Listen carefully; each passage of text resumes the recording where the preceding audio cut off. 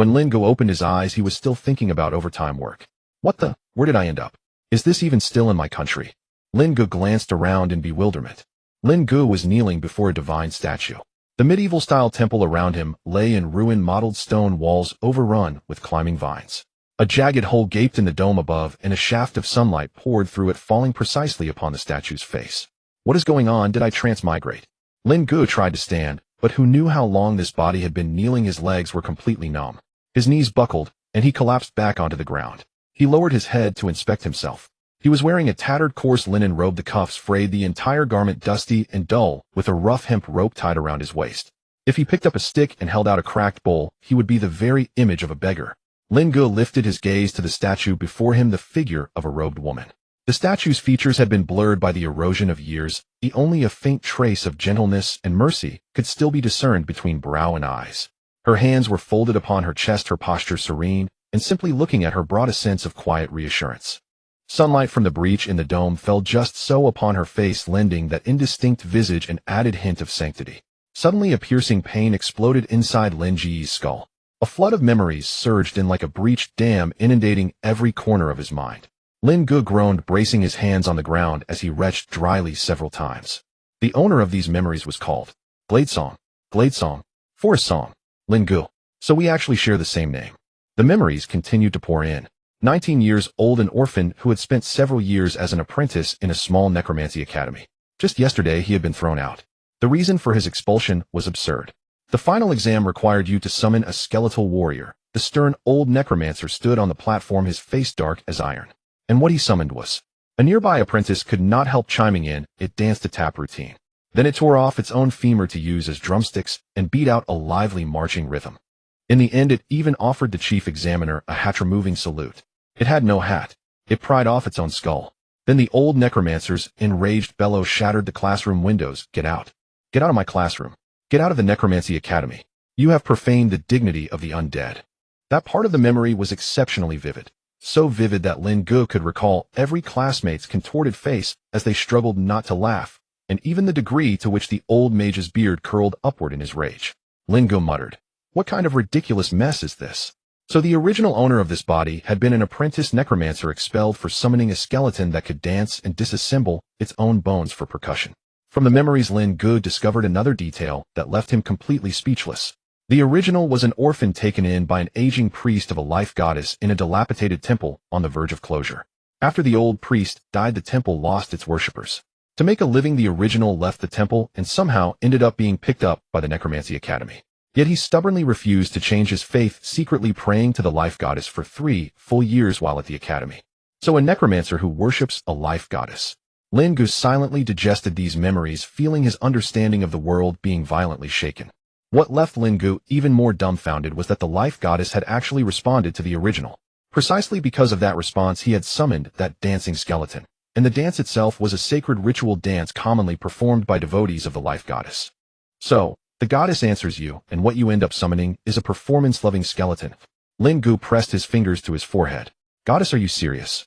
There was no reply. Only the low moan of wind slipping through the breach in the dome echoed within the temple. After roughly a quarter of an hour, Lin Ge finally sorted out his current situation. He was still kneeling in the temple. This was the sanctuary his adoptive father had left behind.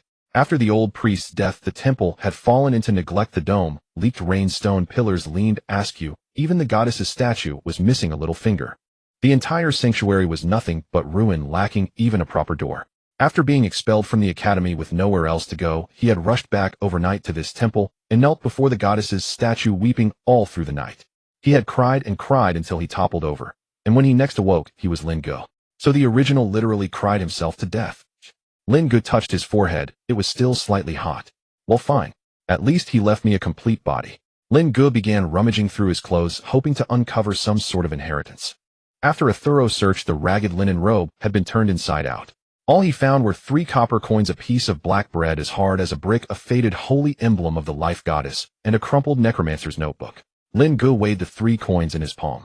According to the original's memories, 1 copper coin would barely buy a single piece of black bread. 3 coins meant 3 days of food.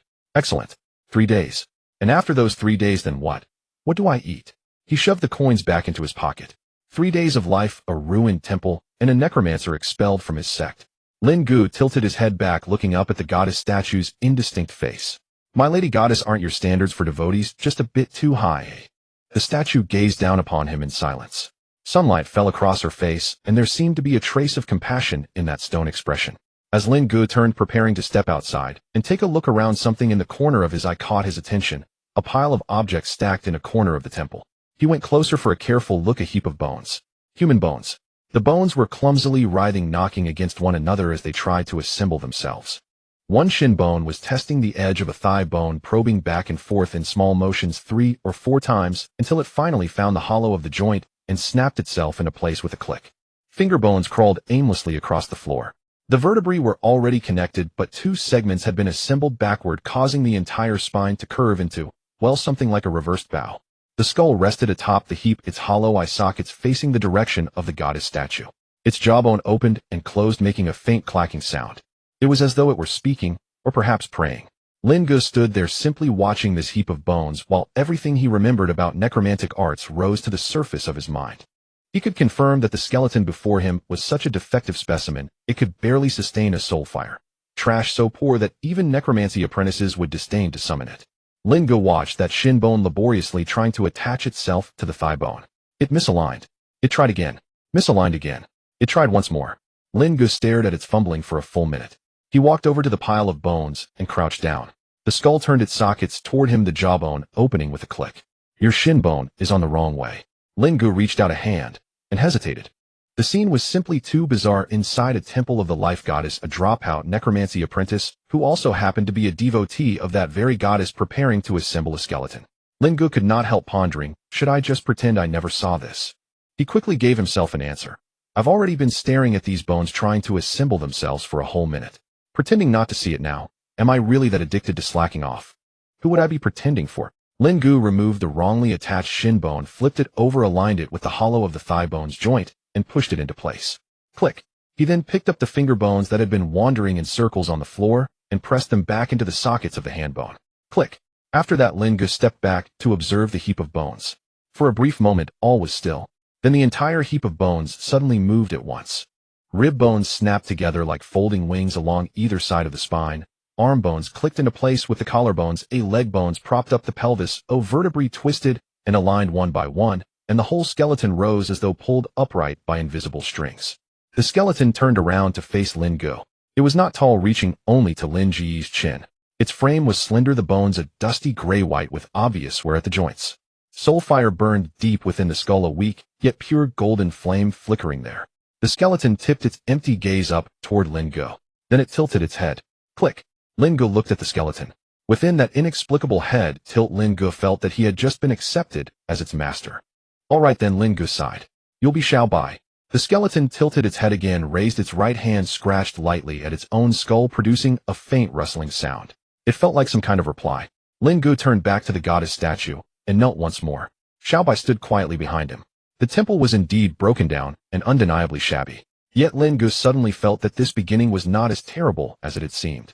He lifted his gaze to the goddess statue. Then, imitating what he imagined a charlatan priest might do, he bowed with exaggerated solemnity. "O goddess, your devout believer is here. Please reveal the reason for summoning a wandering soul from another world to this place." Silence followed. The goddess did not respond. Wind blew through the breach, lifting a few blades of grass that drifted down onto the goddess statue's shoulder. "Forget it, I'll drop the act." Lin Ge waited crouched for quite some time, and when no answer came, he rose to his feet. "If you won't speak, I'll take that as tacit approval. This temple is mine now." Stonebridge Town Adventurers Guild Archives Room. The night shift archivist yawned and opened a yellowed. It was an inconsequential report from 3 months prior, shoved into the lowest drawer. On it, a single line was written. In the direction of Millstone Village, some villagers recently claimed to have heard strange sounds from the temple at night. Described as a continuous clacking like bones striking together lasting throughout the night. No harmful incidents discovered, case not filed. The archivist frowned slightly and casually added a note beside the line, recommend observation. Then he closed the ledger and promptly put the matter out of his mind. Lin Ge sat on the steps before the temple, gazing at the courtyard before him. To be honest, for a temple, the scenery within the courtyard was rather desolate. Vines crawled all over the courtyard wall and moss carpeted the path. Yet from the perspective of the goddess of life, it was full of vitality, especially that unnamed great tree in the center of the yard, lush and verdant, thriving with exuberant growth. Lin Ge shook his head slightly and drew from his robe pocket that notebook on necromancy, leafing through its pages. As a modern man, he felt an immense curiosity toward this so-called magic. The notebook was crumpled and creased. At a glance one could tell its former owner had perused it often. Thanks to the inherited memories, Lin Ge had no trouble reading it, though he still needed a moment to convert the written script into meaning in his mind. He skimmed through the first half of the contents. The handwriting was neat, recording proper necromantic lore in earnest detail. Daily maintenance of summoned creatures, principles behind communing with soulfire.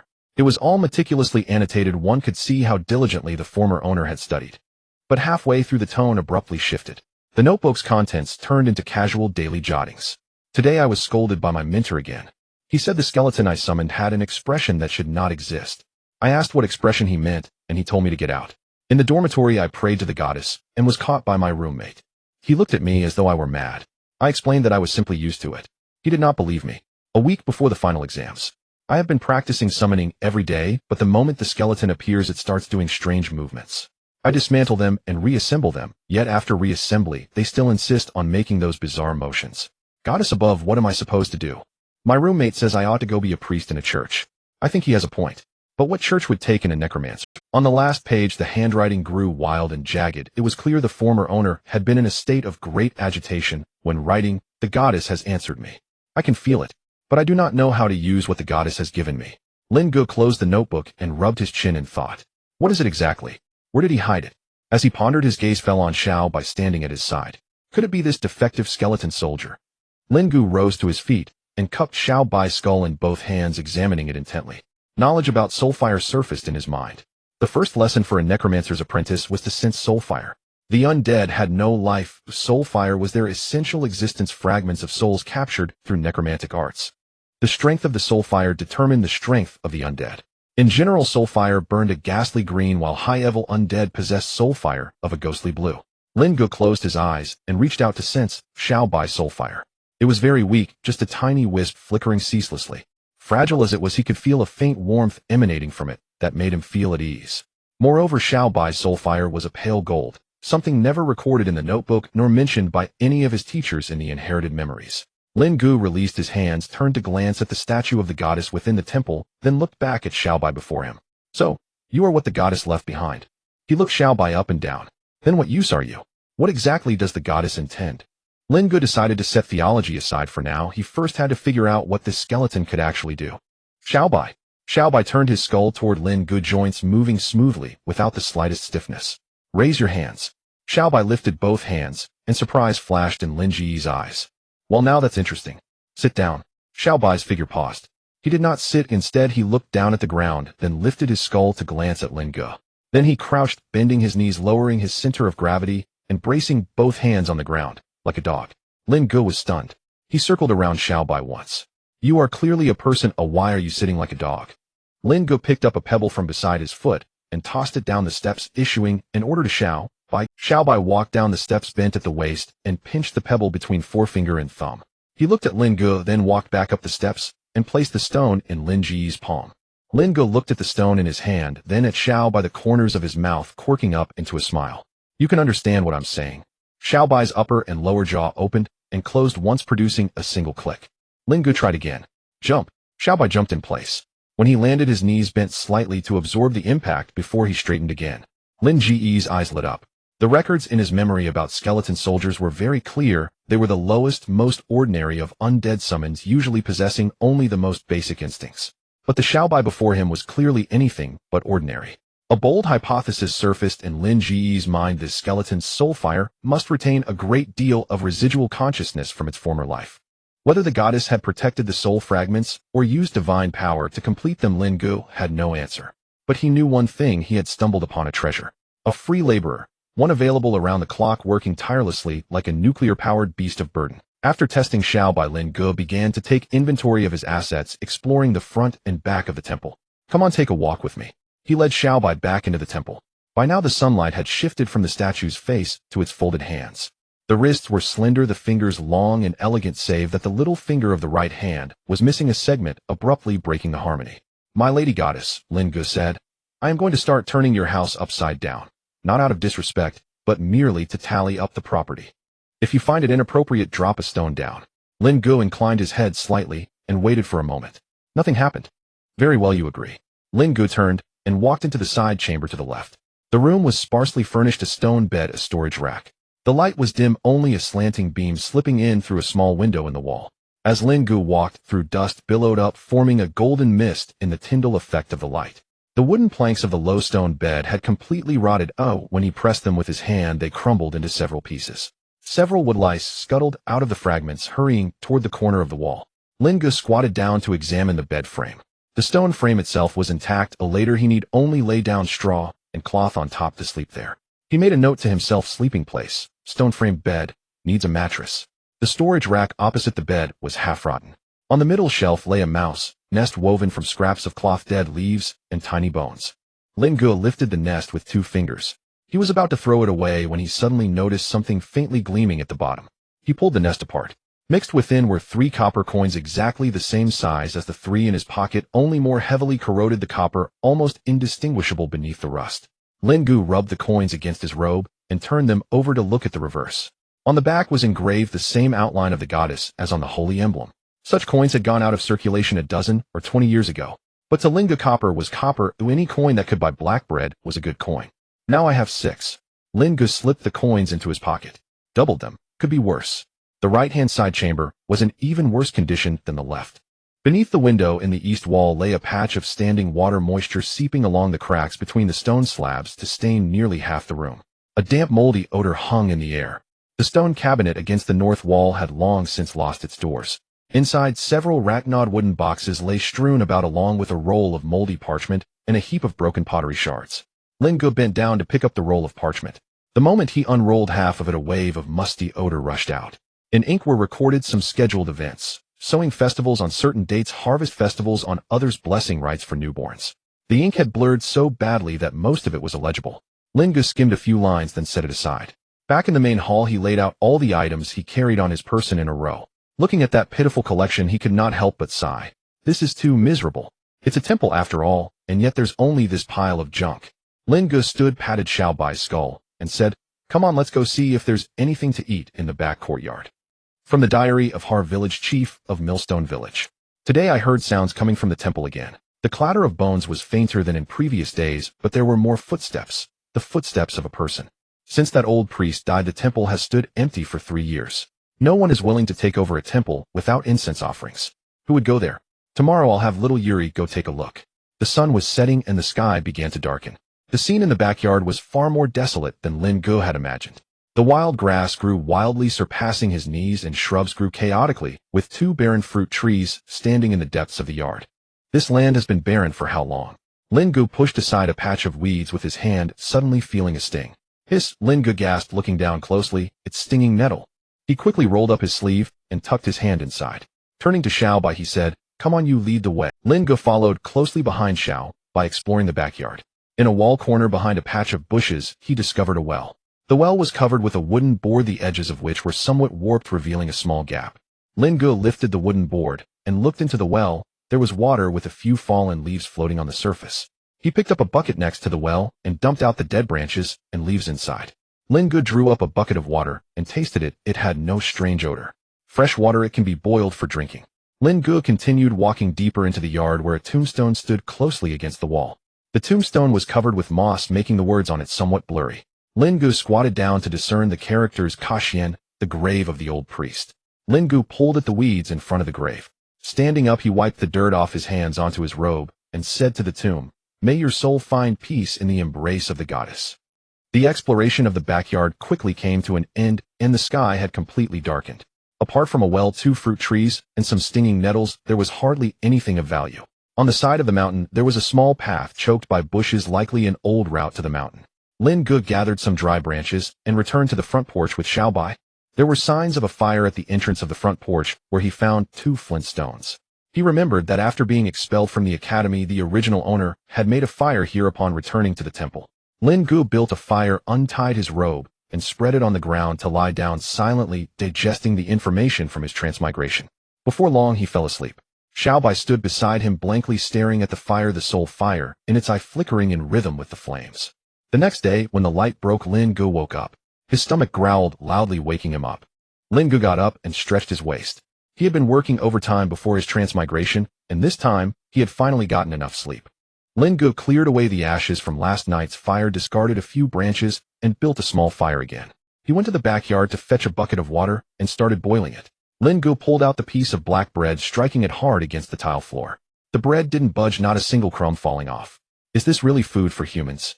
Lin Ge looked at the brick in his hand, falling into contemplation. Xiaobai walked over, pointed at the black bread, then pointed at Lin Ge, and then at its own skull. Are you asking if I will eat it? Xiaobai nodded. Of course, what else would I eat? Lin Ge lifted the bread and knocked it against the threshold. The bread made a dull thud. Why don't you give it a try? It might knock your teeth out. Before long the water boiled, and Lin Ge soaked the brick in the hot water, taking small bites. After finishing his meal, he began to review the notes on necromancy. Magic was still too novel for Lin Ge. After a while he felt his confidence rising, and turned to Xiaobai saying, "Come, let's practice." Lin Ge led Xiaobai into the hall, and stopped before the statue of the goddess. Xiaobai. Lin Ge rolled up his sleeves and tightened his belt. Stand still, I'm going to cast a spell on you. Necromancy control technique, the most basic skill at the apprentice stage. The principle is quite simple. The caster infuses their magical power into the soul fire of the undead, establishing a one-way magical link, and then issues commands through this link. The more stable the link, the more efficiently the undead executes commands. If the link breaks, the undead will revert to its instinctual state. The original owner's notes provided detailed operational steps. While chanting the link incantation, the caster condenses their magical power at their fingertips and touches the location of the soul fire. Then they imagine a thread extending from their fingertip to the center of the soul fire. Lin Ge closed his eyes, took a deep breath, silently reciting the incantation, pointing his finger at Xiaobai's brow, and began to mobilize the magical power within him. By my power, I summon your fire. The first attempt, Xiaobai remained completely still. The magical power emanated from his fingertips, swirled around his finger, and then dissipated. Lin Ge tried again, this time focusing his intent more intently, almost shouting "Go" in his mind. Xiaobai still showed no reaction. Lin Ge gritted his teeth, maintaining the effort for 3 seconds, but the magical power completely faded. He withdrew his finger and shook his numb hand. I refuse to believe this. For the third attempt, Lin Ge mentally went through the entire process: incantation, magical power path, link imagery, then took a deep breath, waiting for his heartbeat to stabilize before raising his finger again, pressing it firmly against Xiaobai's brow. Since the magical power easily dissipated in the air, he decided to skip that transmission process. This time it worked. Lin Ge felt the magical power like a fine thread piercing through the outer layer of Xiaobai's skull and entering the realm of the soul fire. His magical link attempted to touch that soul fire, but the result was quite awkward. It couldn't enter at all. 3 seconds later the link broke. Lin Ge's finger felt numb and the magical power scattered again. Lin Ge withdrew his hand, breathing heavily. The 3 attempts at casting spells took less than 10 minutes, but a layer of sweat had already formed on his forehead. He stood still, gazing at Xiaobai's unmoving skull, silent for a long time. Lin Ge recalled a point that had been mentioned repeatedly in the latter part of the notes. My magical power seems to be different from that of a normal necromancer. The mentor said my magical power lacks the coldness necessary to suppress the soul fire. Now Lin Ge finally understood what that different feeling was. His magical power was mixed with a breath of life, warm and vibrant like a sudden warm breeze rushing into his sleeves during winter. This altered magical power could not wield standard necromancy. Lin Ge took a deep breath and lowered his sleeves. He patted Xiaobai on the shoulder and then turned to the statue of the goddess. Perhaps influenced by the original owner, Lin Ge knelt before the statue and took out the holy emblem. He held the holy emblem in his palm and began to pray to the statue. Goddess, my name is Lin Ge. I am not the original one, the one who knelt here for a whole night, crying for a whole night probably, until he cried himself to death. The holy emblem in his palm glowed faintly, but Lin Ge did not notice. As a transmigrator, I do not dare to claim to inherit his mantle, but since I am here, I will accept my fate. I hope you understand what I mean. Lin Ge clasped his hands in front of his chest. I just want to ask why. I have just arrived and know nothing. The original Lin Ge had a tragic background, was useless. Why bring me here? Moreover, others who transmigrate come with golden fingers or systems, but I started with this disaster, just Xiaobai, that dim-witted appearance, hardly useful. Goddess, please save the child. A divine hint, or something would be fine. The wind rushed in through the hole in the dome. The temple was silent. Lin Ge felt extremely frustrated, lowering his head in thought constantly, reminding himself to fit. He pondered whether to go to the backyard tomorrow to weed until the soil, whether to buy some food in the village, and whether Xiaobai could become the nuclear-powered beast of burden he imagined. Just as Lin Ge was feeling down, a droplet of liquid was condensing below the right eye of the goddess statue. The water shimmered as it slowly gathered on the marble surface, becoming clearer from blurry, then glowing. The droplet slid gently down the goddess' cheek. It passed over her lips and fell, landing precisely on top of Xiao Bei's skull. When the golden droplet landed on Xiao Bei's skull, his soul fire trembled, emitting a series of vibrating sounds that echoed throughout the hall. Lin Ge heard the commotion and suddenly stood up. He discovered that Xiao Bei was changing, with the bones around him slowly changing color. The grayish texture gradually faded, replaced by a porcelain-like delicate whiteness, subtly revealing a hint of jade color. Lin Ge stared blankly at Xiao Bei's transformation when he suddenly felt something unusual in his palm. He looked up at his hand. The holy emblem that had been in his palm had vanished, leaving only a circle of golden patterns imprinted on his palm, slowly flowing beneath his skin. Lin Ge felt the patterns pulling at his magical power within, gathering towards the tip of his index finger.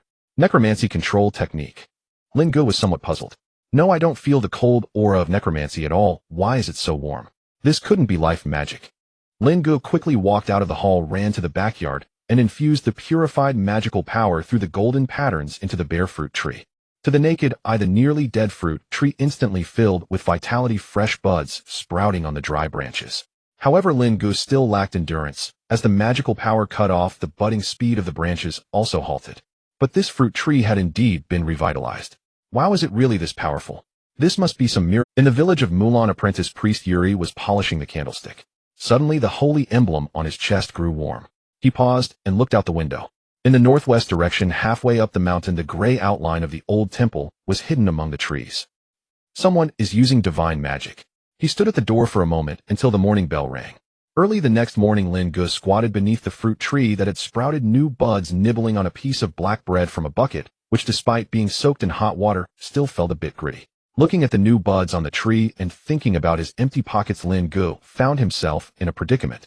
The last of his black bread had been eaten, and he had only 6 copper coins on him, which wouldn't last long even if he went to the nearby village to buy food. "I've finished eating," Lin Ge said to Xiao Bei as he stood up. Xiao Bei tilted its head and let out a clack.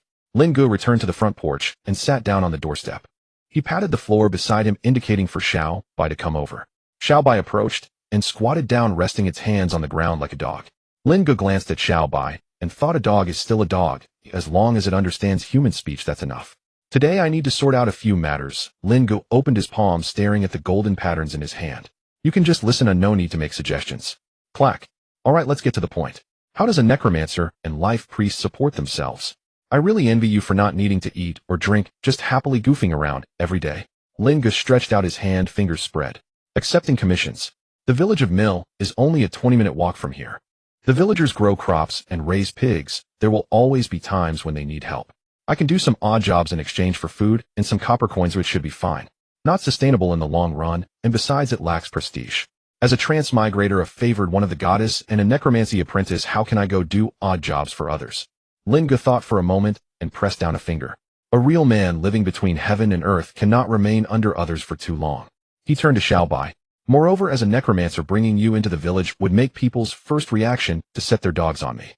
If I don't take you, I could just say I'm a priest of the old temple, but that temple has been abandoned for so many years. Who would believe that?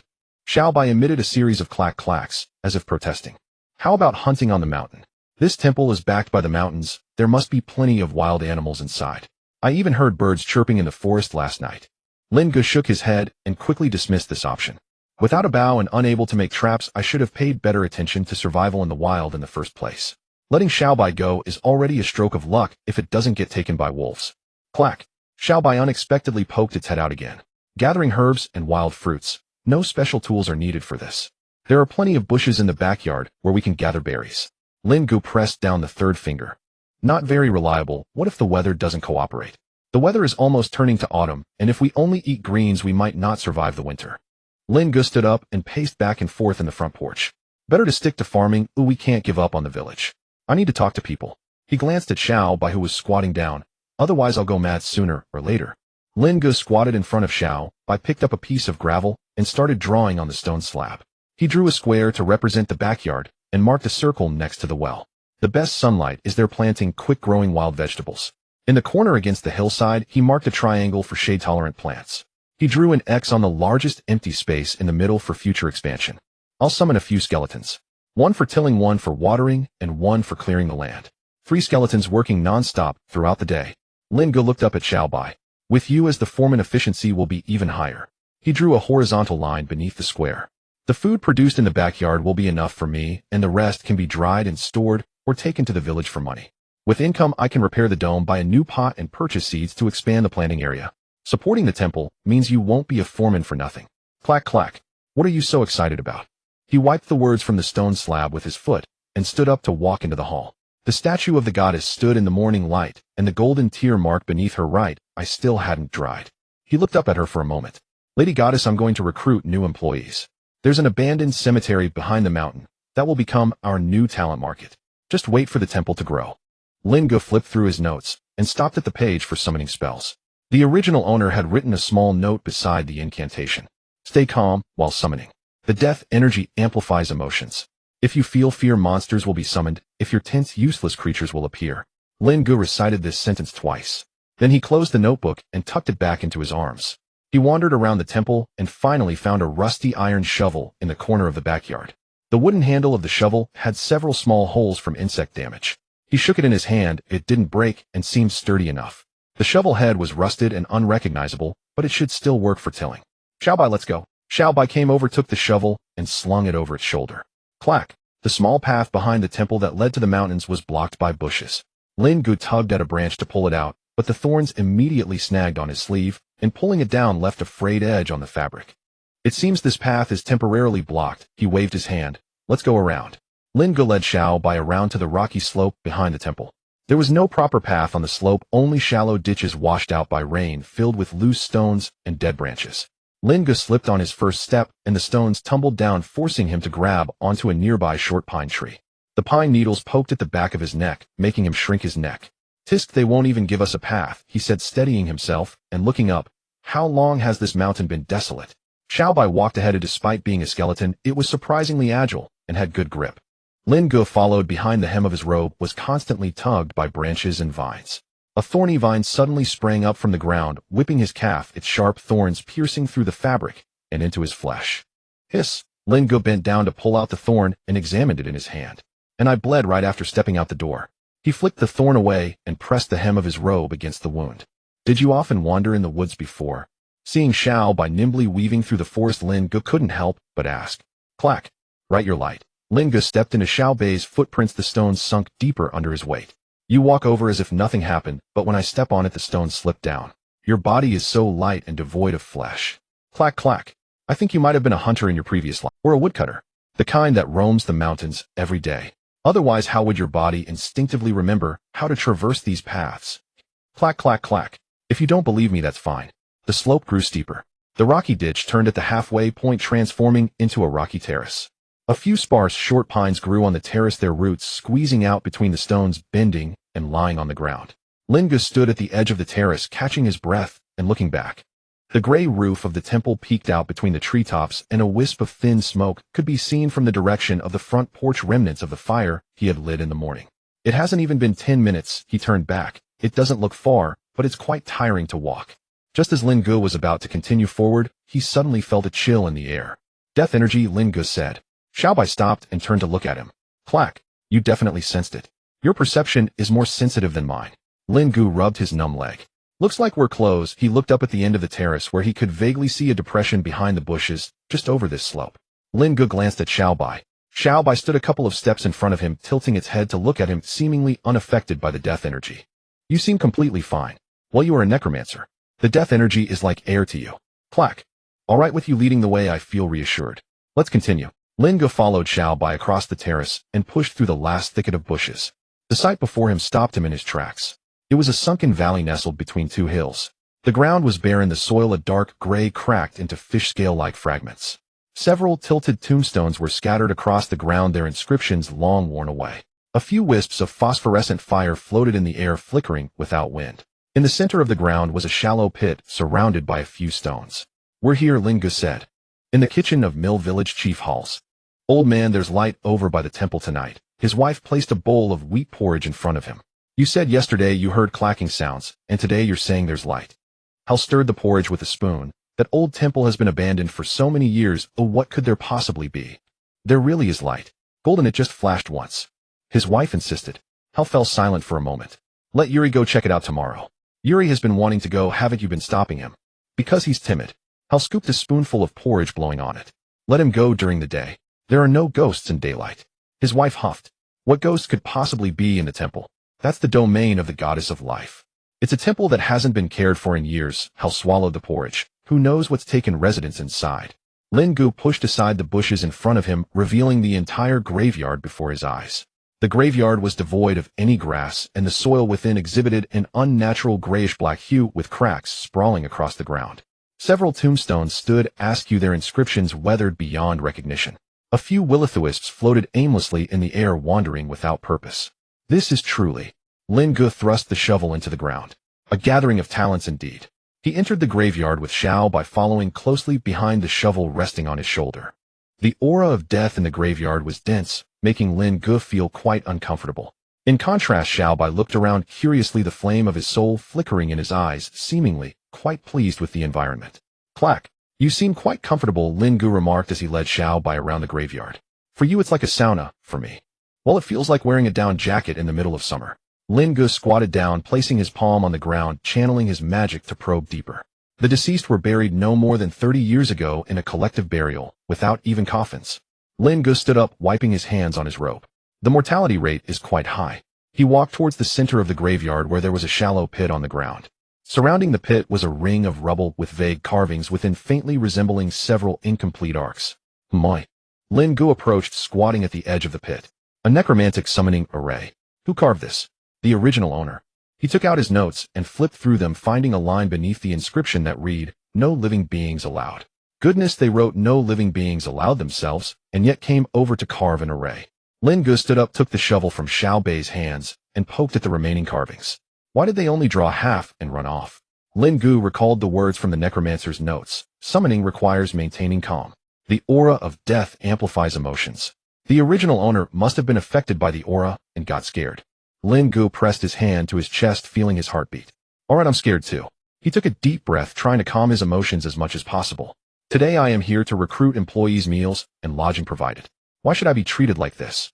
Lin Ge slapped his face and picked up the shovel. Drawing the array. Lin Ge chose a flat piece of land directly in front of the shallow pit to begin drawing. First circle. Lin Ge slowly carved a circular ring in the soil with the tip of the shovel, trying to maintain an even depth and arc. However, halfway through, the tip scraped against a stone in the soil, causing it to veer off. He paused, pried the stone out, and discarded it, then patched up the gap. Second circle. He squatted down, using the tip of the shovel to draw the second ring on the inner side, leaving a gap of about a palm's width. This time he found the right feel, and the lines were smoother than the first circle. As he began the third circle, Lin Ge felt himself drawing with increasing fluidity. Of course, this was merely his own good feeling. Any necromancer who saw it would probably scoff and say, "What on earth is this?" Lin Ge straightened up, walking around the array to inspect each carving. 2 complete concentric circles, 3 rings of runes, and 27 guiding symbols. Although some were askew, some were shallow, and some had been patched up, the overall structure was still fairly decent. Xiao Bai, Lin Ge called, "Come here and stand over here." Xiao Bai approached, stopping not far from the edge of the array, standing quietly like an ice sculpture. Lin Ge took out 3 copper coins from his pocket. They were the 3 he had found in the rat's nest. He rummaged through them, selecting the one that was the most rusted. Then he took a deep breath. "Sorry, original owner, my brother." Lin Ge whispered, "I'm borrowing a bit of your blood." He inserted his left index finger into his mouth, closed his eyes, and bit down hard. It hurt, much more than he had imagined. The metallic taste exploded on his tongue. Lin Ge grimaced as he pulled his finger out, blood droplets emerging from his fingertip and trickling down his finger. He quickly smeared the blood on both sides of the copper coin, leaving a layer of crimson fingerprints on it. Summoning catalyst with blood as the seal and coin as the medium. Following the steps recorded in his notes, Lin Ge placed the blood-stained copper coin in the center of the array. He then retreated to the outer circle, standing beside Xiao Bai. Lin Ge raised his right hand towards the magic array, channeling his Bodis magic. The magic flowed towards his right hand, causing the golden patterns in his palm to glow. A warm, pure magic surged from his palm into the array. The magic array lit up in rings, and Lin Ge felt the magic within him deplete rapidly. The runes were being guided to light up one by one, converging towards the center of the array along a spiral line. The copper coin at the center of the array began to shake violently. Lin Ge felt a strong magical fluctuation emanating from its core, and just as he was about to increase his magical output, the incomplete magic array in the nearby shallow pit also began to glow. No way, what the hell is this? After being activated by Lin Ge's magic, the incomplete array began to act like a black hole horizontally, siphoning energy from Lin Ge's magical flow. The magic that was originally converging towards the center of the array was forcefully intercepted by the incomplete array, leaving only a wisp slowly drifting towards the center. Lin Ge tried to cut off the interference from the incomplete array. But the incomplete array greedily absorbed his magic, leaving Lin Ge dumbfounded. He couldn't stop the release of magic. The golden patterns in his palm spun wildly, and if this continued, he would inevitably be drained dry. The soil began to tremble. It was as if something underground was awakening, moving its body. The two magic arrays stopped siphoning magic, their brightness dimming. Lin Ge finally retracted his hand. In the center of the array, the ground cracked open. An arm emerged from the fissure, its grayish-white skin taut over protruding bones with half of the nails broken and dirt still clinging to the fingertips. The fingers spasmed open and closed, grasping at the air a couple of times. Then a second hand, and a third. Seeing this, Lin Ge pulled Xiaobai back. Before him stood a stitched monstrosity. Its legs were of uneven lengths, unable to stand upright. The skin tone of its torso varied, with a thick stitch running from its chest to its pelvis. The stitches, crooked and uneven above its left shoulder and extra arm, had grown wildly, flailing alongside the other two. The stitched monstrosity stood there, towering nearly 3 meters, its entire body emanating a dense aura of death that liquefied in the air clinging to it. A foul stench of rotting flesh spread with the monstrosity's movements. Lin Ge's stomach churned incessantly. He covered his mouth, swallowing down the urge to vomit. I just wanted to find someone to farm. Ugh, this is too smelly. Through the magical link, Lin Ge felt the stitched monstrosity transmitting negative emotions towards him. There was anger, hunger, an impulse, a desire to tear apart everything before it, leaving him no time to contemplate what this meant. The stitched monstrosity locked its gaze on him. Before he could utter the word, "Run," the creature moved. Its speed was completely disproportionate to its heavy frame. Like an enraged wild boar, it charged towards Lin Ge, emanating a wave of foul odor. Lin Ge rolled to the side, narrowly avoiding the impact. The stitched corpse swept through the spot where he had just stood, kicking up leaves and loose dirt. An extra arm from its left shoulder swung towards Lin Ge's head. Lin Ge suddenly squatted down, the arm brushing past his scalp, the gust causing his skin to tingle. "Xiaobai!" Lin Ge shouted. "Don't just stand there. Save your brother." Xiaobai had already moved. As the stitched monstrosity charged forward, Xiaobai had circled around from the side. Like a well-trained hunting dog, he dashed along the edge of the array to the monstrosity's flank. Crack! Xiaobai lunged, landing on the stitched monstrosity's back, his hands flailing wildly as he clawed at the mound of rotten flesh.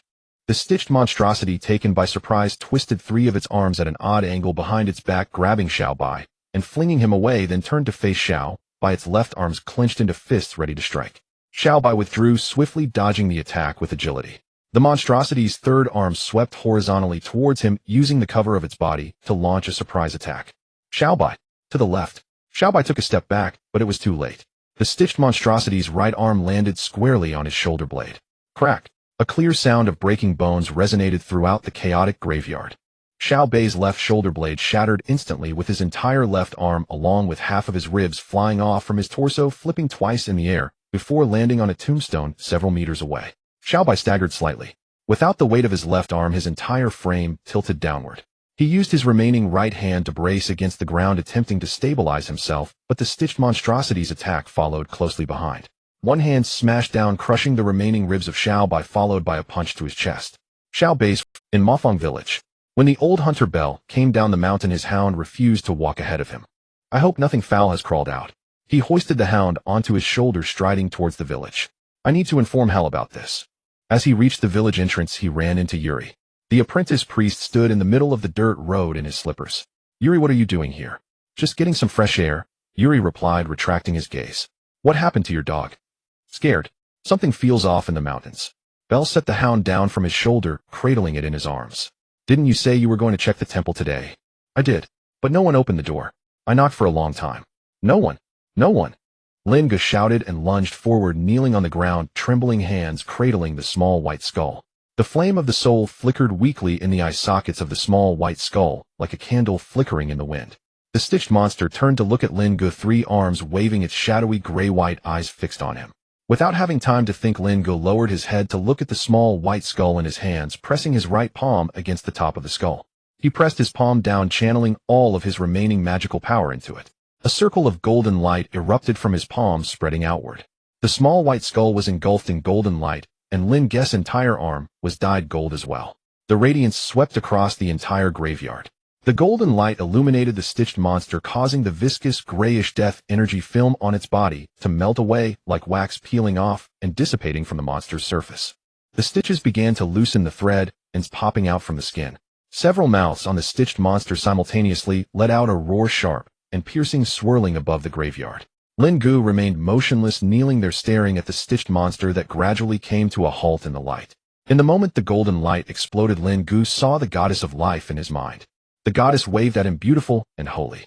When he came to his senses, he only saw the stitched monster melting in front of him. The flame of the soul in the small white skull flickered steadily, brighter than before like a flashlight.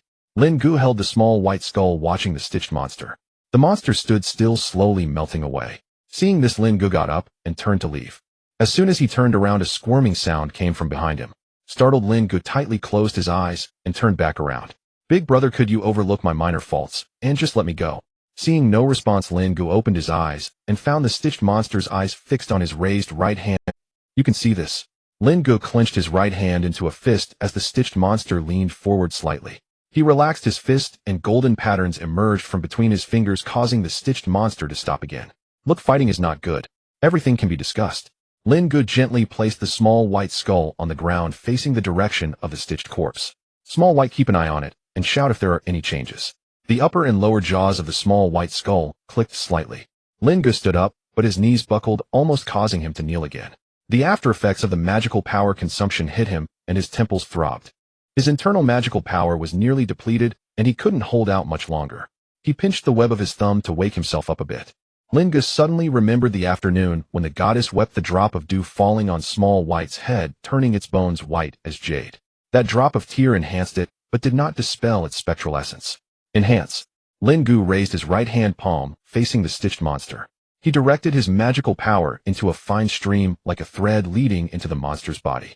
In an instant, Lin Ge's perception surged along the fine stream into the interior of the stitched monster. Within the core of the monster, 3 fragments of souls were frantically entwined and tearing at each other. Lin Ge infused the transformed magical power into the gaps between the entangled soul fragments. Upon sensing that warm energy, the 3 fragments simultaneously ceased their tearing. It's useful, Lin Ge said softly. It really is useful. As Lin Ge continuously infused his magical power, the appearance of the stitched monster began to change gradually. Deep green moss sprouted in clumps on the stitched monster, spreading along the stitches. This magical power bestowed life anew to the long-dead tissue. The grayish skin began to turn green under the moss. Small vines sprouted slowly, wrapping around the foul odor from the stitched monster began to dissipate, replaced by the fragrance of earth after rain. Lin Ge's magical power was about to run out, and his body felt weak, trembling involuntarily. Just a little more, he gritted his teeth, just a bit more. The last layer of death energy completely vanished. The vines rooted into the moss, forming a small patch of green covering on the shoulder and upper arm. The moss grew along the stitches all the way to the back of the neck. The stitched monster lowered its head, 3 arms hanging down at its sides, standing silently. Lin Ge withdrew his hand. His knees buckled, and he sat down heavily on the ground, gasping for breath. The stitched monster stood in front of him, unmoving. Is it done? Lin Ge stared at it for a long time. That eerie cold sensation had disappeared. It was no longer a monster that could go berserk at any moment, just a pile of flesh and moss quietly standing there. You have a body of flesh piled up like a small mountain.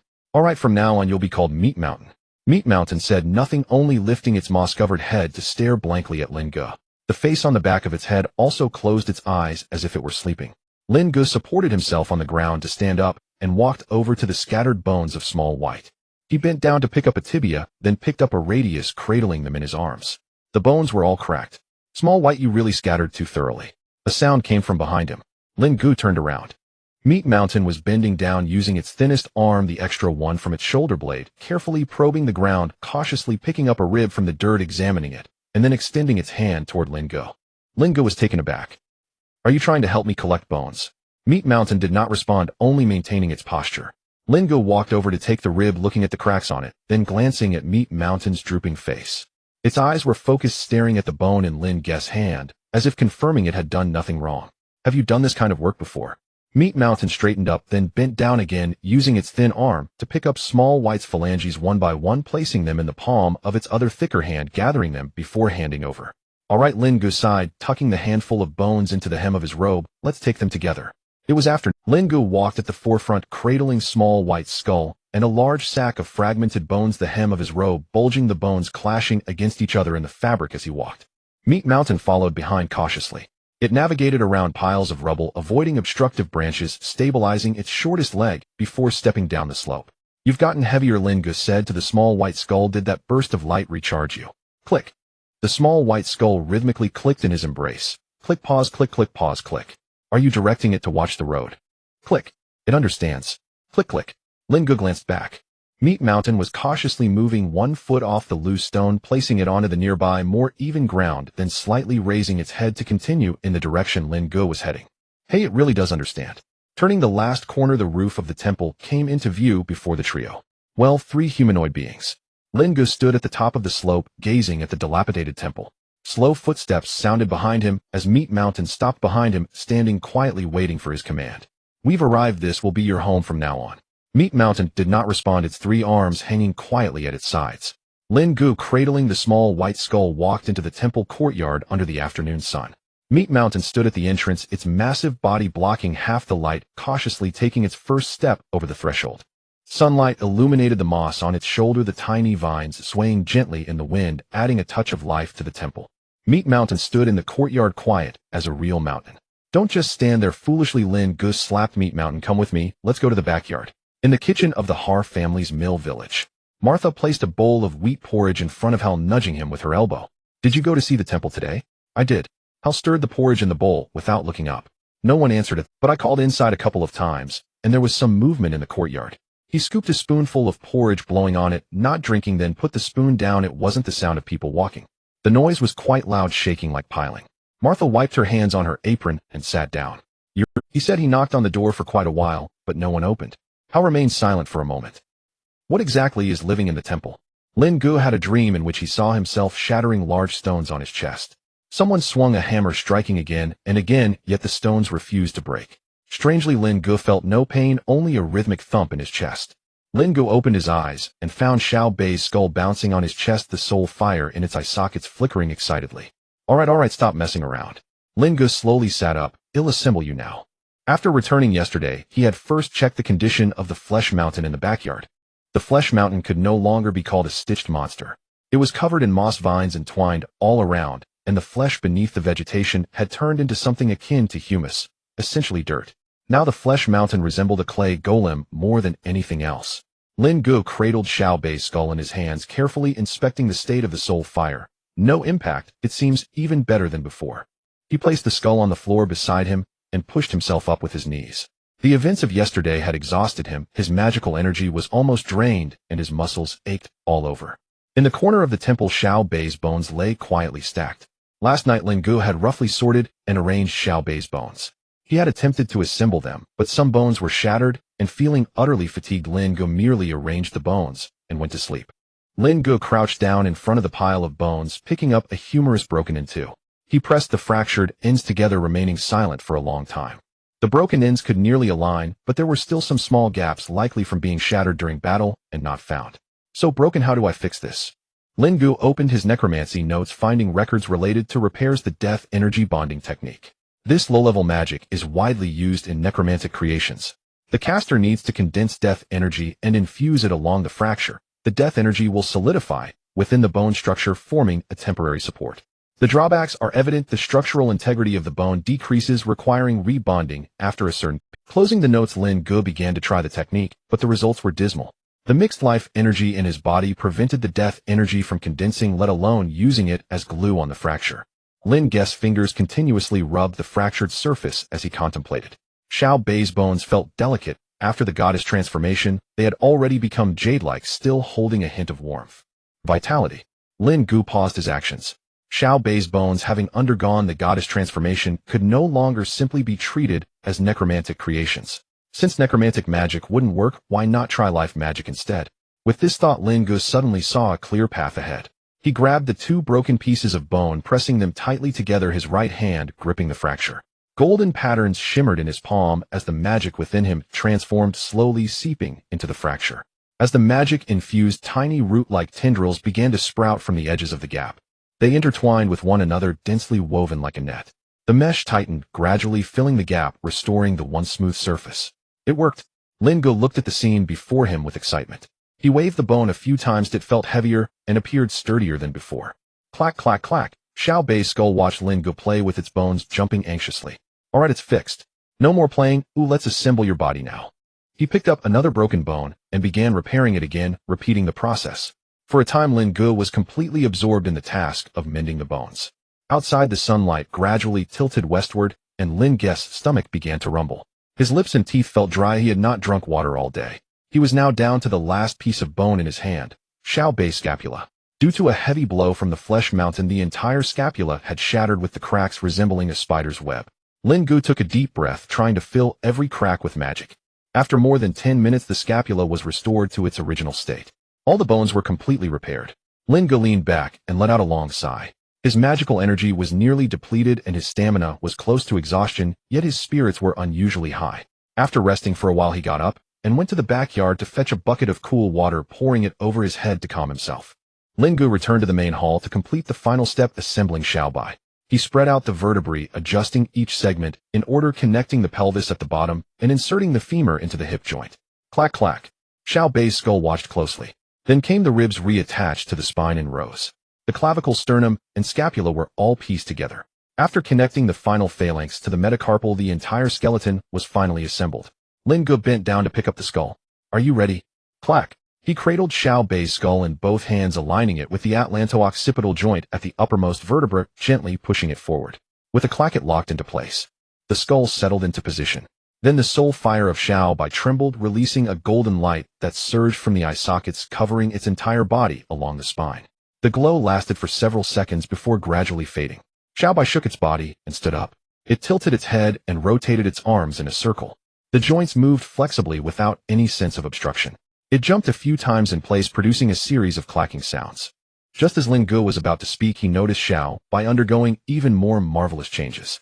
Green sprouts began to grow at the joints of its shoulders, knees, and elbows, swelling and unfolding, gradually blooming.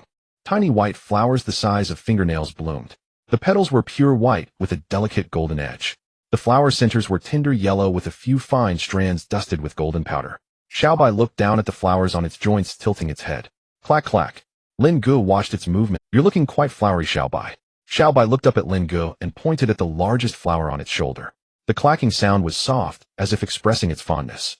Lin Ge stood up and walked towards the backyard with Xiao Bei following closely behind, its steps much lighter. The flesh mountain was squatting at the entrance to the backyard. Basking in the sunlight, it looked up at Lin Ge upon hearing the footsteps, then noticed Xiao Bei. The flesh mountain froze, raising a hand to point at Xiao Bei, letting out a low sound, Gu. Lin Ge smiled. It's grown flowers, isn't it beautiful? The flesh mountain slowly stood up, walked in front of Xiao Bei, and bent down. With its thinnest arm, it gently touched the little flower on Xiao Bei's shoulder with its index finger. The movement was gentle, as if afraid to knock the flower off. It withdrew its hand, looking at its fingertip, then at Xiao Bei, letting out a soft rumble.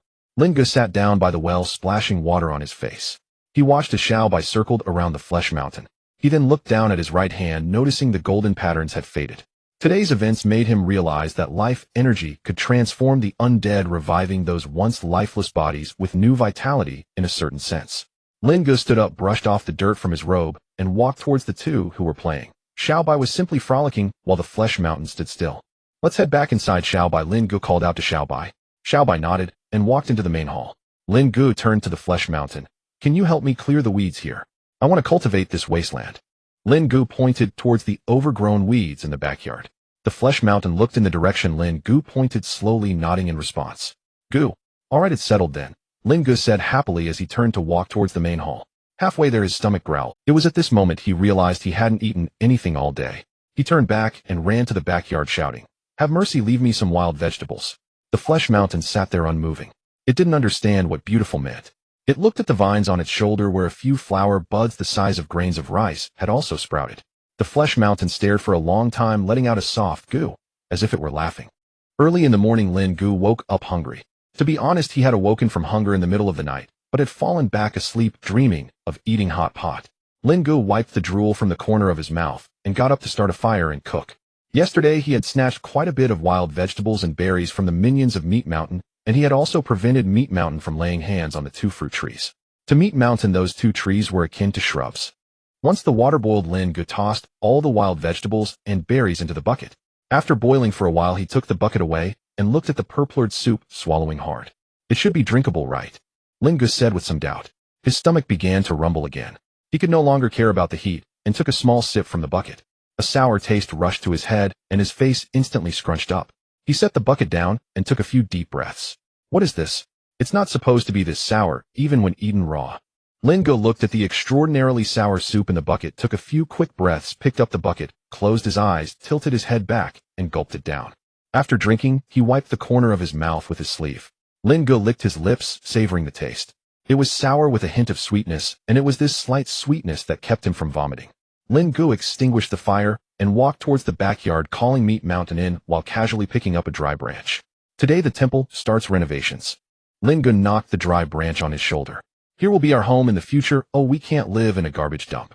Each of us must contribute to the construction of our home. Clack! Xiaobai opened and closed its jaws. Meat Mountain slowly lowered its head, making a goo sound. Lin Ge tucked the branch under his armpit. Let's go take a walk first. Lin Ge led his 2 employees from the main hall, checking each room along the corridor. Despite having lived here for many days, the temple's structure was still much larger than Lin Ge had imagined. The main building had a cross-shaped layout with the main entrance facing east. Upon entering, one would find the main hall. The main hall was about 15 or 16 meters square, with the highest point of the dome nearly 20 meters. There was a small door on the north wall of the main hall leading to the left ear room, and the same was true for the corresponding south wall. Lin Ge took his 2 employees into the left ear room. There's a bed here. I can sleep here in the future, he said, pointing with the branch at the dilapidated storage rack. If we repair it well, it can also be used as a storage room. Reaching the end of the ear room, Lin Ge knocked on the wall, confirming it was solid with no hidden door. He turned around, walked back through the main hall, and arrived at the right ear room. A damp, moldy smell hit him. The previous water stains hadn't dried up at all, though it looked even wetter. This room needs major repairs, Lin Ge said, scraping his finger on the wall. There's a problem with the waterproofing. We need to clear the drainage ditch outside and strip off the plaster from the walls. Xiaobai stood behind him, tilting its head. Clack! Hey, your clacking is useless. Don't think about slacking off. Lin Ge wiped the mud off his hands. Clearing the garbage from the depths of the right ear room, a half-open wooden door appeared before him. The lower half of the door had rotted away, and the hinges were rusty, making a painful creak sound when pushed open. Behind the door was a staircase leading down, and a decaying smell wafted from within. A basement. Lin Ge peeked inside. Let's not worry about this for now. We'll deal with it after cleaning the outside. He turned around and walked back, circling from the south side of the hall to the backyard. The backyard is actually the best part. Lin Ge stood in the yard, drawing a circle in front of him with the branch. It gets plenty of sunlight, has a water source, and the ground is relatively flat. In the future, we can make a vegetable garden here and set up a simple shed over there by the well as a workbench. Lin Ge turned to look at Meat Mountain. You can just squat in that corner. Take good care of it, and mushrooms and berries might grow on you. Goo. Meat Mountain lowered its head as if for back in front of the hall. Lin Ge checked the front porch again. 2 of the columns on the porch had vertical cracks. Nearly a third of the tiles had fallen off, and the floor was pitted from rainwater. The construction period will be at least a week, Lin Ge murmured as he calculated. First, we need to clear the hall and left ear room to ensure they can be lived in. Then the waterproofing of the front porch and the walls of the right ear room. The backyard can be done slowly, and the basement will be dealt with last. Back in the hall, Lin Ge turned to face Xiaobai and Meat Mountain. Distributing tasks, Lin Ge cleared his throat. Xiaobai, you're in charge of cleaning. He pointed at the rubble in the hall. Start with the rubble and dust. Clack! Xiaobai nodded and turned to the pile of stones, beginning to pick them up. It picked up a bunch of rubble with a few small stones slipping through its skeletal gaps. It turned to look at Lin Ge, then at the stone pile, as if confirming where it should put them. Stack them at the door for now, or we'll deal with them together later. Xiaobai ran toward the door with the stones. Meat Mountain, you're in charge of the big ones. Lin Ge pointed at a broken column leaning against the wall on the east side of the hall. This column was the thickness of a bowl, broken a third of the way down, with the upper half leaning at an angle against the wall. Move this to a spacious area in the backyard. Oh, be careful not to bump into the wall. Meat Mountain turned around, extending all 3 arms simultaneously. 2 sturdy main arms hugged the broken column from either side, while the extra thin arm rested on top of the column for balance. It squatted slightly, lifting the column off the wall. The soil and debris stuck to the surface of the stone column fell away with a rustling sound, and the moss-covered palm provided natural grip. Meat Mountain carried the column, taking deliberate steps toward the door. Lin Ge watched Meat Mountain's back, nodding with satisfaction. All right, both of you are on duty now. Lin Ge rolled up his sleeves, picked up a water bucket, grabbed a rag, and walked up to the statue of the goddess. Let's start with the most esteemed one. Lin Ge soaked the cloth, wrung it out halfway dry, and climbed onto the pedestal of the statue. The dirt was tougher to remove than he had imagined. Years of dust and pigeon droppings had formed a hard shell on the marble surface, and a damp cloth alone was insufficient to wipe it away. He tried scraping with his nails, it worked, but was too slow. Lin Ge thought for a moment, spread his right hand, and let a trace of extremely weak life magic seep into his fingertips, bringing them to the folds of the goddess robe. The moment the magic touched the surface of the marble, the hardened dirt surprisingly loosened. Is this even possible? The light at his fingertips acted like a natural cleaner, causing the dust to peel away on its own. He controlled the magic to the bare minimum, quickly cleaning the statue with the burlap in hand. Half an hour later, the statue was renewed. Lin Ge jumped down from the pedestal, took a few steps back, and looked up at the statue. Xiaobai had somehow moved behind him, also looking up at the statue. "Isn't it beautiful?" Lin Ge asked. "Clack. I think so too." The cleaning work continued for over an hour. About a third of the rubble in the hall was cleared away, and a pile of stones knee-high had accumulated at the entrance. Meat Mountain had moved the broken column to the backyard, and had now returned to carry away a second smaller stone column. It was now squatting in the corner, using its thin arm to gather the scattered small pieces of stone in one direction. As the hall was cleaned, it became clearer and brighter. At this moment, Lin Ge noticed the wall on the east side. In the middle section of the east wall, there was a large area covered with a layer of grayish-white plaster. The color of the plaster was distinctly different from the surrounding stone wall. Lin Ge wiped his hands dry and walked over. He scraped his nails against the surface of the plaster. The plaster was thick, at least an inch deep, and adhered very tightly, unlike ordinary repair plaster. What was here originally? He murmured to himself, turning to glance at the statue of the goddess. Lin Ge fell silent for a moment. Then he turned around and went to the backyard to fetch a rusty little shovel, which he had found in the corner of the backyard. It was likely a gardening tool left behind by the old priest. He pressed the tip of the shovel against the edge of the plaster and carefully pried it inward. As the plaster fell away piece by piece, the image on the wall gradually revealed itself: a hand. A slender, delicate hand belonging to a woman holding a circular ring. Lin Ge quickened his pace. A skeleton began to appear. The outline and skeletal structure of the skeleton were almost identical to Xiaobai, who was behind Lin Ge moving stones. The skeleton and the goddess locked eyes. When the last large piece of plaster was scraped off, the entire image was exposed to the sunlight, causing Lin Ge to gasp. On the left side of the mural stood the goddess of life. On the right side of the mural stood a tall figure draped in a black robe. The hood obscured most of its face, revealing only a sharp jawline. A bony hand extended from the sleeve of the black robe, the fingers long and bearing a texture that was somewhere between a human hand and bone claws. The god of death. They jointly held a circular ring. The ring spanned between them, one half adorned with blooming flowers and dense vines, while the other half consisted of grayish-white bones and intertwined thorns. Just below the ring there was a line of text. Life and death are one ring, two sides of the same coin. Lin Ge squatted in front of the mural, remaining motionless for a long time. So, the goddess of life and the god of death are not enemies. Xiaobai stood beside Lin Ge, slightly tilting its head. Its lower jaw opened slightly. Clack! It sounded like a response. In the village church deep at night, Yuri stood at the door, clutching an old copper coin in his hand. Suddenly, there was a flash of light from the direction of the temple on the mountain, as if someone had placed a lamp behind a wall. He stared at the light until it extinguished. He lifted the copper coin to his eyes, using the moonlight to examine the outline of the goddess on the back. "What are you really doing?" he whispered toward the mountain. No one answered. The wind blew down from the mountain, carrying a faint scent of stone powder. Lin Ge pondered all night about the relationship between the goddess and the god of death. He had many speculations in his mind, but none were supported by evidence. The temple was much cleaner and brighter after yesterday's tidying. The rubble in the hall had been cleared away, and Xiaobai neatly stacked the stones together. The ear chambers on both sides were also cleaned up, leaving only the drainage ditch on the outer side of the right ear chamber needing attention. Breakfast was still a bucket of world-class sour soup. After finishing the soup, Lin Ge called out to Xiaobai and Roshan, deciding to tidy up the basement today. Standing in front of the wooden door, Lin Ge held a torch. The torch was made by tying a rag to a dry branch coated with a layer of resin scraped from the fruit trees in the backyard, allowing it to burn longer. Lin Ge pushed open the wooden door, which creaked loudly, and a few rotten pieces of wood fell down. He raised the torch to see the situation below. The steps were piled high with stones of various sizes, completely blocking the passage. "Whoa, this is quite a project," Lin Ge said as he shone the torch inside. "Roshan, come help." Roshan slowly walked over, squatting at the entrance, stretching out 3 arms at once. He grabbed the largest stone and pulled it towards himself. The stone shifted, but its edges were still wedged by other stones. Roshan did not pull hard. Instead, he used the slender arm on his left shoulder to push aside the stones on both sides. With the remaining 2 arms pulling with strength, the stone was finally freed. Roshan held the stone and slowly stood up, turning to place it on the empty ground behind him. With a muffled thud, the ground trembled slightly. Good, continue. Roshan squatted down again, lifting the second stone, then the third and the fourth. Before long, the large stones blocking the entrance were cleared away. At this moment, Xiao Bai stepped forward to help Roshan pick up the smaller stones.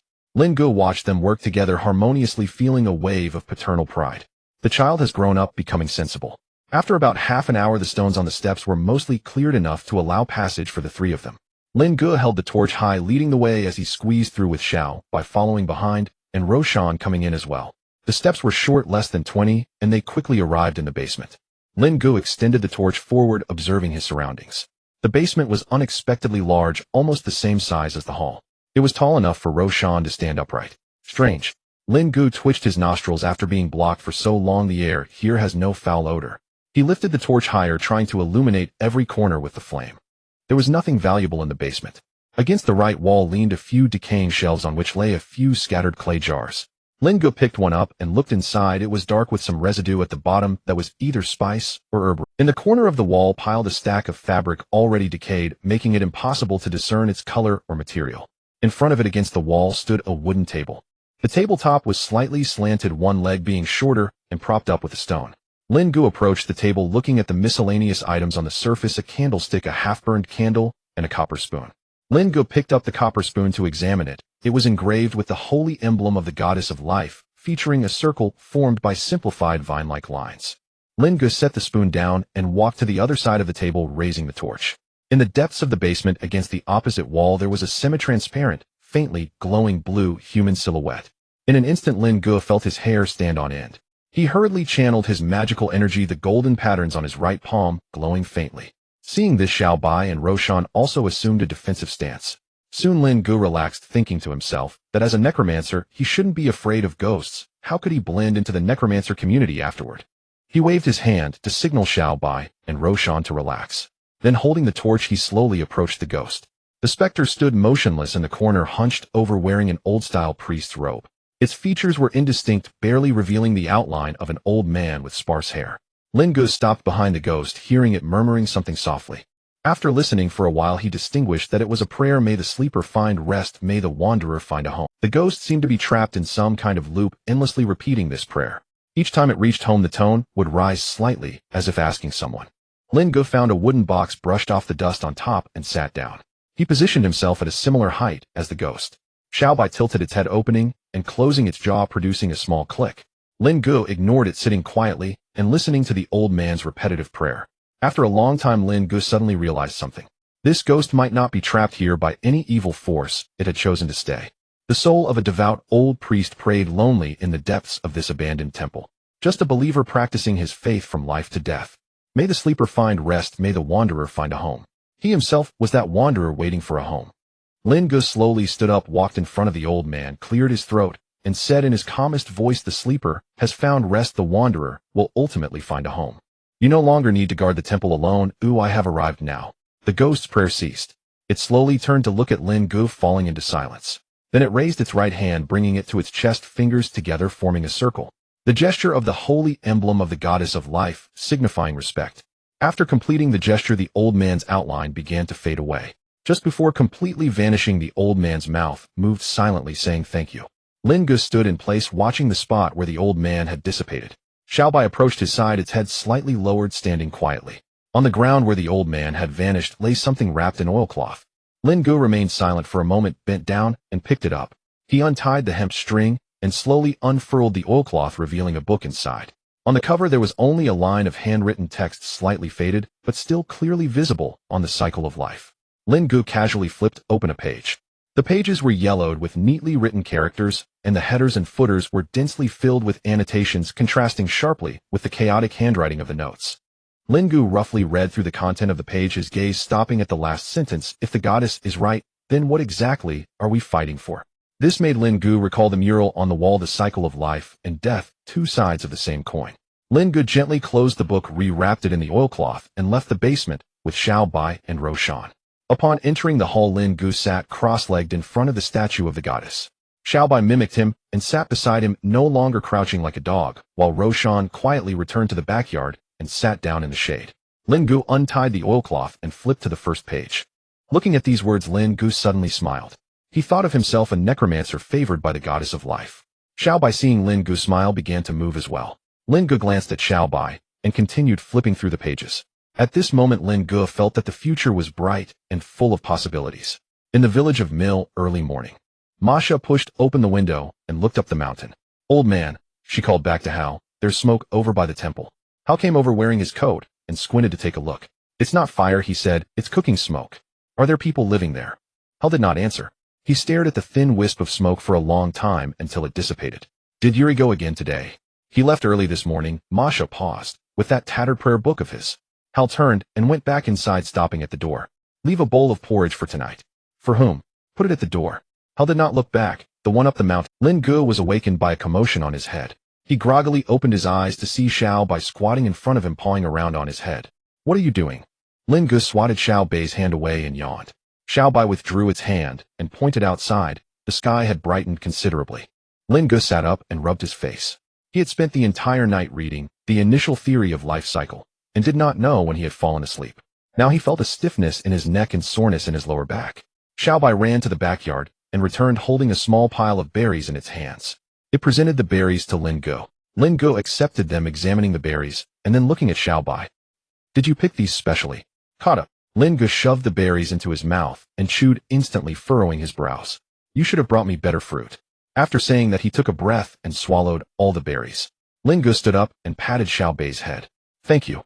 Then he went to the backyard to splash some water on his face. The overgrown weeds and bushes in the backyard had been cleared by Roshan, making the area look much more spacious. Roshan was squatting in the shade, smiling at Lin Ge. Lin Ge patted Roshan's hand, intending to pat its shoulder, but couldn't reach. "Well done, keep up the good work." Roshan lowered its head and gave a soft grunt in response. Back in the hall, Lin Ge sat down again in front of the statue of the goddess and opened the ancient book. The content of the book was quite substantial. The first few chapters discussed the naturalness of death. From the wilting of plants to the aging of animals, from seasonal changes to ecological cycles, a large number of natural phenomena were used to demonstrate that death is not an end but a new beginning of a cycle. The following chapters began recording some experimental methods. They guided the energies of death and life within biological entities to achieve balance.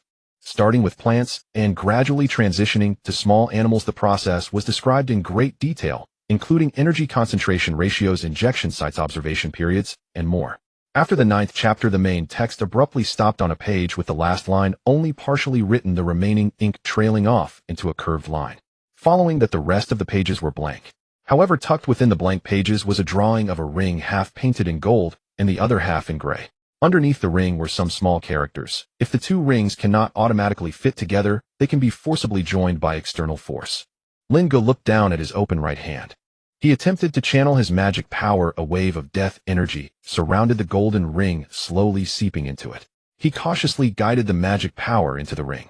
As soon as the two energies touched, his palm began to rapidly shrink and wither, leaving only the spot in the center of his palm where the ring remained intact. "Damn!" Lin Ge quickly withdrew his magic power and shook his hand. As the fusion was interrupted, his palm began to recover, and after a short while it returned to normal. "I got too anxious." Lin Ge sat down, looking at his palm deep in thought.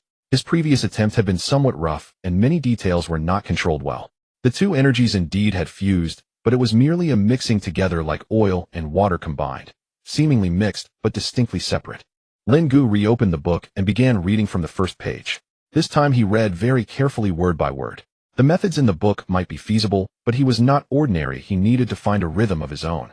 During his reading, Roshan quietly turned the soil in the backyard, occasionally emitting a few muffled grunts. Xiao Bai sat beside Lin Ge in silence, listening to him read and occasionally tilting its head. This reading session lasted several hours. During this time, Lin Ge went to the backyard for water twice, sat for too long until his legs went numb, stood up to walk around a few times, and then squatted down to continue reading. When Lin Ge closed the book, the sun was already slanting in the west. Lin Ge stood up, stretched his stiff neck, and went to the backyard to dump a bucket of water over his head. The cold well water completely woke him up. Back in the hall, Lin Ge said to Xiao Bai, "Xiao Bai, I want to conduct an experiment on you. The experiment is dangerous. If you agree, nod your head. If you don't, shake your head." "Kata." Xiao Bai nodded vigorously without hesitation. "Let me confirm again, this experiment is indeed very dangerous. You also saw what happened to my hand before." "Kata." This time Xiao Bai nodded twice. Seeing Xiao Bai agree, Lin Ge squatted down in front of Xiao Bai, placing his hands on either side of its shoulders and extending his magical perception to the greatest extent. Lin Ge had carefully considered this experiment. First, Xiao Bai had undergone enhancement by the goddess and could no longer be considered just an ordinary skeleton. Moreover, it had possessed a uniqueness compared to other undead skeletons from the very beginning. Even if it shattered, it could reassemble through life magic. Lin Ge sensed a flow of golden magical energy hidden within Xiao Bai, concealed in the texture of its bones. The death energy, however, lay quietly deep within the soul's fire. The two energies did coexist within Xiao Bai, but the issue remained. There was a lack of guidance, clearly separated, with neither interfering with the other. Lin Ge withdrew his hand and looked at his palm. External force joining. He extended his right hand and sent a thread of golden magic energy into Xiao Bai's chest. The golden thread spread along the bones. His left hand emitted a chilling aura of necromantic magic, enticing the death energy within the soul's fire. Lin Ge carefully guided these two energies to converge at Xiao Bai's breastbone. The moment they touched, the death energy recoiled slightly. Lin Ge stopped his movements, withdrew his magical power, waited for a moment, and then began to try again. The second time, the death energy did not retreat and remained in place. On the third attempt, the death energy proactively probed toward the golden side. Lin Ge held his breath, maintaining the magic output, trying to keep the two energies balanced. He could sense the two energies cautiously testing each other. He did not intervene at all, merely maintaining the balance silently. Soon after, the golden and gray energies began to touch and merge. In an instant, a brilliant light erupted from Lin Ge's palm and Xiao Bai's breastbone, neither gold nor gray, but a color between the two, like the dawn's rosy hue. The light lasted only a brief moment before fading away. After the light diminished, Lin Ge saw that a small circular ring had appeared at the location of Xiao Bai's breastbone. Life energy and death energy converged and fused within it, then flowed throughout Xiao Bai's body. Lin Ge plopped down on the ground, gasping for breath. His taut nerves suddenly relaxed, making him feel weak, and his temples pulsed. He leaned against the ground and looked at his right palm. The place where the golden ring's pattern had been appeared to have a very fine gray thread intertwined with the golden pattern. Lin Ge stared at it for a long time, and the corners of his mouth slowly curved upwards. Xiao Bai squatted in front of him, tilting its head to look at him. Its jaw moved slightly, making a soft kata sound, as if asking, "Are you okay?" "I'm fine, not dead yet." Lin Ge waved his hand at Xiao Bai. The experiment was half successful. Xiao Bai looked at Lin Ge and then pointed down at the shallow circular mark on its chest. "It will be more obvious in the future," Lin Ge said. "This is just the beginning." Xiao Bai looked at Lin Ge, tilted its head kata. Lin Ge smiled slightly, turned, and walked towards the backyard, while shouting, "Roshan, come quickly, it's time for your employee badge." In the temple behind him, Xiao Bai looked down at the mark on its chest, gently poked it with its finger, and then looked up at the statue of the goddess. The goddess stood silently in the sunset. The curvature of her lips was the same as always. Undead Council Ash Archives. A heavy black record book opened by itself. On the blank pages, ink emerged out of thin air, seeping out line by line. Observation, point 7th border direction of Mill Village. Anomalous features, life fluctuations, and death energy reactions overlap. Non-combative, non-annihilative. Assessment level to be determined. Remarks suggested for observation. Temporarily do not intervene. The handwriting paused for a moment and added another line. If the prophecy is true, then the reincarnator has appeared. The ink dried. The record book slowly closed. With the successful experience of Xiao Bai, Lin Ge smoothly completed the certification process for the Meat Mountain yesterday. Due to its size, the magical power within Meat Mountain was astonishing. Surprisingly, mushrooms had grown on the back of the transformed Meat Mountain, and Lin Ge couldn't help but drool over them. However, recalling the monstrous appearance of Meat Mountain before, he restrained himself and did not take a bite. Early this morning, Lin Ge arrived at the right ear chamber, preparing to make himself a pot of peerless sour soup. The stone cabinet in the right ear chamber was now available for him to store food. When he moved the wooden board in front of the stone cabinet, Lin Ge was stunned to find that the wild vegetables and berries he had neatly stacked were gone, leaving only 3 or 5 rotten berries with bite marks lying there. Damn those rats. Lin Ge gritted his teeth. He sighed in frustration, then reached into his pocket to count the copper coins on him, contemplating whether to buy something in the village. His fingers pierced right through the pocket. Lin Ge was taken aback. He pulled his hand out and looked down at the pocket, which was empty, with a hole quietly lying in it, silently staring back at him. Lin Ge's heart sank. He took off his robe and turned it inside out, shaking it in the air, hoping to shake something. In the end, nothing came out. He searched again, but still found nothing. Lin Ge squatted down on the ground, staring blankly at the tiles in front of him. My money, my food. Oh my God, how am I supposed to live like this? Lin Ge stood up and took a deep breath. It's fine. Wealth is but an external possession, he consoled himself, Who am I, Lin Ge? A traveler, a favored one of the goddess, one of the founders who fused necromancy and life magic. How can I be defeated by a few broken copper coins? He replaced the wooden board and returned to the front porch, sitting down on the threshold.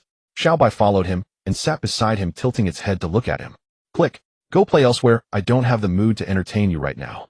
Lin Ge gazed towards the direction of Mill Village, remaining silent for a while. What do you think will happen if I take you to the village? Necromancy shouldn't be well received here, right? Lin Ge muttered to himself. If I take you over, will they set dogs on you? Click, click. Xiaobai seemed a bit excited. If I go alone, what identity should I take? A priest of the temple. Who would believe that? The temple has been abandoned for so many years. Click, click. Do you also find it difficult? Lin Ge stood up and brushed off the dust from his clothes. Where there's a will, there's a way. First I'll think of a solution myself, and if all else fails, then I'll go to the village. He led Xiaobai to the backyard and pointed to the forest outside. You go take a stroll in the woods and see if you can catch something. Rabbits or wild chickens will do. If you catch something, we'll feast. Xiaobai scratched its head, digesting Lin Ge's words. Then it turned and walked into the woods. 2 hours later, Xiaobai returned. It had indeed caught prey, a nest of baby field mice. Each one was pink and squeaking loudly. Xiaobai proudly presented the nest of mice to Lin Ge. Click. Xiaobai's voice was loud, looking quite proud. Lin Ge looked at the nest of mice, and the mice looked back at him. Although Lin Ge's rationality told him that this was meat, a source of protein, and entirely edible, in the current state of wilderness survival, he still felt nauseous. Seeing Lin Ge not eating, Xiaobai nudged the nest forward. You set it aside for now. Oh, I need to take them. Xiaobai placed the field mice on the ground, and they immediately scattered. However, due to their short legs, they hadn't gotten far before Xiaobai caught them one by their tails. In the end, Lin Ge still couldn't bring himself to eat. He told Xiaobai to release the mice. Where you found them, put them back. Click. Xiaobai sounded a bit wronged. It's not that I don't want to eat, Lin Ge tried to justify himself. They're just too cute. I can't bring myself to do it. After Xiaobai ran off, Lin Ge plopped down on the edge of the well, casually pulling out a wild grass and chewing on it. I wonder if the method of eating from Meat Mountain would work. Meat Mountain was currently tilling the soil in the backyard. Lin Ge originally planned to clear a piece of land for a vegetable garden, planting some quick-growing wild vegetables. He stood up and walked to the edge of the land that Meat Mountain had tilled. He estimated in his mind, even if I plant it now, it would take at least a month to harvest. A month. By the time that comes, I could be sitting at a table with Xiaobai. Meat Mountain had finished tilling the land and slowly walked back to the shade, sitting down motionless. Lin Ge went over and sat down next to Meat Mountain. He looked at the mushrooms on Meat Mountain's, saliva involuntarily dripping down. Lin Ge reached out his hand and paused above the mushrooms. He stared at the mushrooms, two thoughts clashing fiercely in his mind. One said, don't be foolish. Can that thing be eaten? It grew from a stitched monster. Are you courting death? Don't you fear it might be poisonous? The other replied, Meat Mountain has undergone purification. The moss and vines on it are the best proof. Besides, haven't you already experimented? The soil on Meat Mountain is all humus now. Just smell at how fragrant those mushrooms are. It shouldn't be poisonous, it should be fine, Lin Ge mumbled to himself. He reached out and picked the smallest mushroom from Meat Mountain, which was no bigger than a fingernail. Life and death are trivial. If you're not willing, just fight it. Lin Ge closed his eyes and stuffed the mushroom into his mouth. It melted on his tongue. The fresh, sweet juice burst in his mouth. The mushroom was tender and elastic, breaking apart with a gentle bite, releasing a rich, fragrant flavor. Not bitter, not astringent, without any strange taste. Just pure mushroom. Fresh, delicious, non-toxic mushrooms that made you want to eat more. Lin Ge opened his eyes and picked another mushroom from Meat Mountain. This time he chewed carefully. It was still that fragrant flavor. While it may not be a delicacy for him at this moment, it was a taste of heaven. Lin Ge picked a few more, ran to the well, washed the mushrooms, and then stuffed them all into his mouth. The raw mushrooms had a crunchier texture, but the freshness was indeed incomparable. After eating, Lin Ge finally felt a sense of stability in his stomach. He leaned back against the well and let out a long sigh. I have secured some food for the time being. Lin Ge turned to look at Meat Mountain, suddenly struck by an idea. Since these mushrooms are non-toxic and so delicious, could he trade them for something in the village? Meat Mountain remained quietly seated, floating in its own world, unaware that its boss was contemplating how to sell it at a good price. Lin Ge walked over and patted its thickest arm. You saved my life. Meat Mountain said nothing. The vines on it gently drew closer, as if in silent response. Xiaobai came running from behind the mountain, squatting beside them, and tilting its head to look at Lin Ge, then at the mushrooms on Meat Mountain. Click. Xiaobai voiced a question. It's all good now, Lin Ge said. I found something to eat. The sky was getting darker, and a few returning birds flew over the woods and landed on the damaged edge of the temple's dome. Lin Ge looked down at his right hand. The golden patterns in his palm shimmered slightly. A necromancer has to rely on mushrooms growing from a stitched monster to fill his stomach. Lin Ge chuckled. Oh goddess, this script is just too ridiculous. In the cracks of the rocky hillside, a few copper coins lay scattered. One was pressed at the bottom, stuck by the stones. One was half buried in the soil, revealing only half of the goddess silhouette. The rest had rolled into a depression at the roots of the bushes covered by fallen leaves. The night wind passed through the cracks, causing the copper coins to tremble slightly, emitting a soft low hum. No one heard. In the distance, a faint light glimmered from the direction of the temple. The mushroom resolved Lin Ge's most pressing issue at hand, but it could not solve all problems. The cleaning of the temple was still ongoing. The main goal over the last couple of days was to gather all the debris and broken tiles together for better handling later. Lin Ge assigned this task to Xiaobai. Then he hurried to the outer wall by the right ear chamber to clear the drainage ditch. The ditch had been completely blocked by years of fallen leaves. Years of standing water had softened the ground here. Lin Ge stood in front of the drainage ditch, loosening his burlap robe and draping it over the wall beside him. Though the robe was worn and tattered, it was a symbol of his position as a clergy member, and getting it dirty would be difficult to clean. Lin Ge was also quite concerned that the robe could not withstand much scrubbing, and he was troubled by the holes in its pockets. Lin Ge knelt by the ditch and reached in to pull out leaves. Before long, a pile of dead branches and leaves had accumulated beside him. He looked down into the darkness of the ditch. His arms were too short, and the ditch was too long. Moreover, it had not been cleaned for many years, so it was likely completely blocked by fallen leaves. Lin Ge thought for a moment and shouted to the backyard, Roshan, go find a longer branch for me in the back forest. Before long, Roshan came over carrying a small tree. To be fair, Roshan had a good eye. This tree was just a bit longer than the ditch, perfect for unclogging it. Lin Ge looked at the tree on Roshan's shoulder and then at himself. The sapling was about as thick as his arm. How about you do it? I can't lift this thing. Roshan, upon hearing this, began to squat down. However, his massive size meant that when he squatted halfway, his back was pressed firmly against the wall. Seeing this, Lin Ge hurriedly stopped him. All right, let me handle this. Don't collapse my wall. You just go rest in the backyard. After Roshan left, Lin Ge took the tree and began poking it into the drainage ditch. After much effort, he finally managed to clear it out. Lin Ge gathered the leaves he had cleaned out, carried them to the backyard, and tossed them to Roshan. I've studied this. These can replenish the humus in your body. Give it a try. Roshan looked at the pile of leaves and placed his hand on top. The moss and vines on his body crawled down his arm, covering the fallen leaves. Before long, Roshan withdrew his hand, and the moss and vines receded, leaving no trace of the pile. Roshan gently swayed his body, letting out a series of gurgling sounds, then stood up, spreading his arms as if to hug Lin Ge. Lin Ge quickly stopped him. No, you're too strong. I can't handle that. After halting Roshan's hugging motion, Lin Ge walked over to the well, drew a bucket of water, and washed himself thoroughly. After washing, Lin Ge took back his robe and returned to the front porch. At that moment, Lin Ge saw Xiaobai pushing 3 or 4 large stones and noticed each stone was resting on a shard of tile. Oh, I never taught them that. Lin Ge squatted behind the threshold, observing quietly. Xiaobai was repeating the same process as before. Laying tiles, pushing stones, organizing. Each action became more fluid. Lin Ge put on his robe and waved at Xiaobai. Xiaobai, come here. First, I'll assign you a few tasks. Clack. The first task. Lin Ge walked over to the pile of rubble at the corner of the wall and pointed at the assorted stones. Sort these stones into 3 piles, 1 for large stones, 1 for medium-sized stones, and 1 for small stones. Sort them according to this. He drew 3 circles on the ground with his foot. Go ahead. Xiaobai began the task, and before long, he had sorted the stones from small to large, from left to right. He even specifically set aside some sharp stones separately. Lin Ge glanced at the pile of sharp stones, and then at Xiaobai. I didn't tell you to do this, did I? Xiaobai excitedly clacked, seemingly expressing that this is useful. Lin Ge did not comment, and continued second task. He led Xiaobai to the backyard, and then to the back mountain, arriving at a clearing. Lin Ge crouched down and pointed at a weed with white flowers. This one, pull it out, don't keep it. He then pointed at a plant with yellow flowers. This one, keep it, don't touch it.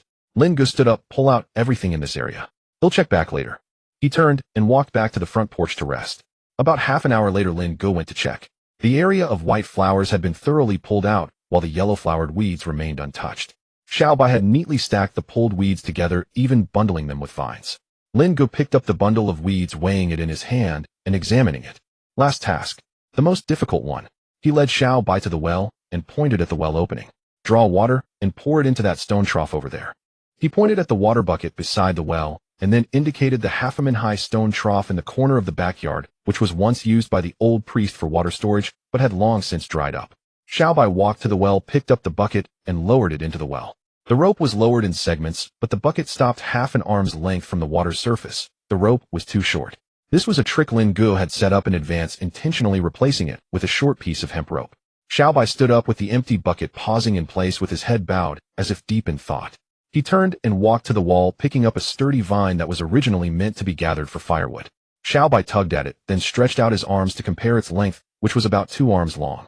He wrapped one end of the vine around the end of the bucket rope, tightly coiling it, then straightened it out, checking its firmness and tying a knot at the end. The actions were very fluid. After that, drawing water and pouring it went smoothly. Lin Ge watched in amazement, his mouth opening and closing in disbelief. He stepped forward to inspect the knot. The knot was tied very securely. Xiaobai put down the bucket and looked at Lin Ge. Clack! The task was complete. Lin Ge stood still, silent. He took a deep breath, stood up, and walked into the hall. Xiaobai followed behind him, his steps light, the white flowers at his joints swaying gently. Stay still. Lin Ge walked up to him, extending his right hand, palm pressing against Xiaobai's forehead. The golden patterns in his palm flickered slightly as he closed his eyes, gently probing into the flame of Xiaobai's soul. His perception threaded like fine strands into the depths of the soul's flame. Deep within that pale golden light, Lin Ge saw countless delicate golden veins. Layer upon layer intertwined to form a web, a structure Lin Ge had never seen before, resembling a nervous system. Lin Ge followed one golden vein inward. A warm sensation flowed back through the vein. Lin Ge withdrew his hand and paced back and forth in the hall. Is it possible that there is a remnant self-awareness? He murmured to himself. Xiaobai is already quite special. It has been enhanced by the goddess, and I've modified it with vitality and death energy. If I strengthen the modifications further, could it be? Lin Ge stopped, thoughts of the notes from the necromancy apprentice floating in his mind. Once the flame of the soul gains consciousness, it will begin to yearn for self. At that point, it will no longer be your tool, but an independent existence. All the most disastrous backlash events in the history of necromancy arose from this, without exception. Never grant the undead self-awareness. Lin Ge remained silent for a long time. Since his arrival, Xiaobai had never shown any hostility toward him. In fact, it had even risked itself to save him during the earlier battle with Roshan. He patted Xiaobai's skull. You keep doing your thing. Xiaobai tilted its head, then turned and scurried off to continue moving stones. Lin Ge stood at the entrance of the hall, watching Xiaobai's retreating figure, the structure of the soul's flame lingering in his mind. I can't rely on guesswork for everything, he muttered to himself, pulling out the book on the cycle of life from his pocket. Starting tomorrow, I'll carefully study the soul's flame. Bell crouched behind a low pine on the ridge, a cigarette holder between his lips unlit. He had come up the mountain today to set a trap. Now he had been squatting there for a while. In the courtyard of the ruined temple below, a skeleton was squatting by the well, drawing water. The water drawn up was poured into the stone trough, its movements surprisingly skilled for a mere skeleton. Beside it squatted a large grayish figure with 3 arms dangling to the ground, covered in moss. Was that thing gnawing on weeds? No, it was pulling weeds. There was also a person in the courtyard dressed in a tattered robe, quite young, watering. Bell recognized that tree wood had been bare last year, but now it was full of tender buds. Early in the morning, Lin Ge held a bowl of mushroom soup, gazing at the fire before him. He had quite a few tasks to tackle lately, and he needed to sort through his thoughts. It was time to organize the vegetable garden, relocate the mushrooms on Meat Mountain, set up a cooking stove, and even build a toilet. Every day while squatting in the bushes, Lin Ge had pests crawling onto him uninvited. After finishing the soup and cleaning the utensils, Lin Ge returned to the hall and took out the initial discussion on the cycle of life, flipping to the place he read yesterday. He turned to the chapter titled Fragments of the Soul. It recorded the fire of the soul is essentially a gathering of broken fragments of the soul. These fragments do not contain a complete consciousness, retaining only parts of instinct. The soul fires of high-level undead can gather more fragments, yet still lack self-awareness. Lin Ge nodded. This aligned with his understanding of undead magic theory. He scanned the annotations at the top. But if we imagine the soul fragments as seeds, then wouldn't it be possible for them to continue growing as long as they are provided with sufficient light and nourishment? Lin Ge's eyes brightened as he turned to the next page. I have seen undead awakened by nature, displaying a curiosity only living beings possess. Lin Ge paused for a moment, looking up at the dazed Xiaobai at the door. Isn't that exactly you? He murmured, then lowered his head to read. After flipping through for a while longer, he found no more insights. Lin Ge closed the book, stood up, washed his face in the backyard, and said to Meat Mountain, come, you shall be the experimental subject this time. Gu. Lin Ge called Xiaobai and Meat Mountain to the hall, having them stand face to face. Lin Ge stood between them, laying out his experimental notes, which were simply the undead notes, turned to a blank page, recording with charcoal. Sample 1 Xiaobai. Sample 2 Meat Mountain. He approached Xiaobai. Let's start with you. Lin Ge extended his right hand, placing his palm against Xiaobai's forehead. As before, he probed into Xiaobai's soul fire. This time he examined it very carefully, seeing it quite clearly. The veins pulsated slowly, connecting with each other to form an intricately complex network. The density of the network was extremely high, layered upon layers, almost covering the entire internal space of the soul fire. Lin Ge cautiously slid his consciousness past those veins. A wave of warmth washed over him, gentle and smooth, transmitting back to Lin Ge's brain through the magical energy. It was Xiao Bai responding to him. Lin Ge withdrew his hand and noted in his journal, Xiao Bai, the soul fire is light golden with dense branching veins, presenting a net-like structure and showing signs of active consciousness response to the probe.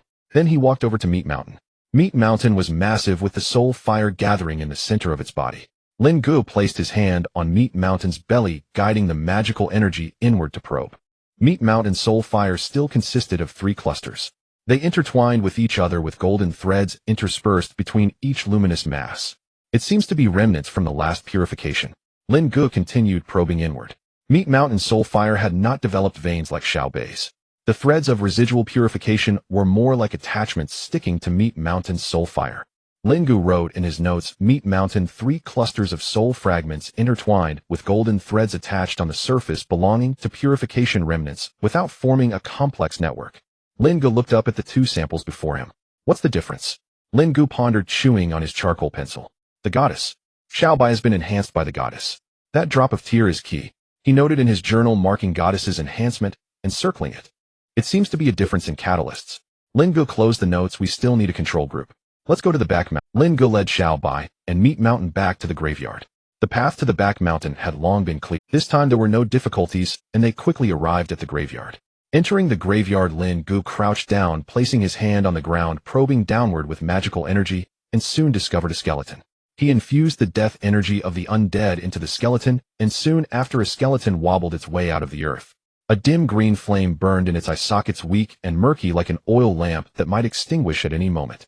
Lin Ge crouched before the skeleton, extending his right hand to probe its soul fire. It was a sickly green, chaotic, with no detectable fluctuations. It just sat there quietly without even a hint of movement. Too weak. Lin Ge opened his notes to record, ordinary skeleton, sickly green soul fire, no veins, merely maintaining the most basic undead instincts. No response to consciousness probing. Closing the notes, he pressed his right hand on the head of the skeleton, his palm glowing with golden patterns as a stream of pure magical energy began to infuse into the skeleton's body. The skeleton's soul fire began to change color, first showing a hint of yellow at the edges, which then spread inward. Soon the center's sickly green completely faded, replaced by a yellow-green hue. After the soul fire changed color, it was much brighter than before. That's a bit of a change, but it still pales in comparison to Xiao Bai. Lin Ge stood up, brushing the dust off his hands. You just stay here, don't run around. Lin Ge turned and led Xiao Bai and Meat Mountain towards the temple. When they returned to the temple, it was already afternoon.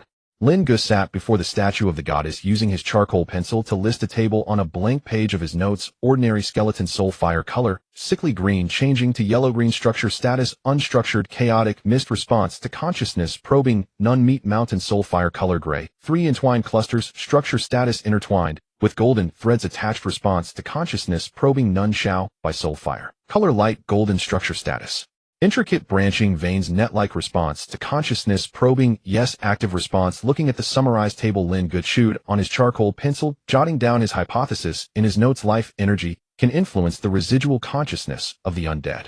The degree of influence depends on 3 factors. 1. The completeness of the soul fragments of the undead themselves. Xiao Bai's original soul fire was quite special, while the ordinary skeleton soul fire was weak with low fragment completeness. 2. The concentration and duration of the life energy. The tear given by the goddess contained extremely high life energy. A single drop was enough to enhance Xiao Bai's soul fire, achieving a fundamental transformation.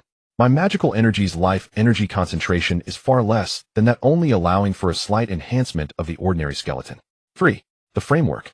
The goddess not only provided energy, but also offered some sort of template, constructing a framework for Xiao Bai's soul fire.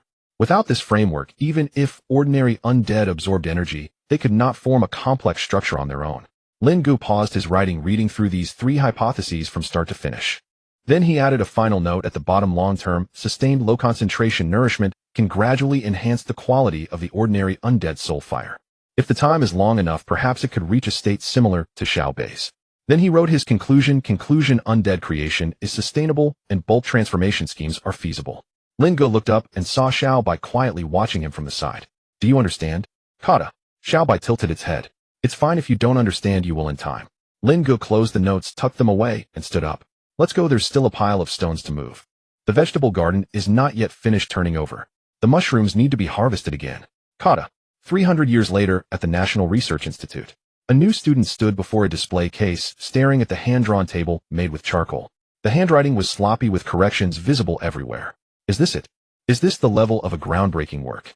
The old professor beside her said nothing, flipping to the next page. The next page was Lin Ge's doodles on a blank space, depicting a crooked skeleton with Xiao Bai written beside it. The new student paused for a moment, then suddenly laughed. So even a god draws stick figures. After eating mushrooms for 3 or 4 days, Lin Ge felt as if he was becoming a mushroom. He chewed on his meal for the day, expressionless, staring at the pile of mushrooms before him. He somewhat missed the initial chunk of brick he had. I can't put this off any longer, I have to make a trip to the village. He had been muttering this line for 3 days, yet every time he reached the door and looked at the path down the mountain, he retreated. Today he finally summoned the courage to descend. Lin Ge called over Xiao Bai, holding a clump of damp earth in his hands. Sorry, Xiao Bai. You'll have to turn into Xiaohong today. He dipped his hands in the mud and began to smear it on Xiao Bai. Before long, Xiao Bai was completely covered in a layer of mud, looking all gray and dusty. Only 2 golden flames flickered in its eye sockets. Lin Ge took 2 steps back, admiring his work. The eyes are too obvious. Well, it'll have to do. After finishing Xiao Bai's disguise, he ran to the backyard and found the meat mountain, who was daydreaming, and patted its hand. Stay at home, don't run around, okay? Gu. Absolutely do not approach the village. Lin Ge pointed in the direction of Mill Village. That place, do not. After making arrangements for the meat mountain, Lin Ge adjusted his robe, trying to make himself look as much like a priest as possible, though he appeared more like a beggar. After tidying up his appearance, Lin Ge headed down the mountain with Xiao Bai. May the goddess bless me, and let me not be stabbed by a pitchfork upon first meeting. As the saying goes, the mountain looks closed, but the journey is long. Lin Ge felt this deeply this time. In his memory, it took only about 10 minutes to get from the temple to Mill Village, but walking it revealed the winding mountain path. Lin Ge along with Xiao Bai took over an hour to finally make it out. Along the way, he walked while contemplating, rehearsing the possible scenarios in his mind. I'll say that I am a priest from the temple, and that I need food which I can offer labor in exchange. However, in every scenario he imagined, the villagers' reactions were screams, shutting doors, and releasing dogs. The more he thought about it, the more anxious he became.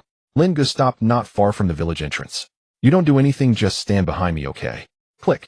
No matter what they say, don't move, don't even touch a stone unless they come to attack us. At that time we will click. The sound was slightly lower than before. Lin Ge took a deep breath and walked towards the village. The morning light was dim. On the path outside the village, several figures were working in the fields. An old farmer with gray hair suddenly noticed someone coming at the village entrance. It was a young man dressed in a tattered gray robe resembling the attire of a priest. Strange, I didn't hear Yuri say that the church was sending someone. As Lin Ge drew closer, the old farmer's gaze fell on what was behind him. Undead, there's an undead coming. The sharp cry shattered the morning tranquility. Lin Ge halted. Well, this opening isn't too bad. The alarm bell of Mill Village rang. The villagers emerged from their homes. A group of villagers surrounded the entrance, brandishing sickles and pitchforks pointing towards Lin Ge. Some even came running with kitchen knives and a burning stick in hand. An elderly man with white hair approached. When people saw him, they quickly made way. Some tried to grab him, calling out Village Chief Hao, but the old man waved his hand and continued forward. The old man stepped in front of the crowd, tapping his staff on the ground. Quiet. The villagers quieted down a bit. The old man asked Lin Ge, who are you? What do you want? Lin Ge raised his hands, signaling that he was unarmed, and replied loudly, my name is Lin Ge, and I am a priest from the temple on the mountain. I am here to exchange for some food. Hao narrowed his eyes. A priest? That temple has been abandoned for a long time. Where would a priest come from? Besides, how could a follower of the goddess of life associate with the undead? Lin Ge was momentarily at a loss for words. Indeed, his identity was too complicated to explain. At that moment, a stone flew over and landed at Lin Ge's feet. A young man in the crowd, flushed with anger, holding another stone ready to throw. Get lost. Take your dead things and go back. Hao saw this, and had the young villager taken away back, and seeing someone attack Lin Ge, Xiao Bai stepped forward.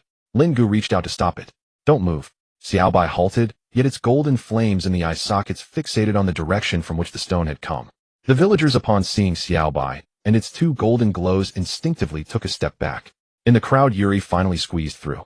He approached Village Chief Hao and leaned down to speak to him. I checked the church records. The last priest indeed adopted an orphan named Lin Ge, but after the old priest passed away, he went missing.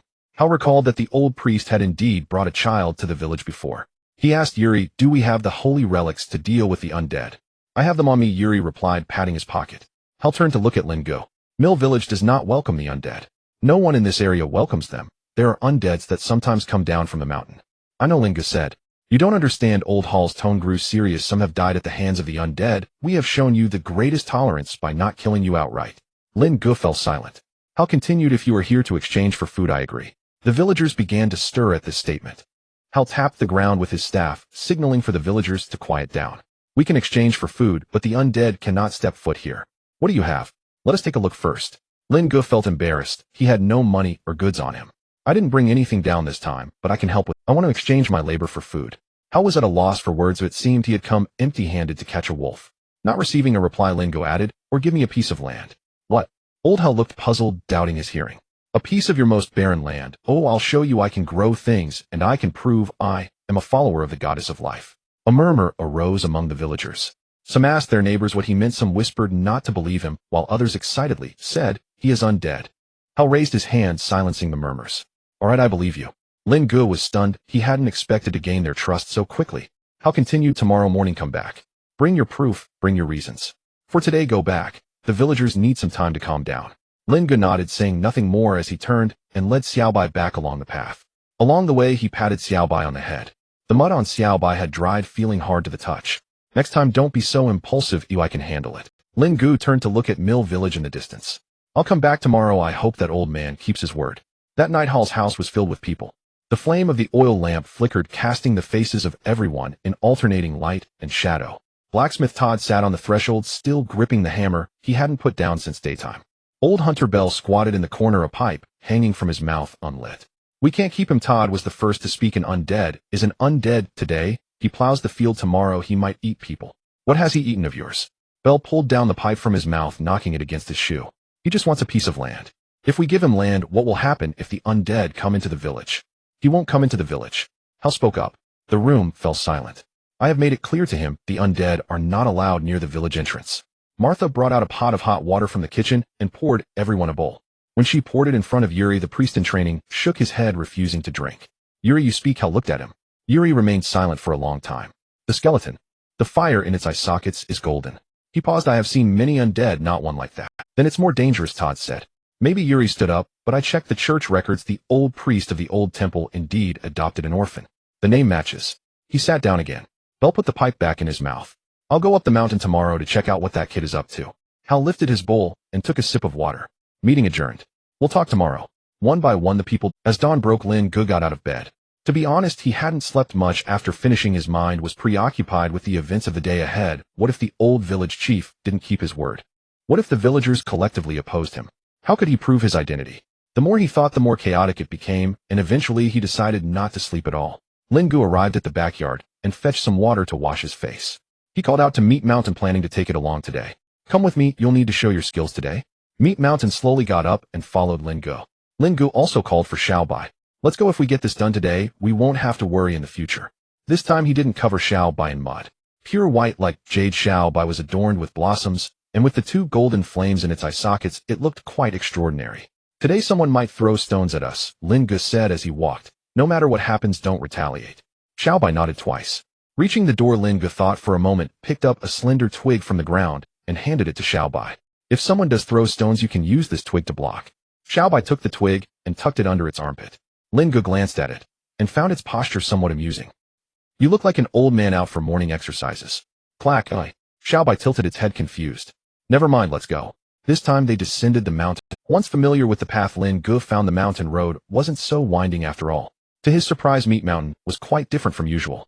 Typically slow and lazy, this time it was remarkably agile, keeping pace with Lin Ge.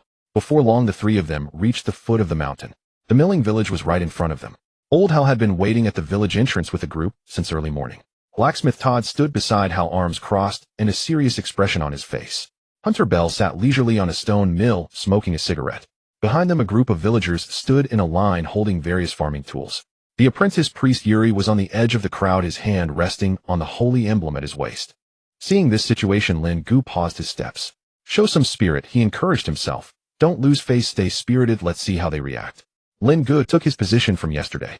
Xiaobai and Meat Mountain stood side by side behind him, looking like bodyguards. Upon seeing Meat Mountain, the crowd gasped, and the atmosphere began to stir. Whispers began to circulate.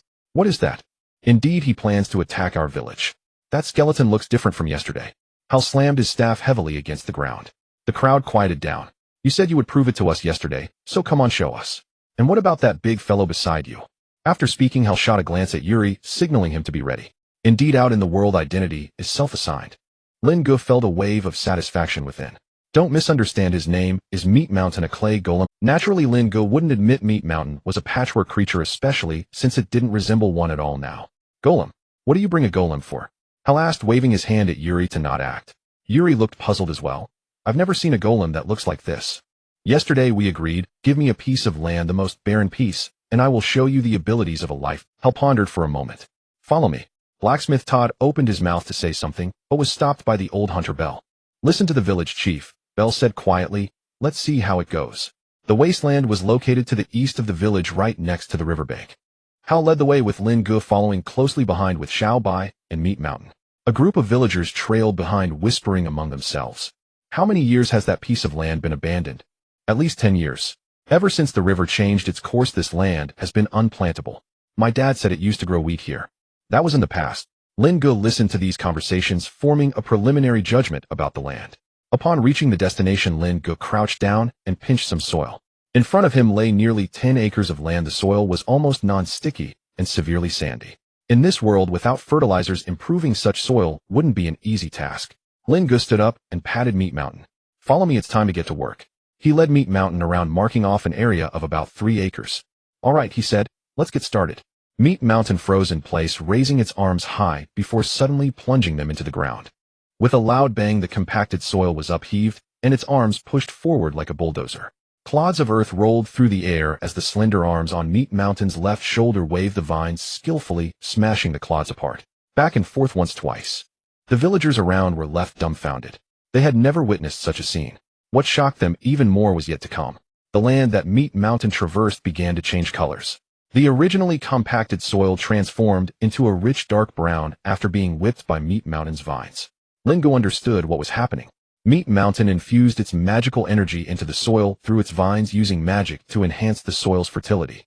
However, as the magical energy continued to flow, Meat Mountain's size began to change slightly. The change was not significant, but Lin Ge could still perceive it. Enough, stop, Meat Mountain. Meat Mountain withdrew its arms from the ground, shaking its body as the dust that had risen behind it was absorbed into its form. Lin Ge looked at Meat Mountain with a pang of heartache. Originally standing 3 meters tall, it was now only about 2 meters 60 or 70. This is impossible, a villager muttered. Bell was the first to react. He quickly walked over to the freshly turned area, crouched down, and grabbed a handful of soil, rubbing it between his fingers. The soil was loose, moist, and radiated a warm aura. He looked up at Hal. This soil can be planted. The crowd erupted in excitement. Several villagers rushed over, eagerly crouching down to grab the soil. Some brought it to their noses to smell, others rubbed it with their fingers, and some even tasted it by putting it in their mouths. This is really good soil. Not salty anymore, the saline taste is gone. How long has it been? Hal slowly walked to the freshly turned area and bent down to pick up a handful of soil. You? Hal looked up at Lin Ge, his voice a bit hoarse. How did you do this? Lin Ge gazed at the back of Meat Mountain, a faint smile forming at the corners of his mouth. It's not me, it's him. He pointed at Meat Mountain. He improved the soil with his magic. Wherever he goes, the land comes to life. Villagers stood on the field ridge, still in disbelief. Blacksmith Todd was left speechless, his mouth agape. The women whispered among themselves, their voices now devoid of fear, filled only with wonder. Yuri stood in place, his hand resting on the holy emblem, which was radiating warmth. This was the kind of response one would feel when sensing a life magic. He looked at Meat Mountain, his gray-blue eyes revealing a hint of fervor. Lin Ge walked over to Meat Mountain and patted it. Well done. Meat Mountain let out a tired grunt. Lin Ge turned to the village chief. Chief, can this prove that I am a priest? I looked up. All right, I'll treat you to dinner tonight. Lin Ge was taken aback for a moment, then nodded. Okay. Todd squatted on the field ridge, staring at Meat Mountain's 3 arms. Suddenly a thought popped into his head. What if this big guy could help him swing a hammer? Village chief, he stood up. Can I borrow that thing? Hal turned to look at him. For blacksmithing. Todd said, just once. Lin Ge settled Xiao Bai and Roshan, letting them return to the temple first. Some villagers had already dispersed while others continued to touch the land. Hal took Lin Ge on a stroll around the village. The village was small, and it didn't take long to finish the tour. At that moment, Yuri approached Lin Ge and said, May I invite you to the church for a moment? Of course, Lin Ge smiled and accepted the invitation. Upon arriving at the church, they sat down in front of the statue. Yuri took out a badge from his bag, which bore the mark of the goddess of life. He handed the badge to Lin Ge. Please hold this for me. Lin Ge puzzledly accepted the badge, holding it in his palm. Yuri stared at the badge for a while before slowly speaking. All right, you can give it back to me now. The test is over. Lin Ge looked confused. Test? What test? Yuri explained, a simple test to see if you are a necromancer. Lin Ge suddenly realized. So that's it. Yuri continued. Actually, from the moment you stepped into the church, your suspicion was basically eliminated. How so? Lin Ge was a bit curious. Most necromancers would never step into a goddess church. The church is a place protected by the goddess. It is filled with the breath of life, and necromancers do not like being here. Lin Ge inquired, then what's with the badge? Yuri put the badge away and placed it back into an exquisite box. This is used to deal with the undead. The badge will react upon contact with them. Lin Ge asked, what if I am undead? Yuri paused, looking at Lin Ge, hesitating for a moment. You wouldn't want to know. Yuri carried the box into a side room of the church, and when he returned, he was holding 2 cups of water. He handed 1 cup to Lin Ge. Lin Ge took the cup and took a sip. It was a cup of warm water. Did you call me to the church just for the test? Yuri chuckled. Indeed, there are some things I want to confirm with you. Please go ahead. Yuri lowered his voice. Did you discover anything strange in the temple? For instance, murals or things that shouldn't be there? Upon hearing Yuri mention the murals, Lin Ge's expression instantly froze.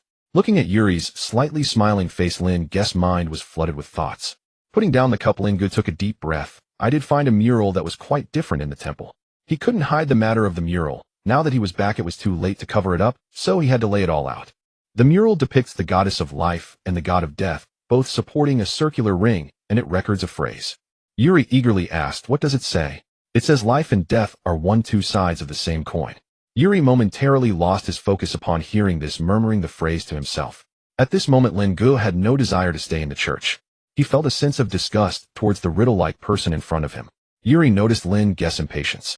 No need to be nervous, my friend, he patted Lin Ge's shoulder. Strictly speaking, I was banished here by the church. I want report your matters to them. Lin Ge ignored him and walked towards the church exit. Yuri did not stop him, just sitting there watching Lin Ge. As he was about to exit, Lin Ge turned around without looking back and said, Father, you've made a mistake. I am indeed a necromancer. He raised his left hand and snapped his fingers, a flicker of bluish flame dancing at his fingertip. Yuri was taken aback by this scene. After leaving the church, Lin Ge wandered alone in the village. He went to the blacksmith shop to watch Todd work the forge. Then he sought out the hunter Bell to learn about the situation in the back mountain. But finally, he arrived at the fields watching the villagers work. The villagers' lives were very simple and peaceful, which made Lin Ge yearn for them. As evening approached, Lin Ge headed towards the village chief Hall's house. He intended to mooch off a meal. He knocked on Hall's door with a heavy heart, and Yuri's words pierced deep into his mind. The scene inside the house was much cozier than he had imagined. The main room wasn't large, with a square wooden table set in the center covered with a faded blue tablecloth. There were strings of dried peppers and corn hanging on the walls, a few clay pots piled in the corner, and the stove in the inner room was bubbling with steam. Hal sat at the table with a cup of hot tea, sipping it slowly. Upon seeing Lin Ge enter, he nodded as agreed. Please sit. Lin Ge took a seat across the table, unable to recall the last time he had sat down properly at a dining table waiting for a meal. In his previous life, eating was merely an act of shoveling some food at his workstation during overtime. A figure emerged from the kitchen. It was Hall's wife, Martha. Her hair was gray-styled in a simple bun at the back of her head. She held a coarse pottery bowl, steam rising from the potato stew inside. Are you Lin Ge, the new priest of the temple? Martha placed the bowl in front of Lin Ge, giving him a once-over. Lin Ge felt a bit embarrassed. He had self-identified as a priest. Yes, he said, looking down at the bowl of stew. The potato chunks were perfectly cooked, their edges having softened, each piece soaked with broth, presenting a rich, creamy yellow. A few pieces of cured meat were visible within, interspersed with fat, and lean, the skin of the meat rendered semi-transparent, with edges slightly curled up. A thin layer of oil floated on the surface of the broth, with a few dark green fragments of dried herbs swimming in it, emitting a rich scent of spices. Martha returned from the kitchen with a piece of dark bread and placed it by his side. She brushed flour off her apron and said in a motherly tone, Eat up, there's more if you need it. Lin Ge picked up the wooden spoon, feeling somewhat overwhelmed. This was his first proper interaction with someone since arriving in this world. When the first spoonful of hot soup reached his mouth, he almost couldn't help but exclaim. After so many days since his arrival, his diet had been a tale of wilderness survival, and the taste of the legendary sour soup was still fresh in his memory. He would remember that taste for a lifetime. The potato melted in his mouth, the salty fragrance of the cured meat bursting on his tongue, and the rich broth slid down his throat. A bowl of stew disappeared from sight at a visible speed. Lin Ge broke off a piece of bread and dipped it into the broth, The bread absorbed the juices and melted in his mouth, carrying the aroma of wheat and the saltiness of the cured meat. Slow down, don't burn yourself. Martha sat down opposite him, smiling as she watched him eat. Hal sat quietly across from him, sipping water, giving Lin Ge a space to eat undisturbed. Putting down the spoon, Lin Ge let out a long sigh. Are you full? I am full. Then let's talk business. Hal set down his water cup, placing both hands on the table, fingers interlocked. What can your big guy do in a day? Lin Ge thought for a moment. If we only count farming, it has enough stamina to work for over 10 hours without rest. After all, it doesn't need to eat or rest. Hal nodded. I want to make a long-term deal with you. Lin Ge, you help the village with farming using your undead. The village will provide you with food and living supplies. Lin Ge was not surprised by this proposal. I have a few conditions. Speak. First, our relationship is one of employment. Roshan is just helping you all, he is not for sale. Each job shall have a set price, and we will settle accounts based on labor. Hal nodded, okay. Second, keep your people in check. I know you do not welcome the undead, but I do not wish for anyone to attack or mistreat them. Otherwise, the consequences are yours to bear. Hal nodded again, very reasonable. As for the third point, this is my personal request. I wish to go to Stonebridge Town, and I need your help as I am. Hal looked puzzled. What do you need to go there for? I want to visit the Adventurers Guild to get an identity verification. Hal pondered for a moment. All right, the village organizes trips to Stonebridge Town every month to buy some things. I'll let you know next time we go. Lin Ge stood up and extended his right hand. Pleasure doing business with you. Hal shook his hand. Pleasure doing business with you. After Lin Ge left, Martha cleaned the bowls and chopsticks, noticing that the bowl was licked clean, not a drop of broth left. She thought of her son. If he were still alive, he would be about this age, eating just as quickly. She placed the bowl into the water basin and softly said, "This child is starved." Hal, who had not moved at the table, suddenly said, "Then let him come to eat more often." Martha gently nodded. The bowls in the water basin reflected the candlelight shimmering. It has been over a week since the collaboration with the Mill Village was established. Meat Mountain descends the mountain every day to assist the villagers. From initially helping with plowing and fertilizing, he is now allowed to enter the village to undertake some repairs. During this time, Todd has incessantly clamored for Meat Mountain to help him with blacksmithing. Despite repeatedly raising his price, Lin Ge has resolutely refused each time. It's not that he doesn't want to earn Todd's money. Meat Mountain himself does not enjoy the high-temperature environment of the blacksmith shop. Staying there causes the moss and vines on him to wither and his skin to crack. However, Xiao Bai is still not allowed into the village. Although it is now permitted to work in the fields alongside Meat Mountain, the villagers are still somewhat resistant to its skeletal appearance. This has left Xiao Bai feeling quite gloomy. Observing the help that Xiao Bai and Meat Mountain provide to the villagers and the villagers' resistance gradually fading, Lin Ge feels it's time to put the plan for mass transformation of Vitality Undead into action. One day, Yuri came knocking at the temple again. Lin Ge, open the door, it's me, Yuri. Open the door, Lin Ge. Didn't we agree that I could come to visit the temple? Lin Ge, who was in the backyard studying the skeletons, was interrupted by the knocking. He pressed his forehead and said to Xiao Bai, "Go open the door and let him in." Xiao Bai ran to open the large door. "Good morning, Xiao Bai." Yuri entered, patting Xiao Bai's head. "It still feels so good." Xiao Bai impatiently shook off his hand. Xiao Bai shook its head with a clicking sound expressing its dissatisfaction. Upon reaching the backyard, Yuri saw Lin Ge troubled over a pile of skeletons. Jokingly, he said, "Not done yet. Are you really a necromancer?" Lin Ge did not want to engage him. This guy never spoke a word of truth. Lin Ge had inquired about Yuri's past, to which Yuri casually replied, "I violated a taboo and was exiled by the old folks above. They call it spreading the goddess faith and achieving personal redemption." However, whenever asked what taboo he violated, Yuri always came up with a different excuse, which infuriated Lin Ge. Seeing Lin Ge silent, Yuri began pointing and gesturing. Unable to tolerate his noise any longer, Lin Ge grabbed a handful of dried mushrooms and accurately threw them into Yuri's mouth. "Ugh, what did you just feed me?" Yuri's mouth was still full. He chewed and said, "The mushrooms from Meat Mountain really do taste good. Eat your own food and stop bothering me," Lin Ge replied impatiently. "And you've become overly interested in necromancy. Are you really a priest from the church?" Yuri swallowed the mushroom. "Absolutely, yet you're the one everyone envies. A necromancer actually receiving the goddess blessing. Left hand necromancy, right hand divine life techniques. It's truly enviable." Lin Ge ignored him, focusing on the 12 skeletons before him. Seeing this, Yuri wisely returned to the main hall to study the murals. The 12 skeletons were lined up, all summoned from the cemetery on the back mountain. This included the previously created control group, standing in the first position. Except for the first one, the rest were ordinary skeleton soldiers. Having spent so many days in the cemetery, the pale yellow soul fire in the eye sockets of the first skeleton showed signs of turning green. Lin Ge approached the first skeleton and placed his right palm on its skull. Golden light flowed from his palm into the skeleton's skull, penetrating through the seams in the bone. The soul fire of the first skeleton began to change. The green gradually faded, revealing yellow. Lin Ge withdrew his hand and recorded in his notes. The first skeleton exhibited regression due to environmental influence. Infusing life energy again resulted in a successful reversal. Approaching the second skeleton, he infused life energy in the same manner. It succeeded. The flame in its eye sockets had turned pale yellow, contrasting sharply with the miserable green of its companions. Lin Ge stood in front of it, confirming that there were no signs of regression in the soul fire before moving to the third skeleton. He placed his palm on it, sending in the golden light. Initially, the third skeleton steadily accepted the life energy. Suddenly, the soul fire of the third skeleton flickered violently.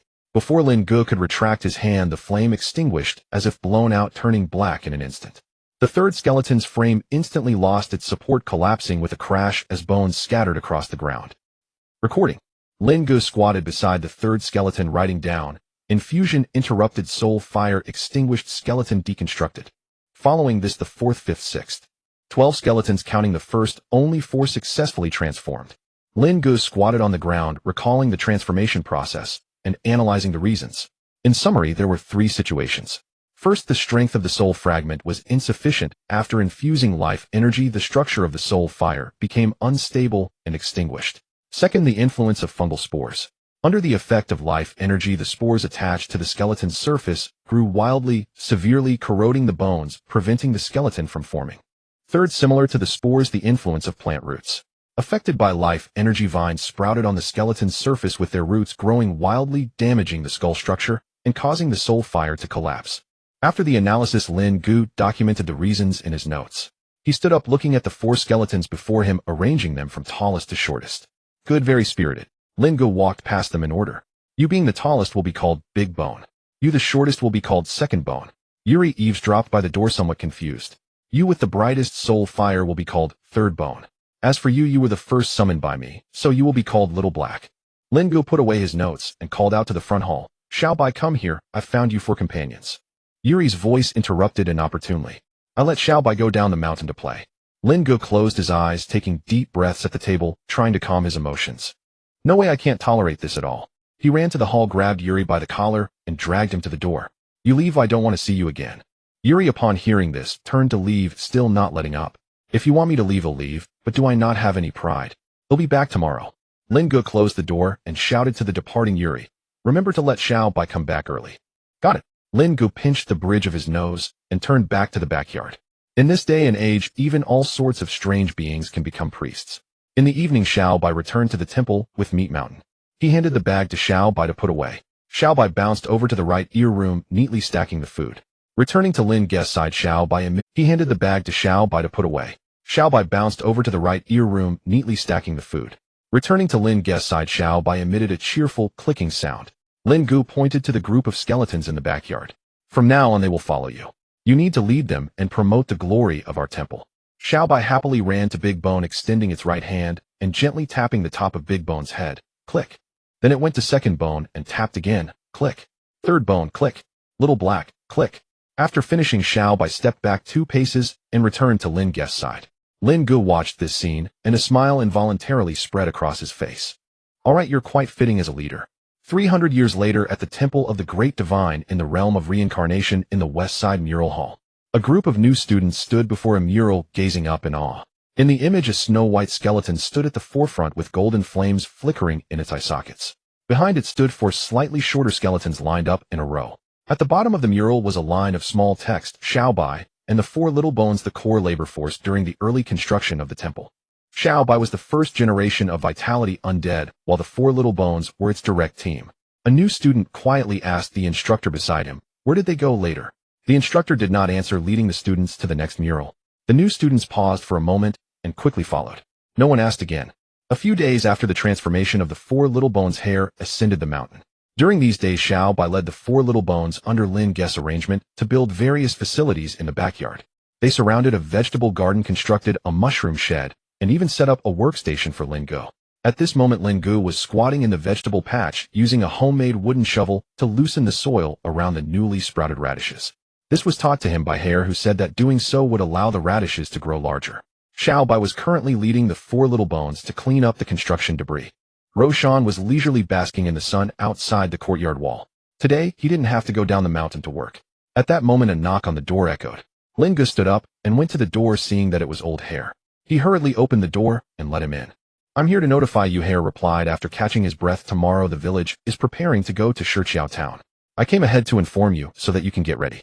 "Oh, I remember now, it's about the identity verification." Lin Ge suddenly realized. He helped Hare to sit down indoors. "Xiaobai, fetch a bucket of water." Xiaobai swiftly fetched a bucket of water, poured it into 2 ceramic cups, and brought it over.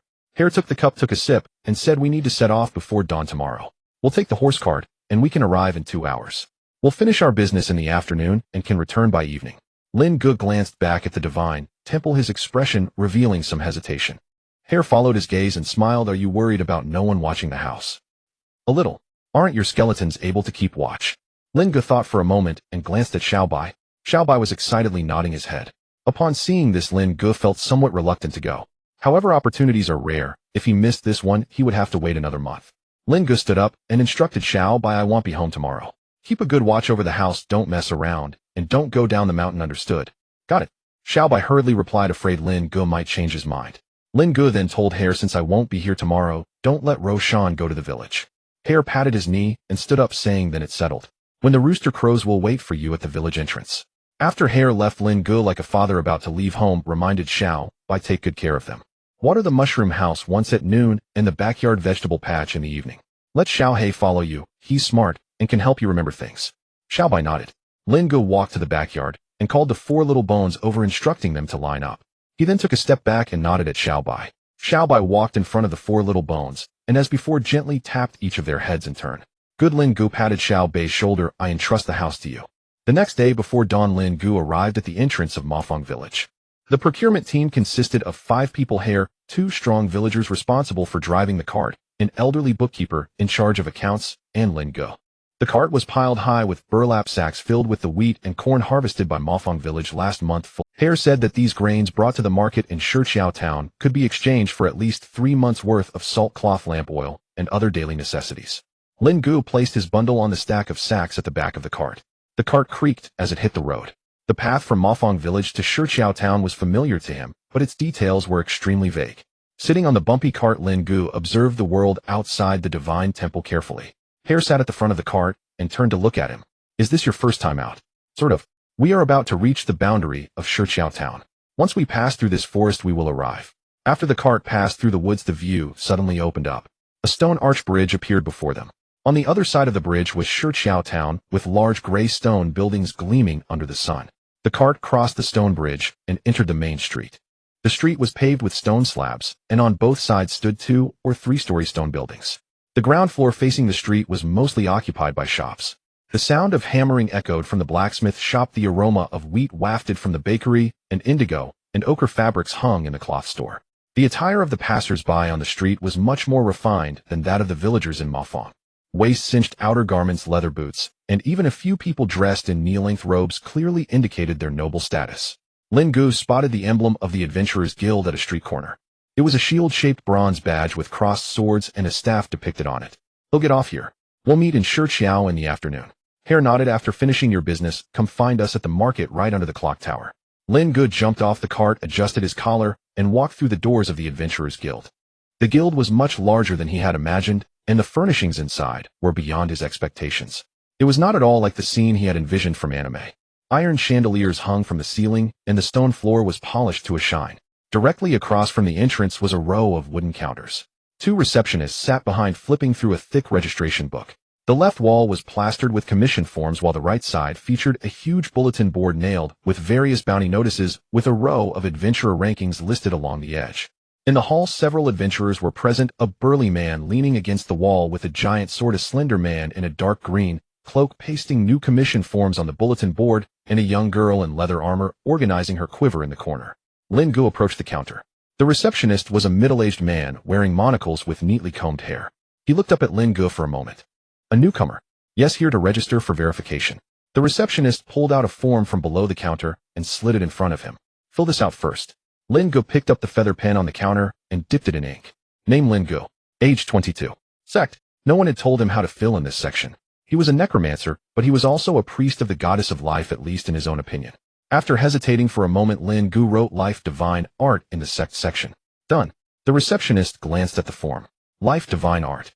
Which pantheon is that from? Goddess of Life. The receptionist raised an eyebrow, but said nothing further. He took out a bronze badge from the drawer and handed it to Lin Ge. Wait on that bench over there, the tester will call you. Also, the testing fee is 2 silver coins, do please pay. Lin Ge was a bit taken aback. Is it that expensive? The receptionist shot him a look. This is to raise the threshold. Not just anyone can register. Taking commissions can be life-threatening. Lin Ge rummaged through his coin pouch and pulled out 200 copper coins, placing them on the table. This move basically emptied his recent earnings. The receptionist's hand shimmered with silver, and the copper coins on the table were instantly collected. Well, 200 copper coins. Just the right amount. Lin Ge, hearing this, turned and walked over to the bench, sitting down with a heart full of anticipation for the upcoming test. The receptionist watched the young man walk towards the bench, then lowered his head and reopened the registration book. Goddess of Life. He murmured, jotting down in the remarks section, claims to be a believer of the Goddess of Life, not affiliated with the church. He had seen plenty of church members before, those in white robes adorned with holy symbols, walking with an air of devotion that seemed like they would have piety stamped on their foreheads. But this person wore tattered robes, had dirt between his fingers, and carried an indescribable scent of herbs. Not a church member. He made a judgment in his heart. What kind of person was this? A wild priest? Or someone self-appointed from a small shrine? He closed the registration book and pushed it aside. What did it matter? As long as he paid.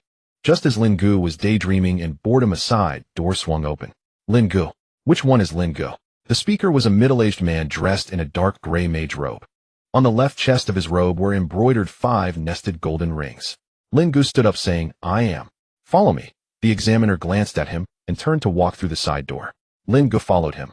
Behind the door was a corridor with a total of 6 doors on either side. The examiner led Lin Ge into the last door. The room was not large, about 4 steps square, with a stone platform in the center, holding a pot of wilted plants. The examiner closed the door and stood opposite the stone platform. Yes, that's right. From the church. I suppose so. Gross raised an eyebrow, thinking this young man hardly looked like someone from the church. Yes, that's right. From the church. I suppose so. Gross raised an eyebrow, thinking this young man hardly looked like someone from the church. However, he did not dwell on it. The guild did not concern itself with identity concealment. This is a pot of rosemary. He pointed to the wilted potted plant on the stone platform. Use your divine art to restore its vitality. As long as it can grow green leaves, it counts as passing.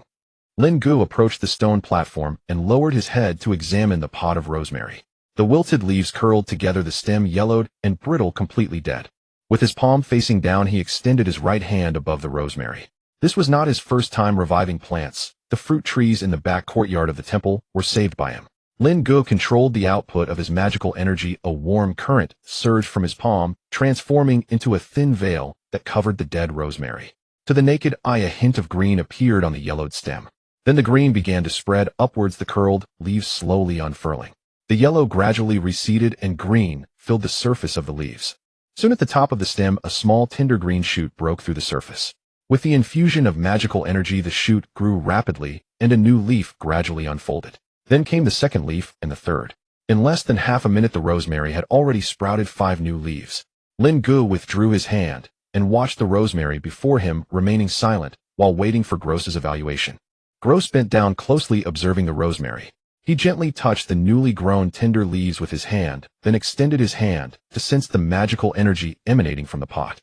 Confirming it was indeed the life divine art, Gross stepped in front of Lin Ge, grasped his right hand, and saw the golden ring patterns on his palm. The goddess blessing. Gross was somewhat surprised. He began to believe that this young man might actually be from the church. Releasing Lin Ge's hand, he pulled out a new form and wrote a few words on it. At the same time, he evaluated Lin Ge. 4 rings. Wilted reversal, new shoots reborn. He put the form away, preparing to proceed to the next step. Wait a moment, Lin Ge said. Gross looked puzzled. What's wrong? Are you dissatisfied with my evaluation? Lin Ge explained. No, I wanted to test necromancy as well. Necromancy? Gross raised an eyebrow. Yes. But you filled in life divine art on the form. I can do both. Gross fell silent for a moment. Please wait. Gross walked to the door to check if it was tightly closed. He turned to face Lin Ge, raised his hand, and drew a line in the air, causing a mirror-like surface to appear out of nowhere. To Lin Ge's astonished gaze, Gross reached into the mirror. After a moment of searching, he pulled out a skeleton. It was not a human skeleton, but Lin Ge could not tell what animal it belonged to. Gross placed the skeleton on the stone platform. Show me, but don't make too much noise. Lin Ge raised his left hand and using standard necromantic summoning injected magical energy into the skeleton in the form of death energy. The skeleton stood up, two faint flames of soul fire rising in its eye sockets. Gross took out the form from his pocket. Necromantic summoning. The speed and stability of the summoning. Average. Rated as 2 rings. He put down his pen. Put the skeleton away. Lin Ge clenched his left hand, and the skeleton fell apart, its bones landing back on the stone platform. Follow me. Gross put away the form, opened the door, and led Lin Ge into the room across from them. This room was slightly smaller than the testing room. There was only a wooden table and 2 chairs, and a map of the Talon Duchy hung on the wall. After Lin Ge entered, Gross closed the door and pulled the doorknob again. A faint buzzing sound came from the door. Don't worry, it's just a simple soundproofing spell. The two sat down facing each other. Let me reintroduce myself. I am Gross, the guild's resident examiner, a fivering mage of the space system. Lin Ge. Gross leaned slightly forward, resting his arms on the table, fingers interlocked. May I ask how you managed to master both life divine art and necromancy simultaneously? Lin Ge hesitated. This is my private matter, I don't want to discuss it. Gross withdrew his hand. Alright, I'll start with the test results. Your life divine art is clean, stable, and controllable. The foraying certification poses no issues. The guild will provide you with a foraying mage robe and relevant identification. What about necromancy? Lin Ge pressed. Gross did not answer directly. Young man, within the Talon Duchy, necromancy falls into a gray area. What do you mean? Lin Ge asked, somewhat confused. Gross paused, carefully choosing his words. It's not illegal, but it's not encouraged either. The noble lords often secretly hire necromancers to handle some inconvenient matters. What do you mean? Gross lowered his voice a little. The guild can register you as a dual system mage life divine art, as 4 rings necromancy, as 2 rings. But I suggest you only showcase life divine art in public, at least within the Talon Duchy, to avoid unnecessary trouble. So I can legally become a necromancer, but it's best not to let others know I am one. That's the idea. Do you want to register as a dual system mage? Lin Ge thought for a moment. Dual system mage. Register as dual system. Alright. Gross pulled out a seal and stamped it on the form. After putting the form away, Gross took out a package from the nearby cabinet and handed it to Lin Ge. Your mage robe. Lin Ge opened the package. Inside was a neatly folded gray-white mage robe made from a finer material than ordinary fabric, with a faint magical energy fluctuation when touched. He unfolded the robe. On the left chest area, a circle of silver magical patterns appeared on the surface of the fabric, 4 nested rings gradually expanding from the inside out, with a faint golden magical glow flowing within the patterns. The symbol of foraying life divine art. Gross pointed at the 4 rings and explained. It is a universally recognized symbol across the continent. The number of rings represents the level. The color represents the school of magic. He paused. The touring necromancy is also included without a separate symbol, because it falls into the gray area. Exactly. Just as long as you know. If your necromancy breakthroughs to 3 rings or above in the future, you can apply for a separate symbol, but it will come with restrictions. Lin Ge folded the mage robe back neatly and placed it in the package. There's one more thing. Gross opened a drawer and handed a document to Lin Ge. Guild identification, carry it with you. It can be used to accept commissions at any branch of the Adventurers Guild. Lin Ge opened the identification, which was written in magical ink. Adventurers Guild identification, name Lin Ge, registration number, TLSQ0147, certified school life, divine art, 4 rings, note, dual system caster. Lin Ge put away the identification along with the mage robe. Thank you. Gross dispelled the soundproofing spell and opened the door. I'm just following the rules. How you use these 2 items is up to you. Returning to the hall, Lin Ge glanced at the bulletin board. There was nothing that caught his interest, so he turned to leave. At that moment, a knight in armor rushed in and collided with Lin Ge. I'm sorry, the knight repeatedly apologized. After colliding with the armored figure, Lin Ge felt a bit dizzy, supporting himself on the ground as he stood up. Watch where you're going. The knight continued to apologize, and only then did Lin Ge get a good look at the person who bumped into him. A blonde, blue-eyed female knight, her face delicate and her expression flustered. Forget it, I won't hold it against you. Having said that, Lin Ge turned and left the guild, heading towards the clock tower. Hal sat on the steps of the clock tower, watching the people come and go. That kid Lin Ge still hadn't returned. The shopkeeper handed him a bag of salt, which Hal caught and weighed in his hand. On the way back, Hare discussed a business deal with Lin Ge. All right, village chief, let me think it over. After saying that, Lin Ge dashed back up the mountain like the wind. Hare informed him that he had struck a deal with the boss who purchases grain.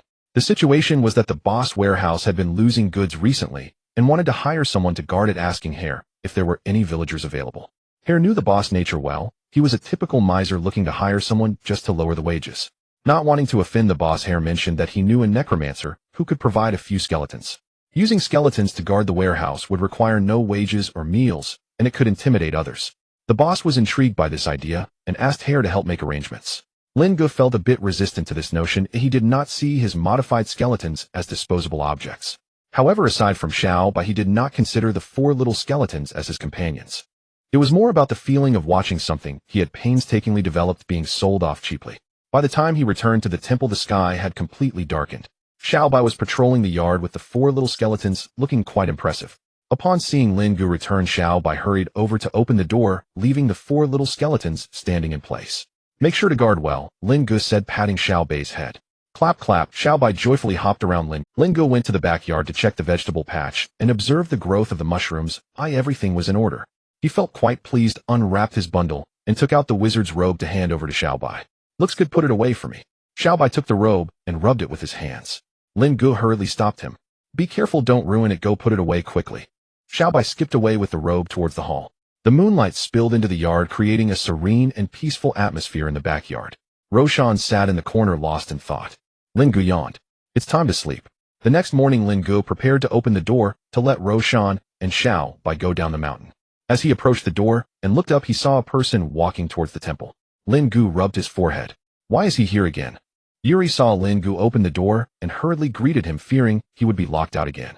"Don't close the door, let me in." As he ran past Xiao Bai, he reached out to pat Xiao Bai's head, but was dodged by Xiao. Reaching Lin Ge's side, Yuri eagerly greeted him. "Good morning. I heard you went yesterday." Before he could finish, Lin Ge interrupted. "Shut up, I don't want to hear you talk." Then he turned and walked to the backyard to fetch water while Yuri continued to chat. "Tell me, how did the test go? What level did you get certified?" "Let me guess, 5 rings. No, your magical power should not be enough for that." "4 rings, definitely 4 rings." Lin Ge shot him a glance, ignoring him as he continued to tend to the vegetable. "Get out of the way, you're blocking my vegetables from getting sunlight." Yuri felt speechless and followed Lin Ge, continuing to speak. "So what if it's 4 rings? At your age, 4 rings is quite impressive. It's just that your magical energy is a bit lacking. Otherwise, getting certified for 5 rings would be no problem. Are you annoying? How many rings do you have?" Asking all these questions, Lin Ge regretted saying that as soon as he spoke. Yuri's expression lit up in response to Lin Ge's inquiry. "Let me introduce myself. I am Yuri Salaf Gray, the youngest Atring sorcerer in history. In the Holy City, my name is well known and recognized by all." Lin Ge looked at him with a teasing expression. "Oh right, esteemed one, what brings you to this backwater place?" Yuri looked embarrassed. "It's just that I don't get along with the old fellows in the church. I will prove that I am right sooner or later." Lin Ge sat down at his workbench, gesturing for Yuri to take a seat on the stool beside him. "An Atring sorcerer? Why don't you claim to be a 100 sorcerer? And what even is a sorcerer?" Originally, the Adventurers Guild had some pamphlets discussing the customs and basic knowledge of various countries in the alien continent. However, Lin Ge forgot to take them due to the interference of that female knight yesterday. So he tried to extract information from Yuri.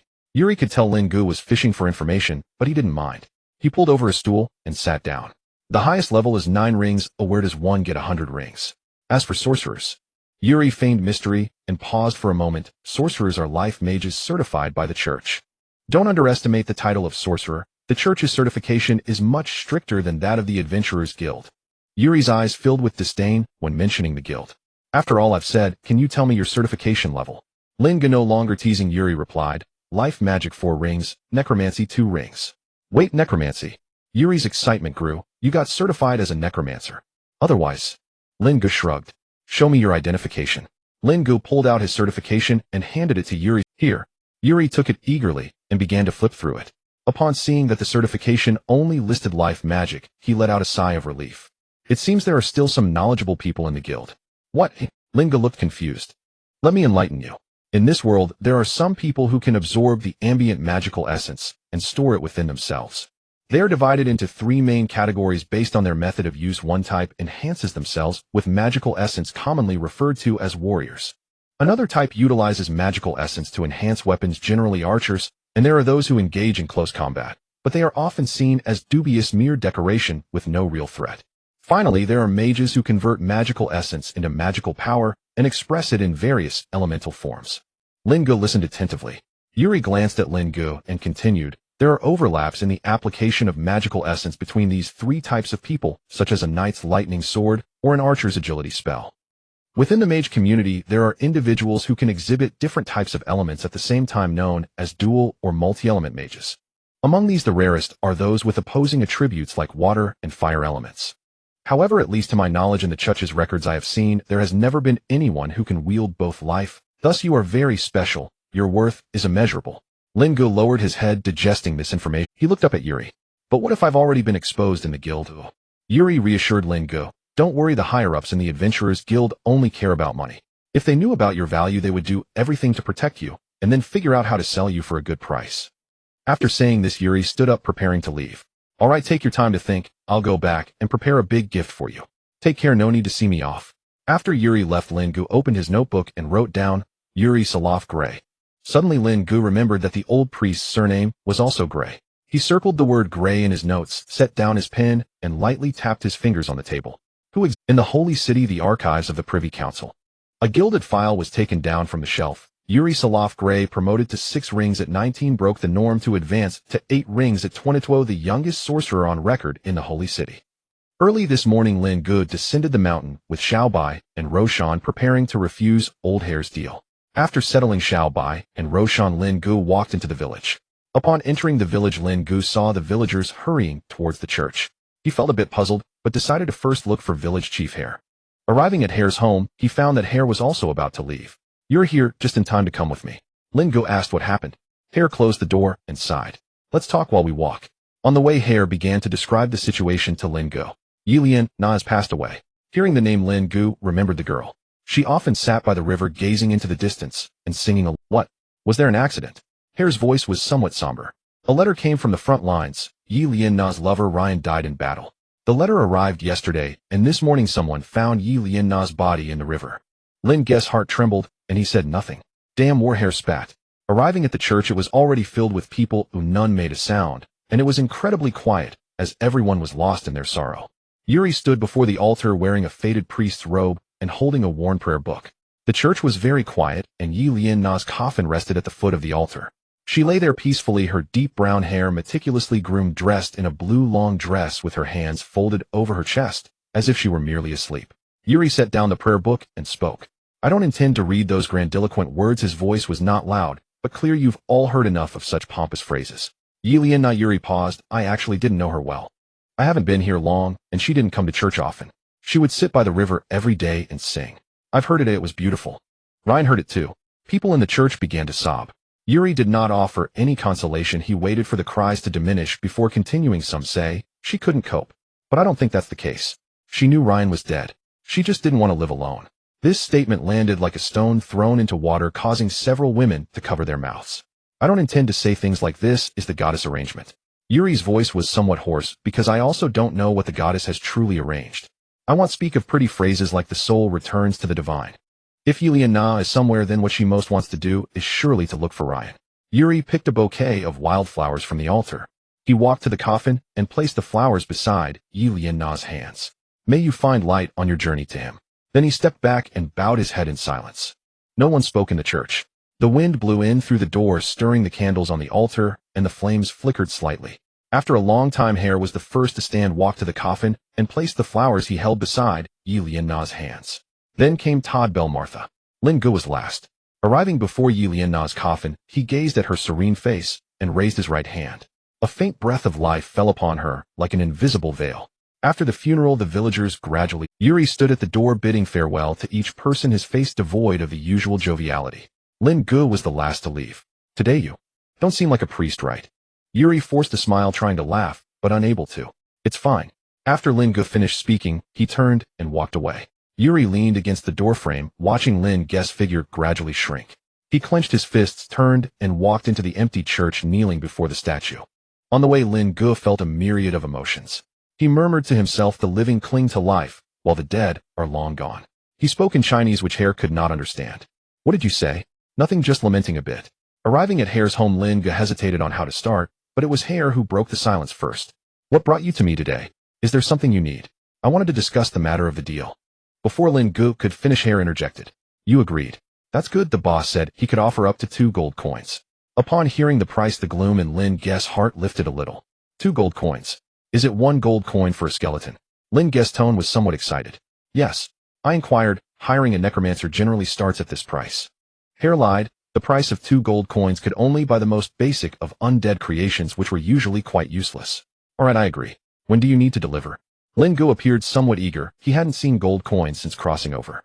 Wait a few days, you know about today's events. The village needs to first handle Lin Ge's funeral. Okay, just notify me when the time comes. Leaving Hare's house, Lin Ge arrived at the village entrance, seeing Xiao Bai and Roshan standing there bored. De Guer Gu Sang Gu and Xiao He had come down at some point. Lin Ge walked over and patted Xiao Bai's head. Did you call them down? Xiao Bai nodded. Lin Ge then looked at Roshan. Let's go back first. There are some matters in the village today, and it's not good for you to be here. Back at the shrine, Xiao Bai led the 4 little bones to the backyard to get busy, while Roshan slowly walked over and sat down beside the mushroom shed. Xiao Bai was guiding the 4 little bones and tidying up the vegetable patch, and the little bones were learning diligently, while Xiao Bai occasionally stood up to point things out to them. Watching this scene, Lin Ge's melancholy faded. He had to look ahead. Lin Ge sat down at the workbench, closed his eyes, and began to plan what needed to be done. He had to prepare 2 undead skeletons first, and not be passive. He was still short on money. A penny can be a hero's bane. He couldn't help much with Lin Ge's funeral. For the next few days, it was best not to let Xiao Bai and Roshan go to the village. In his thoughts, Lin Ge suddenly remembered the war. Since his crossing, he had been living in this area of the mill village, and the peaceful lives of the villagers had given him an illusion of tranquility. It wasn't until today that he realized this world was actually in turmoil. Wherever there are people, there is strife. This other world is no exception. To Lin Ge, if you read this letter, it means I am no longer here. Don't be sad. I have seen many people die here, but the only one I think of is you. The trenches are very cold at night. When the cannon fire stops, I close my eyes and pretend I am sitting by the river listening to you sing. I actually cannot remember all the lyrics to the song you sang, but I remember your voice. Lin Ge, there are some things I have never said. I wanted to wait until the war is over, save enough money, buy a small piece of land in Mill Village, and build a house. You could sit at the door and sing while I fetch water from the river. Now those things no longer need to wait. Livewell, look at that river for me. In spring, flowers bloom by the river. Please look for me. Ryan. On the back of the letter, there are a few lines of crooked writing seemingly added later. At dawn we will charge. If I can return alive, there will be no need to send this letter. I want to tell you in person. The date signed was the day before he fell in battle. That evening a message arrived from the Harlto people come to collect the goods early tomorrow morning. Lin Ge was at his workbench making final adjustments to 2 skeletons. These 2 skeletons were summoned from the cemetery on the back mountain, ordinary undead skeletons. He left the workbench and stretched his stiff neck. The 2 skeletons followed him mechanically. Stand still. The 2 skeletons halted, awaiting Lin Ge's next command. Raise your hands. They both raised their hands simultaneously. Put them down. Again they lowered their hands in unison. Lin Ge stroked his chin, glanced back at Xiao Bai, and then turned to look at the 2 skeletons. The disparity was too great. They exhibited no spirit. They resembled the foolish son of the neighbors. That will do. They do look imposing enough. Time to go, it's time for bed. Lin Ge yawned, preparing to sleep, and as he passed Xiao Bai, he reached out to rub it. Lying in bed, he pondered what to do with the 2 gold coins he had acquired. Perhaps it was time to repair the hole in the temple's dome. The goddess had endured years of rain. It was about time to fix the roof. Lin Ge turned over, closed his eyes, and fell into a deep sleep. The next morning, a creaking sound came from the temple door. Harl drove an ox cart, slowly climbing up the mountain path. Lin Ge called the 2 skeletons over from the backyard. By this time, Harl had parked the ox cart and approached to inspect the goods. Morning, Lin Ge yawned. You're right on time. Harl looked them over from head to toe and said, Is this it? They look quite different from Xiao Bai and the others. Xiao Bai is indeed different from them. Lin Ge stepped forward to explain.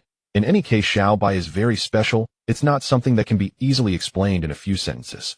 Harl took out his pipe, knocked it, and without lighting it said, All right, let them on the cart. Lin Ge directed the 2 skeletons to climb onto the ox cart, and Harl covered them with a piece of burlap. There's one more thing. Harl hesitated, sitting down on the stone steps of the front porch, and Lin Ge sat down beside him. What is it?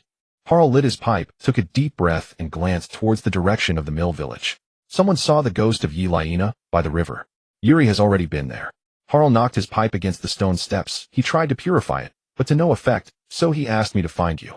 Lin Ge frowned, thinking to himself that if even Yuri, an 8th-ring mage, couldn't solve it, what use would he? Seeing his confusion, Harl explained. It's not that he couldn't handle the ghost. Yuri said it isn't an evil spirit, and divine magic can't resolve this sort of thing. Lin Ge remained silent, deep in thought. Harl put his pipe back in his pocket, and after a moment of silence said, Could you take a look? You don't need to disperse it, you just help us. Take a look. Lin Ge stood up, brushed off the non-existent dust from his robe, and said to Harl, I'll go have a look tonight. Harl raised his eyes to glance at him, nodded, and got up to harness the ox cart. Giddy up.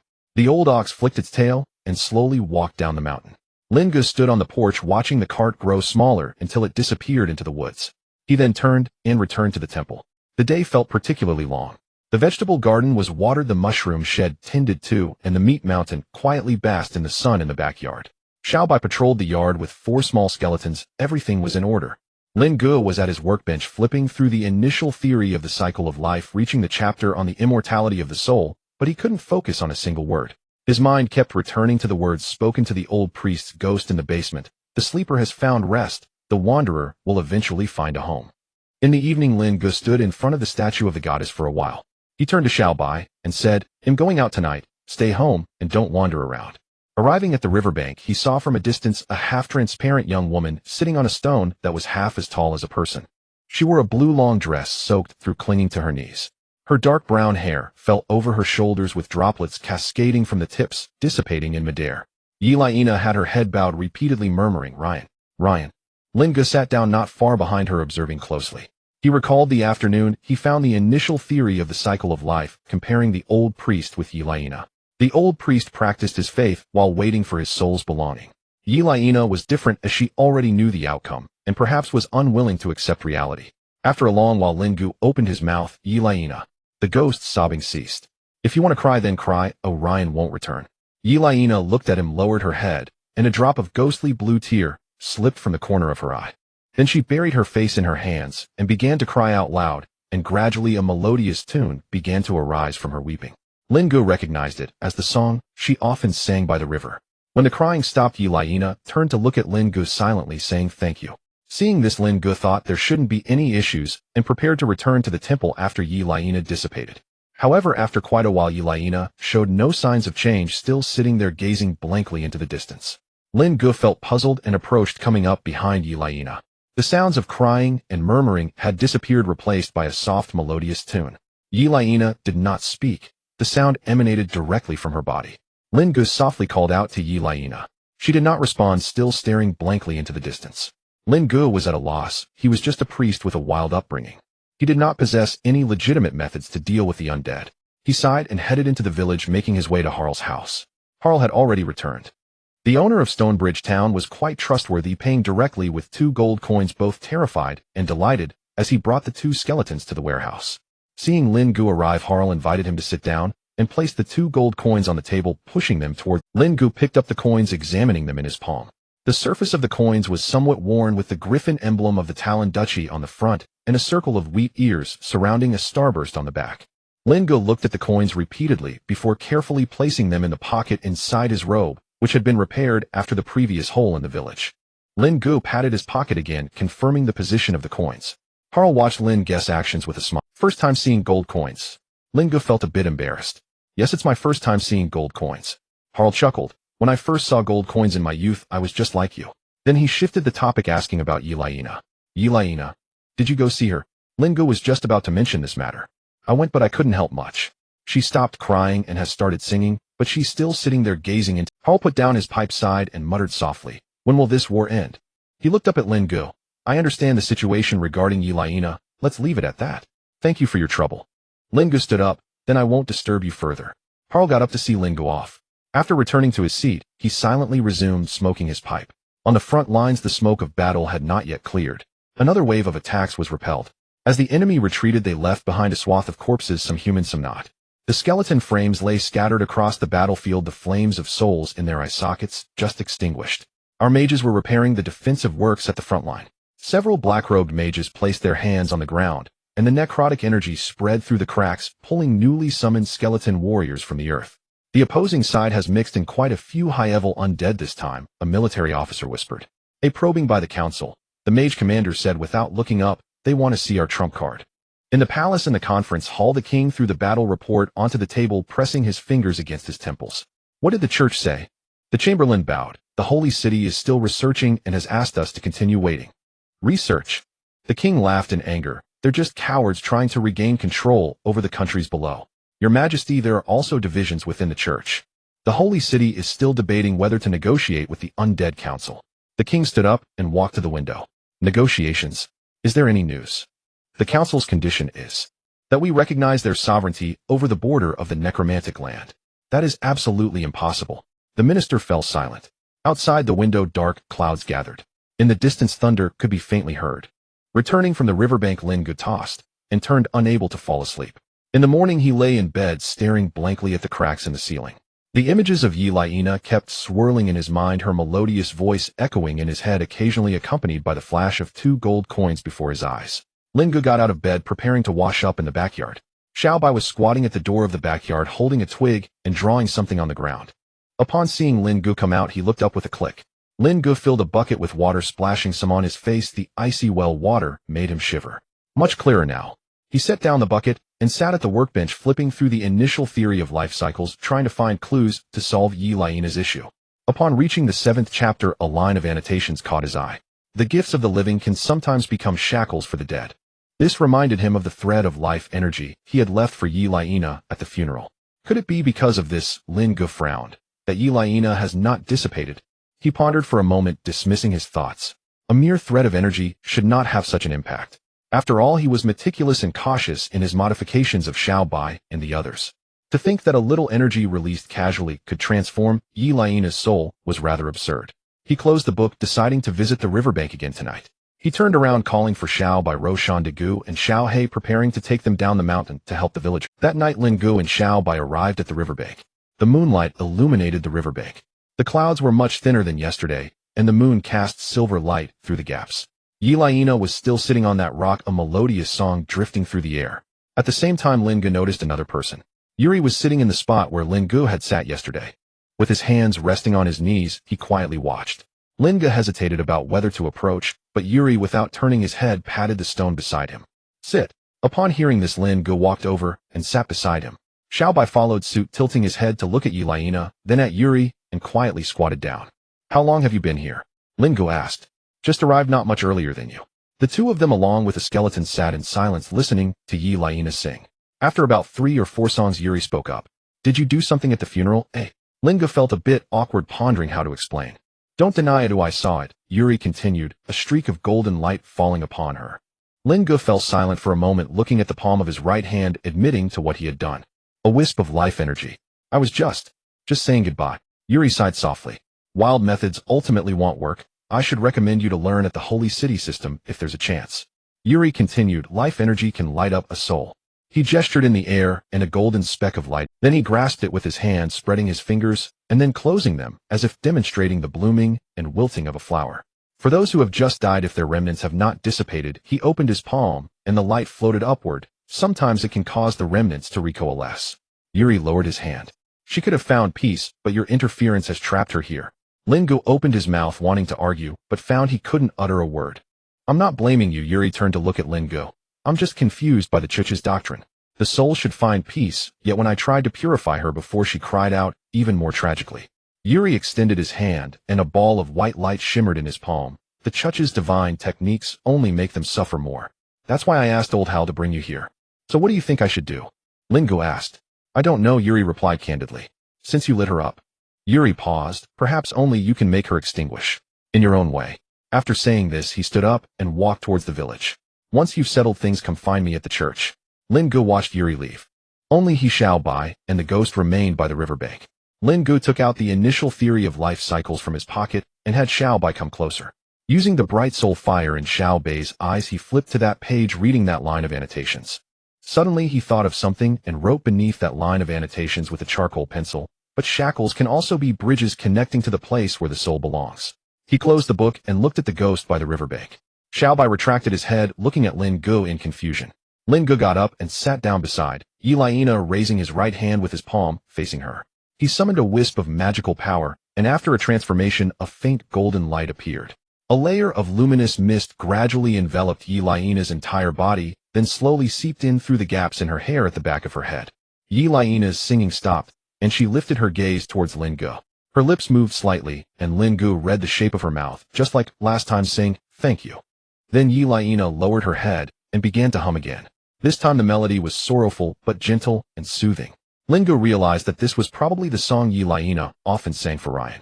When Liches reached the 3rd stanza, she raised her left hand and waved it forward as if bidding farewell to someone. Then she stopped. She looked up at Lin Ge. Then Lin Ge heard 2 brief syllables. Lin Ge. A thought flashed through Lin Ge's mind. Could it be that the life energy, when she recoalesced, also created some connection between her and himself? After calling out Lin Ge's name, Yelena lowered her head again. This time she did not hum. She reached out her hand towards the river's surface, her translucent fingers passing through the water without causing any ripples. Then she withdrew her hand and quietly sat on the stone without any movement. Lin Ge stood up and gently called out, Yelena. Yelena looked up at him. Lin Ge stepped down from the stone and said to her, come with me. Yelena's body passed through the stone and floated over quietly. Let's go to the church. At that moment Xiao Bai also ran over, wanting to follow. It had wanted to enter the village for a long time. Lin Ge glanced at Xiao Bai. You can come along too. And so one person, one skeleton, and one ghost walked into the village, arriving at the church. Yuri had been waiting for some time. Seeing the newcomers, Yuri smiled knowingly. Have a seat, you don't need to elaborate on the specifics. Then Yuri took out a staff and a thick book as big as a dictionary, handing it to Lin Ge. This is the big gift I mentioned before. The book was just dug out these past few days. Lin Ge accepted the items, feeling a bit embarrassed. Can you let this ghost lady stay with you for a while? What do you mean? Yuri raised an eyebrow. In short, she called out my name. It seems she has formed some connection with me, but I have no feeling of it at all. Keeping her here is also a temporary measure. Otherwise, how would the villagers think if they saw her? Yuri pondered for a moment. All right, but you'll have to explain the specific situation to the villagers yourself. I can concoct some reasoning in the name of the church. Lin Ge breathed a sigh of relief. Then I'll talk to Hal tomorrow, let him help explain to the villagers. Arranging Yelena's place, Lin Ge curiously asked. What use does this staff have? Yuri said mysteriously, try injecting necromancy into it. Lin Ge picked up the staff and examined it carefully. The vine-woven staff seemed unremarkable, with a few tender sprouts on the tip. He gripped the staff and injected some necromantic power into it. Nothing happened. Lin Ge looked at Yuri in confusion. Try releasing necromantic magic through the staff and see what happens. Upon hearing this, Lin Ge tried it, and a golden light ball floated above the staff. This time Lin Ge was astonished. How did this happen? Yuri explained, this staff has no other use. It neither amplifies magic nor inscribes any powerful spells. The only purpose is that any magic released through it will turn golden and shiny. Huh. Lin Ge was somewhat dumbfounded. Wasn't this just a useless item? Go back and study basic theory of divine techniques properly, and don't act like a fool. Yuri stood up and dismissed Lin Ge. Hurry back and think about how to explain tomorrow. Then he slammed the church door shut with a bang, leaving Xiao Bai and Lin Ge looking at each other in confusion. In the deep of night, Yelena's song echoed from the church. Old Hal had not yet fallen asleep. If he were still alive, he would be Lin Ge's age. He would also be running around in tattered robes, devouring a bowl of stew and sitting by the river for an entire night over a dead girl. On the day the notice of his death arrived, Martha did not cry. He did not cry either. Tonight, as he smoked and listened to Yelena's song, he suddenly felt a sting in his eyes. He knocked the ash off his cigarette and the sole of his shoe, stood up, and pushed the door to enter the house. Are you asleep? Martha's voice came from the inner room. He extinguished the oil lamp and sat in the darkness for a long time. Early this morning, Lin Ge prepared to descend the mountain to explain the situation to Hare. Accompanied by Xiao Bai and Roshan, he arrived at the village entrance, where Gu and Sangu also joined him today. After arranging Roshan and the others, Lin Ge turned back and entered the village. He had not yet formulated his words and could only brace himself to seek out Hare. The door to Hare's house was half open. Lin Ge knocked twice and walked in. Hare and Ma Sha were having breakfast. Upon seeing Lin Ge enter, Ma Sha stood up to grab a bowl from the stove. Sit down, sit down. Ma Sha placed the bowl on the table, filling it with a hearty portion of millet porridge and pushing it in front of Lin Ge. Lin Ge thanked her and lifted the bowl to take a couple of sips. About the matter by the river, Hare spoke. First, has it been dealt with? Yes, it has been dealt with, Lin Ge replied. Have you arranged for Yilian Na to be at the church? Lin Ge was a bit surprised. Yuri has been here. I heard singing coming from the church last night. Lin Ge set the bowl aside, interlocking his fingers as he pondered his words. There's something I must clarify first. Yilian Na's soul is likely only fragments now. Fragments? Hare looked somewhat confused. He did not understand these matters of magic. The complete self is no longer present. Most ghosts are like this. Lin Ge sat up straight. What can be confirmed at present is that she only remembers her name along with the song she sang with Lien. Ma Sha put down her spoon, covering her mouth with one hand as her eyes began to redden. Hare fell silent for a moment. So is she still alive? Lin Ge shook his head. Not really, she is now merely a lingering obsession. Hare sighed deeply, looking at Lin Ge. What do you plan to do? Ma Sha also looked at Lin Ge, her eyes still red. Lin Ge thought for a moment. I want to temporarily place her at the church. This way her parents, as well as Lien's parents, can visit her often, keeping a piece of their thoughts. Hare did not speak deep in thought. Moreover, Lin Ge added the atmosphere of the church is gentle, more suitable than by the river. There is a small garden behind the church. She can sing there without disturbing the villagers. Hare stood up. Let's go find Yuri. Upon arriving at the church, Yi Lianna's parents were also there, and Yuri stood before them quietly comforting them. They had heard Yi Lianna's singing last night, and came to the church this morning hoping to see Yi Lianna again. Seeing Lin Ge enter, Yuri gestured for him to hurry. Upon seeing Yi Lianna's parents, Hare also stepped forward to comfort them while explaining Lin Ge's words. Yi Lianna's father stood up. A middle-aged man, he was about the same age as Yuri. We are troubled by you. We do not ask for much, just wish to see my daughter again and hear her sing. Please let us know once you have arranged things. After saying this, he helped Yi Lianna's mother up and exited the church. Hare sat on a bench. Let's get down to business. What do you plan to do? Yuri did not respond, but looked at Lin Ge before turning around and pushing open the back door of the church, signaling for the two to follow. Behind the door was a small garden. Rather than a garden, it resembled a patch of enclosed grass. Wild grass grew abundantly, and in one corner a few half-dead roses were blooming. Lin Ge shot Yuri a sidelong glance. Are you this lazy all the time? Don't change the subject, Yuri interrupted Lin Ge's ongoing sarcasm. Do you plan to let her sing here? Yes. Lin Ge stepped forward. Her singing has a soothing effect. It is neither magic nor divine arts, just a quality she inherently possesses. A kind of power that brings peace to those who hear it. Yuri turned to look at Lin Ge. Have you considered that she could sing other songs? Lin Ge furrowed his brow. What do you mean? Hare remained silent, quietly listening as they analyzed. Hymns. Yuri turned back to the church hall, and Lin Ge and Hare followed. Hymns from the church, harvest songs, blessing tunes from weddings. Yuri stopped walking. She can sing them all. If she can, I can teach her. Lin Ge's eyes lit up. This was a good idea that could quickly dispel people's concerns about the undead. The villagers are still wary of the undead. Hare mentioned, but with this approach the villagers might accept her. Not only that, Yuri added, we could form a choir and have Yi Lianna led. All right, Hare said. It's settled then. Yi Lianna will be temporarily entrusted to you, Yuri. Don't worry, Yuri replied. I won't let her come to harm. Hare and Lin Ge exited the church, and Hare patted Lin Ge on the shoulder. Lin Ge turned back and looked up at the church's bell tower where a ray of morning light illuminated it. A hum came drifting from behind the church. You heard that too, Hare said, standing beside him. Yes. Upon reaching the village entrance, the two stopped. Regarding the choir, Hare said, I will mention it in the village first. Let's gauge their reactions. No rush, Lin Ge replied. Let Yuri settle her first. Hare nodded, pulling out a smoking pipe, tapping it, filling it with tobacco, and starting to smoke. You've worked hard lately. Lin Ge thought for a moment and pulled out 2 gold coins from his pocket. I want to repair the temple, but this is all the money I have. I'd like you to help me contact someone. Hare took the gold. Alright, I'll notify you once I have news. Lin Ge turned to search for Xiao Bai and the others. Roshan was sitting by the edge of the field, while Xiao Bai along with Gu and San Gu was playing with a group of children. Let's go, time to head home. Back at the temple, Lin Ge patted his empty pockets. Money comes quickly but spends just as fast.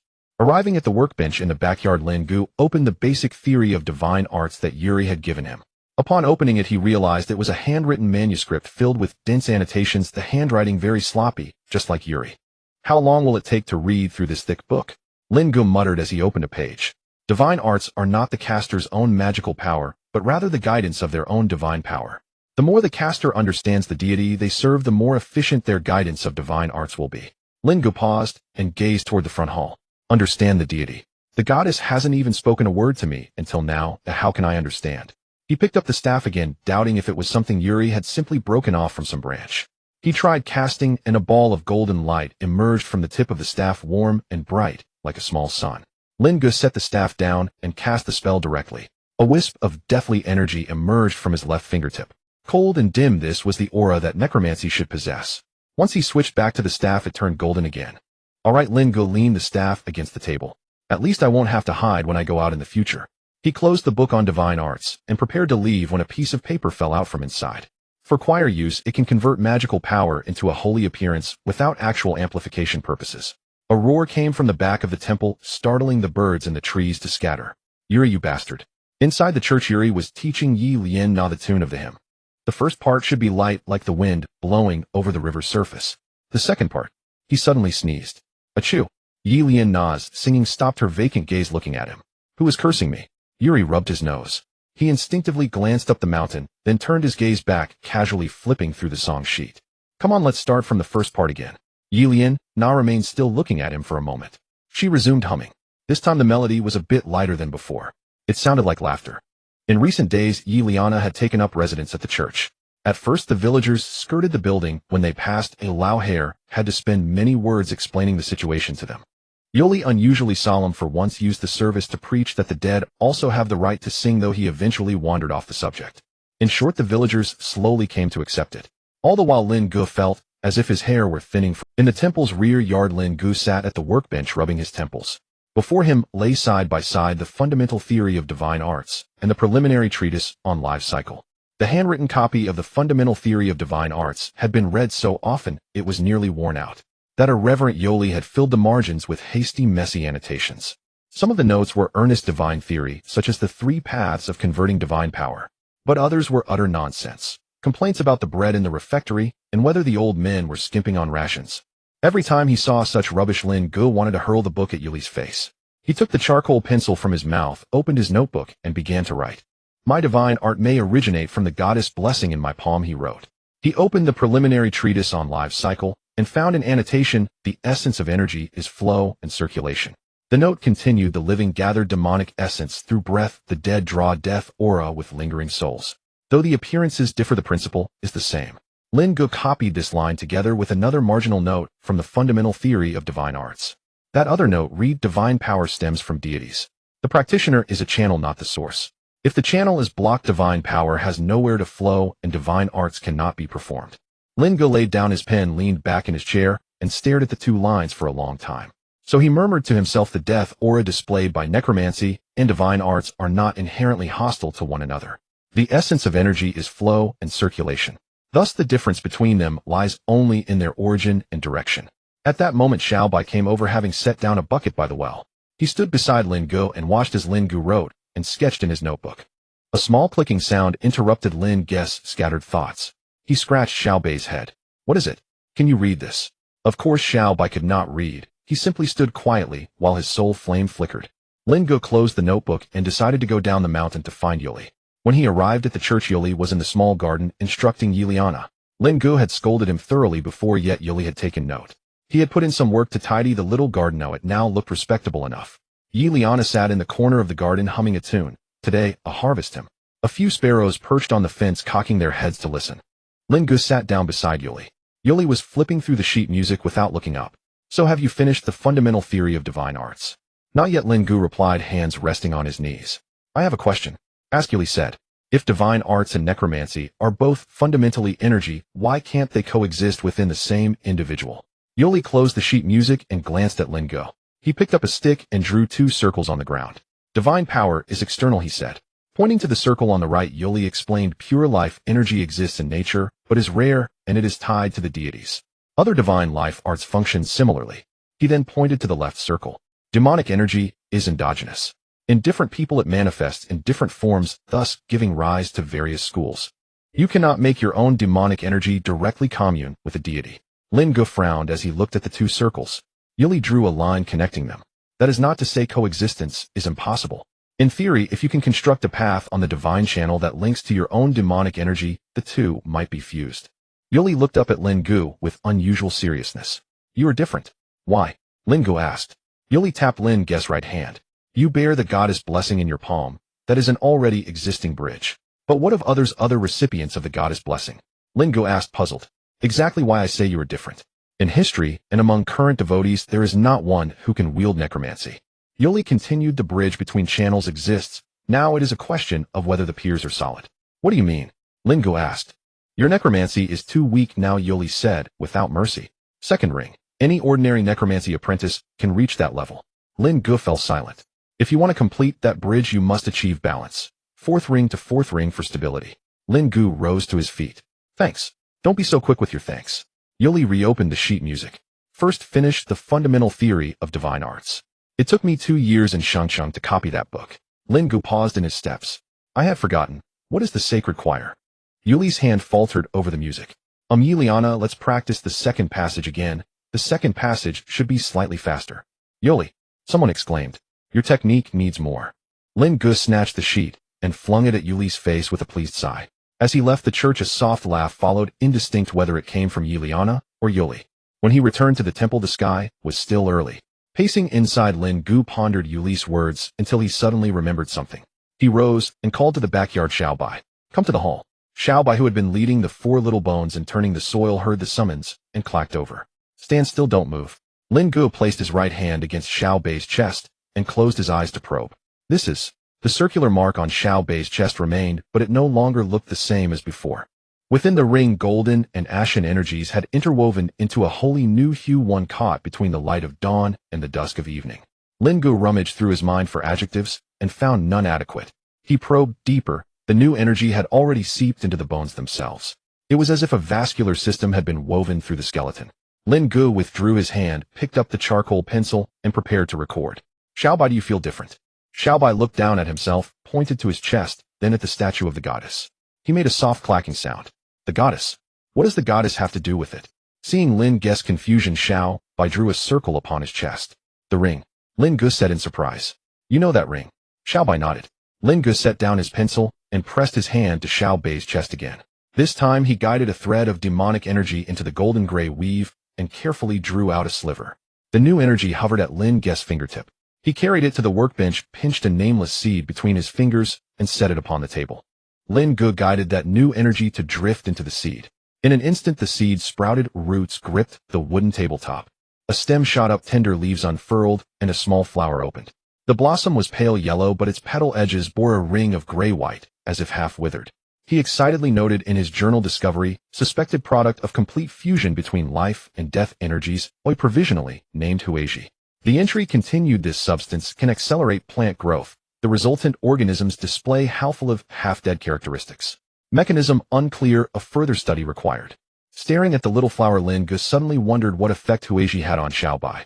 Its golden soul flame, its learning, comprehension, and expressive abilities were far beyond those of ordinary undead. Was it the goddess' tears? The gold ring he had altered? Or both? Lin Ge moved closer to Xiaobai and began another more detailed examination. This time he went deeper.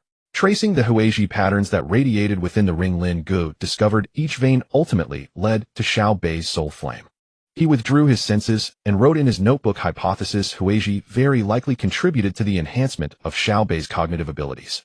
Closing the book, Lin Ge paced the room. If it had succeeded with Xiaobai, what of himself? Could he likewise replace his demonic energy through fusion and alteration? Shiqiao Town, inside the Baron's manor. The previous night the Baron had sat again before the parrot portrait. The old Baron held a glass of aged brandy, lifting it to his lips and then setting it down. Kaiasite stood in the doorway and did not enter. Kaiasite, the Baron suddenly said. Present, Master. Kaiasite replied. Tell me, would the general hate me?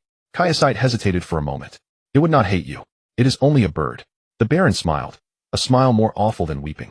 It is not merely a bird. It is the only thing left that will oppose me. He threw back the wine and then stared at the largest portrait on the wall. A riotously colored parrot, its gaze seemed to mock. If someone could make the general speak one more sentence. The Baron's voice dropped. I would give him anything. Kaiasite said nothing. He entered the room, replaced a candle about to gutter with a fresh one, and slipped back out. As he closed the door, he heard the Baron's whisper, General, you should say, I oppose. As night deepened, Lin Ge decided to conduct an experiment on himself. Despite Yuri informing him that it was not a good time, Lin Ge resolved to give it a try. It's just a try, and it doesn't cost anything. Lin Ge sat cross-legged in front of the statue of the goddess, his hands spread, open palms facing upward. He began to channel the life divine art with his right hand. A golden glow emerged, slowly coalescing into a sphere. Dark gray death, chi seeped from the fingertips of his left hand, gathering in his palm. Lin Ge maneuvered these two energies, striving to maintain them at the same output frequency. Then he took a deep breath and drew the two energies back into his body. They traveled slowly up his arms, passing through his shoulders and converging at his chest. Lin Ge was extremely cautious. The two energies drew closer at his chest. The moment they made contact, a surge of energy erupted, momentarily illuminating the surroundings. Lin Ge felt as if his chest had been torn apart. Invisible hands gripped his rib cage, forcefully pulling in opposite directions. A wave of metallic sweetness surged up his throat and blood trickled from the corner of his mouth. He braced himself on the ground, gasping for breath. Sweat streamed down his forehead, dripping onto the floor. After an indeterminate amount of time, the excruciating pain in Lin Ge's chest began to subside. He wiped the blood from his lips and forced a bitter smile, saying, I was too anxious. He pulled out his notebook and shakily wrote, Self-fusion failed. He set the pen down and looked up at the hole in the... A beam of moonlight fell through the hole, illuminating the face of the goddess. Her hazy visage remained gentle and serene. So you knew all along, Lin Ge said, his voice trembling slightly. You opened a door for me, but didn't tell me how treacherous the path behind it is. Closing the notebook, Lin Ge shut his eyes. He realized this failure was merely a beginning. He needed to grow stronger, for this world was not at peace. Click. Lin Ge opened his eyes. Xiao Bai had appeared by his side without him noticing. It's fine, I want die, Lin Ge said, patting Xiao Bai's head. Lin Ge had not slept all night, sitting at his workbench, analyzing the reasons for his failure one by one. He recorded everything in detail, though his fingers still trembled from time to time. After finishing his analysis, he sketched a simple diagram beside it. On the left was a skeleton labeled modified body, and on the right a human figure labeled original body. Below he drew 2 arrows pointing towards each other with an X marked in the middle. He continued writing, upgrade the level of necromantic magic to 3rd or 4th circle, or find a medium to buffer the conflict between the 2 energies. He noted below, it is unknown whether such a medium exists in reality. Priority is to enhance strength. Rubbing his eyes, he leaned back in his chair, his thoughts drifting, consciousness fading, and soon he fell asleep.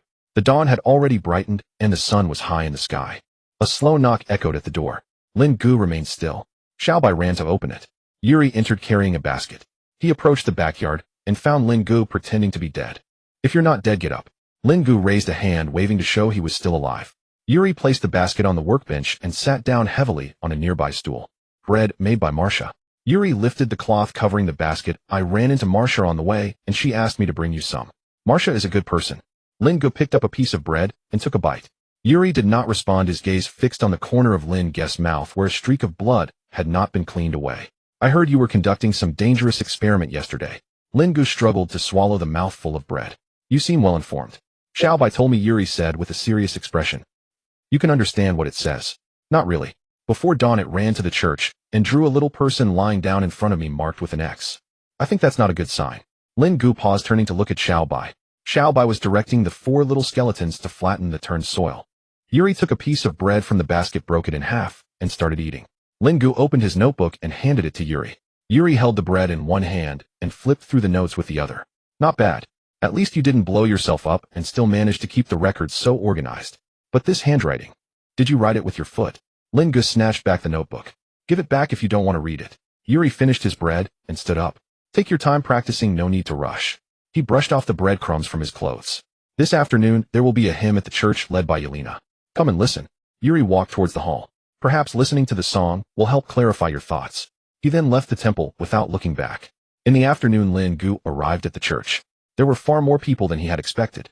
In the center of the first row sat a middle-aged couple, Yelena's parents. Lin Ge stood at the back, leaning against the door frame. Yuri stood beside the altar, raised his hand, and gently knocked, and a golden light spread from the altar. Then the door at the back of the church opened, and Yelena floated in. Her outline was much clearer than before. Her deep brown hair cascaded over her shoulders, shimmering with golden glimmers. The patterns on her blue dress also became visible. She floated to the front of the altar and began to sing to the crowd. Her melodious voice echoed throughout the church. Seeing her daughter, Yelena's mother covered her mouth and tears slipped through her fingers. Her father did not cry, instead embracing his wife's shoulders, gently tapping to the rhythm of the song. Listening to the song, Lin Ge felt the heaviness in his chest dissolve. As the song ended, its echoes lingered in the air. It was uncertain who clapped first, but soon a second and a third followed. A thunderous applause erupted in the church. Yelena stood at the edge of the altar, quietly watching the crowd below, and nodded gently. After the performance, Yelena's parents approached her, wanting to touch her, but their hands passed through her body. Tears welled up in her mother's eyes again, this time tears of joy. They felt happiness seeing their deceased daughter appear before them in another form. Lin Ge watched their backs, remaining silent. So have you come to terms with it? No. Yuri patted his shoulder. Then that means you've come to terms with it. Just as Lin Ge was about to scold him, he heard Hal calling him from outside the church. That's great. Thank you, village chief, Lin Ge said with bright eyes. Hal waved his hand. There's one more thing. I heard from the Merchant Association in Stonebridge Town. That's great. Thank you, village chief, Lin Ge said with bright eyes. Hal waved his hand. There's one more thing. I heard from the Merchant Association in Stonebridge Town. What is it? The old baron, the master of the estate in Stonebridge Town, had a parrot named General that died a few days ago. And then? Lin Ge asked, somewhat puzzled, not seeing how this related to him. Then the baron was quite unhappy. Hal knocked the pipe against the ground. He is now searching everywhere for a necromancer, hoping to make that bird speak again. Reviving a parrot. Lin Ge was taken aback. Not reviving, Hal corrected. It seems the last boss mentioned something about necromantic awakening or something like that. You should know about these things, right? Lin Ge thought for a moment. Indeed, the textbooks in the Necromancy Academy contain such concepts. awakening fragments of the soul on the deceased's body, allowing the necromantic creation to retain some memories and behaviors from their past life. How much is he willing to pay? He didn't specify an exact amount. Hal laughed, seeing that Lin Ge was already intrigued. But the old baron is one of the wealthiest people in Stonebridge Town. His offer will only be higher, not lower. Lin Ge lowered his head to contemplate. The repairs to the temple had nearly drained his savings, and while he had no immediate use for money, who wouldn't love gold coins? All right, first repair the temple. Once that is settled, I will go see about the bird. I was thinking the same. Hal put away his pipe. I will inform the masons and let you know when they arrive. Good. After saying this, Hal turned and headed home. Lin Ge arrived at the village entrance and saw Xiao Bai leading the 4 little skeletons neatly standing by the edge of the field. Seeing Lin Ge return, 5 pairs of soul flames lit up simultaneously. Let's go home. As he walked out of the church, he embraced his wife's shoulders, remaining silent. The lingering sound of their daughter's song floated faintly behind them. She's thinner, his wife whispered. He did not respond. At least she was still there, still singing, still watching over them. When they reached their doorstep, he paused, glancing back at the clock tower of the church. They'll come to listen again tomorrow, he said. His wife nodded. Yesterday, Hal informed Lin Ge that the bricklayers would be coming tomorrow. After returning from the church that day, Lin Ge began arranging to cover the murals in the church. After 2 days of effort, it was finally done. Thick burlap was nailed to the corners of the murals, and a layer of wooden planks was placed on top. Early this morning, Lin Ge arranged for Xiao Bai to take the 4 little bones down the mountain. Hal mentioned that the village needed to build a few more granaries and required manpower. As Lin Ge squatted in the backyard eating black bread and mushroom soup, a sudden shout came from the mountain road. Here, just here, park the cart against the wall, be careful. Lin Ge put down his bowl and hurried to the front porch. 5 people were coming down the mountain road. The leader was a short and stout middle-aged man, broad-shouldered and stout. Behind him were several young men, each carrying tools. Are you Mr. Lin Ge? The stout man wiped his sweat. My name is Hobbs. Village chief, Hal said you have work for us. Lin Ge nodded and reached out to shake his hand. They are my apprentices. Hobbs pointed to the people behind him. Hal said the main job is to repair the dome, and there are a few walls that need work. Shall we go take a look first? Lin Ge led them into the main hall of the temple. Hobbs looked up at the hole in the dome, walked around the hall, then went outside to inspect the cracked courtyard wall, frowning slightly. He tapped the wall with his hand, then picked at some mortar from the wall's cracks and smelled it. The dome needs to be re-roofed, and those 2 sections of the courtyard wall need to be torn down and rebuilt. Hobbs turned to Lin Ge. If you don't mind, we will provide the materials which are included in the payment. All right. Lin Ge waved his hand grandly. Having no knowledge of such matters, he simply entrusted everything to them. There is just one thing. Lin Ge approached the mural wall. Do not touch this wall. We will discuss it when I return. Hobbs glanced at the wall, somewhat puzzled, but shrugged. You are the employer. I will follow your instructions. After settling Hobbs and his apprentices, Lin Ge went to the backyard. In the corner sat Roshan with a mushroom just sprouting from his body. Ge, I'm going out for a few days. Watch the house. Don't let anyone into the backyard. Lin Ge pointed to the front hall, including Hobbs and his crew. Roshan slowly stood up, extending his 3 arms and waving them menacingly. Yes, just like that. Be a bit fierce, but don't hurt anyone, just scare them off. After instructing Roshan, Lin Ge went to the front hall and reminded Hobbs, do not go into the backyard. The guardian golem of the temple is there. Do not disturb it. Hobbs swallowed hard. All right, we will be careful. After arranging everything, Lin Ge took a package and went down the mountain. Upon arriving in the village, Lin Ge saw Xiao Bai and the 4 little bones moving stones next to the mill at the village entrance. Xiao Bai, Xiao Hei, come over here, Lin Ge called out. Xiao Bai and Xiao Hei set down the stones they were carrying, and Hal was by the mill, glancing at Ge, then at San Ge, and finally at Ge, who was always a beat behind, letting out a sigh. Fine, it's better than having no one at all. Lin Ge brought Xiao Bai and Xiao Hei to the church. Yesterday, when Yuri was joking around in the temple, he pointed at Xiao Hei and said, this fellow looks quite clever, why not give him to me? I will teach him to read. Lin Ge remembered this and now brought Xiao Hei over. Yuri was lying on a bench flipping through a tattered musical score. Seeing Lin Ge push Xiao Hei in, he raised an eyebrow. You really brought him? I was just joking. You said it yourself. I was just playing around. No, you were serious. Lin Ge pushed Xiao Hei forward. He is very clever. Yuri glanced at Xiao Hei and locked eyes with him. Yuri closed the score. You can go back. Now next time I'll let you see him write his own name. Lin Ge couldn't be bothered to respond, turning around and leaving the church with Xiao Bai. He did not expect Xiao Hei to learn to read. He just wanted to give Yuri, this disorganized priest, something to do. Next, Lin Ge found Hal. Hal was feeding the horse at that moment. Here you are. Hal continued to feed the horse. Hey, I found out for you. The Baron's manor is to the east of the town, called the Pinestone Manor. Good. Hal patted the old horse's neck. This is Shitu, very gentle, you can ride it. Hal handed the rein. Lin Ge looked at the reins in his hand, then at Shitu. What's wrong? Lin Ge scratched his head. I don't know how to ride a horse. The air instantly fell silent. After 2 seconds, Hal burst into laughter first. Old Horse Sure To also moved its ears and let out a snort. Lin Ge's face turned red to the roots of his ears.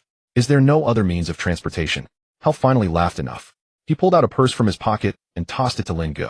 There is a post station set up by Stonebridge Town to the north of the village. You can rent a carriage there. Inside are 400 copper coins, enough for your round-trip expenses. Pay me back when you have money. Lin Ge opened the purse and took a quick look. Thanks. Hurry back and forth. The Baron's commission is quite a hot cake. If you are late, it will be snatched away by someone else. Upon reaching the edge of the village, Lin Ge untied the package, which contained some clothing. He called Xiao Bai, come put this on. Xiao Bai tilted his head and made a clack sound. You need to be dressed up. We are going to a place that doesn't like skeletons. Lin Ge picked up a pair of long boots for Xiao Bai to wear, then put a loose robe on him. Then came the cloak. After Xiao Bai put it on and donned the hood, it just barely covered most of his face. Lin Ge looked at him. Not bad, just that your eyes are too bright. He then took out a wide-brimmed hat from the package, which was the matching piece for his mage robe. He had never worn it before. Lin Ge placed the hat on Xiao Bai's head, the brim pulled down low enough to hide the golden glow of the soul fire. Now you look like an adventurer. Xiao Bai lowered his head to look at his clothes. Clack. Oh, and this. Lin Ge held up a finger to his lips. When we get to town, you are not allowed to say a word. No, not even a single clack, understand? Xiao Bai nodded, not opening his mouth to clack. Then Lin Ge led Xiao Bai along the main road northward, and soon they arrived at the post station. After some haggling, Lin Ge rented a covered carriage for 130 copper coins, excluding the driver. He would have to drive the carriage himself. The people at the post station took the money and tossed the reins to him. Black Hoof has a good temperament. As long as you don't whip him, he won't throw you off. Lin Ge took the reins, sat at the front of the carriage, thinking that driving the carriage was simpler than riding a horse. Xiao Bai crawled into the carriage, letting down the curtain. Giddy up. Lin Ge gently shook the reins. Black Hoof remained still. Lin Ge shook again, this time adding a bit of force. Black Hoof turned its head to look at him with a hint of "Are you serious?" in its gaze, then slowly started to move. Lin Ge's face darkened. I was looked down upon by a horse. On the temple's dome. Tom squatted on the edge of the dome, spreading mortar on the tiles, but his eyes kept glancing towards the backyard. Jerry, did you see that big guy? Jerry didn't lift his head, focused on laying tiles. Which one? The one in the backyard. 3 arms covered in moss. Jerry paused his work. I saw it. It has been squatting there, not moving. Do you think it will suddenly stand up? I don't know. Jerry swallowed hard. The boss said we can't go into the backyard. If we do, we'll be turned into meat patties, and he won't care. Tom glanced again. Roshan just happened to change position, and all 3 arms moved simultaneously. Damn. Tom nearly dropped the tile in his hand. Jerry steadied him and lowered his voice. Don't panic. It hasn't seen us. How do you know it hasn't seen us? It has its eyes closed. Jerry paused. It's probably sleeping. The two fell silent for a moment, then continued laying tiles. Jerry. Let's finish up quickly and leave early. Agreed. As dusk approached, the gray city walls of Stonebridge Town finally came into view. Lin Ge returned the carriage to the station in town, where the old man had mentioned that it was a one-way rental and that he only needed to hand it over upon arrival. Lin Ge felt a sense of novelty. He hadn't expected that this otherworld also had a car return feature. The evening in Stonebridge Town was even more lively than during the day. The shops along the street lit their lamps, and the smoke from barbecued meat wafted out from the alleys, mingling with the aroma of brewed ale. Lin Ge crossed the main street, avoiding the crowded areas, and wound his way to an inconspicuous inn. The inn had a rather casual name, Rusty Horseshoe. Upon entering, he saw a plump, middle-aged woman sitting behind the counter, her apron dusted with flour, busily writing something in a ledger. She was likely the landlady. Upon hearing the door open, she looked up at Lin Ge and Xiao Bai. A room. Her curious gaze lingered on Xiao Bai's unusual appearance. 1 room for 1 night, Lin Ge said in a low voice. The landlady stood up, leaned over the counter, and scrutinized Xiao Bai closely. What's the situation with her? Lin Ge shifted a step to block the landlady's view. She's a friend who got injured on the road and is not fit to be seen. Oh, understood, the landlady replied as she sat back down. 5 copper coins per person. She pulled out a key from under the counter. It's the room at the end of the corridor. The sheets have just been changed, and the stable is in the backyard. You can lead her in.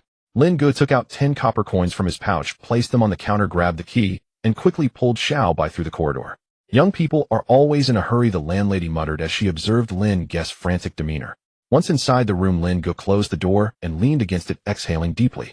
Xiao Bai stood in the center of the room, a faint golden halo visible beneath the brim of her hat. I thought you might reveal yourself. Click. No clicking. Xiao Bai had clicked halfway and swallowed the remaining sound, nodding silently. That night, Lin Ge lay in bed, imagining how many gold coins he would receive upon completing the Baron's commission and how he would spend the money. He turned over and saw Xiao Bai squatting in the corner motionless. I wish you could talk, Lin Ge said, looking at Xiao. A faint click came from the corner. Lin Ge smiled. Let's sleep. The next morning Lin Ge checked out. The landlady glanced behind him as she took back the key. Is your friend feeling better? Much better. Lin Ge hurriedly opened the inn's door, fearing that one more word would reveal the truth. The landlady shook her head at Lin Ge's disheveled appearance. Young people just can't keep their composure. Recalling the route he had taken earlier, Lin Ge made his way to the Adventurers Guild. He pushed the door open. There were only a few people in the hall.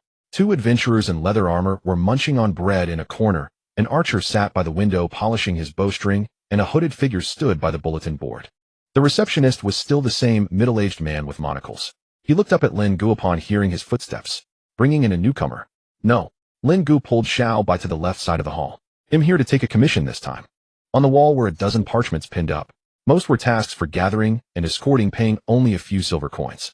Lin Ge scanned the commissions, his gaze rising to rest on a gilded parchment. The edge of the parchment bore a noble's seal, a soaring eagle grasping an acorn in its claws. He reached out and peeled the parchment off.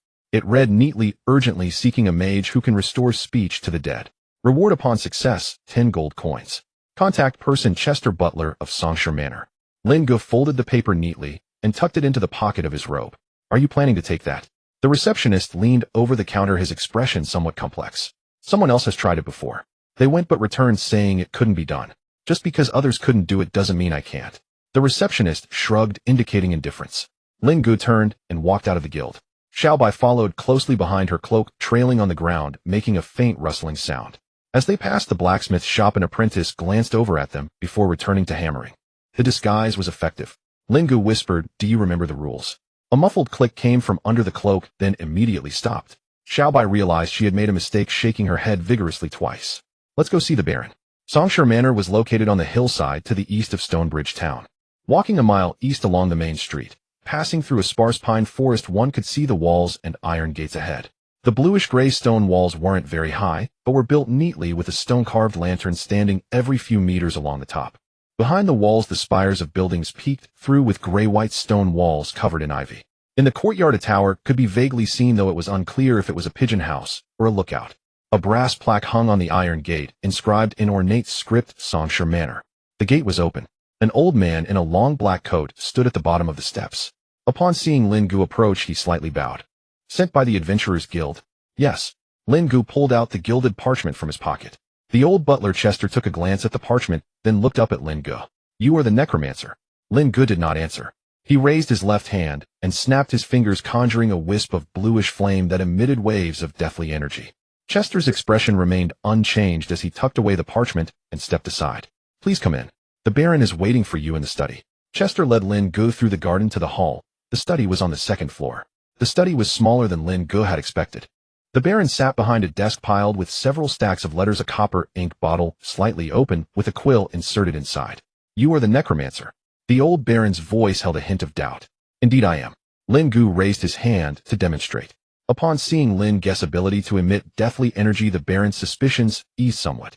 What is that thing behind you? The Baron fixed a piercing gaze on Xiao Bai, as if trying to see through her very... Lin Ge wanted to explain, but saw the Baron's sharp gaze and knew he couldn't conceal it any longer. Xiao Bai, remove your disguise. Xiao Bai raised her hand, revealing her skeletal fingers as she took off her hat. Revealing a bald skull, 2 orbs of golden soul fire flickered inside. The Baron looked somewhat astonished at the sight of Xiao Bai, who he had seen many skeletons, but none as peculiar as her. Is this your skeleton? Yes, Xiao Bai is a creation of my own research and modification. The Baron pondered for a moment, recalling that previous necromancers had come before him, but they had all been at a loss. This young man with this strange skeleton perhaps could indeed fulfill his wish. All right, let Chester take you to see the general.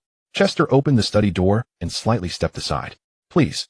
Inside Songshire Manor, in the study, the Baron spread out a newspaper. Kingdom imposes new tax, adding 2 copper coins per bag of wheat. I oppose. The general flapped his wings. Allocate 500 gold coins for the dock renovation. Opposed. Too expensive. The Baron laughed, nearly spilling his coffee. Then why don't you propose a plan? The general thought for a moment. Save money. Meeting adjourned. Then he hopped onto the Baron's shoulder, pecking at his ear. Take your medicine. Your blood pressure is high. That was the morning Chester remembered the last time the general said I oppose. Chester led Lin Ge to a hidden chamber on the side of the manor. What is this? Lin Ge looked at the transparent box containing the general's corpse, somewhat astonished. Is there glass in this other world too? Frost magic device. Chester replied from behind Lin Ge. It was commissioned from a dwarven craftsman, costing 300 gold coins. 300. Lin Ge's heart began to calculate upon hearing the price. That's enough for me to build another temple, right? Chester ignored Lin Ge's outburst and continued to explain. The magic device can maintain a stable internal temperature, preventing the corpse from decaying. Lin Ge nodded, retracting his gaze from the magic device worth 300 gold coins. He stepped forward, extending his hand to probe the magic device, with his magical energy beginning to sense. The bones were intact. The muscle tissue had not decayed. The brain structure was well preserved, and most importantly, the remnant soul was still present. Lin Ge withdrew his hand. I can give it a try. Chester replied expressionlessly. It's not about trying, but must succeed. Please do not disappoint the Baron. He then pointed to the surrounding tables, which were filled with various magical tools. You may use anything here. If there is something you lack, please inform me, and I will prepare it for you. Lin Ge looked at the pile of unfamiliar items before him. All right. The Baron gives you a maximum of 7 days. Seeing Lin Ge's naive expression, Chester added. After speaking, he turned to leave the hidden chamber. At the door, he spoke again. Do not push yourself. If it's impossible, please ensure the general's corpse remains intact. Additionally, your accommodation has been arranged. If you need anything, just ask the servants in the manor. I have already notified them. After Chester left, Lin Ge began to fiddle with the tools on the table. A palm-sized brass base with a thin silver needle standing upright on top. The silver needle floated above a disc inscribed with runes, which had 3 concentric circular rings. The outer ring was marked with symbols in dwarven script, while the middle ring had numerical scales. The innermost ring was inscribed with a phrase in the common tongue, pendulum device, soul fragment activity detection. Crafted by Khan the Smith. Another dwarven creation. Lin Ge gently touched the silver needle, causing its tip to sway and the runes on the disc to light up. The needle tip oscillated back and forth a few times on the scale before stopping at 0. Interesting. After about half an hour, Lin Ge had examined most of the items here. Some he had seen before, some he had heard of, while others he had no idea what they were. Picking up this southern monster bestiary that Xiaobai was flipping through, Lin Ge said, You can read, huh? It's time to get down to business. Lin Ge approached the magic device containing the general, carefully taking the general out and placing him on the velvet cloth of the research table. All right, he murmured to himself, time to get to work. He pressed his right hand against the general's chest. Through feathers and flesh, he needed to probe the position of the bones bit by bit. The chest bone of a parrot is different from that of a human, being narrower and thinner with the keel protruding significantly.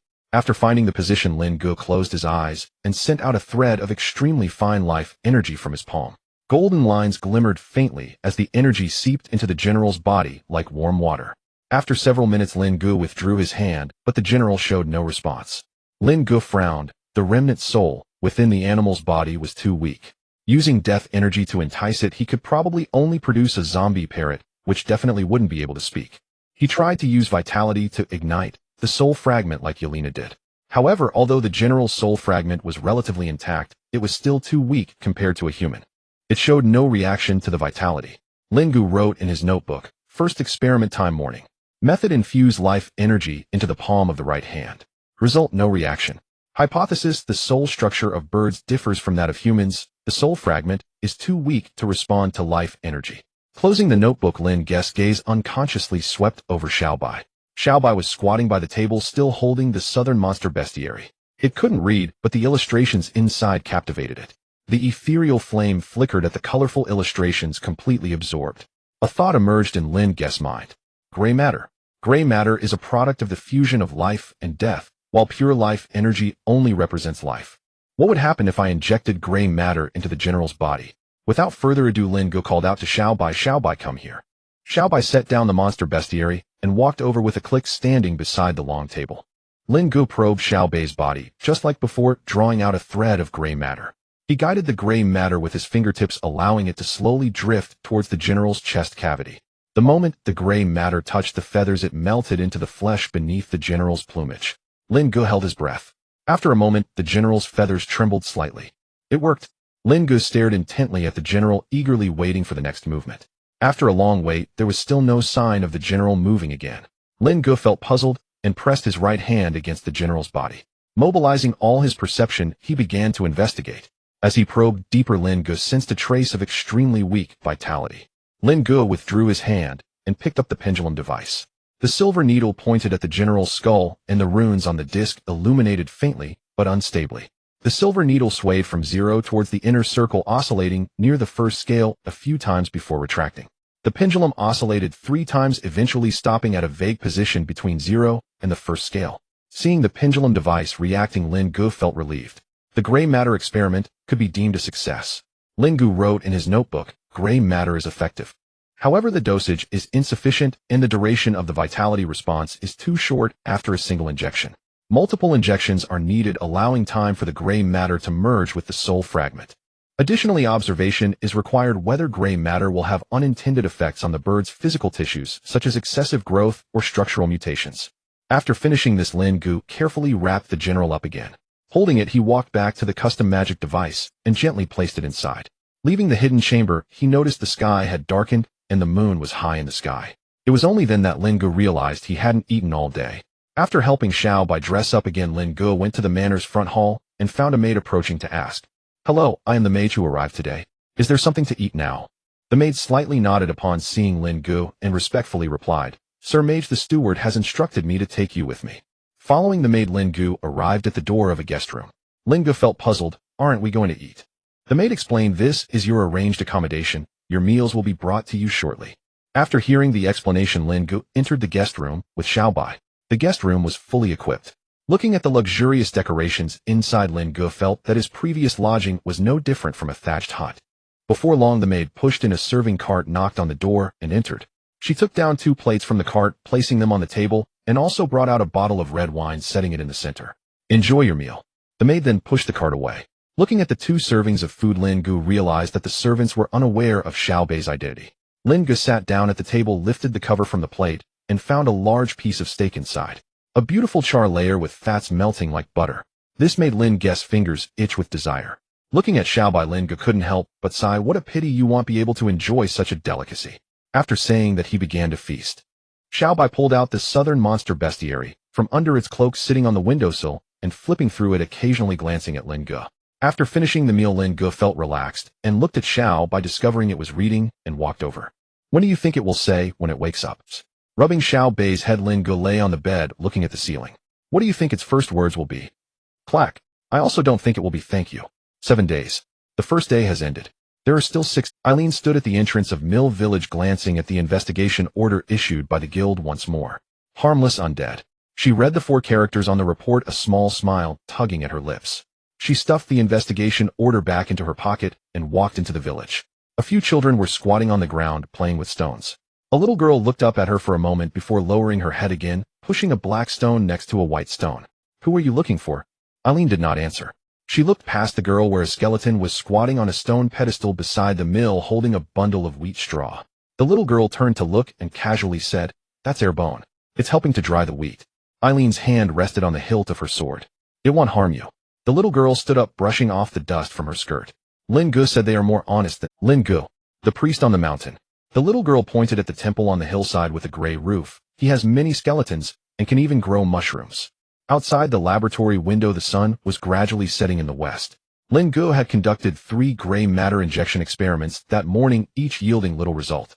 He leaned over the desk, sketching the oscillation trajectory diagram of the pendulum device in his notebook for the entire afternoon, again and again, trying to find some patterns within. When Chester arrived, the door to the secret room was half ajar. He knocked and walked in. "Mr. Lin Ge, the Baron requests your presence in the dining room."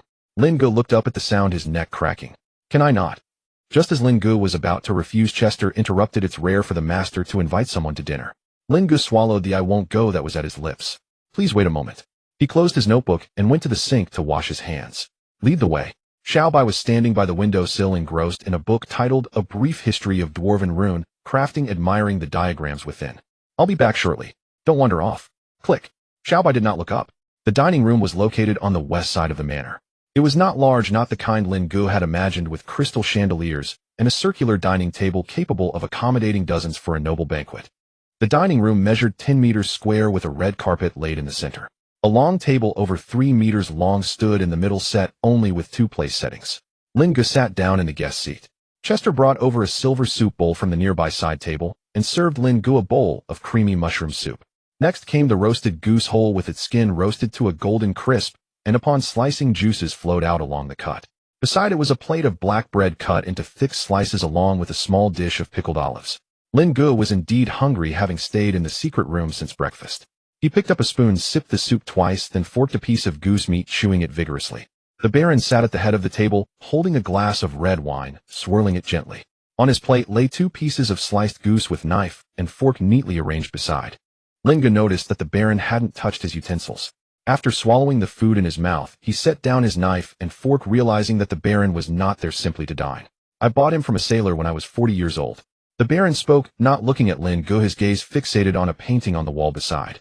Lin Ge then noticed a portrait of a general hanging on the wall of the dining room. At that time, I was still serving in the Navy. Once while the ship was resupplying at port, I saw a sailor selling birds on the dock. I asked the sailor, "Does it talk?" The sailor said it did, but I thought he was boasting. As a result, the bird looked at me and said, "Captain, hard to port." The corner of the Baron's mouth curled up slightly as he raised his glass to Lin Ge. Lin Ge picked up his glass, took a sip, and continued to listen to the Baron's tale. Later, after I retired, I named him General. Once I attended an officers' gathering, and someone got drunk and called me old man. Before I could say anything, the general flew over to that person's head and dropped a load. By the time he finished, he flew back to my shoulders squawking, "I am the general." Lin Ge couldn't help but laugh as he finished the story. "My wife passed away early, leaving no children. It has been the general who has kept me company all this time. Every morning I read the newspaper and he would stand on my shoulder." The Baron's hand instinctively rose, moving to his shoulder as if something were still perched there. "When I read a political decree, he would shout, 'I oppose it.' One time when I read 'Today is sunny,' he also said, 'I oppose it.'" The Baron raised his glass and took another sip. Lin Ge knew it was his turn to speak. He elaborated on the gray matter injection experiment without revealing the source of the gray matter. He explained the oscillation curve of the pendulum device and the possible remnants of language memory in the parrot. The Baron listened intently, but then Lin Ge fell silent for a few seconds. The Baron gestured for him to continue. Lin Ge sighed. "My lord, there is something I must tell you in advance." "Speak, I can handle it." Lin Ge deliberated on his words. "Even if I can make the general speak again." Lin Ge paused. "It is highly likely he will not remember you." The dining room fell into silence with only the faint crackling sound of the candle burning in the center of the table. The awakened spirit retains only fragments of memories from its soul. The Baron unconsciously clenched his fist. Lin Ge continued, "I can reignite the flame of its soul, allowing it to regain vitality. But for the memories that have already faded, I am powerless. Even if it can still say I oppose it, it may not know why it opposes or who the person before it is." The Baron appeared somewhat at a loss, picking up his fork, spearing a piece of goose meat, aiming to put it in his mouth, yet putting it down again. After several attempts to raise his glass, he gently set it down. Chester stood behind the Baron, continuously rubbing the silver head of his staff. The 3 candles on the candelabrum slowly dwindled, wax flowing down their sides, pooling into a white hard mass on the candelabrum. "I understand now." The Baron finally spoke. Lin Ge stood up, adjusting his collar. The chair slid back on the red carpet without making a sound. "I will go conduct the experiment now." He slightly bowed, turning and walking out of the dining room. After Lin Ge left, the Baron sat in the chair, remaining motionless for a long time. Suddenly he spoke. "Chester, did I do the right thing? Is it a good thing to bring the general back?" Chester replied, without changing his expression, "Master, when the general was around, you would laugh heartily every day. After he left, it became rare to see you smile." He paused, his voice gradually lowering. "As for right or wrong, I cannot say. But as long as you wish for him to return, that is enough." The Baron did not speak further, merely pushing the empty wine glass to the edge of the table. Chester stepped forward and silently filled it again. At the end of the corridor, at the foot of the stairs, Lin Ge saw Xiao Bai standing there. He did not know when Xiao Bai had come out of the secret room. Sensing that Lin Ge had taken a bit longer for his meal, it had come to take a look. Lin Ge walked over and rubbed its skull. "It's nothing, just said some things that others didn't want to hear." Xiao Bai did not respond. It merely turned and followed behind Lin Ge. One person and one skeleton walked through the corridor, heading back towards the laboratory. Lin Ge sat down at the experimental table, writing in his previous notes, "The risks have been disclosed regardless of the outcome." In Mafong village, Aaron exited the church, glancing back. Yuri leaned against the doorframe, waving at her with a songbook tucked under his arm, smiling like a carefree child. "Unreliable," she muttered softly. She found Hal's house. When she inquired about Lin Ge, Hal stroked his beard. "He's not at the temple. He went to Stonebridge Town on a commission from a baron." "When will he be back?" "At least 5 or 6 days." Aaron thanked him and turned to walk up the mountain. Since he wasn't there, she would go check out that place first. The dilapidated temple was said to house skeletal beings that could bloom and magical statues that could grow mushrooms. The wind on the hillside was strong. She tightened her grip on the sword hilt and quickened her pace. Lin Ge was still conducting the gray matter injection experiment this morning. The silver needle of the pendulum instrument was still hovering around 0. Lin Ge drew new curves in his notes, comparing them to the previous ones, and several lines were nearly identical. Lin Ge leaned against the back of his chair, rubbing his temples. Still no progress, huh? Where could the problem be? He muttered to himself. The general lay on the plush surface, the feathered texture looking more radiant, and the muscles were no longer stiff. But that was all. Xiaobai still stood by the windowsill holding a book, this time flipping through Introduction to Magical Essence Basics. There were no illustrations in this book, and it was unclear whether it could understand it. Lin Ge stood up saying, "I'm going for a walk in the garden. Do you want to come?" Seeing that Xiaobai did not move, Lin Ge pushed the door open and stepped out. The sound of his footsteps gradually faded away. Xiaobai closed the book and approached the experimental table. It looked down at the general and then at its own chest. It raised its hand and pressed it against the circular mark on its chest. A wisp of gray matter was drawn out from its fingertips, swirling around its finger bones and condensing into a fine thread in the air. Xiaobai pointed its fingertip at the general's chest, imitating Lin Ge's action, and pushed the gray matter inside. Xiaobai had been watching Lin Ge's experiments for many days. It withdrew its hand and waited. Suddenly the general's wings flapped, and then its eyes opened, causing the entire bird to stand up. Xiaobai crouched down to meet the general's gaze, extending its index finger to tap on the general's head. The general looked up, flapping its wings, and a golden ring of light appeared over its iris. It stared at Xiaobai, and Xiaobai looked back at it. A skeleton and a parrot stared at each other like this. The general's beak suddenly opened, emitting a series of gurgles. Seeing the general awaken, Xiaobai returned to the windowsill and resumed reading. In the garden, Lin Ge walked along the gravel path. Sunlight filtered through the treetops and fell onto the grass, while a few gray sparrows chirped on the branches. Lin Ge was still thinking about the experiment, but had no clues. He sat down on a stone bench and footsteps approached from behind. "Mr. Lin Ge," Chester approached in a tailcoat. "The Baron requests your presence in the study." Lin Ge stood up, thinking it was time to report his work again. Following Chester's footsteps, they arrived at the study. Inside, the Baron stood by the window facing away from the door. "Sit," he said, and Lin Ge took a seat at the desk. He recounted the day's experimental results. The gray matter was indeed effective, but the progress was not as expected, and he rambled on. The Baron continued to gaze out the window, seemingly indifferent to Lin Ge's report. Lin Ge spoke on noticing the Baron's lack of response. "Baron." The Baron did not respond, staring intently out the window, his body slightly trembling. Lin Ge sensed something was wrong and stood up, walking over to the Baron, following his gaze outside. On the garden's lawn, something was flying. There were quite a few gray sparrows in the garden, which Lin Ge had long gotten used to. Then he saw a cloaked figure running from the direction of the secret room. Lin Ge recognized that it was Xiaobai. "What is it doing out?" Then the flying object landed on Xiaobai's head. At that moment, Lin Ge realized that it was not a gray sparrow, but the general. "What is that?" Lin Ge was quite astonished. Clearly there had been no progress, and when he left the secret room, the general had been lying quietly. The Baron's hand slipped from the windowsill hanging by his side. The general looked at the second-floor window from atop Xiaobai's head. Tilting its head, the bird's beak opened and closed, saying, "I object." It flew up from the brim of its hat, circling around Xiaobai while calling out, "I object. The meeting is adjourned. Hard to starboard." The Baron turned and quickly walked downstairs. As he passed Chester handed the Baron's cane to him. Lin Ge followed behind and noticed a note lying on the stairs. He picked up the note, which was in Chester's handwriting, elegant yet neat. "Mr. Lin Ge, we have all witnessed the progress of the experiment. If your experiment needs to be extended, there is no need to adhere to the 7-day limit." Lin Ge tucked the note away and walked into the garden. The general was pecking at the hat on Xiaobai's head. Upon seeing the Baron approach, it tilted its head and scrutinized the old man. Then it flew up from the brim of the hat. Circling once in the air, it landed on the Baron's shoulder. Once steady, the general pecked at its own wings. The feathers fluffed up slightly as it turned its neck, surveying the surroundings, as if confirming the terrain. "Where did this old fellow come from?" it suddenly spoke.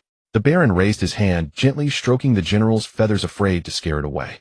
The general tilted its head, looking at the Baron, and repeated, "Where did this old fellow come from?" Lin Ge did not interrupt the interaction between the general and the Baron.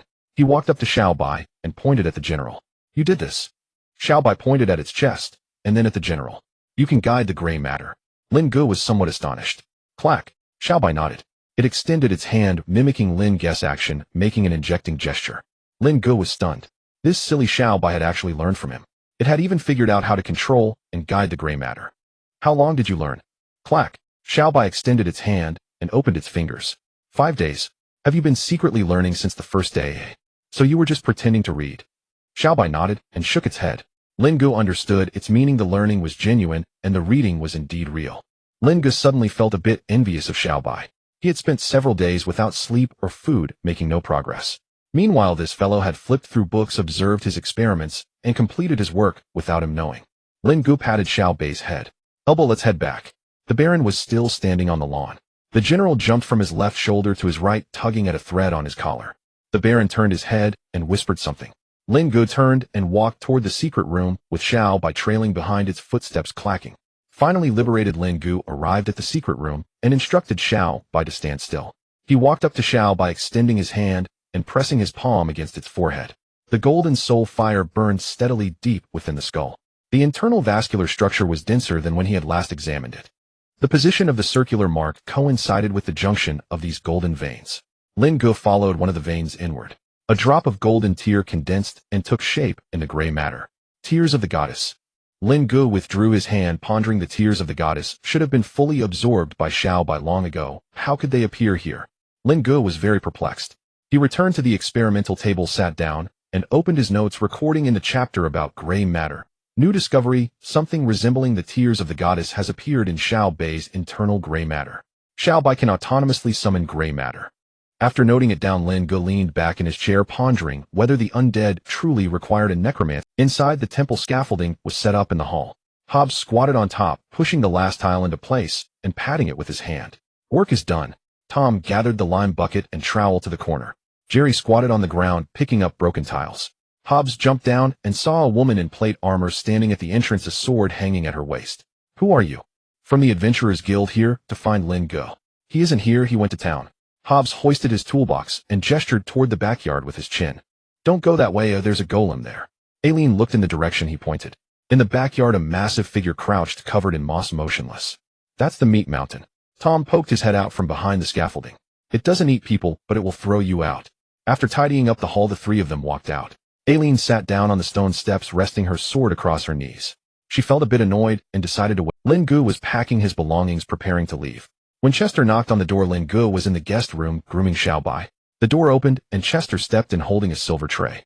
On the tray lay a velvet coin pouch and several documents. Chester placed the coin pouch on the table and unfolded the documents. The commission for the task, not a single penny less. Lin Ge approached the table, weighing the pouch in his hands. When he opened it, 10 gold coins lay heavily inside. He picked up the document and began to read. The main content stated that the old study on the east side of the manor was allocated to Lin Ge as a laboratory, and the daily research expenses would be covered by the Baron, to be drawn monthly. Lin Ge read the agreement from start to finish and turned it over. There was no mention of a deadline or any additional clauses, not even regarding the ownership of the research results. Why? Lin Ge was somewhat taken aback. Chester did not answer, merely inclined slightly, gesturing for him to continue. Lin Ge followed Chester to the garden, where the Baron was reading a newspaper. The general stood on his shoulder.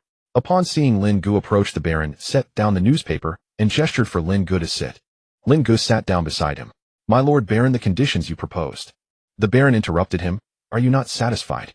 I am satisfied, how anyone would be. However, please allow me to decline. This time it was the Baron who asked why. Is my offer not sufficient? It's not that, Lin Ge explained. It is my own abilities that are lacking, and I fear it may disappoint the Baron. The Baron chuckled, picked up a cigar from the table, lit it, and took a puff. No need to decline, you consider it my investment in you, the kind that requires no return. It is a thank you for allowing the general to speak again. Lin Ge was speechless. Having money is indeed liberating. He thought no need for an investment, just give the cash directly. However, he did not dare to voice this thought. I heard from Chester that you were leaving. Yes, Lin Ge replied. I plan to finish packing today and leave. Stay a few more days. Since you do not wish to stay here for experiments, I will give you all the equipment. The Baron exhaled a puff of smoke. The expenses will continue to be allocated. Lin Ge agreed, if for no other reason than that he felt the Baron understood technology. Thinking back to how he had been suffering in that dilapidated place for so many days, why shouldn't he indulge a little? In the following days, Lin Ge stayed at the manor, occasionally visiting the town. Xiao Bei was left in the manor as per the Baron's request. After awakening, the general did not remember the Baron, but instead showed a peculiar fondness for Xiao Bei. Whenever Xiao Bei appeared, the general would fly to his head and peck at him. One morning, the Baron was reading the newspaper in the study with the general perched on his shoulder. The Baron read a tax announcement indicating that taxes were about to be raised. He paused, waiting for the general to speak. The general merely stood on his shoulder, burying its head in its wings and preening its feathers. The Baron continued reading the announcement, but the general remained indifferent. He sighed, turned to the next page, and read about an issue concerning timber imports from neighboring countries. This time the general tilted its head and said, I oppose. The Baron laughed. After finishing the newspaper, he stood up, opened the window, and let the general fly out into the garden. The general eagerly flew out the window. Xiaobai was walking on the lawn with a thin branch in hand. The general flew around the branch calling out, "Hard to port." It did not fly high, and as its wings brushed against the treetops a few leaves fell to the ground. Xiaobai squatted down to pick up a leaf, looked at it, and placed it on the brim of his hat. The general flew over and snatched the leaf away. The Baron stood at the window watching everything. Another day passed. Lin Ge and Chester were in the secret room directing the servants and packing the boxes. Lin Ge planned to take all these magical tools back to the temple. Chester was directing from the side, instructing how to classify and pack them, reminding the servants to handle everything with care. Lin Ge stood by the door watching him busy at work when he suddenly heard a noise from outside the window. Xiaobai was squatting beside a stone bench in the garden, drawing something on the ground with a branch. After finishing, Xiaobai tilted his head to take a look, wiped it away with his foot, and drew it again. The general landed on the stone bench, looked down at Xiaobai for a while, then jumped down and pecked a hole in Xiaobai's drawing. Xiaobai looked at the hole, then at the general, and stretched out his hand to draw a circle around the hole. The two little creatures took turns gesturing back and forth. The Baron stood at the window, silently observing the scene in the garden. On the 9th day of Lin Ge's stay at the manor that morning, while the Baron was reading the newspaper, the general was not perched on his shoulder.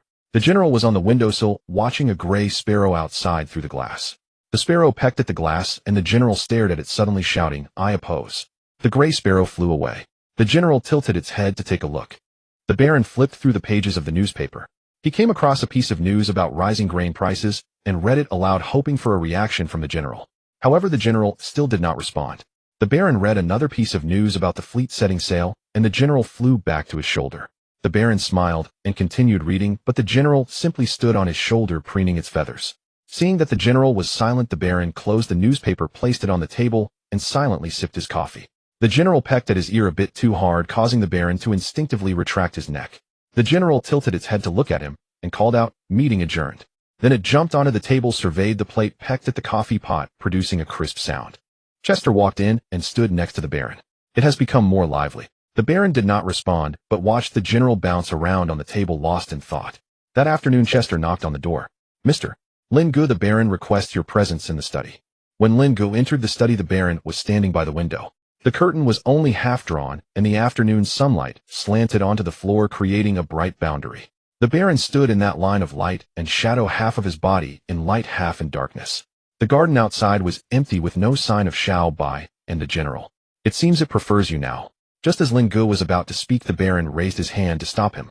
"I have been observing it these past few days. Although it still perches on my shoulder and still says I oppose."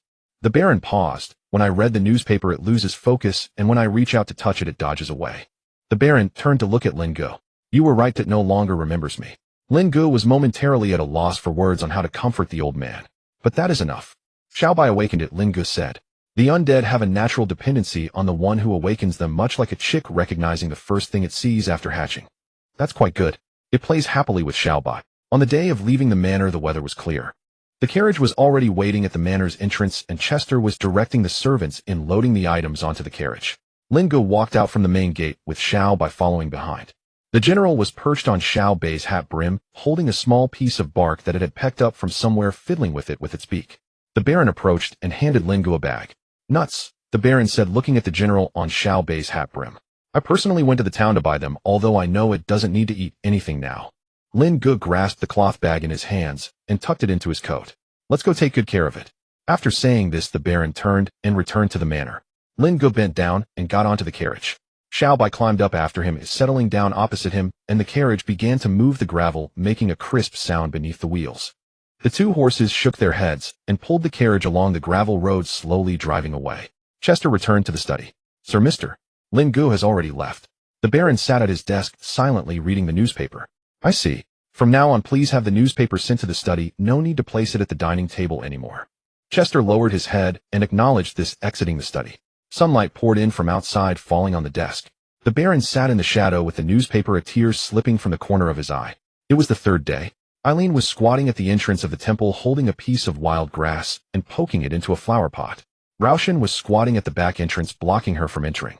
She had tried to sneak into the backyard yesterday, but as soon as she stepped over the threshold, Raushin stood up and threw her back into the hall. "I just want to take a look." Raushin ignored her. "I am a paladin sent by the Adventurers Guild to investigate." Raushin shifted positions, blocking the door even more securely. Eileen returned to the door and began to fiddle with the flower pot again. The mint in the pot was wilting under her ministrations.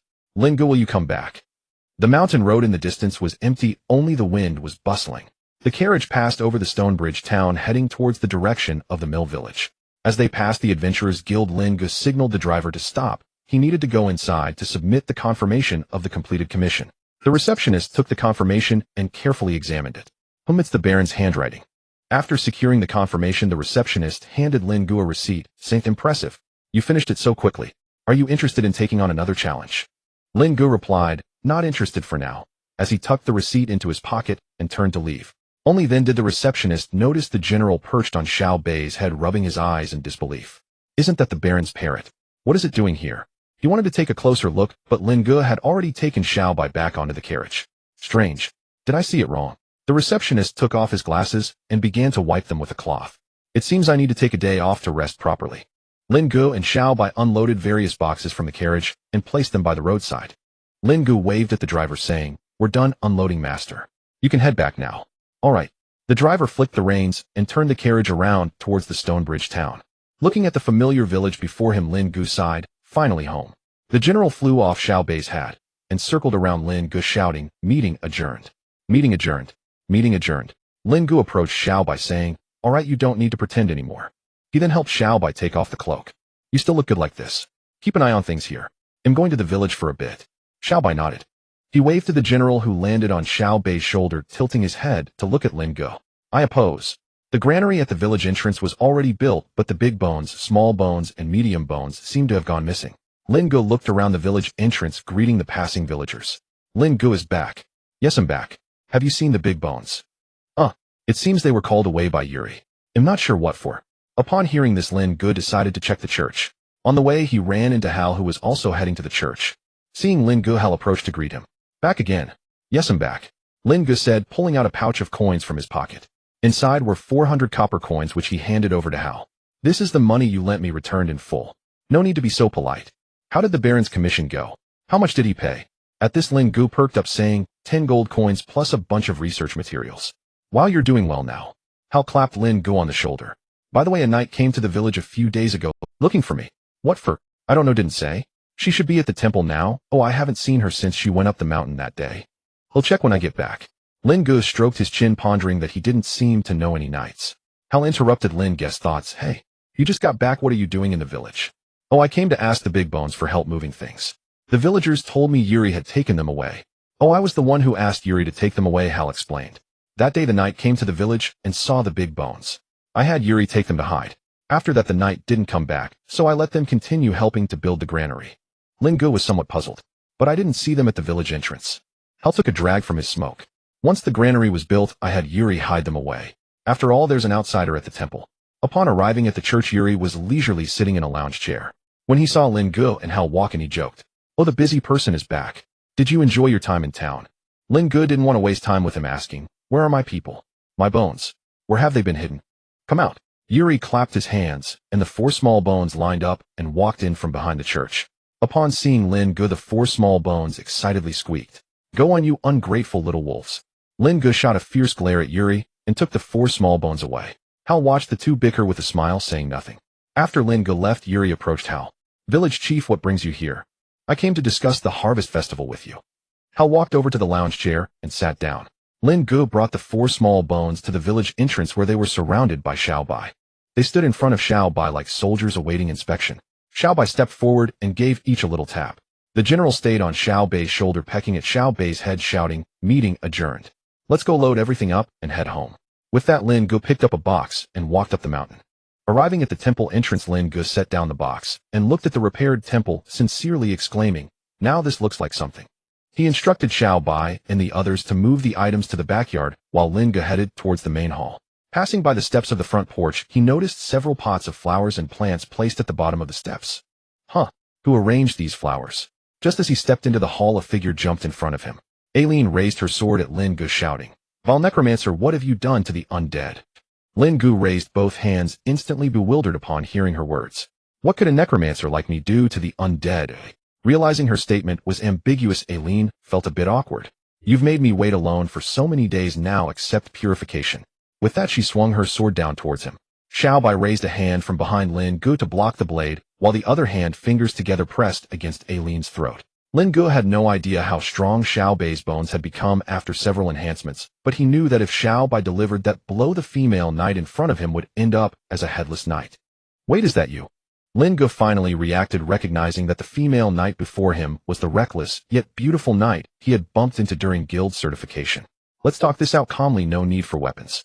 Lin Ge stepped forward, gently pressing down on both their hands. Aileen retracted her sword and sheathed it back at her waist. Xiao Bai also withdrew his hand, standing protectively in front of Lin Ge. The golden flames in his eye sockets fiercely stared at Aileen. Aileen hadn't intended to actually harm Lin Ge, as she only wanted to display her strength to intimidate him. She hadn't expected Xiao Bai to react so quickly. Lin Ge was equally surprised by Xiao Bai's actions. Having been with Xiao Bai for so long, he always thought it was a bit slow-witted, but he didn't realize it had such a trick up its sleeve. The tense atmosphere dissipated. At that moment, the general flew in, landing on Xiao Bai's head, tilting his head to look at Lin Ge, then at Aileen, and abruptly stated, "I oppose this marriage." Without caring for their reactions, he flew towards the backyard shouting, "I oppose. I oppose." Hearing the general's words, Aileen's face turned crimson as she prepared to unsheath her sword. Lin Ge reacted first, running to the backyard. "Damn bird, come down here." The general circled above Lin Ge's head, shouting, "Meeting adjourned. Meeting adjourned." Aileen gathered her composure, sheathed her sword, and walked into the backyard. Aileen, an investigator from the Adventurers Guild in Shichiao Town, here to investigate the undead incident. The general landed on the shoulder of the meat mountain. Lin Ge couldn't reach him and ignored him. "What did you say?" Lin Ge looked at Aileen. Aileen gritted her teeth. "Aileen, an investigator from the guild, here to investigate the undead incident." "Oh, have you eaten yet?" Lin Ge directed the 4 small bones to place the boxes near the workbench. A big question mark popped up over Aileen's head. Lin Ge's comment left her at a loss for words, unsure of how to respond. "You haven't eaten well these past few days, have you?" "I still have plenty of food stored up. How about I cook later, and we can eat together?" Aileen rubbed her stomach. Indeed, she hadn't been eating well lately. A knight's honor prevented her from taking without asking, and she had finished all the rations she brought. She had planned to go down to the village to buy some food, thinking Lin Ge wouldn't be back yet. This was somewhat similar to Lin Ge's initial situation. Good. Seeing Aileen agree, Lin Ge inspected the vegetable garden and returned to the front porch, preparing to start a fire to cook. The first time Aileen saw a true knight, she was crying in the garden. The female knight, adorned with a golden griffin insignia on her cloak, dismounted from her horse, kneeling on one knee to hand a bouquet of flowers to the crying little girl. "Don't cry anymore." The female knight patted her head, saying, "This flower is for you." Aileen clutched the bouquet, watching the knight mount her horse, the cloak billowing in the wind. That night, she hid a wooden sword under her pillow, swearing to the moon outside her window that one day she too would wear such armor and protect others. Later, she indeed donned plate armor. But no one told her that the first thing a knight must do is wait by the stove in the ruined temple for a necromancer to cook mushroom soup. Lin Ge kindled a fire on the front porch and set a pot over it. Lin sat on the steps, her gaze constantly sweeping the surroundings. Xiao Bai and the 4 little skeletons were busily transporting boxes, while Roshan sat quietly in the backyard, no longer exhibiting its previous ferocious demeanor. The general landed on Roshan, looking around and occasionally pecking at the moss on its body. Observing the scene before her, Lin felt quite perplexed. During her training as a paladin, she was told undead are mindless puppets, aggressive, and must be purified, etc. Yet everything before her seemed different. "Your undead seem a bit unusual. Want to know why?" Lin Ge, without turning back, pinched a pinch of salt and tossed it into the pot. "I won't tell you."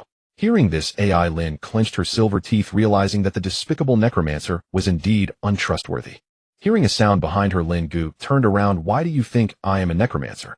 Lin stated bluntly. "Who else would associate with the undead? What about the villagers down the mountain?"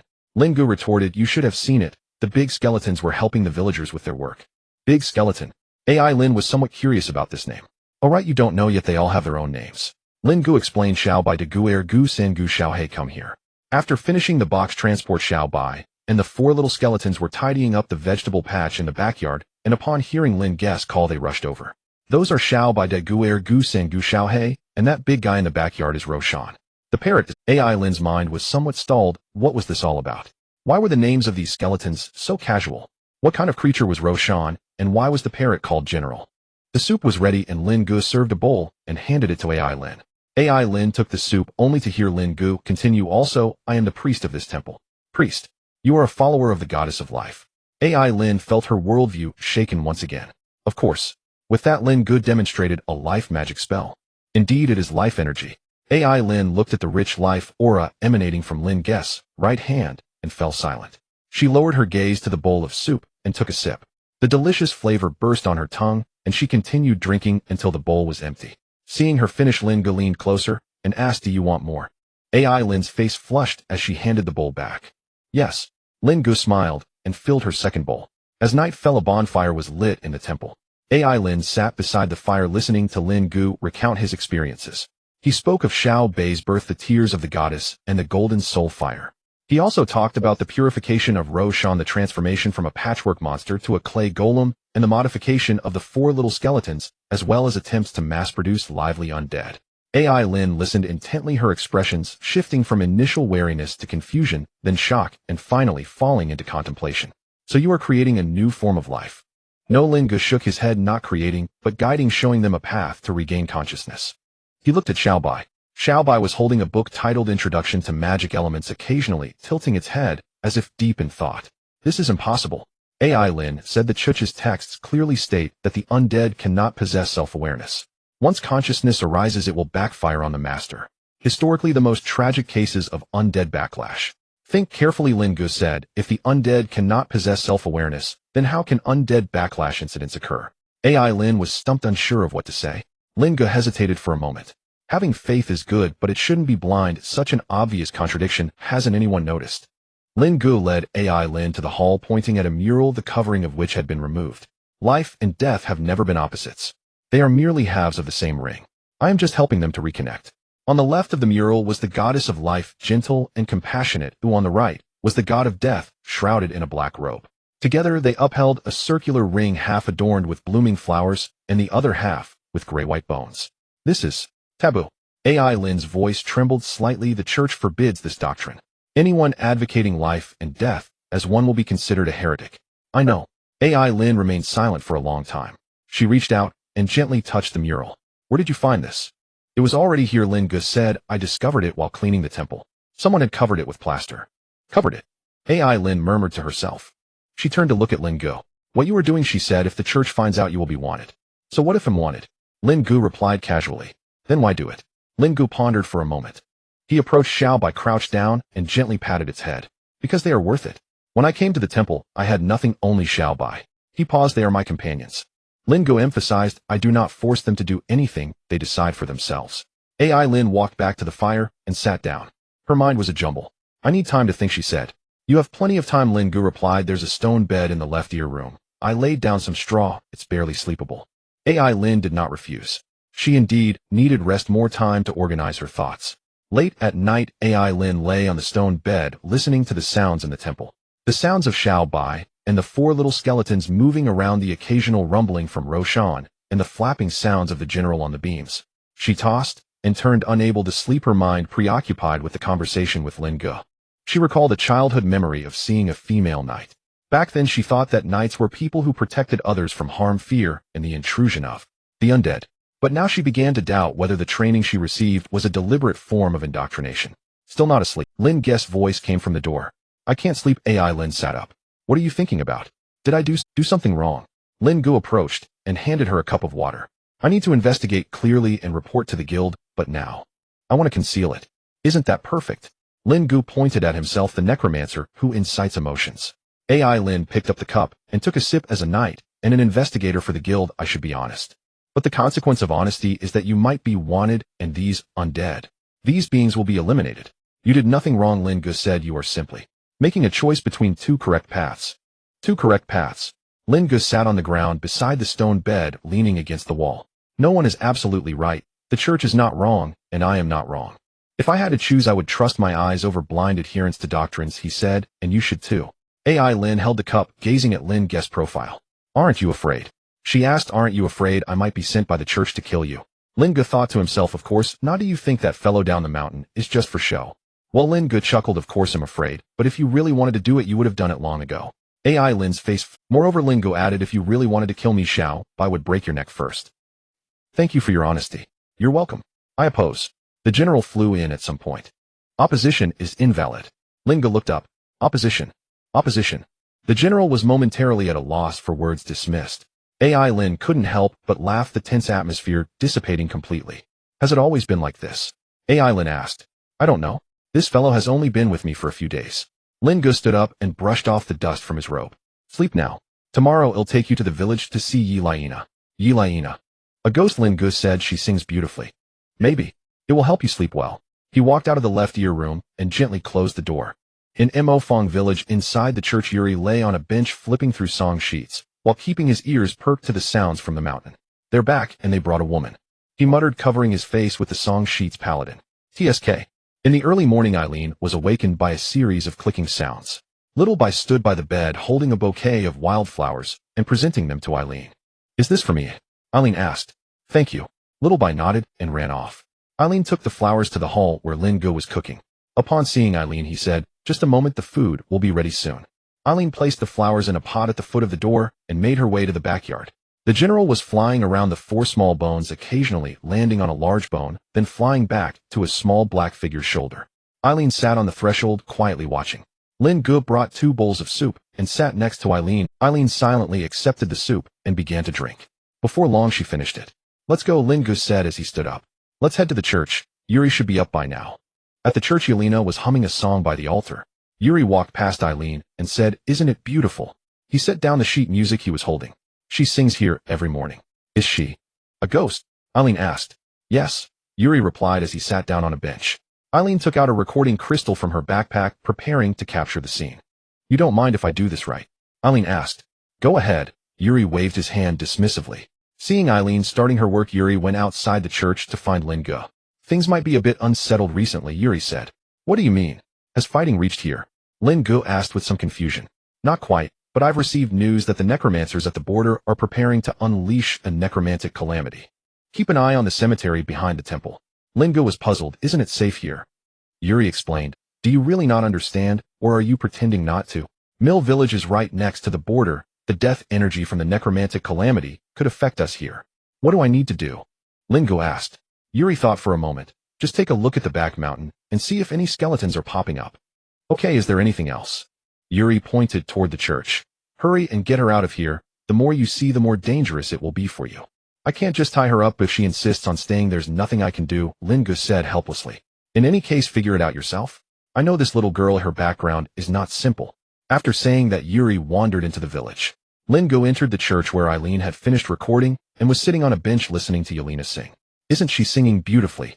Lin Ge asked. Yes, Eileen replied. Have you thought about how to report to the guild? Lin Ge sat down beside her.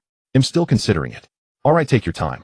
I'm going for a walk in the village, Lin Ge said as he left the church, thinking of visiting Hal's house. When he arrived, Marcia told him that Hal was out and wouldn't be home today. Helpless, Lin Ge wandered around the village hoping to find Yuri to get an update on the war situation. However, after searching the village, he couldn't find Yuri. Where have they all gone? Lin Ge sat down on the ridge at the entrance of the village. He hadn't expected the flames of war to spread so quickly. It had been less than a month since the news of Ryan's death reached them, and now Mill Village was about to be affected. Lin Ge felt troubled. If the war really reached here, what would he do? What would become of the villagers in Mill Village? Just as Lin Ge was feeling down, Yuri approached silently from behind. What are you thinking about? Lin Ge turned around and saw Yuri. Where have you been? I was looking for you, Yuri said as he sat down beside Lin Ge. I went up the mountain to handle a few things and added a layer of barrier to your temple. Lin Ge raised an eyebrow. Up the mountain? Are you kidding? I've been watching the foot of the mountain and didn't see you come down. I flew up, Yuri replied. Lin Ge fell silent. Yuri indeed had that capability. How did you find out about the situation at the border? Lin Ge suddenly asked. I wanted to talk about that too, Yuri said as he took out a letter from his pocket. Take a look, it's all written here. Lin Ge took the letter and read it. There wasn't much content, mainly informing Yuri to prepare to return to the Holy City as the Necromancer Council planned to unleash a necromantic calamity at the border. After reading, Lin Ge handed the letter back. That's good news, you can go back now. Yuri sighed. It's not as simple as you think. Ooh, I don't get along with those old geezers. This time I might be sent to the front lines when I return. Lin Ge asked, so do you plan to go back? Of course I will go back. Ooh, I need to slap those old fools in the face. After saying that, Yuri stood up. The barrier at the temple is a backup. If they really come, let the villagers seek refuge in the temple. Lin Ge remained seated, watching the villagers work in the fields. At this moment, Eileen had already left the church. On her way to the village entrance, she ran into Yuri. Yuri greeted her enthusiastically, and Eileen nodded in acknowledgement, feeling that this priest seemed somewhat familiar, as if she had seen him somewhere. As they brushed past, Eileen heard, "You little rascal from the Griffin family, this is not a place for you to mess around. Hurry up and go home." Eileen was taken aback. She had concealed her identity well, and had never revealed it or displayed her family. How did this person know? She turned to look at Yuri's back, feeling increasingly familiar, yet unable to remember where she had seen him. Suddenly Eileen recalled Yuri's name, Yuri Gray. She covered her mouth to stifle a gasp, the youngest 8-ring sorcerer in the Holy City. How did he end up here? The developments were happening too quickly, and Eileen felt her mind was racing to keep up. Suppressing her curiosity, she found Lin Ge at the village entrance. That Yuri, do you know his full name? Eileen asked. Why do you ask that? Lin Ge replied, somewhat puzzled. Did he provoke you? No, it's just that he shares a name with someone I know. Let's go back to the temple. I need to record some more material before I can submit it. After saying that, she pulled Lin Ge up the mountain. Lin Ge was caught off guard as Eileen dragged him up the hill. Let go, I can stand on my own. Let go? Are you pulling a dog? The two of them tangled all the way to the temple. Upon reaching the temple entrance, Eileen threw Lin Ge inside. She controlled her strength so as not to hurt him, as a way to take revenge for being thrown out by the meat mountain earlier. Lin Ge stood up, rubbing his rear. You really don't come off as very chivalrous this way. Eileen ignored him and took out the recording crystal to start recording. Lin Ge, sensing the situation, moved aside and advised, don't record the murals on the wall. I don't want to be wanted. He went to the backyard and opened the box, moving various instruments onto the workbench. At the border in the land of the undead, a tall tower made of bones stood on the gray and black wasteland. A figure in a black robe sat in front of the tower. His face was hidden in the shadow of the hood, revealing only a pale chin. In front of him floated a water mirror reflecting the hillside of Mill Village, where a young man was being pulled up the mountain by a female knight, followed by a flowering skeleton. That guy Yuri still loves to meddle in other people's affairs. He raised his hand and waved, switching the scene. In the water mirror in the backyard of the temple, several skeletons were digging in the soil. Their efficiency is too low, he muttered to himself. But this method is quite interesting. 7 days, he looked at the dark clouds above. In 7 days I will personally go take a look. The wind whistled through the gaps in the bones, producing a wailing sound. After the night fell, Lin carried the recording crystal to the steps outside the temple. Since returning from the village, she had been using the recording crystal inside the temple. She recorded the statue of the goddess and also captured the scene of Xiao Bai and the others tilling the soil in the backyard. She made sure to thoroughly document Meat Mountain, taking numerous photos from every angle. She could never forget the scene where Meat Mountain threw her. Lin Ge was busy tinkering with the experimental equipment he had obtained from the Baron at the workbench. After finishing her recording, Lin noticed Lin Ge was still engrossed in his toys on the table. She sighed and went to sit on the steps of the front porch. The sky had darkened and the moonlight illuminated the stone steps. Lin put away the crystal, took out paper and pen from her bag, and began to write the report. Investigator Lin report on the undead incident in Mofong village. Conclusion: no threat. She paused, carefully considering her wording before continuing. According to observations, the undead in this area have not shown tendencies to attack living beings. The base of the undead mage is an old temple on the mountain, which does not have the conditions to create high-threat undead. Therefore, I suggest archiving and closing the case. After hastily finishing, Lin closed her notebook and started fiddling with the flower pot at the bottom of the steps. The knight's code told her to be honest, yet now she had lied. Lin Ge had finally set up his laboratory, and there was no more space on the workbench. He turned around, but did not see Lin. Huh, didn't we say we were filming? Where are you? Upon entering the hall, he saw Lin sitting alone on the front porch and walked over. Are you done recording? Lin hurriedly put down the pot of mint that she had already plucked bare.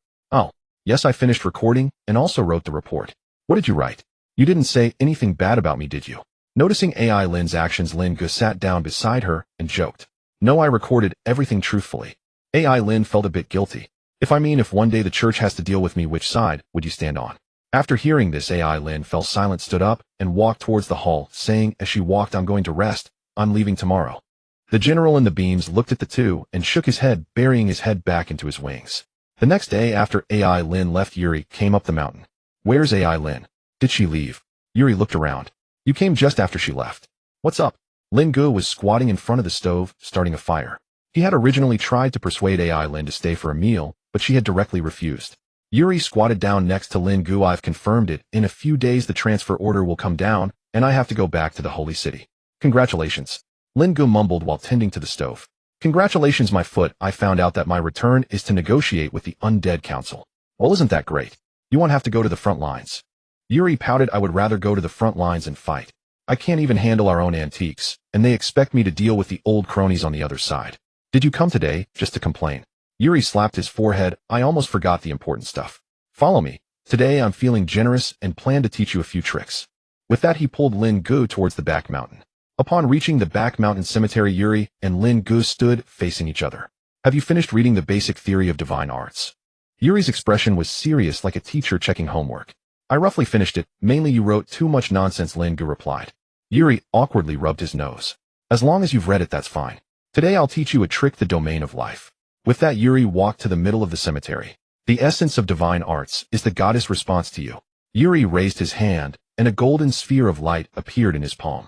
What you request from the goddess, she will respond to you. The light ball in Yuri's hand continued to solidify, becoming almost liquid in form. Healing, dispelling, blessing. These are all point-to-point requests.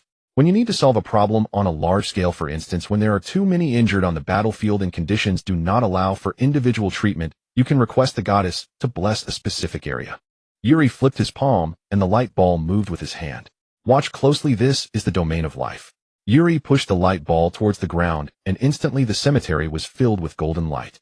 As the light touched the ground, it spread out, flowing through the cracks in the earth across the entire cemetery. As the light moved and diffused, the deathly aura within the cemetery dissipated. When the light reached the edge of the cemetery wall, a patch of golden light appeared, and the entire cemetery was enveloped in brightness. Lin Ge felt that the deathly aura in the cemetery had completely vanished, and the dry, cracked soil became soft with tender sprouts emerging from the ground. Yuri stood up, and the patch of golden light did not dissipate with his cessation of infusion. Lin Ge was astonished. How did you do that? I already told you. Yuri waved his hand. Lin Ge looked confused. What did you say? The goddess. Yuri looked at Lin Ge as if he were an idiot. Didn't I say the performance of divine arts is the goddess' response to your requests? So what? Lin Ge dug at his ears, fearing he had missed something. So when I cast divine arts, I request the goddess to purify. Is it idealistic? Lin Ge dropped his jaw in surprise. What is idealistic or not? It was Yuri's turn to be puzzled. Is it really that hard to understand? Lin Ge turned and walked away. You really came here just to mess with me. Hey, don't go. Yuri stepped forward and try it my way before you leave. Lin Ge tried to calm his emotions, raised his right hand, and gathered magical power in his palm, mimicking Yuri's previous actions. Yuri instructed from the side, concentrate, don't just output continuously. Gather the transformed life energy together as much as possible. Lin Ge usually used divine arts by either throwing it all out at once or meticulously controlling a tiny bit. This time he found it hard to combine output with control. Listening to Yuri's nagging from the side, Lin Ge squeezed out a sentence through his teeth. Shut up, don't disturb me. Yuri waved his hand, indicating that he wouldn't speak. Lin Ge calmed down and focused on controlling his ability to gather. Soon the light ball in Lin Ge's palm took shape, though it was much smaller than Yuri's, as the difference in magical power was evident. Lin Ge worked hard to control the light ball, preventing it from dispersing. What do I do next? Come on, put your hand on the ground like this. Yuri got into position beside him. Lin Ge followed suit.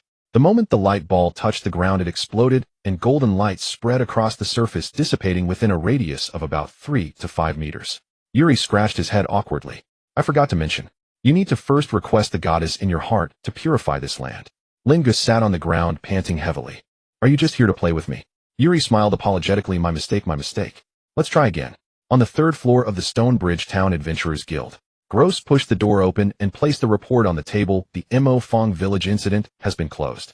Sitting by the window was a woman in her 30s, her gray-white short hair neatly tucked behind her ears. Her gray mage robe did not have a circular emblem, only a silver hexagonal badge. She took the report, flipped to the conclusion page, and under the words "No threat" there was a sketch showing Shao by drawing water by the well. Golden soul fire. She raised her gray blue eyes. Confirmed without error. She pulled out a pen from a holder and wrote on the cover, to be observed. Ms. Wilder Gross asked in a low voice, how much longer do we need to observe? Agatha put the report into a drawer where already lay a dozen files concerning Lin Ge. Until he is no longer interesting. Lin Ge followed Yuri's instructions and tried again. It was the same movement, the same gathering of the light sphere, and the same pressing against the ground. However, this time, he added a request to the goddess. Hey, that's good, don't forget to ask the goddess. Yuri gestured. Lin Ge earnestly murmured in his heart. Oh goddess, please help me purify this land. The light sphere gradually sank into the soil beneath Lin Ge's feet. However, this time, nothing happened, not even a glimmer of light. Strange. Yuri walked up to Lin Ge. Did you express your request to the goddess? I did, Lin Ge replied. Yuri rubbed his chin, looking at Lin Ge with suspicion, and asked, were you sincere? Very sincere. Lin Ge nodded vigorously. The two exchanged glances. Just as Yuri was about to say something, a golden light suddenly erupted from Lin Ge, enveloping him in a layer of golden film. On my eyes! Yuri screamed, covering his eyes and stepping back. His eyes were red and swollen, tears streaming down his face. What are you doing? Lin Ge looked down at his body, but saw nothing. All that remained was a mass of golden light completely covering him. He looked like a human-shaped light bulb, and a very bright one at that. He glanced up at Yuri, whose own vision remained unaffected, but everything around him appeared much brighter. What should we do? Lin Ge felt a bit panicked as he approached Yuri. What happened to the life domain? Why was he glowing instead? Don't come closer, Yuri shouted while covering his eyes and backing away. Are you trying to blind me? I don't want to either. Lin Ge continued walking towards Yuri. What do we do? Your exceptional talent has nothing to do with me. Yuri spun around a gravestone, continuously wiping his tears with his sleeve, his eyes red like a rabbit's. Stop. Stop, don't move. Lin Ge stood still, helplessly spreading his hands. He didn't know what. He could feel the light emanating from his body, but sensed no depletion of magical power. Yuri squinted and observed for a while, enduring the sting in his eyes, and said, try to pull it back. How do I do that? How would I know? It's your own body, figure it out yourself. Lin Ge took a deep breath, trying to feel the light around him, attempting to manipulate it with his magic. As the magic was infused, the light exhibited slight fluctuations. It's working. Yuri leaned against the stone tablet, squinting closely. In the next moment, the light exploded forth and Lin Ge became even more radiant. Yuri covered his face and crouched down, wailing. I'm sorry, are you okay? Lin Ge quickly ceased channeling magic and the light on his body dimmed slightly. He turned his back to Yuri, thinking that perhaps turning away would lessen the brightness, but it did not. He shifted his approach, no longer trying to entice the light with magic, but carefully probing with it, attempting to find a flaw. While he was meticulously exploring, the golden mark on his right hand lit up and the light from his palm began to seep in bit by bit. As the light gradually penetrated the golden film covering Lin Ge, began to develop holes. With the rapid expansion of the holes, the entire film soon vanished. Lin Ge now felt invigorated, brimming with energy. He sensed the light that had been absorbed into his body had disappeared, and he realized that his magical power had increased. If he were to authenticate again, he wouldn't miss becoming a 5-ringed mage. Yuri leaned against the stone tablet, tears still flowing, his eyes looking as if they had been stung by bees. He squinted, and although he couldn't fully open his eyes, he looked at Lin Ge and said, "You look like a ghost now." Hearing Yuri's words, Lin Ge finally realized that he was still faintly glowing. What should we do? Yuri was silent for a moment, wiped his face, and said seriously, I've never seen a situation like yours before. Let's wait, maybe it will dim down soon. Lin Ge had no better solution, so he agreed to wait. Yuri regained his composure, raised his hand, and cast a healing spell on himself, barely alleviating the sting in his eyes, stopping the tears, and able to open his eyes now. The two of them stared at each other in the cemetery. The sky gradually darkened, but Lin Ge continued to glow faintly, like a small night light. He pulled at Yuri's collar. Look at the mess you've made. Didn't you say it would be fine if we waited? Why am I still glowing? Yuri broke free from Lin Ge's grip and ran down the mountain without looking back. I'm going to check the information. You think of a way yourself. Seeing Yuri flee, Lin Ge returned to the shrine. In the backyard, Xiao Bai and the others gathered curiously around the glowing Lin Ge. Lin Ge was feeling frustrated and impatiently waved his hand. Scatter, what are you looking at? The general landed on Lin Ge's head. I object. Lin Ge waved the general away. You annoying bird, if you keep babbling, I'll stew you. The general squawked and flew away. Back in his left ear room, Lin Ge sat on the bed looking at his glowing hand and sighed. He had tried the previous method, but the faint glow remained unchanged. I'm tired, just destroy it. He then lay down to sleep. The next morning, Lin Ge woke up and was surprised to find that he was no longer glowing. As expected, it's better to let things take their course. In the following days, Lin Ge tried the life domains several times. He still appeared as that little light person. However, this time the light dissipated on its own after a while, without being absorbed by the mark on his right hand. This left Lin Ge feeling a bit disappointed. He initially thought the goddess had adjusted his parameters, and he could finally gain an advantage, but instead it was a quick seal. One day, while Lin Ge was at his workbench studying gray matter, the general suddenly erupted in a ruckus. Meeting adjourned. Meeting adjourned. Meeting adjourned. Lin Ge was somewhat annoyed by the general interrupting his thoughts, and planned to teach this fellow a lesson. He looked up, and a crow had landed on the table at some point. The crow's eyes glowed red, and as it moved its head, it left behind a fiery trail in the air. The crow looked at him and suddenly spoke. Not a bad method, quite innovative, but the efficiency is too poor. Want to learn from me? Lin Ge jumped back and shocked the chair, screeching against the floor. He raised his right hand, the mark, glowing, aimed at the crow. Who are you? The crow was about to speak when a roar came from down the mountain. Get lost. Immediately after, a stream of golden light flew in, striking the crow precisely. The crow let out a piercing scream, its whole body seemingly melting away into a puddle of black water. The black water flowed across the table, sizzling, and soon evaporated. After the black water dissipated, Lin Ge saw a line of words corroded into the tabletop. Come find me at the Necromancer Council. Lich Marlowe. Yuri descended from the air, coming to Lin Ge's side. Seeing the words on the table, his expression was complicated. Marlowe, Yuri gritted his teeth. This guy is indeed targeting you. Holy City Privy Council. The Cardinal placed an order on the table, sliding it across to the clerk opposite. Send it to Mill Village. For Yuri Gray. The clerk picked up the order, glanced at it, and asked, let him serve as the envoy for negotiations. Yes. The Cardinal stood up and walked to the window. The Necromancer Council specifically requested him. Will he come back? The Cardinal was silent for a moment. That kid may talk tough, but he knows how to prioritize. He turned around, his gaze falling on the map of Mill Village on the table with the location of the old shrine circled in ink. Moreover, the Cardinal said quietly, letting him stay there too long is not a good thing. The clerk put away the order and bowed before exiting. After the door closed, the Cardinal looked at an old portrait hanging on the wall. The painting depicted a young spellcaster in a white robe with gold patterns smiling broadly. Yuri Gray, 20 years old, a portrait just after being promoted to the 6th ring. Don't let me down, the Cardinal said to the portrait. Who is Malo? Yuri gestured for Lin Ge to remain silent, then soared into the air above the temple and gently tapped his finger into the empty sky. A colossal circular rune materialized in midair, perfectly enveloping the entire temple. Yuri's fingertip rested precisely at the rune's center, and a current of arcane power began flowing from it. As the magic surged in the rune's intricate glyphs flared one by one, until in moments the whole sigil blazed with golden radiance. Lin Ge stared up from the ground, utterly dumbfounded. By the stars, just how powerful is this man? Though he had long known Yuri was an 8th circle divine artificer, witnessing him single-handedly erect such a vast barrier still left Lin Ge stunned. After inspecting the rune, Yuri withdrew his hand and descended to stand beside Lin Ge. The ward had a minor flaw. I've refined it completely. He then pulled over the chair behind Lin Ge and sat down. Ask away. You have at least 3 questions. Hearing those words, Lin Ge felt an uncanny sense of déjà vu. Did I not supposed to gift your diamond to someone else? He ventured cautiously. Yuri blinked, perplexed. What diamond? Have you lost your wits? What nonsense? Oh, never mind. My thoughts are tangled, let me sort them out. Lin Ge fell silent, reflecting deeply on all that had just transpired. Yuri remained seated, watching him in quiet stillness.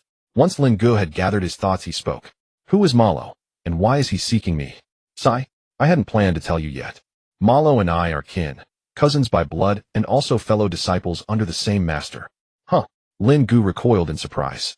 Is nobility always this convoluted? Nonsense. Yuri shot him a sharp, admonishing glance. Lin Ge realized this was no time for levity. Please continue. Truth be told, you, I and Malo are bound together by one person alone. Lin Ge murmured. Who? Yuri pointed toward a nearby gravestone. Cassian Raphael Gray, my... Lin Ge's expression brightened with sudden understanding. I see. Yuri arched a brow. You've already guessed. I had suspicions, but I wasn't certain of your connection to the elder priest.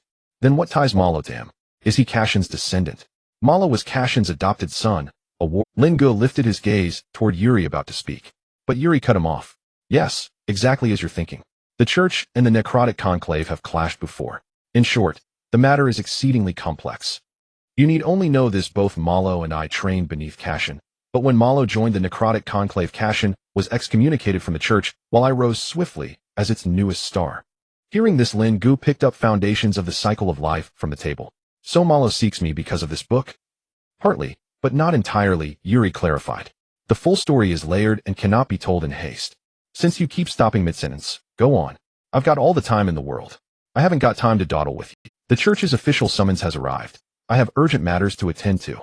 With that, Yuri rose, retrieved a silver insignia from his pocket, and tossed it to Lin Ge. This is the crest of House Gray. Should opportunity arise, present it in the holy city, and seek me out. Lin Ge caught it, and carefully stowed it away. Yuri added, a delegation of elves will arrive here in a few days. Originally, I was to assist them with a pressing issue. Now it falls to you. Me, Lin Ge faltered. He had no clear measure of his own capabilities. You won't be called upon to fight or slay. Their guardian spirit tree has fallen ill. It's precisely the kind of task suited to you. With that, Yuri turned to leave. Charge them handsomely. Elves hoard rare treasures.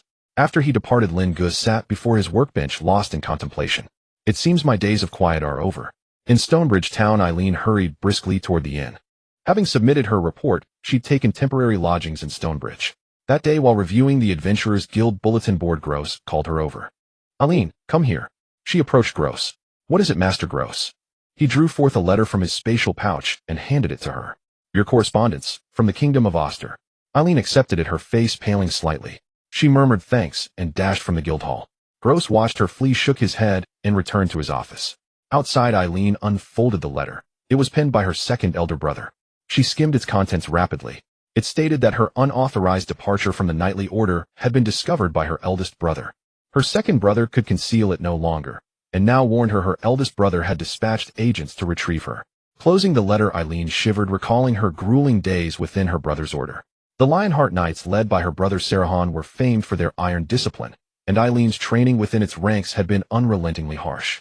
Her brother had never eased her trials for being his sister. Instead, he held her to the exacting standards of elite knights. She had left the order partly to explore the wider world and live by the code of chivalry, and partly, truth be told, to escape his relentless rigor. No, I must find somewhere to hide. Unbidden, Lin Ge surfaced in her thoughts, the enigmatic yet she had nowhere else to turn. A stranger in a foreign land with no acquaintances save him. I'll go to him. Having resolved it, Eileen returned to the inn, packed her belongings, and rushed to the way station. She'd slipped away secretly, leaving her own horse behind. Meanwhile, Lin Ge stood in the courtyard, gazing upward at the sky.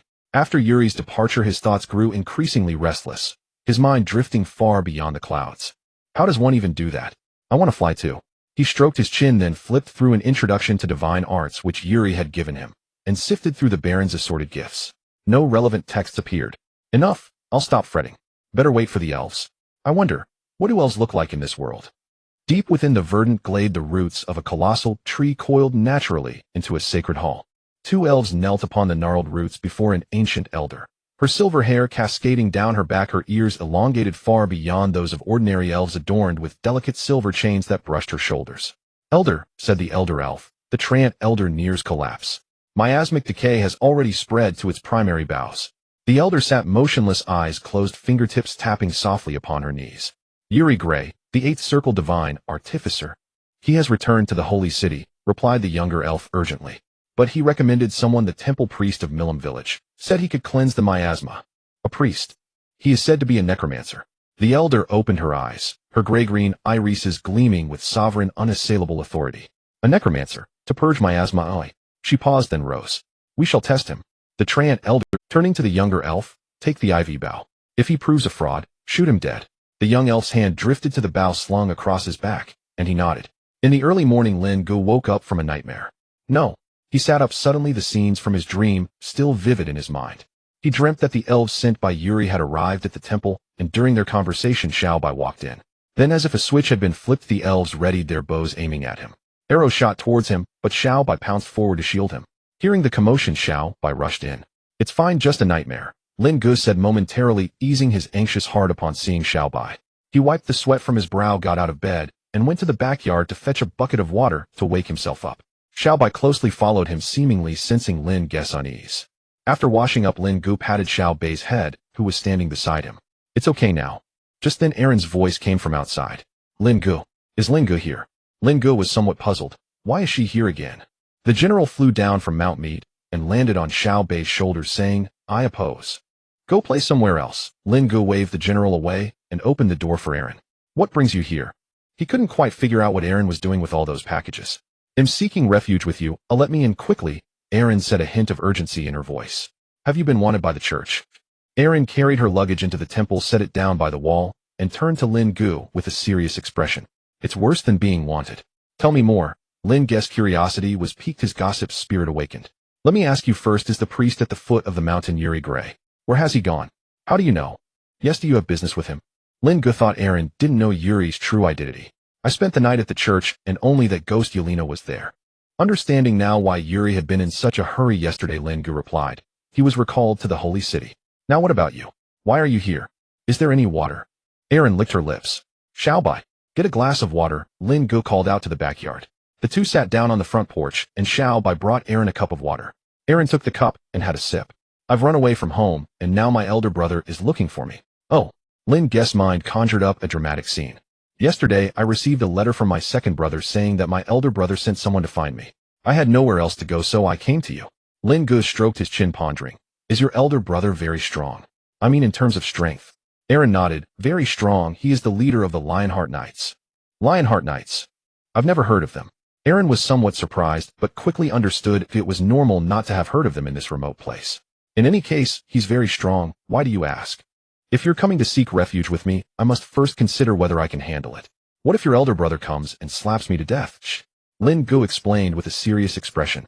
Erin showed a troubled look, recalling her elder brother's domineering nature, and set her cup down, preparing to leave.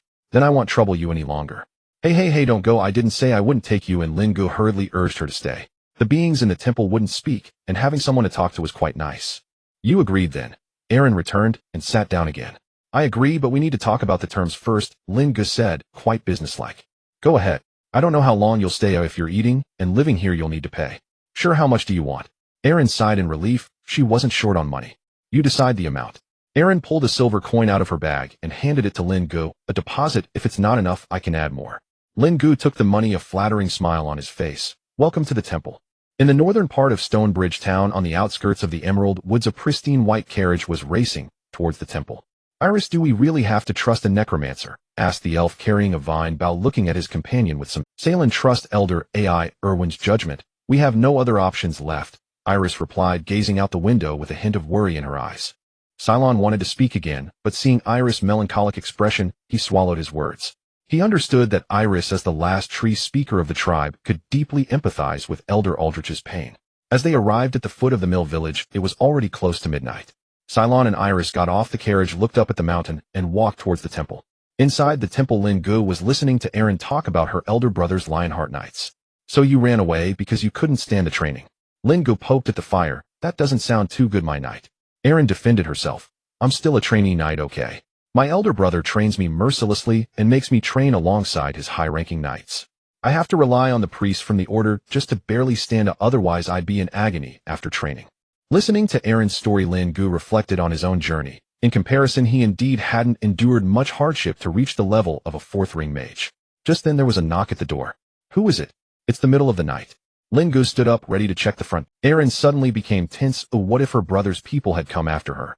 Watching Lin Ge leave, she glanced around and hid behind Mount Meat, praying that no one would see her. Lin Ge reached the front door, where two elves stood waiting. The female elf in front was tall, with short, deep brown hair that framed her neck elegantly. Her pupils were a light gray-green, resembling a mossy ground after rain. Dressed in a long, dark green gown, her delicate features exuded nobility and elegance. Behind her, a male elf held a longbow, watching Lin Ge with vigilance. Upon seeing the elves, Lin Ge felt a moment of unease. The dream from the morning still lingered in his mind. However, what puzzled him was that the male elf only pretended to draw the bow with no arrows on it. Feeling there was no threat, Lin Ge opened the door. Iris spoke first. Are you the necromancer here? Hearing such a direct question, Lin Ge muttered, why does Yuri tell everything? Yes, I am Lin Ge. You were sent by Yuri, right? Mister. Yuri said you could help us. After confirming his identity, Lin Ge invited the two elves inside. Upon entering the backyard, Lin Ge noticed that Erin was missing, which puzzled him. He called out a couple of times, Erin, Erin. Xiaobai pointed behind Mount Meat. Lin Ge realized that she might have been caught by the newcomers. Salen, upon seeing Xiaobai, instantly raised his bow, still with no arrows. Iris hurriedly stopped him, signaling Cylon not to act impulsively. Lin Ge pulled Erin out from behind Mount Meat, and she exclaimed, I will never dare again, big brother. Seeing that the newcomers were elves, Erin immediately shut her mouth and smiled awkwardly. Lin Ge introduced Erin to the two elves, saying, This is Erin, a trainee knight of the Lionheart Knights. Lin Ge understood the importance of dropping names. Associating with the Lionheart Knights would also help him charge higher prices in the future. Iris extended her hand towards Erin, who took it, and they introduced themselves to each other. Iris. The general suddenly appeared from nowhere, circling above everyone's heads, shouting, Meeting adjourned. Meeting adjourned. Meeting adjourned. Lin Ge awkwardly scratched his head and invited everyone to sit by the campfire. The two elves watched the general with great interest, sensing that he had a unique aura, both alive and resembled. Lin Ge got straight to the point. What do you two need me to do? In the Holy City's Privy Council, in the meeting hall. Yuri leaned back in his chair, legs crossed, while the three cardinal bishops looked at him with impassive expressions. So the oldest bishop began. You agreed. I agreed. Yuri stood up, but I have conditions. Speak. First, during the negotiations, ensure the safety of the mill village and its surroundings. The cardinal bishops frowned. Second, Yuri raised two fingers. I will decide the negotiation location. It can't be in their broken tower, nor here with us. Find a middle ground. Is there anything else? No. Yuri turned to leave, but suddenly stopped. By the way, that little necromancer Lin Ge, don't touch him. Otherwise he'll flip the table. The door slammed shut. The bishops exchanged glances. When did he become so protective of someone? No one knew the answer. Outside, the bells of the holy city began to toll. Iris and Selin exchanged glances. Iris nodded and Selin took out a wooden token from her backpack and handed it to Iris. Iris received the wooden token and passed it to Lin Ge. This is the wood core from Elder Aldrich of the Ancient Tree, Iris said, and it is currently decaying. Lin Ge took the wooden token and began to examine it.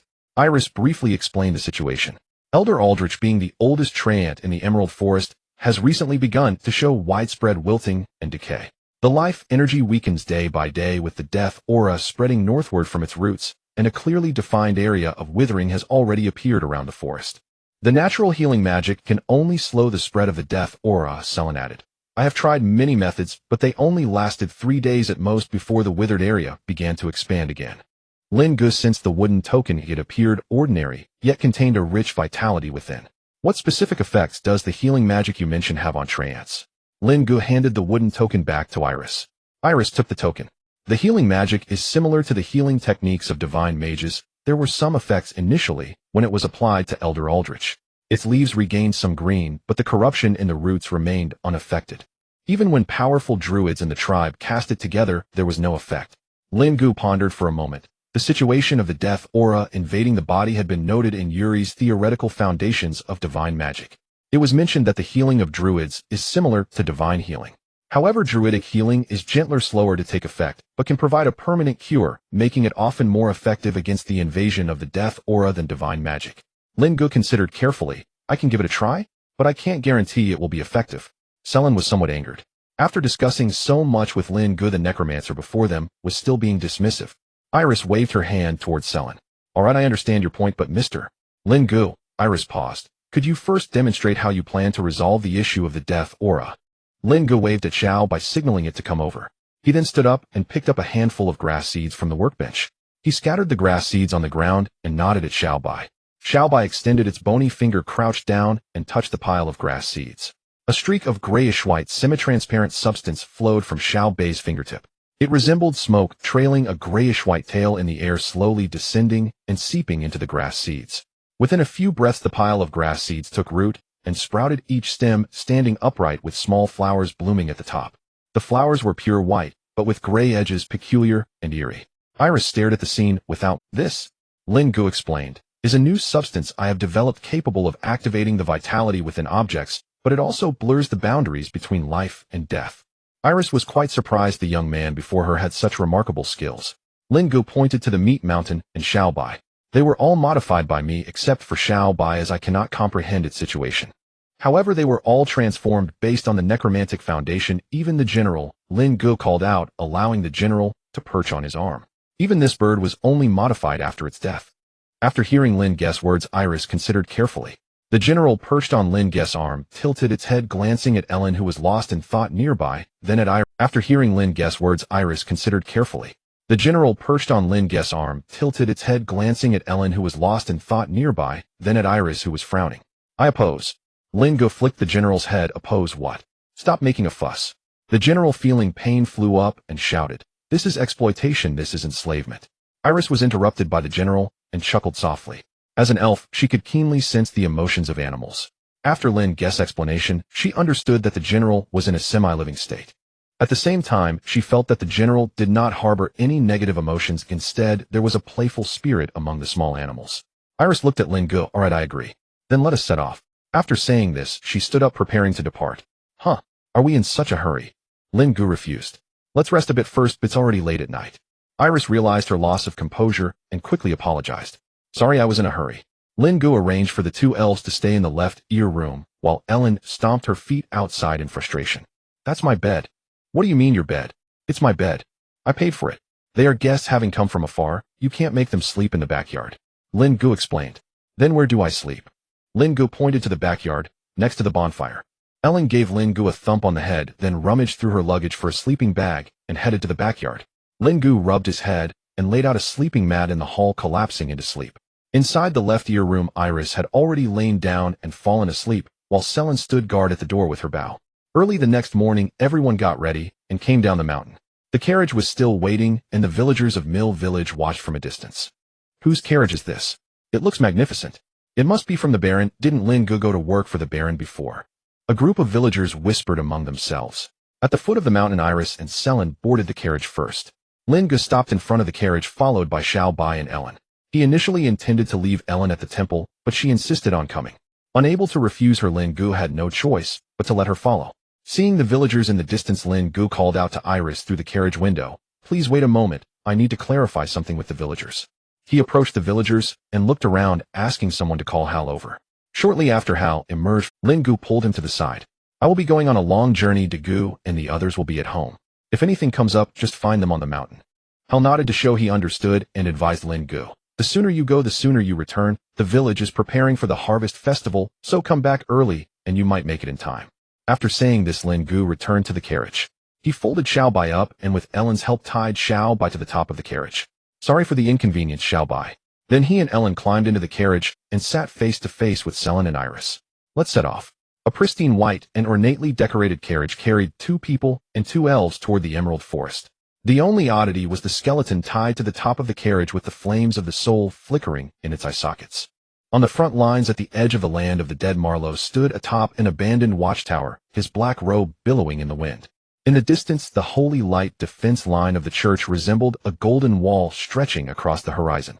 A raven flew from behind, landing on his shoulder with a letter tied to its leg. He tore it open, glanced at it, and a slight smile appeared at the corner of his mouth. "Pause the calamity," he read aloud, his voice dissipated by the wind. "That is the council's intention." The raven spoke, "Maintain the pressure, but do not advance." Marlowe crumpled the letter into a ball, the death aura spilling from his fingers as the paper turned to ashes. "Send a few batches of skeletons out for a stroll every day," he said. "Don't let the other side be idle." The raven tilted its head. "Aren't you going back?" Marlowe looked towards the emerald forest, the gray-green trees appearing like a dark sea in the twilight. "Just wait a little longer," he said. "The little guy I'm watching has gone out." He scattered the ashes into the wind and turned to descend the watchtower. The entrance to the emerald forest was devoid of any grand gates. The carriage halted before 2 towering birch trees, and the group disembarked as Cylon patted the horse. With a neigh, the carriage rolled into the forest. It was then that Lin Ge noticed that no one was driving the carriage. Seeing Lin Ge surprised, Cylon explained, "The horses are quite intelligent. They know their way back to the tribe, so there's no need to worry." Lin Ge turned to Cylon. "Little White hasn't gotten off yet. It's still on the roof." Salen's face flushed red with embarrassment, not knowing how to explain. Iris stepped forward to reassure them.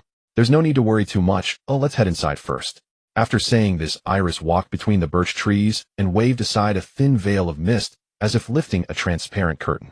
The group hurriedly followed. The outskirts of the emerald forest were shrouded in the misty forest. Lin Ge noticed some unknown vines clinging to the branches by the road. At the tips of the vines, numerous glowing points flickered.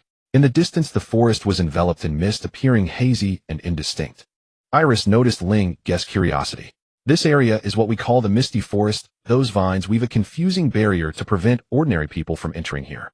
Eileen nodded in understanding beside them. Cylon walked ahead with quick strides, eager to return to the tribe. After about half an hour, they finally passed through the misty forest. Lin Ge, out of breath from his lack of exercise, complained, "So, why didn't we take the carriage all the way?" Eileen, clad in plate armor, walked past him with a disdainful glance. "Weakling." After catching his breath, Lin Ge hurried after her. The treetops here were noticeably sparser, with sunlight filtering through the gaps. The ground was paved with slate, forming small paths. The tree trunks along the road showed clear signs of artificial carving. Several tree houses were nestled among the branches. Intertwined branches and vines connected between the treetops, weaving together bridges of vines. Cylon approached and pulled Lin Ge along. "Follow me. If we delay any longer, your skeleton will be gone." Lin Ge, hearing this, set aside his musings and hurried to catch up with Cylon. Eileen looked at the flustered pair and said to Iris, "Shall we wait for them here?" Iris smiled slightly. "No need. Follow me. Oh, let's go meet the elder first." Eileen nodded and followed behind. Under Salen's guidance, Lin Ge arrived at a place resembling a relay station where many carriages were parked.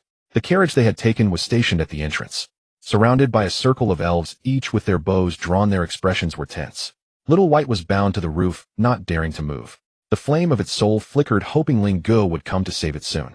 Seeing Cylon approach, an elf rushed to report to him.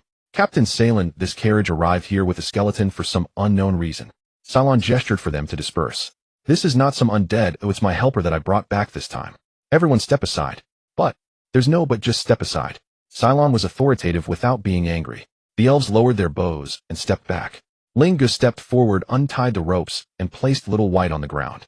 Little White flipped over a few times, adjusted its bones, and stood up, clicking at Lin Ge. Lin Ge reassured, "It was my fault. I shouldn't have left you behind."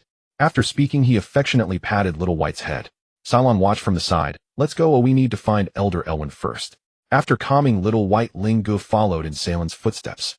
On the way, Lin Ge noticed a patch of unnaturally grayish-brown forest on the left side of the road, like a painting with a corner burned away looking quite out of place. Cylon slowed his pace, pointing at that patch of forest. That area is the boundary of decay, and it's continuously spreading this way. After saying this, he quickened his pace toward the Grove of Trance. The Grove of Trance was quieter than Lin Ge had imagined. He had thought there would be many elves present. The massive roots of aldrich crisscrossed in an open area with several elves standing within the space formed by the roots. Eileen and Iris had arrived here long before waiting at the entrance for the two. Come into, the elders have been waiting for a long time.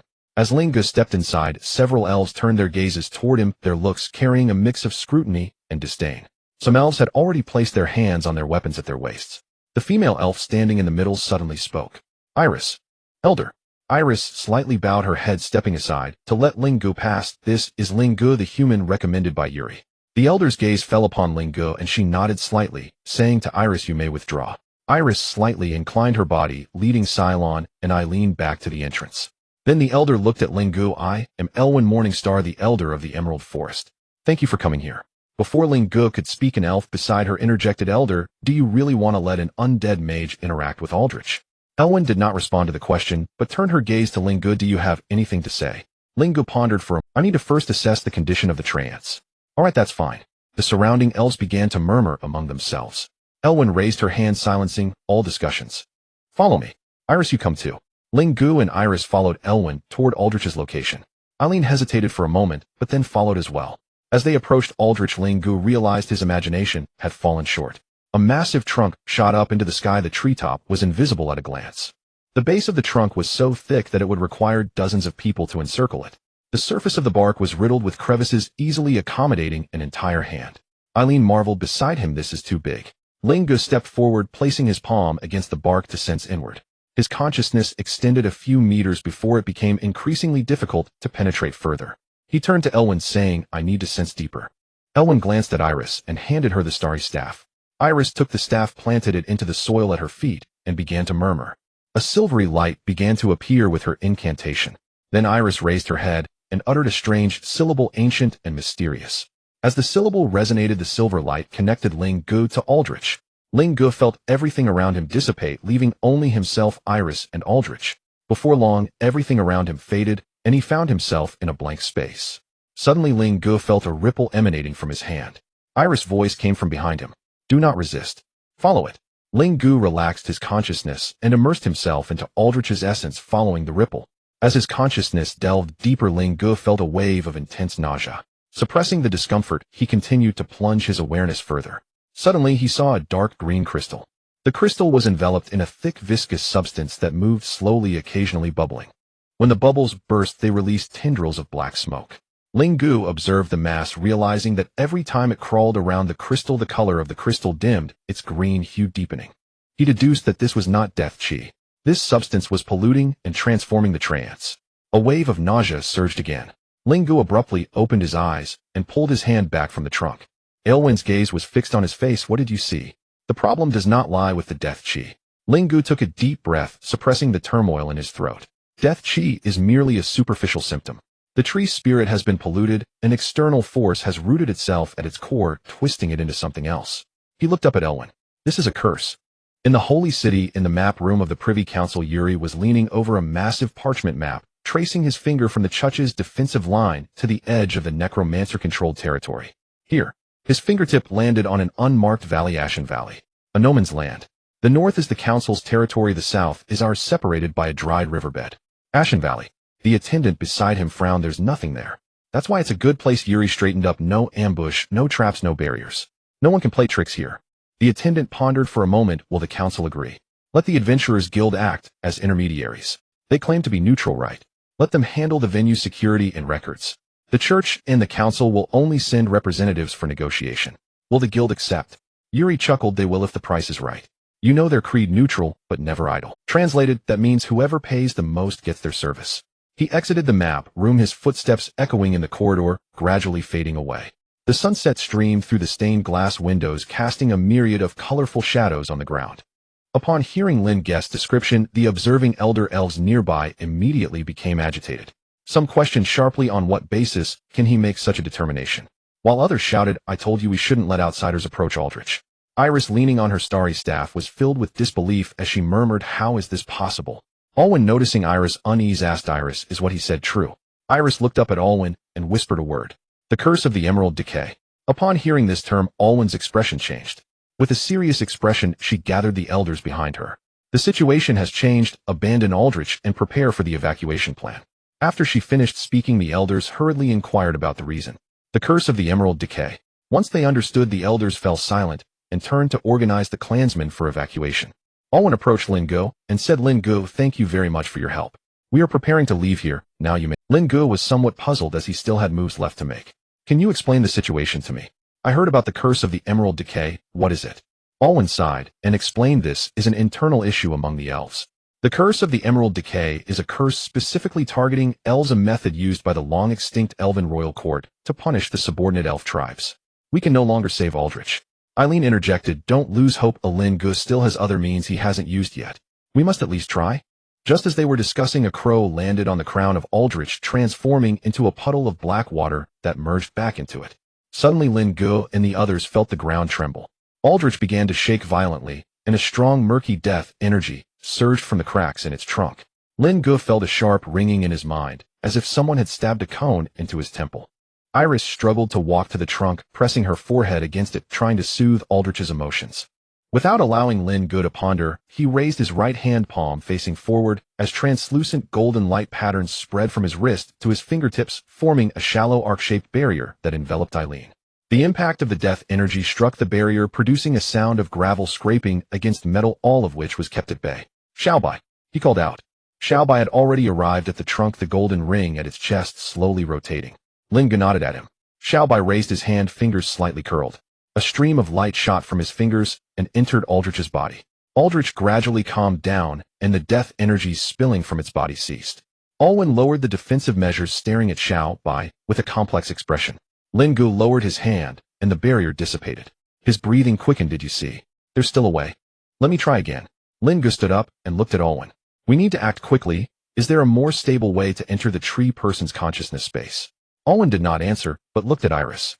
Iris nodded at her, stood up, and when she returned, she was holding it was a headband woven from vines. The vines were already dry, and the woven patterns were intricate and ancient without any decorations. This is the crown of the tree speaker. It is one of the components of the ancient elven crown. After the fall of the elven kingdom, it has been passed down through the lineage of the tree speakers. It is key to establishing a mental link with the tree people. She placed the headband on her head, and a faint green halo appeared around it. I will use its power to guide you into Aldrich's consciousness space, Iris said. However, we cannot assist you with what happens inside. Understood. Let's begin. A streak of green light flew from the crown and entered Lin Ge's forehead.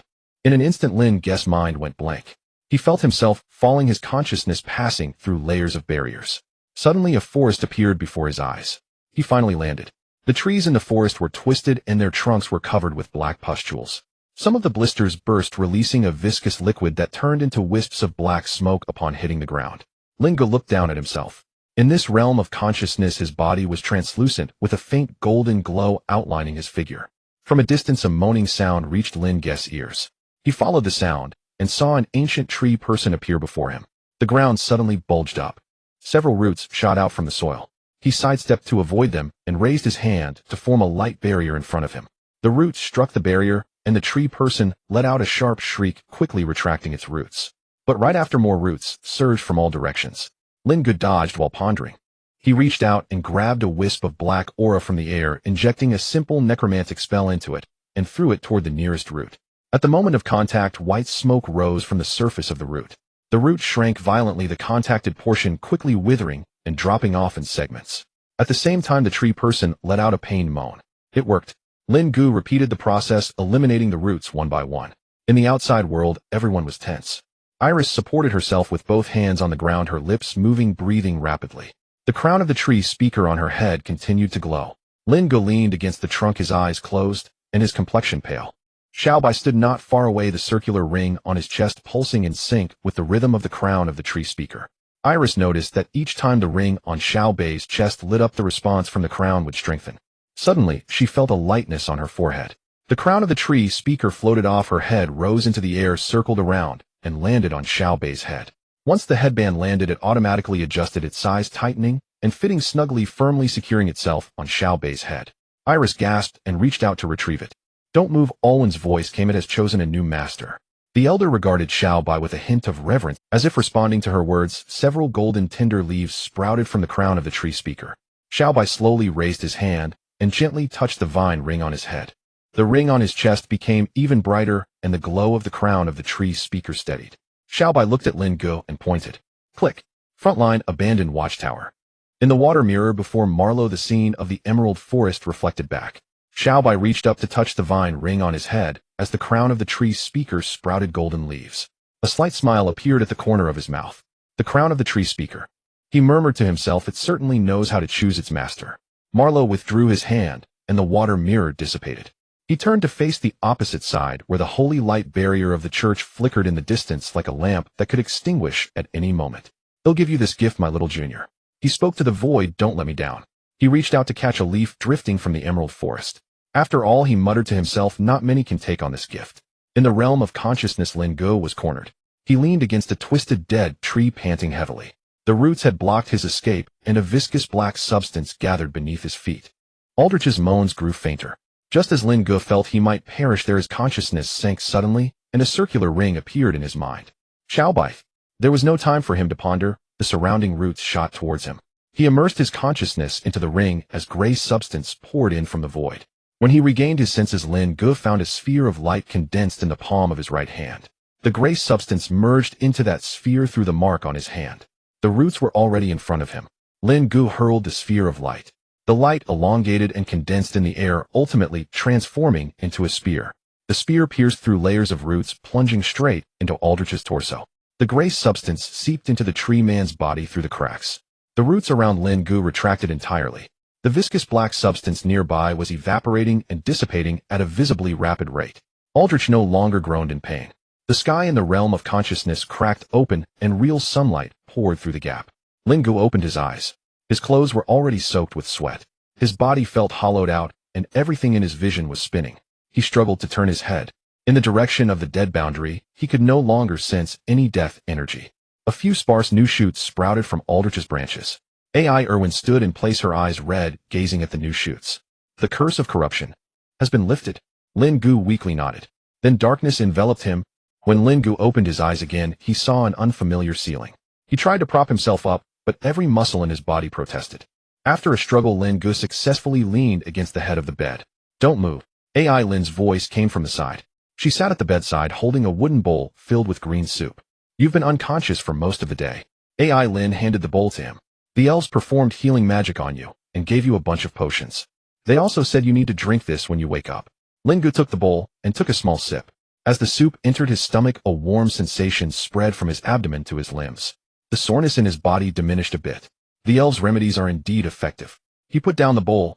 The treehouse was small, with several bunches of dried flowers hanging on the walls and a woven hammock in the corner covered with thick felt. Xiao Bei squatted at the door holding a mirror. The crown of the tree speaker on his head seemed to have rooted itself. "It has been staring at itself for the whole afternoon," AI Lin remarked, as if it is not yet accustomed to its new look. "Thank you." AI Lin withdrew her hand. "I used to do this for myself often." A knock came from outside the door. Iris walked in. She had changed into a gray long dress, her hair messily braided behind her ears. "The elder invites you to the Morningstar treehouse for a meeting," Iris said gently. "Can your body handle it?" "I can walk." Lin Ge propped himself up from the edge of the bed. His legs felt a bit weak, but he could stand with difficulty. AI Lin extended her arm, and Lin Ge hesitated for a moment before taking hold.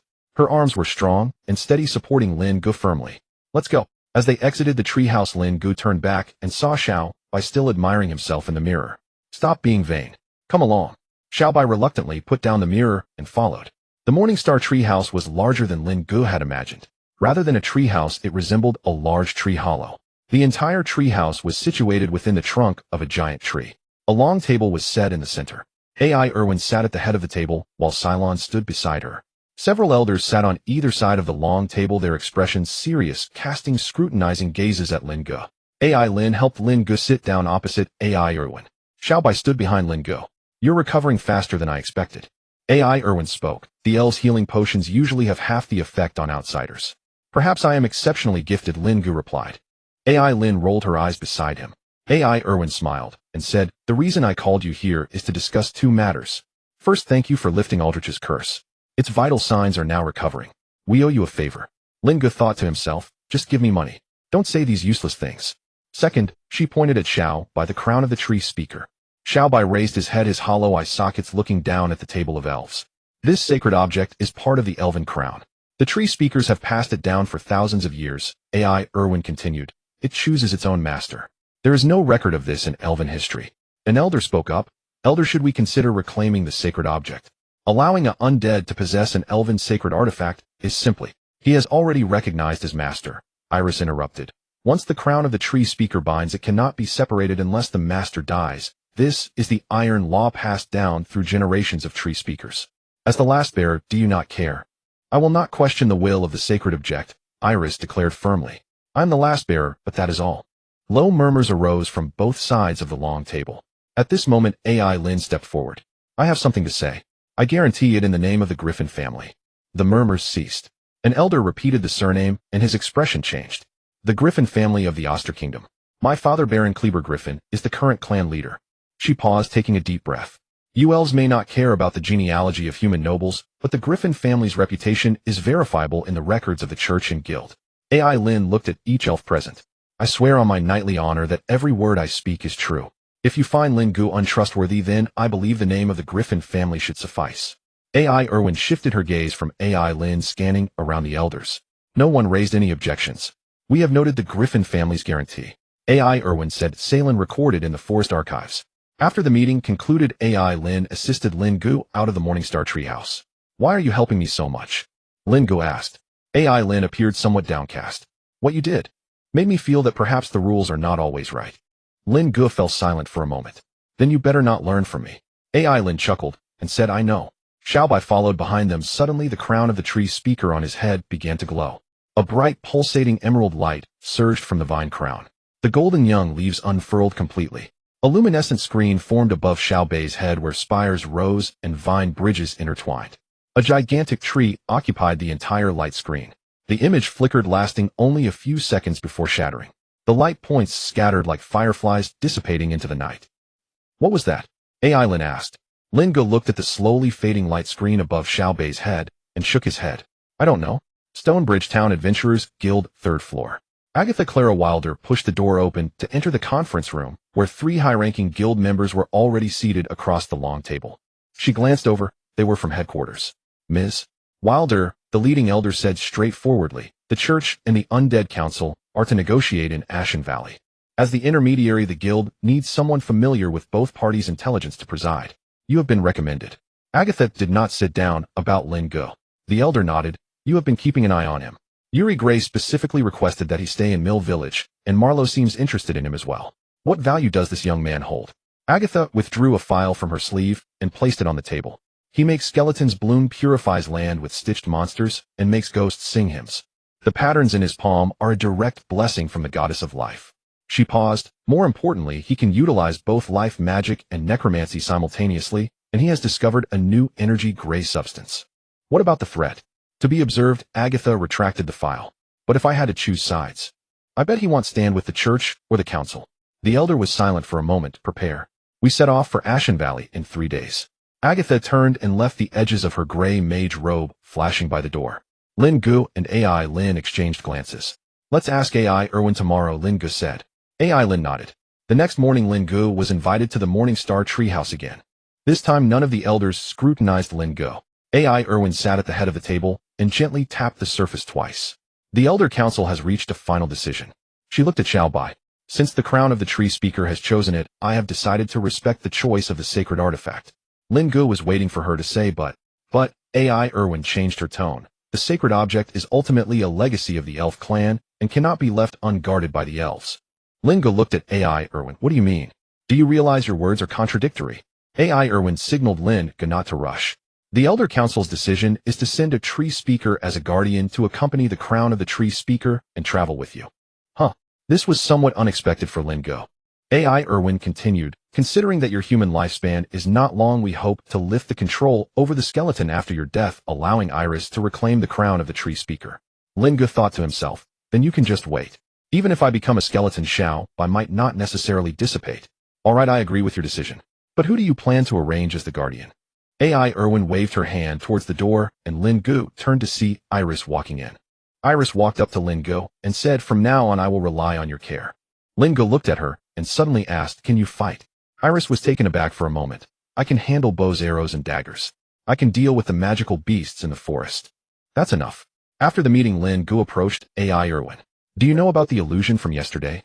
AI Irwin stared at him for a moment and replied, I know. So you were indeed monitoring me. Necessary precautions, please understand. Lin Ge pulled a chair from the side and sat down. What place was that illusion set in? AI Irwin said, it was the site of the ancient elf royal court, as it appeared before its destruction. That tree crown. Yes, it was Aldrich. Lin Ge gasped, how old is that treant? AI Irwin chose her words carefully. The royal court has long been destroyed, and there were interruptions in the history of the elves, so the exact time is no longer ascertainable. Regarding how Xiao Bai could be chosen by the crown, it may be related to the energy within it or possibly to some ancient agreement of the royal court. She paused, but no one knows the truth anymore. Lin Ge nodded, no longer pressing for answers. The trance court was bustling with activity at this time. A dozen elves stood in 2 lines, leaving a passage in the middle.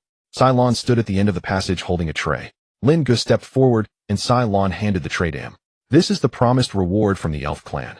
On the tray lay several items, a bag of heavy silver coins inscribed with leaves and vines, 3 palm-sized green glass vials etched with leaf patterns and filled with green potions, and a roll of notes tied with vine rope sealed with a wax emblem depicting a natural magic symbol. The elven silver coins are worth about the same as gold coins in the human kingdoms. The high-level healing potions can be used internally or externally. Cylon pointed out each item, and this is the basic notes on natural magic. Lin Ge carefully stored the items, and at that moment Aldrich moved. A thick branch fell from the treetop. The branch extended right in front of Lin Ge. At the end of the branch hung a fruit the size of a fist, shaped like an enlarged acorn.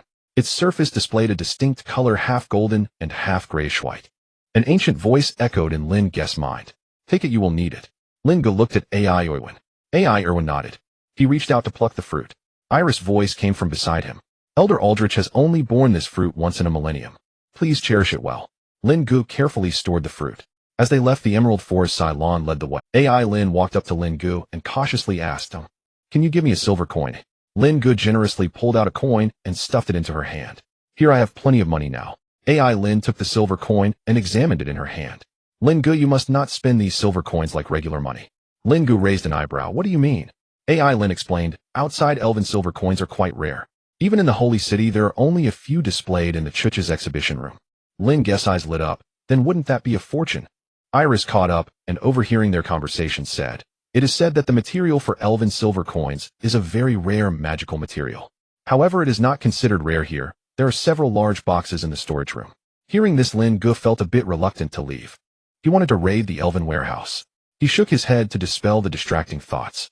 I can't exhaust resources, I must save it for later and gradually enjoy it. Upon reaching the edge of the misty forest, Cylon stopped. Just ahead is the outer area. He looked at Iris. Take care. Iris nodded. Cylon turned to Lin Ge again. Next time you come, notify us in advance lest the patrol team turns you into a hedgehog. Lin Ge chuckled. The group passed through the last layer of mist and exited the emerald forest. The white birch shadows behind them returned to their normal appearance, and the air no longer carried the unique, damp, mossy scent. The general flew down from the treetops and landed on Xiao Bei's head, shouting, meeting adjourned. Meeting adjourned. The call was somewhat mournful.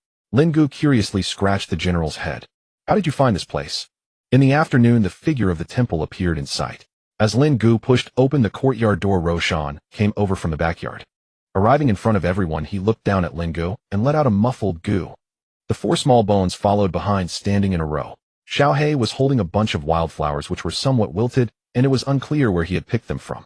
AI Lin laughed at the sight. Xiao Bai stepped forward and took the wildflowers, gently tapping Xiao He on the head. Ka. Iris arrived at the backyard and walked over to the fruit tree. She crouched down and inserted her palm into the soil. Green light emanated from her hand, causing the ground to bulge slightly, with several green vines breaking through the earth. The vines climbed along the wall, intertwining and weaving between the branches of the fruit tree. Before long, a hammock made of vines appeared. Iris brushed the dirt off her hands and turned to look at AI Lin. This time I won't take your bed.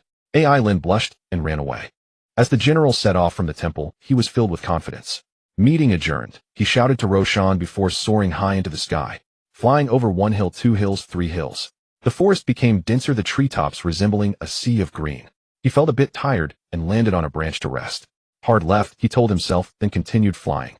He flew for a long time. No woodland, no white birch, only trees, and more trees. I object, he shouted into the air, but no one responded. He began to panic. From this tree to that tree, from that tree back to this tree. Turning left 3 times, then right 3 times. Full right, full left. Meeting adjourned. Meeting adjourned. The echoes bounced around the woods, and he felt like a group of generals was scolding him. Eventually he gave up. Landing on a crooked tree, he buried his head in his wings.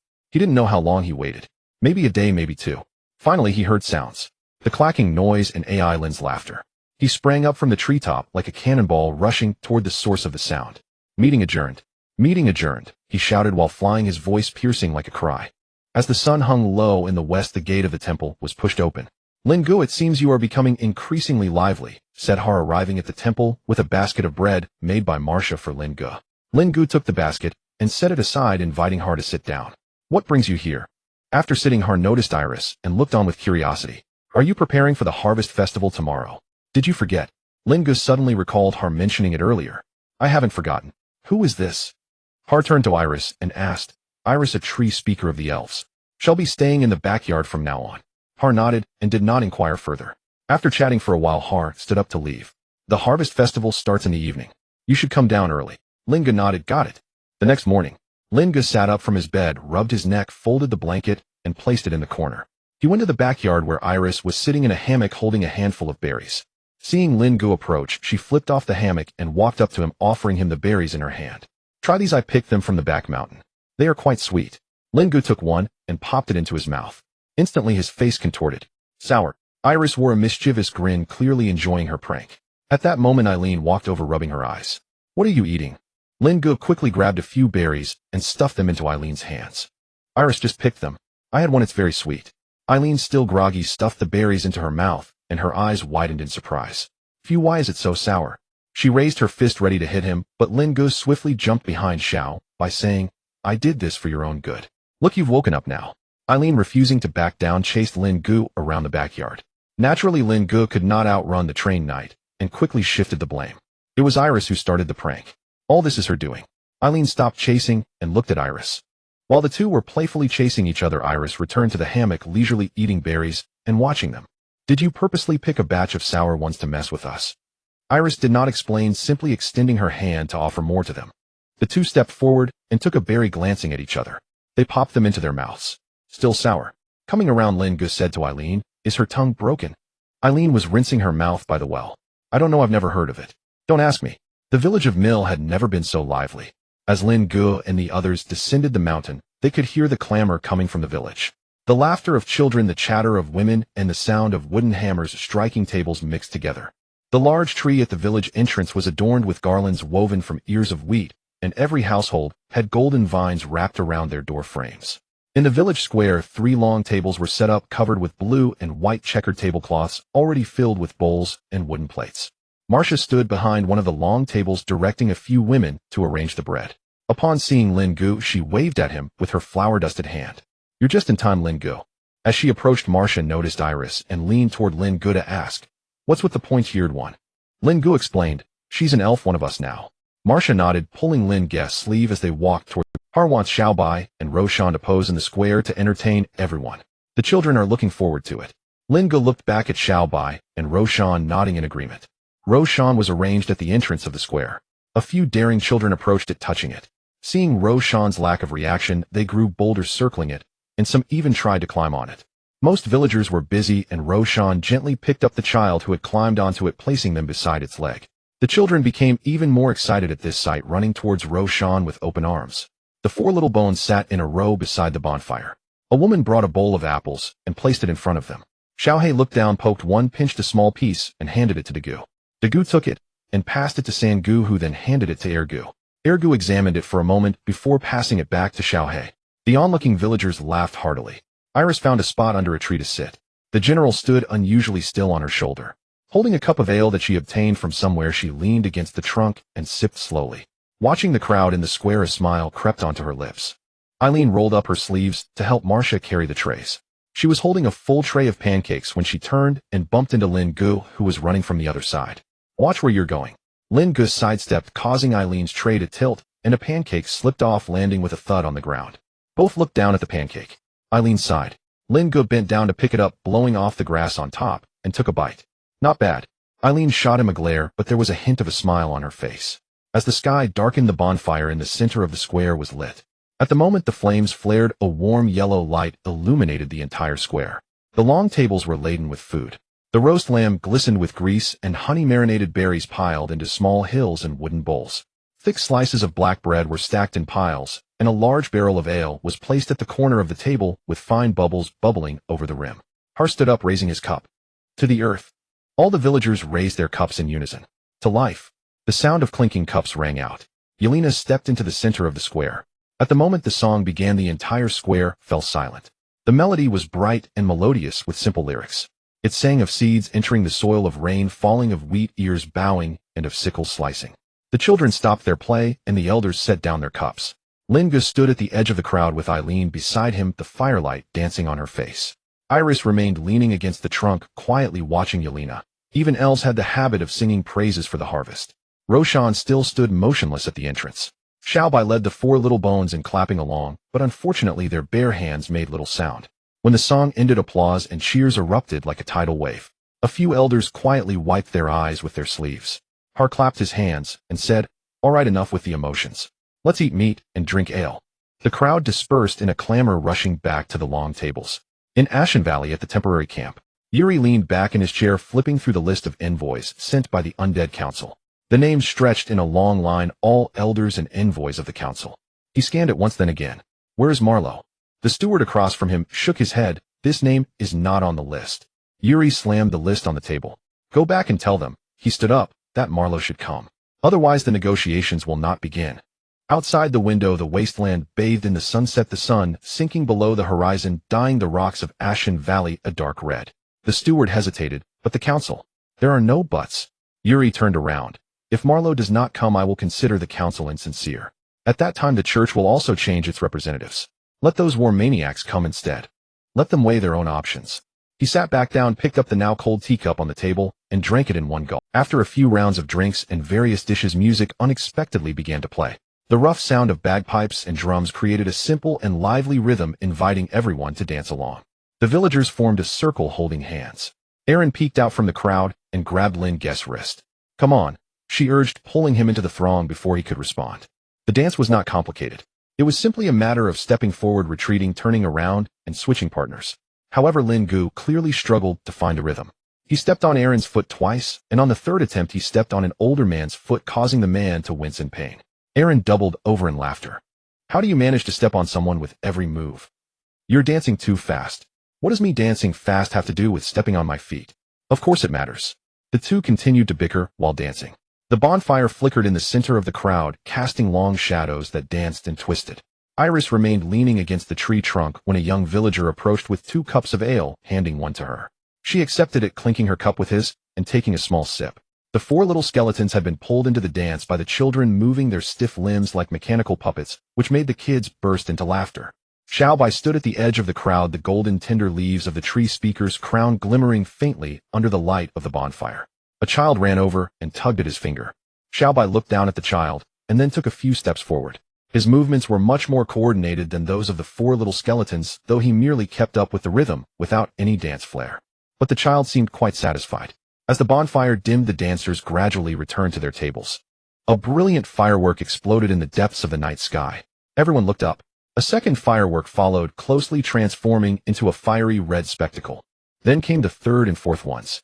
The children ran towards the village entrance while the adults looked up, their faces illuminated alternately by the bonfire and the fireworks. The fireworks continued for a while before finally ceasing. After the last silver spark faded into the night sky, there was a moment of silence in the square, followed by scattered applause and contented sighs. The elders began to take the children home, while the young villagers stayed behind to clean the tables and dishes. Lin Ge rolled up his sleeves and joined Hal in lifting the long table against the wall. Aaron gathered the leftover bread into a basket, and Iris helped stack the wooden cups together to wash them at the well. After a flurry of activity, Lin Ge bid farewell to Hal and the others. Lin Ge and the others headed towards the shrine. Along the way, Aaron sat down on a stone by the road to rest several times. Can you still walk? Yes. Aaron stood up her steps, unsteady, nearly stumbling. Lin Ge caught her arm and sighed. Let me carry you. After some hesitation, Aaron climbed onto his back. Xiaobai followed closely behind his footsteps, making a soft rustling sound on the gravel path. The general had somehow settled on top of Lin Ge's head, crouched there, as if asleep. The night breeze blew up from the valley, carrying the scents of wild grass and dew. Lin Ge, a muffled voice came from his back. My, I had a lot of fun today. Yeah. Once back at the shrine, Lin Ge laid Aaron down on the stone bed in the left chamber. She was already feeling drowsy, sinking into the pillow as soon as her head touched it. Lin Ge pulled an old robe from a rack in the corner and covered her with it. He stood at the door for a moment. Moonlight streamed in through the window, casting a gentle glow on Aaron's peaceful profile. Good night. He turned and returned to the hall, remaking his bedding before lying down. In the backyard, Iris had already settled into the hammock. The vines swayed gently in the moonlight, and a few newly grown leaves glimmered softly in the night. Just as Lin Ge was about to fall asleep, he slapped his forehead and sat up abruptly. Meat Mountain. I forgot about him. He prepared to head down the mountain, but thought better of it and lay back down. Meat Mountain sat in the square, gazing up at the stars. Yelena stood beside him, quietly waiting. In the deep of night, the backyard was serene. Xiaobai approached the hammock and reached out to touch Iris. She opened her eyes, saw Xiaobai, and softly asked. Xiaobai pointed at the vine crown on his head and then gestured towards the back mountain. Iris looked at Xiaobai, blinked, and got out of the hammock, taking him towards the back mountain. Early the next morning, Aaron rubbed her head and complained. You didn't stop me yesterday. Now I have such a bad headache. Lin Ge, washing his face, looked up at Aaron. Was it me who didn't stop you? You were about to drink straight from the bucket. After washing his face, he walked over to Aaron and scrutinized her closely. Aaron felt a bit shy under his gaze. What are you trying to do? Lin Ge turned and walked towards the workbench. Are you really a noble young lady? You're not reserved at all. Aaron walked away, angrily muttering, It's all my brother's fault. Iris and Xiaobai approached from the back mountain. Lin Ge heard the commotion and turned to look at them. What were you two up to? Picking sour berries again? Iris smiled, but said nothing while Xiaobai eagerly ran to Lin Ge's side. Suddenly a flash of light appeared on the tree speaker's crown and a voice echoed in Lin Ge's mind. Lin Ge. He looked around. No one spoke. Iris remained there smiling silently, while Xiaobai gestured animatedly in front of him. Xiaobai. Lin Ge's face lit up with surprise. You can talk now. The tree speaker's crown flashed again, and another voice emerged in Lin Ge's mind. Lin Ge. Lin Ge excitedly pulled Xiaobai closer. That's great. Then the tree speaker's crown began to flicker with light. Lin Ge felt as if his head might explode. A series of Lin Ge echoed in his mind. Stop, don't speak yet. Lin Ge covered his head, gesturing for Xiaobai to halt. He turned to Iris. What's going on? Iris sat down beside him. The tree speaker's crown inherently has the effect of establishing a mental connection.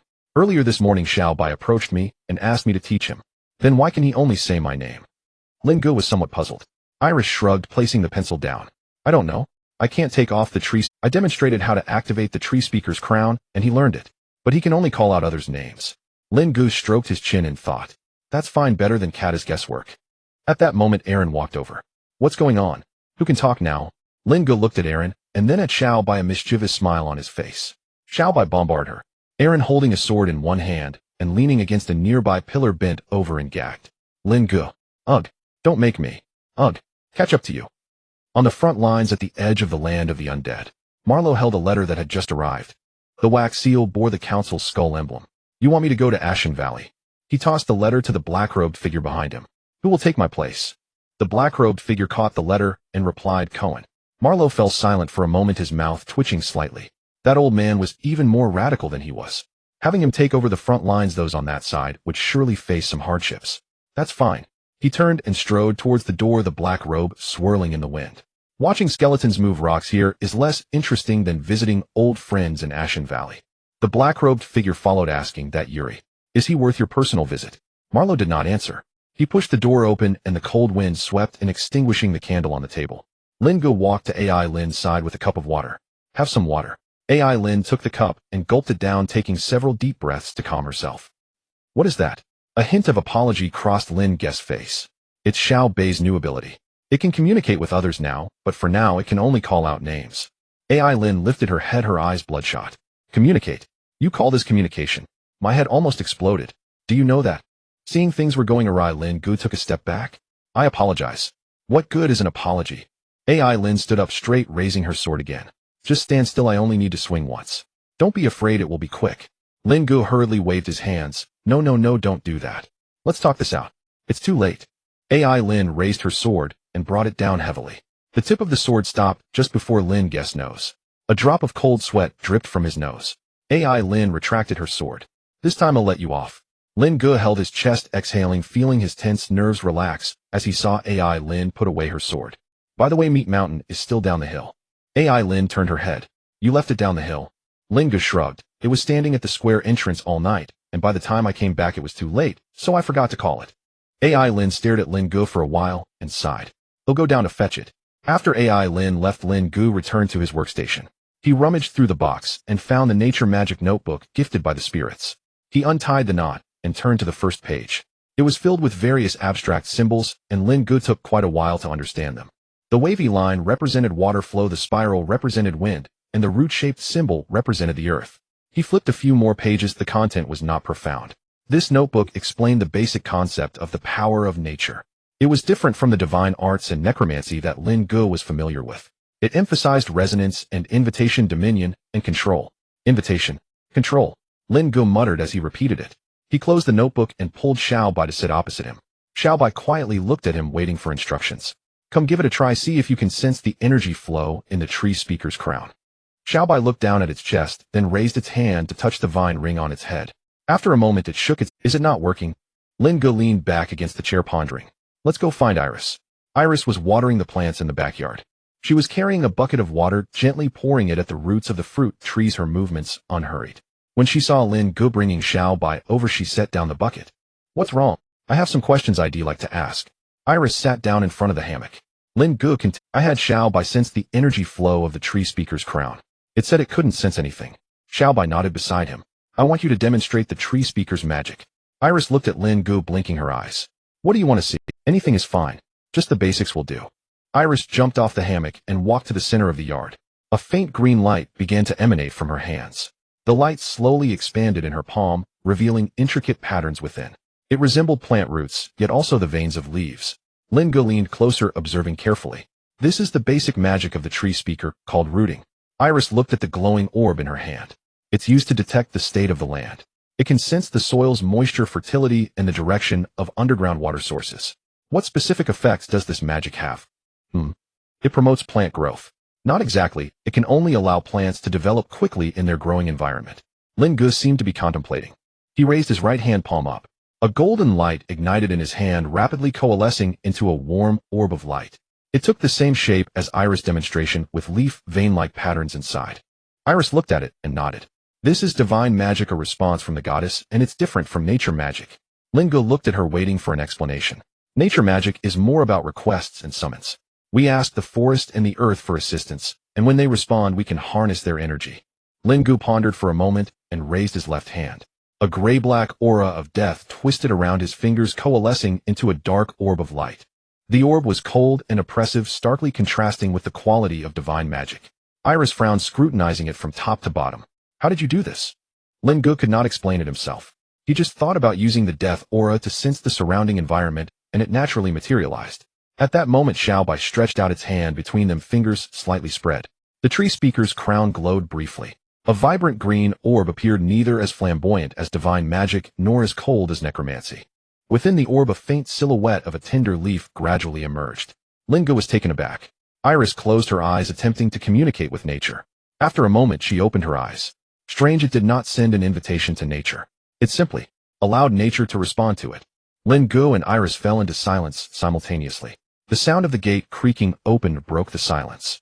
AI Lin walked in, followed by Meat Mountain. Meat Mountain settled into its familiar spot, causing the ground to tremble slightly. AI Lin plopped down on the steps, rubbing her temples. I brought it back for you. Lin Ge stepped forward and recounted the events that had just transpired. So, Xiao Bai can use nature magic now? AI Lin asked. Iris explained from the side. It's not nature magic. We can't figure out what it is. Seeing that neither could reach a conclusion, AI Lin approached Xiao Bai with her sword. Why don't we just have a spar?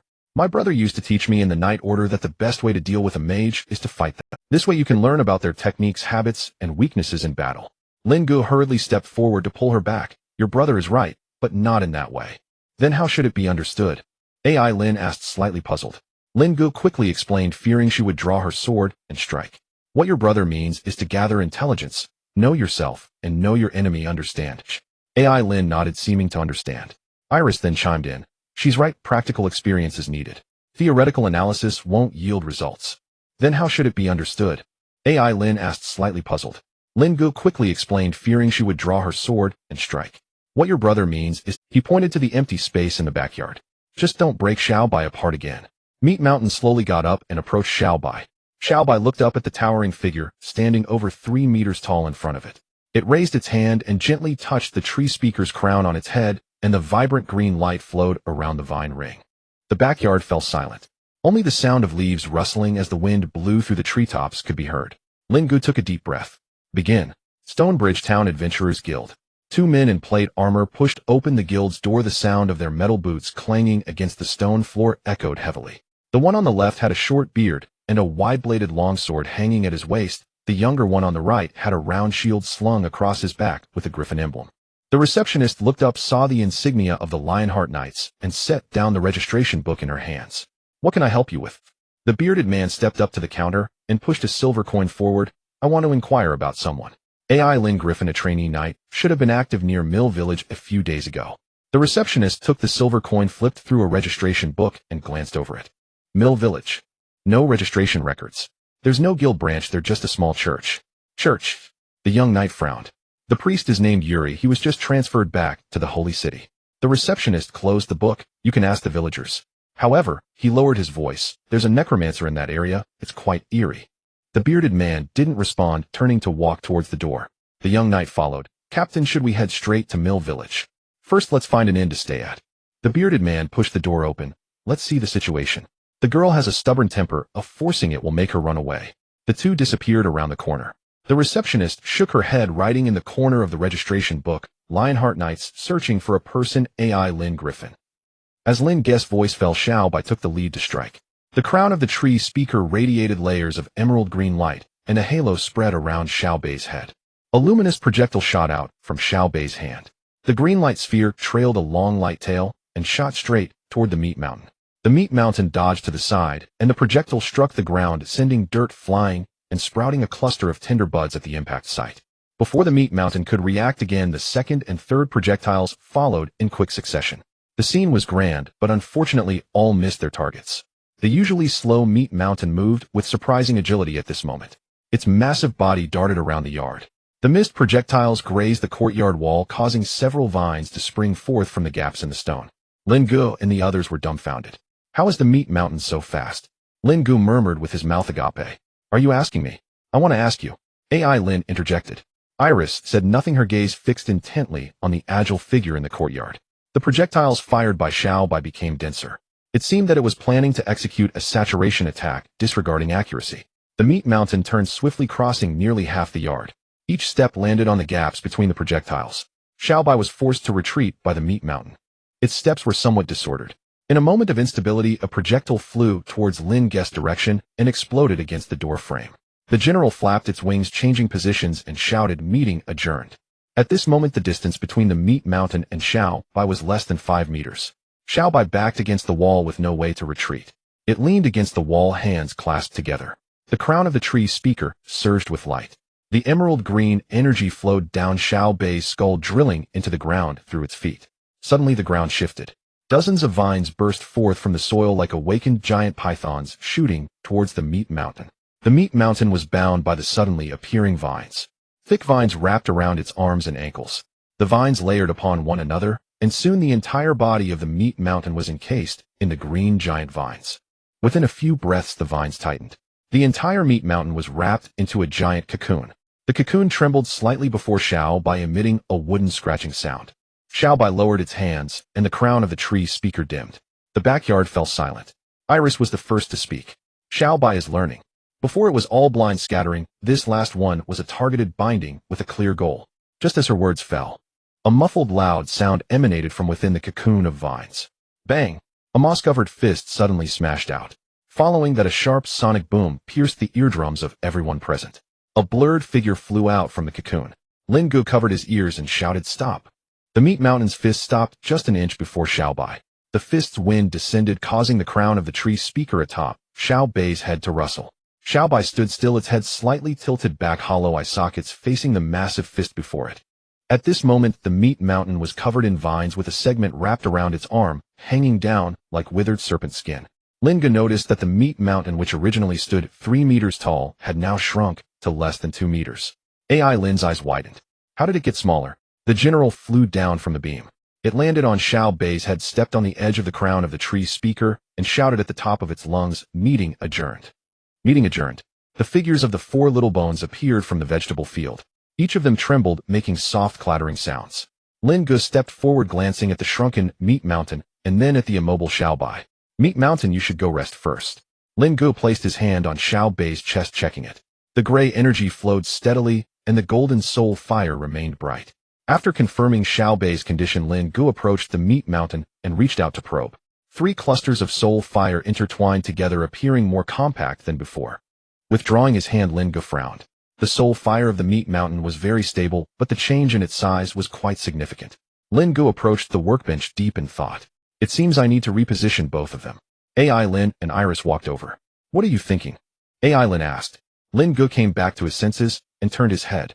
"I was thinking about how to help the meat mountain grow back." At this moment, Iris said, "How about letting Xiao Bai give it a try?" Upon hearing this, Lin Ge instantly had an idea. "Xiao Bai, come here." Xiao Bai walked in front of Lin Ge, its eye sockets flickering with golden flames, and its skeletal frame revealed no discernible expression. Lin Ge said to Xiao Bai, "Talk to the thing on your head, and ask if it can mix its energy with the gray matter to inject it into the meat mountain's body." Xiao Bai, having understood, approached the meat mountain. It placed its hand on the meat mountain's abdomen. The crown of the tree speaker and Xiao Bai's chest both lit up simultaneously. A gray-green energy slowly flowed along Xiao Bai's arm, gradually injecting into the meat mountain's body. The meat mountain expanded little by little to a height of 3 meters, like a blown-up balloon. Lin Ge stepped forward to check the soul fire of the meat mountain. After Xiao Bai's nurturing, the 3 clusters of soul fire showed signs of merging. "It's merged," Lin Ge murmured, retracting his hand and staring at the meat mountain for a while. Lin leaned over and asked, "What has merged?" "The soul fire," Lin Ge said. "There have always been 3 fragments of soul inside the meat mountain, which were left over from its creation. They were previously forcibly tied together by my life energy, but now they have started to merge on their own." Iris approached the meat mountain and gently pressed her hand on the moss on its abdomen. Emerald green light seeped from her fingertips. After a moment, she withdrew her hand, her expression filled with disbelief. "Nature magic necromancy, the power of the tree speaker." She looked at Xiao Bai, plus its gray matter. "You've created a system that no one has ever seen before." Xiao Bai tilted its head, the crown of the tree speaker flickering, and a term popped into Lin Ge's mind, Lin Ge. The general flew up from Xiao Bai's head, landed on the meat mountain, steadied itself, and shouted at the top of its lungs, "Meeting adjourned." Meeting adjourned. The 4 little bones finally emerged from the vegetable field. The big bone led the way, followed by the second bone with the third bone, and Xiao He bringing up the rear. They formed a line, first looking at Xiao Bai, then at the meat mountain, and then all at once made a clattering sound. Lin Ge clapped his hands, walked to the well, and picked up a bucket. "All right, today's training ends here." Lin Ge turned towards the stove. Lin, you're in charge of the fire today." He handed the bucket to "Why should I?" Iris sat on the hammock smiling as she watched the 2 bicker.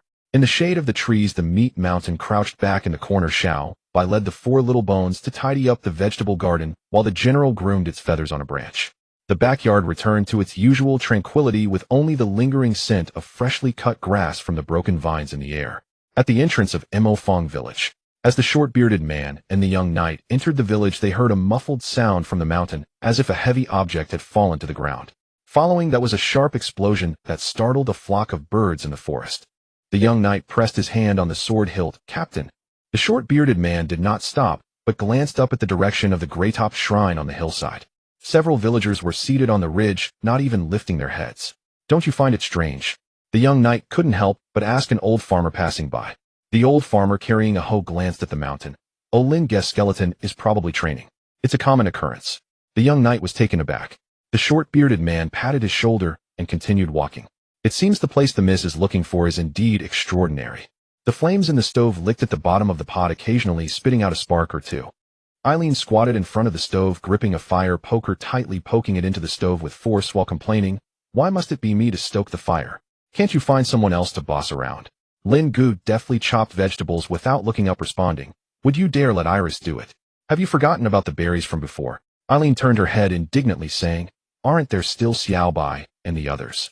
Lin Ge put down the knife, looking at her. Would you dare eat food made by skeletons? Oh. She turned her head, falling silent, and poked the stove with even more vigor. Iris had come over at some point, holding a handful of unknown wild herbs, getting ready to toss them into the pot. Lin Ge swiftly snatched the herbs away, saying, go play somewhere else, you just eat. Don't touch anything. Iris said, somewhat aggrieved, I just wanted to add some seasoning. Seeing Lin Ge's disapproval, she pouted and turned back to the backyard, sitting on the hammock and swinging her legs. The general perched on the shoulder of the meat mountain, tilting his head, unusually quiet, not shouting. Meeting adjourned as soon as he landed. Xiao Bai squatted by the well drawing water, while the 4 little bones lined up in the vegetable patch, digging their hands into the soil to pull out the weeds one by one. The fire in the stove crackled as the aroma of the stew spread through the yard. Chunks of meat rolled in the broth, and the vegetable leaves gradually softened the steam, carrying the scent of spices into the air. Knock, knock, knock. A series of knocks resounded. Lin Ge wiped his hands and prepared to answer the door. Who is it? Opening the door revealed 2 knights clad in plate armor. The older one had short, dark brown hair with a hint of gray at the temples, an old scar running diagonally from his cheekbone to his jaw on the left side of his face, his pupils devoid of any emotion. The younger one had short, light golden hair and bright blue pupils, wearing a silver earring on his right ear, a hint of a smile playing at the corners of his mouth, his posture much more relaxed than the older knight. Lin Ge was taken aback. You are? The older knight spoke first. Lionheart Knight's Winston Redfield. He paused. This is Liam Hart. We were sent by the commander to bring Eileen back. Before Lin Ge could respond, a dull thud sounded from behind him. The pot lid fell to the ground, rolling over a couple of times. He turned to see half a head peeking out from behind the stove, a strand of golden hair dusted with ash and several dark smudges on her face. Eileen was desperately signaling to him, her lips moving silently. No, go back. Lin Ge sidestepping aside. Come in and talk. Liam peeked inside and broke. Don't hide, we can see you. Eileen was crouched behind the stove, half squatting, her body curled up, still clutching the dark fire poker. She slowly poked her head out, coming face to face with Winston's emotionless eyes. Winston strode over, bypassing the stove, and with one hand grabbed Eileen by the collar, lifting her up like a chick. Aylin's feet left the ground, struggling a couple of times, but upon realizing she couldn't break free, she forced a smile toward Winston. Deputy Commander, it's been a while. Turning her head again to look at Liam, her smile turned uglier than tears. Liam, you're here too. Liam grinned, leaning against the doorframe, nodding at Eileen. Lin Ge stepped forward, trying to get Winston to let go, but despite his best efforts, Winston's grip didn't budge. Lin Ge scratched his head awkwardly. You haven't eaten yet, have you? The pot is cooking right now. You two haven't seen each other in a long time. Go to the backyard and catch up first. Winston, upon hearing this, released his grip, and Eileen fell back to the ground. Okay, Winston said as he headed toward the backyard, with Eileen following behind submissively, while Liam watched her with a smile. In the backyard, Winston spotted Xiao Bai by the well, the 4 little bones who were weeding, and the meat mountain squatting in the corner. Also there was that elf lying on the hammock, looking quite resentful. He frowned and turned to Eileen. What are all these? Eileen fidgeted for a long time without saying a word. Eileen lowered her head, tracing circles with her toes on the ground. I don't want to go back. Silence. The general squatted on a branch of the fruit tree, looking ahead, suddenly shouting, I oppose. Winston turned with a glare. He had just ignored it, thinking it was a wild bird. The general shrank back in fright. Liam spoke up, his tone gentle, as if making small talk. Eileen, the commander is very worried about you. You've been out for so long. Have you gained anything? Eileen looked up at him. Liam continued, tell us, what have you experienced? Do you have a deeper understanding of the Knight's Code? Oh. Aylin's eyes lit up, suddenly energized. Xiao Bai, well aware, moved a few stools over for them to sit down. Liam looked at Xiao Bai with some curiosity. After Eileen sat down, she began recounting her experiences, starting from the day she arrived in Mill Village and was unceremoniously tossed out by the meat mountain into a muddy pit. She gestured animatedly, laughing so hard that she almost flung the fire poker out of her hand. She then spoke of following Lin Ge to the Emerald Forest, encountering that ancient tree with its trunk soaring to the sky, surrounded by a suffocating aura of death. If it weren't for Lin Ge's quick reaction, she would have nearly been overwhelmed by the deadly energy. She also recounted the harvest festival, where Yeliana sang, her voice silencing the entire square. Even the wind paused to listen. The more she spoke, the more excited she became, gesturing wildly, her voice rising higher. Liam listened with great interest, a smile never leaving his lips, occasionally interjecting, and then Winston remained expressionless like a stone statue. When I left the Knight's Order, if it weren't for Liam covering for me, I would have been discovered. Realizing she had misspoken, Eileen fell silent. Winston was staring at Liam, his gaze causing a chill to run down Liam's spine. Liam's smile froze on his face, his lips trembling. Deputy Commander, please let me explain. Oh, let me clarify. Winston merely stared at Liam, saying nothing. At that moment, silence weighed heavier than words. Eileen shrank her neck, trying to hide behind her collar. Just then, dinner is ready. Lin Ge's voice rang out from the front hall, crisp and clear, breaking the silence among them. He called Xiao Bai over to bring a long table into the backyard. He set out several bowls of stew, the vegetables and meat mingling together, the broth thick and steaming. A loaf of dark bread sat in the center of the table, its rough surface still bearing charred marks. Everyone gathered around the table. No one spoke. Lin Ge opened his mouth, inviting everyone to eat first. You must be hungry, let's eat first, and we can talk after the meal. With that, he picked up his bowl and began to eat heartily. Ashen Valley. Marlowe entered the tent, and Yuri was already seated on one side of the council. First clause, ceasefire. Second clause, mutual non-aggression. Yuri read through the terms. Third clause, recognize the council's sovereignty over the borderlands of the undead. This clause is non-negotiable. Marlowe leaned back in his chair. Then there is nothing to discuss. Yuri lifted his cup, taking a sip. Great Uncle's tomb is on the back mountain of Mill Village. Have you been to see it? Marlowe remained silent for a moment. No. You should go take a look. Yuri stood up. We'll talk again. Rest tonight. The curtain fell. Marlowe sat and placed the candlelight, casting deep shadows on his face. The night wind slipped through the cracks, rustling the parchment. Under Lin Ge's lead, a few people exchanged glances and began to eat. Winston picked up his wooden bowl and started to chew slowly. Erin sat beside him, her head down, stirring her spoon in the bowl, having barely eaten a few bites. Liam seemed much more relaxed. The taste is really good, better than the food in the guild, he remarked. Lin Ge scanned the group with his bowl, saying, if you like it, eat more, if there's more in the pot. Before long, Winston finished eating, set down his bowl, and turned to survey the courtyard. Skeletons, golems, elves, and birds. And in front of him, the necromancer, a group, dining together in the temple of the goddess of life. He looked at Erin, saying, come find me when you're done eating. Winston stood up and began to stroll around. He observed his surroundings, wanting to discover what was so special about this temple that allowed such discordant beings to gather together. Liam came over to Lin Ge and whispered to him, the vice captain just wants to talk to Erin alone. You don't have to worry about us getting rough. After speaking, he helped Lin Ge tidy up the dishes. Reluctantly, Erin approached Winston, looking like a little cat caught by the scruff of its neck, her head drooping. Look up. Erin nervously lifted her head, her eyes full of guilt, her pupils darting, unable to meet Winston's gaze. What is your relationship with that necromancer? Friend, Erin blurted out, just a normal friend. My. Erin pressed her lips together. At first it was just a guild assignment, but as we spent time together, I found he was different from the necromancer I had heard about. Winston stared at Erin expressionlessly, trying to discern something from her expression. Erin recounted her experiences with Lin Ge once more. Finally, she added, here I feel more like a knight than I did in the Night Order. Winston listened quietly to Erin. You've changed a lot, he suddenly spoke. Erin's eyes slightly warmed at his words. Back in the guild, you would only say yes, vice captain, and never stray from orders. Now you can talk to me so freely. Erin wanted to speak, but didn't know how to respond. Winston turned around, glancing around the temple.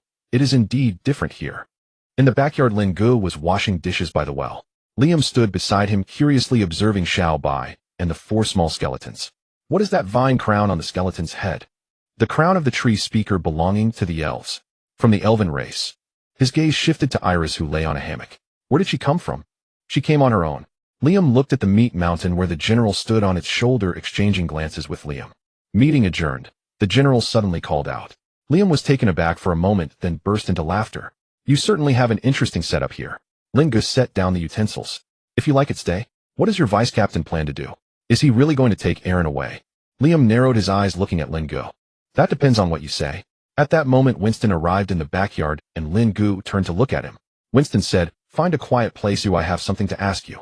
Lin Ge nodded, and then looked at Liam. Liam still wore a smile, saying, what are you looking at me for? Go ahead. Lin Ge led Winston to the left ear room. The two stood facing each other. What is that power within you? Winston asked. Lin Ge was somewhat confused. What power? Don't try to fool me, young man. I have encountered many necromancers, and have dealt with quite a few. You do not carry that chill associated with them. After hearing this, Lin Ge calmly extended his right hand. The golden patterns on his palm glowed. It's the mark left by the goddess of life. Winston scrutinized the mark on Lin Ge's palm, and even reached out to touch it. A necromancer favored by the goddess of life. If I inform the church, what do you think their reaction will be? They would probably think him a heretic, Lin Ge shrugged. They would capture me and burn me in the square with holy light. But I haven't done anything heinous. Farming, cooking, raising skeletons, and occasionally fighting. The goddess hasn't said anything. Can they really interfere? Winston fell silent for a moment upon hearing this. Aaron told me about your situation. What did she say? Emerald Grove, the corrupted ancient trees, the harvest festival. He paused. She also said that she used to only know how to obey orders, but now she understands why she must draw her sword. So what do you plan to do? Lin Ge asked. Winston looked at Lin Ge, a hint of expectation in his gaze. 2 months. After 2 months, she will return to the Night Order to report back. Lin Ge let out a sigh of relief upon hearing this. Not having to take action was truly wonderful. No problem. As Winston and Liam were sent to the door, the sun had already begun to set. Aaron stood at the door watching them leave. Lin Ge walked up to her, hands on his hips. Just a few hours ago you looked like a caught thief, oh now you're free. Aaron sighed. Not really free yet, I will have to go back eventually. Lin Ge turned his head to look at her profile. The sunset cast a golden hue on her face. Aaron's expression was serious. I want to get stronger in these 2 months. I want my brother to know I'm not a soft persimmon. After saying this, she raised her fist and waved it a couple of times. Then let's train. Aaron turned her head, her eyes filled with fervor. Train with me. Lin Ge was taken aback for a moment, then grinned, saying, sure, but you have to catch up to me first. That was me giving you a chance. Just as Lin Ge was about to close the door, a voice came from the mountain path. Wait, don't close the door. Liam hurriedly ran back. Aaron asked in confusion, what are you back for? Squeezing through the door, Liam smiled and said, the vice captain asked me to stay and train your swordsmanship. Lin Ge was thrilled upon hearing this and grabbed Liam's hand. Great, we really need someone like you. Iris, sitting on the hammock, looked at the group through the hall, a smile playing at the corners of her lips. Liam followed Lin Ge to the backyard. He shrugged off Lin Ge's grip and walked straight up to Iris, crossing his arms, slightly bowing, and introduced himself. Liam Hart, the first knight captain of the Lionheart Knights. Iris Nightingale. Lin Ge watched Liam's performance, now very suspicious of the real reason Liam had stayed. He turned to Aaron. Do you know this guy? Aaron replied, somewhat puzzled. Of course, he is the one who taught me sword. Lin Ge rubbed his chin. Something's off, very off. Seeing his expression, Aaron took the opportunity to walk. Above the cemetery on the back mountain, a shadow fell. Marlowe stood in the center of the cemetery. He looked down at the remnants of the magic array etched in the ground. The lines had become blurred. He crouched down, gently brushing his fingertips over a cracked rune. Teacher, he murmured softly, did you still conduct the experiment on the cycle of life and death? The wind rushed in from the valley, weaving through the gaps between the tombstones, producing a wailing sound. After a long time, he raised his head and looked at the dilapidated temple on the hillside. A golden barrier appeared before his eyes, enveloping the entire temple. An Atring barrier. He stood up. That kid Yuri is really willing to invest. Marlowe's figure flickered and merged into the night. The last voice was carried away by the wind, scattering in the cemetery. Little Junior, grow up quickly. Dawn in the back courtyard of the temple. Lin Ge walked over, yawning with messy hair. AI Lin had already picked up her sword and was warming up. Liam leaned against the door frame, teasingly smiling. The Night Brigade has to train before dawn, and you only get up when the sun is out. Lin Ge shot him a sideways glance. This is not the Night Brigade. He reached the well and looked around. Iris had disappeared somewhere. She probably went to the mountain to pick her sour berries. Liam leaned closer to Lin Ge. What's the background of that elf? Tell me about her. Lin Ge cupped water in his hands, scrubbing his face. Hasn't AI Lin already told you all about her? Why ask again? After washing up, he looked at Liam. Why are you always inquiring about her? Liam asked with a grin. Just curious, that's all. Lin Ge retorted, curious? I think you're just craving her body. Saying this, he walked towards his workbench. Liam followed him eagerly, and after Lin Ge sat down, he pulled out a silver coin and stuffed it into Lin Ge's hand. Come on, tell me. Lin Ge subtly pocketed the coin. Have you ever heard the saying? What saying? Lin Ge chuckled twice, looking at Liam. The saying goes, no work done for money received. After saying that, he shooed him away. Liam gritted his teeth and approached AI Lin. All right, let's start today's training. AI Lin began to practice her sword moves. Liam occasionally pointed out a few things from the side. At this time, Iris came down from the back mountain, indeed, holding a handful of berries. The general bounced on her shoulder, lively and active. She lightly jumped onto the hammock beside her, eating the berries one by one, while watching AI Lin train. Lin Ge took out the initial theory of life cycle to study. Looking at the book, he couldn't help but sigh. If only there were a sequel. Your starting stance is too rigid, your shoulders are tense, and your wrists lack strength. When thrusting with the sword, you must use your waist for power, not your wrists. Liam's guidance was indeed professional. He blocked AI Lin's attacks with a branch several times, sidestepping, parrying, and counterattacking with clean and swift movements. All right, let's call it a day for now. The sun was already high in the sky. AI Lin rubbed her shoulders and shouted towards Lin Ge. Lin Ge, is there breakfast? Lin Ge was writing notes. There's bread on the stove, help yourself. AI Lin walked to the front porch, picked up the bread from the stove, squeezed it, and knocked on it. There were 2 thuds. Forget it, let's go down to the village for a meal instead.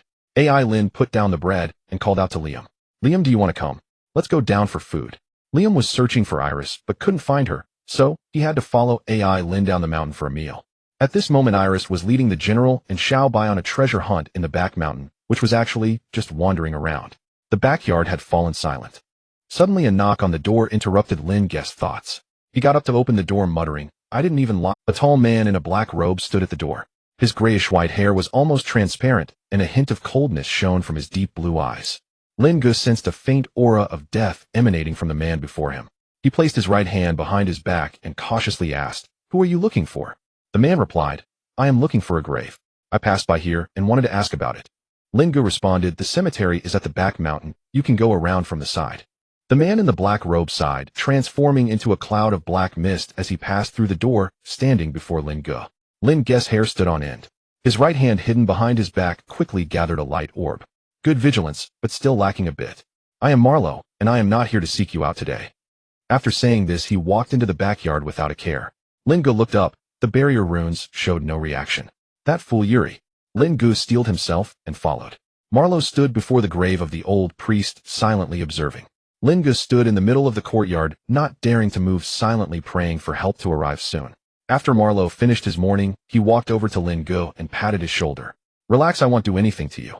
Lin Ge squeezed out a sentence through clenched teeth. You've finished your tribute. Can you leave now? Is it so unwelcome? Lin Ge nodded slightly. All right, then I'll ask a few questions and leave. Marlowe extended a finger. First question, did you draw the magic circle at the back mountain cemetery? Lin Ge thought for a moment and nodded in response. Yes, I did. Marlowe was somewhat surprised, but soon relaxed. It seems the teacher trusts you a lot. Lin Ge was taken aback by this comment, completely clueless about what he was referring to. Marlowe then raised a second finger.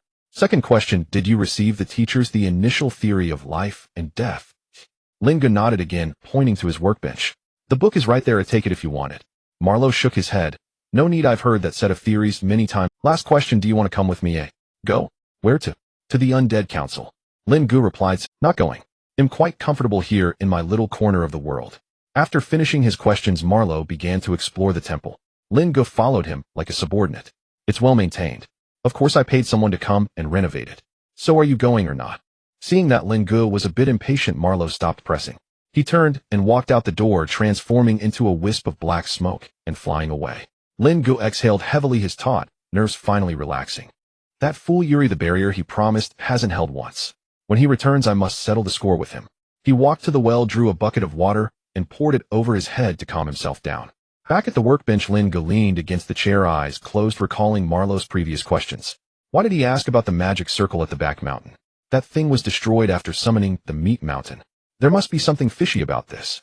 Lin Ge suddenly opened his eyes, remembering the remnants of the formation that existed before summoning the meat mountain. Is that what he was asking about? Then he stood up, preparing to check the cemetery. AI Lin's voice came from the front porch. Lin Ge, I brought you some food. AI Lin was holding a jar with Liam following behind her. She walked to the workbench and placed the jar down. It's soup made by Marcia specially for you. Hurry up and try it. Okay, you'll drink it later. Liam was searching. Where did Iris go? Lin Ge pointed to the back mountain. Maybe she went up the mountain to play. Liam pulled AI Lin along. Let's go, we should go too. AI Lin instructed Lin Ge. Drink it while it's hot, it tastes really good. After saying this, she followed Liam up the mountain. Lin Ge took a bowl, poured some out, and tasted a sip. It was a bit hot, but it indeed tasted good. He set the bowl aside, planning to let it cool before drinking. Then he tidied up the table. Picking up the initial theory of life cycle, Lin Ge was surprised to find a booklet underneath it that he didn't know when it had appeared. It had a dark brown cover with no title. He opened a page, and the handwriting was exactly the same as the annotations in the initial theory of life cycle. The open page contained a sentence. There is a line between life and death, neither living nor dead, both living and dead. Above the ashen valley, a dark figure fell crookedly through the air. Marlowe stumbled as he landed, supporting himself against the pillar of the tent, his chest rising and falling violently. The black robe crackled with residual golden arcs of electricity. The barrier of the 8 rings. Truly difficult to deal with. He gasped softly, wiping away a wisp of grayish-white mist from the corner of his mouth. He made his way toward the negotiation tent, hearing Yuri's loud voice from afar. Third point. Are you here to negotiate or to threaten? If it's a fight, I'm ready to go. Marlowe straightened up, adjusted his collar, and lifted the curtain to walk inside. Yuri was taken aback upon seeing him, then teased, What did you encounter? Wild dogs on the way? Marlowe didn't respond, sitting down opposite him. Lin Ge sat at the table staring at the booklet in his hands for a long time. He took a deep breath and began to flip. The contents of this booklet were not filled with lengthy discussions, rather it resembled an experimental log interspersed with some daily records of cash-in. The Privy Council has once again rejected my application, citing the same reason as before: the boundary between life and death cannot be crossed. This is the iron law set by the goddess. I can no longer remember how many times I have been denied. The church has already determined that I am researching forbidden realms. What exactly are they afraid of? Lin Ge continued to flip through the pages, discovering several experimental records arranged chronologically, starting from the simplest plants, then small animals, and progressing to more complex life forms. Ultimately, the subjects became humans. Lin Ge was stunned at this point. He never expected that cash-in would dare to conduct experiments on human subjects. Each record was detailed to an appalling degree: dates, temperatures, mana concentrations, observation periods, and anomalies. As the experimental applications were continuously rejected, the content of the records dwindled, with the later entries almost resembling a diary. I should have refused that child I adopted earlier. I shouldn't have let him touch the dark side of the church. Malo's talent is truly exceptional. If he were not so unfaithful to the goddess, he would definitely surpass Yuri. Lin Ge continued to turn the pages.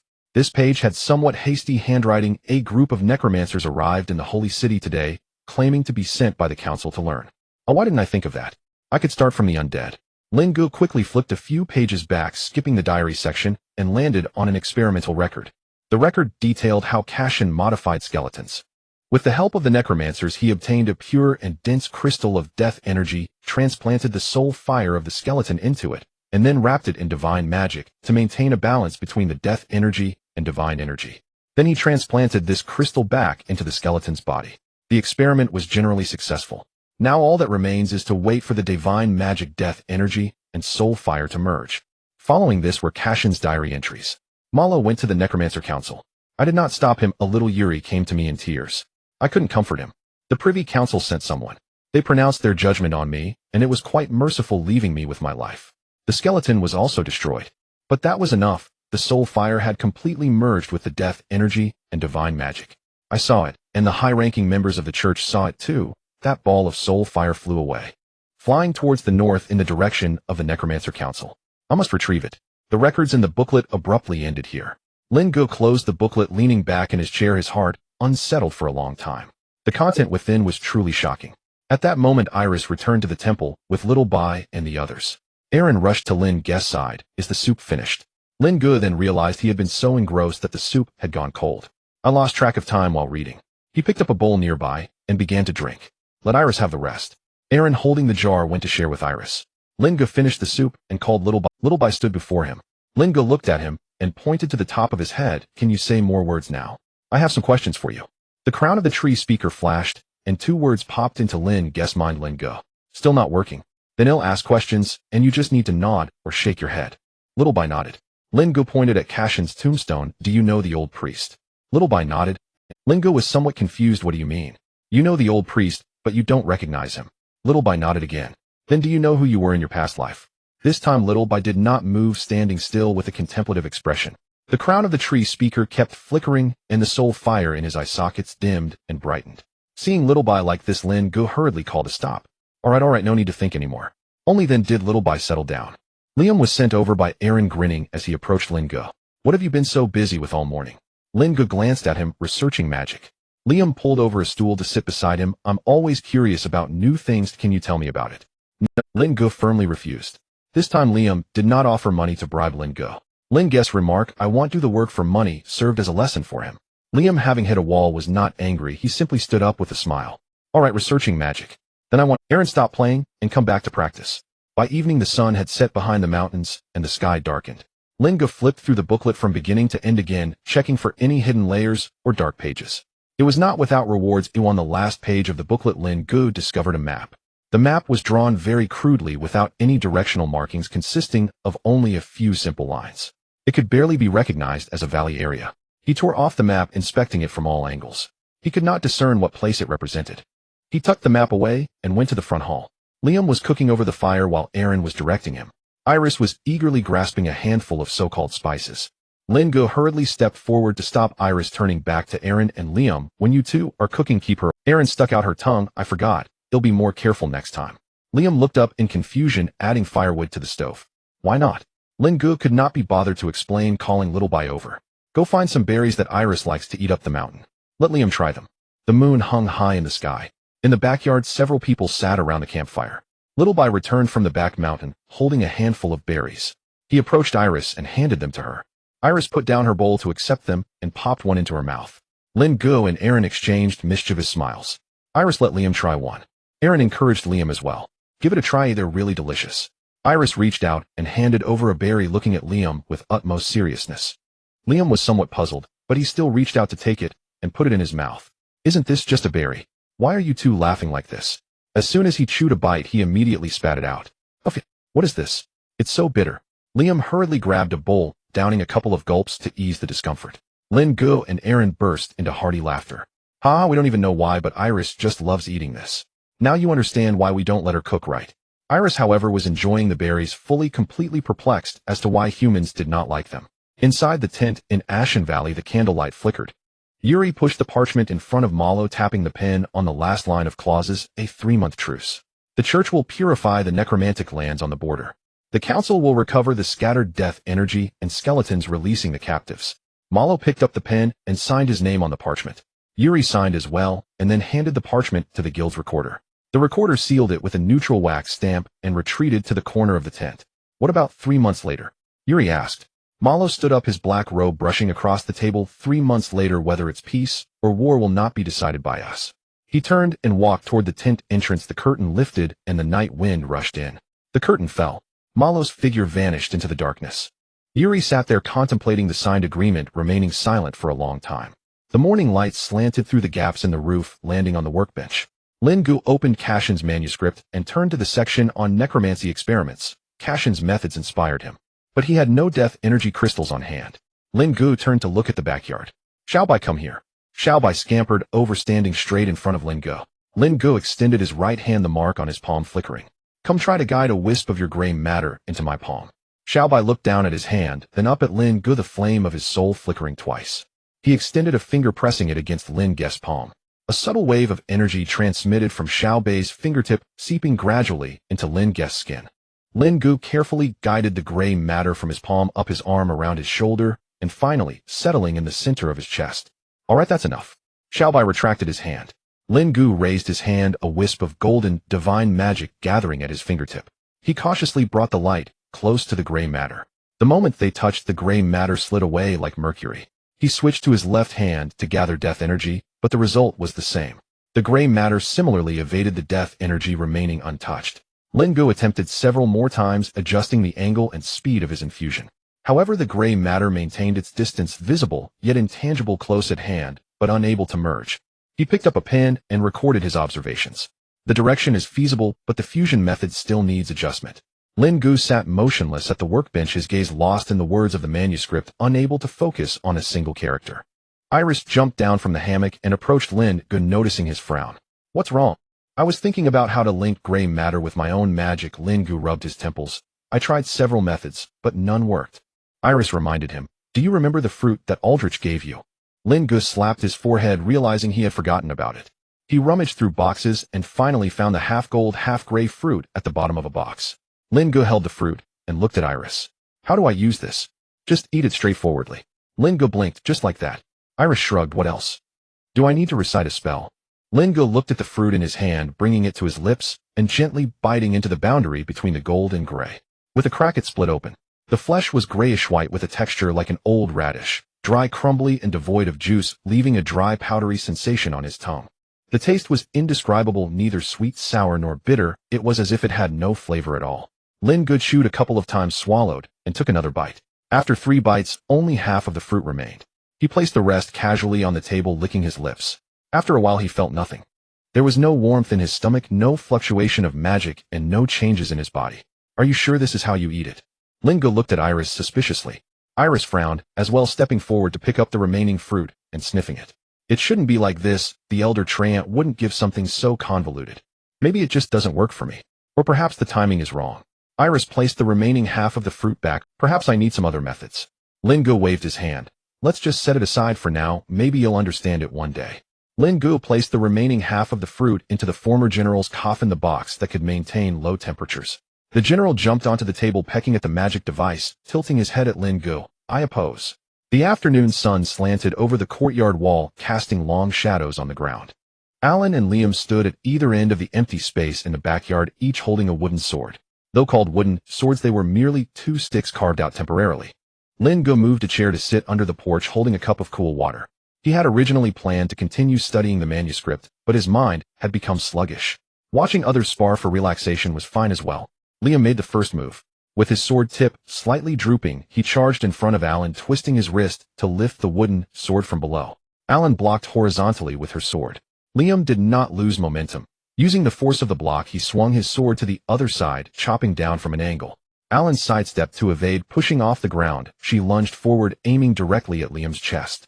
Liam sidestepped, his sword brushing against the spine of Alan's sword, deflecting her blade at the last moment. The two wooden swords traced arcs in the air, separating and then colliding again. Lin Ge had intended only to relax, but as he watched, his attention was gradually captivated. He had little knowledge of swordsmanship, but he observed the flow of energy. Each of Alan's strikes bore a robust force, her sword path clear and her steps precise. Liam's style was entirely different. His movements carried a subtle strength. With each block, he absorbed the force, and with each counterattack, he utilized Alan's own momentum. He hardly used his own strength, yet each strike was perfectly timed. Gray matter doesn't need to replace magic, it can serve as a bridge directly. Lin Ge murmured. Yes, exactly like that. He returned to the workbench, placing down the water cup carelessly. This time, he didn't draw upon both powers simultaneously. First, he summoned the death energy to expand the gray matter, then the divine magic to pass through it. He then infused both death energy and divine magic into his body. The gray matter trembled. Immediately, like a sponge absorbing water, it swallowed both energies simultaneously. Lin Ge's breath suddenly hitched. His chest felt as if something was expanding within, a sense of tightness rapidly spreading throughout his chest cavity. He steadied himself and continued to infuse. Death energy and divine magic flowed continuously into the gray matter. His magic was depleting rapidly.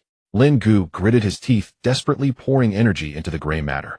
The feeling of expansion in his chest slowly subsided. The gray matter had stabilized within him, forming an extremely tiny core. It was no larger than a grain of sand.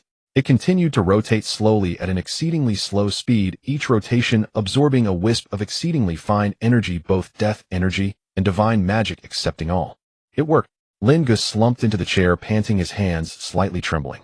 Xiaobai walked over, the flame of his soul flickering in his eyes. Lin Ge raised his hand and gently patted Xiaobai's head. You're fine now. In the evening, Lin Ge held a bowl, sipping porridge absent-mindedly. The gray matter core in his chest continued to rotate slowly. Alan and Liam sat in the courtyard, polishing their swords under the last rays of light. Iris sat in the hammock, squeezing a leaf in her hand, while the general squatted on her shoulder. A golden light slid down from the northern horizon. It landed in the backyard. As the light dissipated, a figure staggered into view. Yuri. His robe was covered in ash, the left sleeve burned away, the edges charred and curled. His face was smeared with soot, his hair a tangled mess like a bird's nest. Beneath his eyes lay a deep shade of dark blue, and his lips were cracked. Seeing the newcomer, Lin Ge burst into laughter. What kind of look is that? Yuri walked up to him, snatching the bowl from his hands and drinking it in one go. I had a fight with Malro, but am still alive. After finishing the porridge, he shoved the bowl back into Lin Ge's hands. The ceasefire agreement has been finalized. Necromancer Council secret chamber. A mass of gray-white mist coalesced in the air, slowly collapsing into human form. Bones emerged one by one, muscles clinging to them like a spider's web, finally covered by a layer of pale skin. Malro opened his eyes, and his eerie blue pupils glimmered in the dim room. Clothes. The nearby staff member clearly was not new to this task. With a blank expression, he handed over a neatly folded black robe. Malro donned the robe and fastened the belt. That brat Yuri. He murmured softly. He plays dirty, ambushing me like that. The staff member kept his head down, not responding. Malro turned and walked toward the door. Next time we meet, I'll make sure you suffer. Upon seeing Yuri, Aaron and the others gathered around. Liam looked at Yuri with caution. Yuri noticed them and joked, wow, in just a few days away this place has turned into a market. Liam stepped forward, extending his hand and introducing himself, Liam Hart, and you are? Yuri shook his hand and directly stated his identity, Yuri Gray. Liam was taken aback, realizing that the person before him was the renowned diviner of the Holy City. Yuri then turned to Aaron and asked, what are you still doing here? Aaron felt a bit awkward and didn't know how to explain. Lin Ge interjected, he paid for it. He is now a tenant. Show some respect. Yuri walked up to Aaron, a barely perceptible red light flashing in his eyes. He grabbed Aaron by the neck and lifted her into the air. Aaron struggled desperately, but couldn't budge an inch. Seeing Aaron in danger, Liam drew his sword, and Yuri did not dodge, raising his hand to unleash a beam of light towards him. Liam was knocked back by the beam, crashing through the courtyard wall and landing motionless in the forest outside. Lin Ge shouted sternly from behind Yuri, "Yuri, what do you intend to do?" Yuri snorted lightly. "What do you think? Do you know who she is?" Lin Ge tried to calm Yuri slowly. "No matter who she is, let her go first. If there are any issues, we can sit down and discuss it properly." Yuri ignored him and continued speaking. "The young lady of the Griffin family, a loyal lapdog of the church's higher-ups." As he spoke, he tightened his grip, and Aaron's face began to turn purple, her breathing growing weaker. "Aren't you going to transform? Wake up." Lin Ge used a purification spell, channeling all his strength into a heavy blow to Yuri's back of the head. The backyard fell silent for a moment. Yuri released his grip, and the red light in his eyes faded.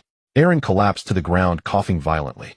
Lin Ge hurriedly stepped forward, pulling Aaron away and moving to Iris' side, keeping a watchful eye on Yuri. Xiao Bai and Roshan also positioned themselves protectively in front of them. Yuri shook his head and rubbed the back of his neck. He glanced at Lin Ge and then looked up at the barrier runes above the temple. "Hiss, that was quite a harsh move." Then Yuri soared into the air, passing through the barrier, locating Liam and casting a healing spell. Liam showed signs of awakening. Then Yuri lifted him and brought him to the backyard, setting him down and stepping back to the entrance. "It's fine now, he must have fallen victim to Marlowe's trick." Lin Ge cautiously approached Liam, with Roshan closely following him. Roshan had already entered a shrink state, ready to whisk Lin Ge away at any moment. Lin Ge crouched down, checked Liam's condition, and then nodded to Aaron. "He's fine, probably just asleep." Lin Ge stood up and walked 5 meters in front of Yuri. "What exactly is going on?" Yuri was still rubbing his head. "Didn't I say? I had a fight with Marlowe, and I scattered him. I don't even know when I fell for his trick." Lin Ge still couldn't believe it. "Are you sure? I know my own level." Hearing this, Yuri stood up and unleashed a purification rain over himself. As the light faded, he said to Lin Ge, "Now I can confirm that I'm fine." Lin Ge turned around and returned to Liam's side, bending down to gently fan his face twice. Wake up, don't sleep anymore." Liam winced in pain, opened his eyes, and rolled over, pointing his sword at Yuri. Lin Ge patted him on the shoulder, saying, "It's fine now, it's all a misunderstanding." Liam turned to see Aaron and took a step back, keeping his sword pointed at Yuri. He moved closer to Aaron and asked with concern, "Are you okay?" Aaron was still coughing, a handprint clearly visible on her pale neck. Cough, cough. "I'm fine." Iris was slowly weaving the hammock, glancing over occasionally. Lin Ge walked over and saw Iris awkwardly handling the vines. "Can't you use nature magic?" Iris looked at Lin Ge helplessly. "The vines are scared, they don't listen to me right now." Lin Ge was speechless, realizing that she had just been pretending. He pointed to Xiao Bai. "Xiao Bai, come here." Xiao Bai walked to Iris' side. The crown of the tree speaker flashed, and a beam of emerald light hit the vines, and soon the hammock was woven together. Lin Ge crouched down, placing his right hand in front of Aaron's neck. A golden light flickered, and the red mark on her neck gradually faded. "All done." Lin Ge stood up and looked at Yuri. "You didn't come back just to fight, did you?" Yuri smiled awkwardly and approached everyone. Aaron shrank her neck in fear. Liam pointed his sword at Yuri. Lin Ge gestured for both of them to relax and pulled Yuri to sit by the workbench. "The ceasefire agreement has been signed." Lin Ge nodded. "I know you just mentioned it. But that will just be a scrap of paper. We will have to fight again at some point. Stonebridge Town is likely to be treated as a stronghold. I returned this time to organize the villagers' evacuation." "What about me?" Lin Ge pointed at himself. You have other arrangements. Just tell me what you want me to do." Yuri hesitated. "You remember the Lin Ge nodded. "Yet you want to take another look." Yuri hurriedly stopped him, fearing that Lin Ge would give him another demonstration. "No, the agreement states that the church must purify the necromantic lands that have been encroaching on the council. I think you are more suitable for this." Lin Ge pondered. "The gray matter core inside me needs nurturing, and going to the front line to purify the necromantic lands is just right to fill my shortcomings. Absorbing dead energy can also be considered a form of purification." "I agree." Seeing Lin Ge's consent, Yuri stood up to leave. Lin Ge stopped him. "Don't leave in a hurry. What's going on with the Griffin family?" Yuri turned to look at Aaron, letting out a sigh. "It is a secret that circulates among the higher-ups of the church. It is said that the Griffin family possesses an ancient rune armor that has survived from bygone eras. Anyone who wears it will be invincible in battle." Lin Ge scoffed. "Do you really believe such words? If it truly granted invincibility, how could they act as the church's lapdogs?" "I used to doubt it until one time when the patriarch of the Griffin family personally visited my uncle, and I learned a bit of the situation." Mentioning Cash, and Lin Ge interrupted Yuri. Adam was fiddling with his quiver, pulling out the arrowheads one by one to inspect them, then putting them back in. Both of their expressions were somewhat strange. This is the teacher's notes. Where did you get this? I don't know. Lin Ge shrugged helplessly. It was probably left behind by Marlowe. Marlowe? Yeah. Just a few days ago he barged in claiming to pay tribute to Cashin, and after he left I found this on the table. Yuri recalled that he indeed asked Marlowe to take a look, but he didn't expect him to actually show up. He didn't give you a hard time, did he yet? No, he even invited me to go with him, but I declined. Yuri was about to speak when Lin Ge continued. Your barrier hasn't shown any signs of activity. Didn't you say you fixed it? That's impossible. The barrier is selectively filtering. Anyone of my level would be severely suppressed. You must have been intimidated by him, right? Lin Ge scratched his head awkwardly. Let's get back to the main topic. Is there any problem with this manuscript? Yuri flipped through a few pages. It should be fine, but it's my uncle's handwriting. Lin Ge took the booklet back from Yuri's hands and placed it neatly on the table. As long as there's no problem, let's continue talking about the Griffin family. I overheard the patriarch of the Griffin family inviting my uncle to assist with an experiment. Later, considering my uncle's actions during that time, it's not hard to deduce that the Griffin family is involved in human modification. Just like that, you jumped to a conclusion. Lin Ge looked somewhat skeptical. Yuri explained, if it were just an experiment we couldn't be certain, but combined with another piece of rumor, we can easily reach that conclusion. What rumor? Yuri lowered his voice. The armor from the Griffin family consumes the blood and flesh of its user. A normal human cannot control it. Considering that the Griffin patriarch sought my uncle for an experiment, it's not hard to conclude that the Griffin family is conducting human modifications. Lin Ge sneered. You should understand the principle of hearsay and how it can lead to falsehoods. You dare to spread rumors based on unfounded tales about a young girl. And your approach was rather heavy-handed. Oh, were you trying to strangle her back then? Yuri felt a bit awkward. That was influenced by Marlowe. You know about the aura of death. It amplifies negative emotions in people. Lin Ge gestured towards Aaron and the others. Go apologize and don't act all high and mighty. Just as Yuri was about to stand up, Aaron spoke up. I heard everything. He is not wrong. Now it was Lin Ge's turn to feel awkward. No, you can't say that. At least wait until he finishes apologizing. Aaron walked over to them. Liam nudged her slightly, and Aaron turned to Liam and said, it's fine. Moving a chair over, Aaron began to share about her family. The rumors about the armor and human experimentation are true. However, there is no direct connection between. That rune armor is the foundation of the Griffin family. It has been worn by someone every time the Griffin family faced a crisis to resolve it. Every person who has worn it has died. Lin Ge interjected. That's stating the obvious. Anyone would die. Not just any death. Each person who wore it suffered a depletion of blood and flesh before turning into a dried corpse. Yuri began to inquire, what about human modifications? Aaron pressed her lips together, pondering for a moment. This involves the secrets of the Griffin family. You must keep it confidential. Since it's a secret, then you don't have to tell us. Lin Ge fixed a stern gaze on Yuri, hoping to make him refuse as well. I want to hear it. Yuri ignored Lin Ge's pleading eyes. Lin Ge silently cursed Yuri a few times and said to Aaron, hold on a moment. He turned to shout at Liam. Romantic fool. Your chance has come. Take Iris to the front porch to see the moon. Liam's eyes lit up as he grabbed Iris and headed out. Iris did not refuse following Liam to the front porch. Lin Ge glanced at Xiaobai. Xiaobai, you go too. Keep an eye on those two. After thinking for a moment, Lin Ge called over the general, who landed in front of him with a tilted head. You go, and if Liam dares to make any move, shout I oppose at him. Aaron and Yuri watched Lin Ge's series of actions, their jaws dropping in shock. Turning back, Lin Ge noticed the two staring at him. What are you looking at? Iris is the elder of the elf clan sent personally. Ooh, I must ensure her safety. Now that there are no outsiders, you can speak. Aaron pondered her words carefully. Every few generations, someone from the Griffin family develops Griffin traits. Huh. Lin Ge and Yuri looked bewildered. Lin Ge turned to Yuri. Have you ever heard of this situation? Yuri shook his head vigorously. Never heard of it. It's utterly unheard of. Aaron continued. Some people grow bird beaks, some grow lion claws. And in this generation of the Griffin family, it is I who has experienced this. Lin Ge scrutinized Aaron closely. You look quite normal to me. Aaron hesitated for a moment and said, when I was young, I had a pair of griffin wings. Oh. Yuri realized. So your father came to find my uncle for you? Yeah. Silence followed. The three of them looked at each other, no one daring to speak. Lin Ge's worldview was being shaken. It turned out this world did have angels. Meanwhile, Yuri was contemplating what Cashin had truly done. Aaron noticed the two were silent and found herself at a loss for words. Lin Ge was the first to rise, walking behind Aaron and touching her shoulder blade. What are you doing? Aaron shook Lin Ge's hand away. I meant no harm, just curious. Yuri stood up. Stop thinking about it. Let's go see those two in front. The three arrived at the front porch where Liam was pointing at the stars in the sky. Lin Ge and Yuri sat beside him looking up at the sky. The two synchronously exclaimed, the moon tonight is so dazzling. Liam and Iris were puzzled, glancing at Aaron. Aaron sat beside Iris and said, "Don't look at me, ooh, I also have no idea what those two are up to." Xiao Bai stood behind Lin Ge, following his gaze to look at the moon. The general perched on Xiao Bai's head watching the group, tilted his head, and suddenly shouted, "Meeting adjourned." Hearing the general shout, everyone burst into laughter. In the backyard, the four little bones squatted beside a meat mountain, quietly listening to the laughter coming from the front porch. Holy City Privy Council. The cardinal stood by the window, observing the purification teams gathered in the holy light poured down from the spire, casting a golden hue over the entire square. The attendant entered saying, "My lord Yuri has not returned yet. Still in Mill Village." "Yes." The cardinal turned around, picking up the frontline map from the table. "Then we shall wait for him. The purification of the land of the undead is not urgent."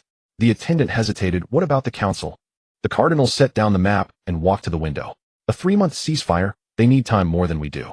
He paused. Yuri knows what to do. Outside the window, the bell tolled. The purification teams began to move, and the banners of holy light fluttered in the wind. The mountain wind in the early morning carried a slight chill. Before dawn, Yuri had already roused Lin Ge. Yuri had somehow acquired a set of priest's robes and had tidied his formerly messy hair from last night, making him appear quite dignified. "We're just waiting for you. Get ready to head down the mountain." Lin Ge rubbed his eyes and walked to the backyard to wash up. "What's the hurry? It's still dark out." After washing up, he scanned the yard. Iris was already awake, sitting on a hammock holding a handful of berries. The general squatted on her shoulder, tilting his head as he observed Yuri. Little White stood by the well, while the 4 small bones danced around its feet, and Meat Mountain leaned against the back wall. "Iris, you watch the house." He glanced at Little White. "You all come with me." Little White made a clicking sound, and the 4 small bones lined up behind it. Meat Mountain stood up, causing the ground to tremble slightly. Yuri cast a glance and turned to walk down the mountain. Lin Ge followed behind him, with Aileen and Liam joining as well. The morning in Mill Village was quieter than usual when Lin Ge found how he was squatting at his own gate repairing an old plow. The wooden plow handle had a crack, and he was wrapping it tightly with hemp rope, pulling it to ensure it was secure.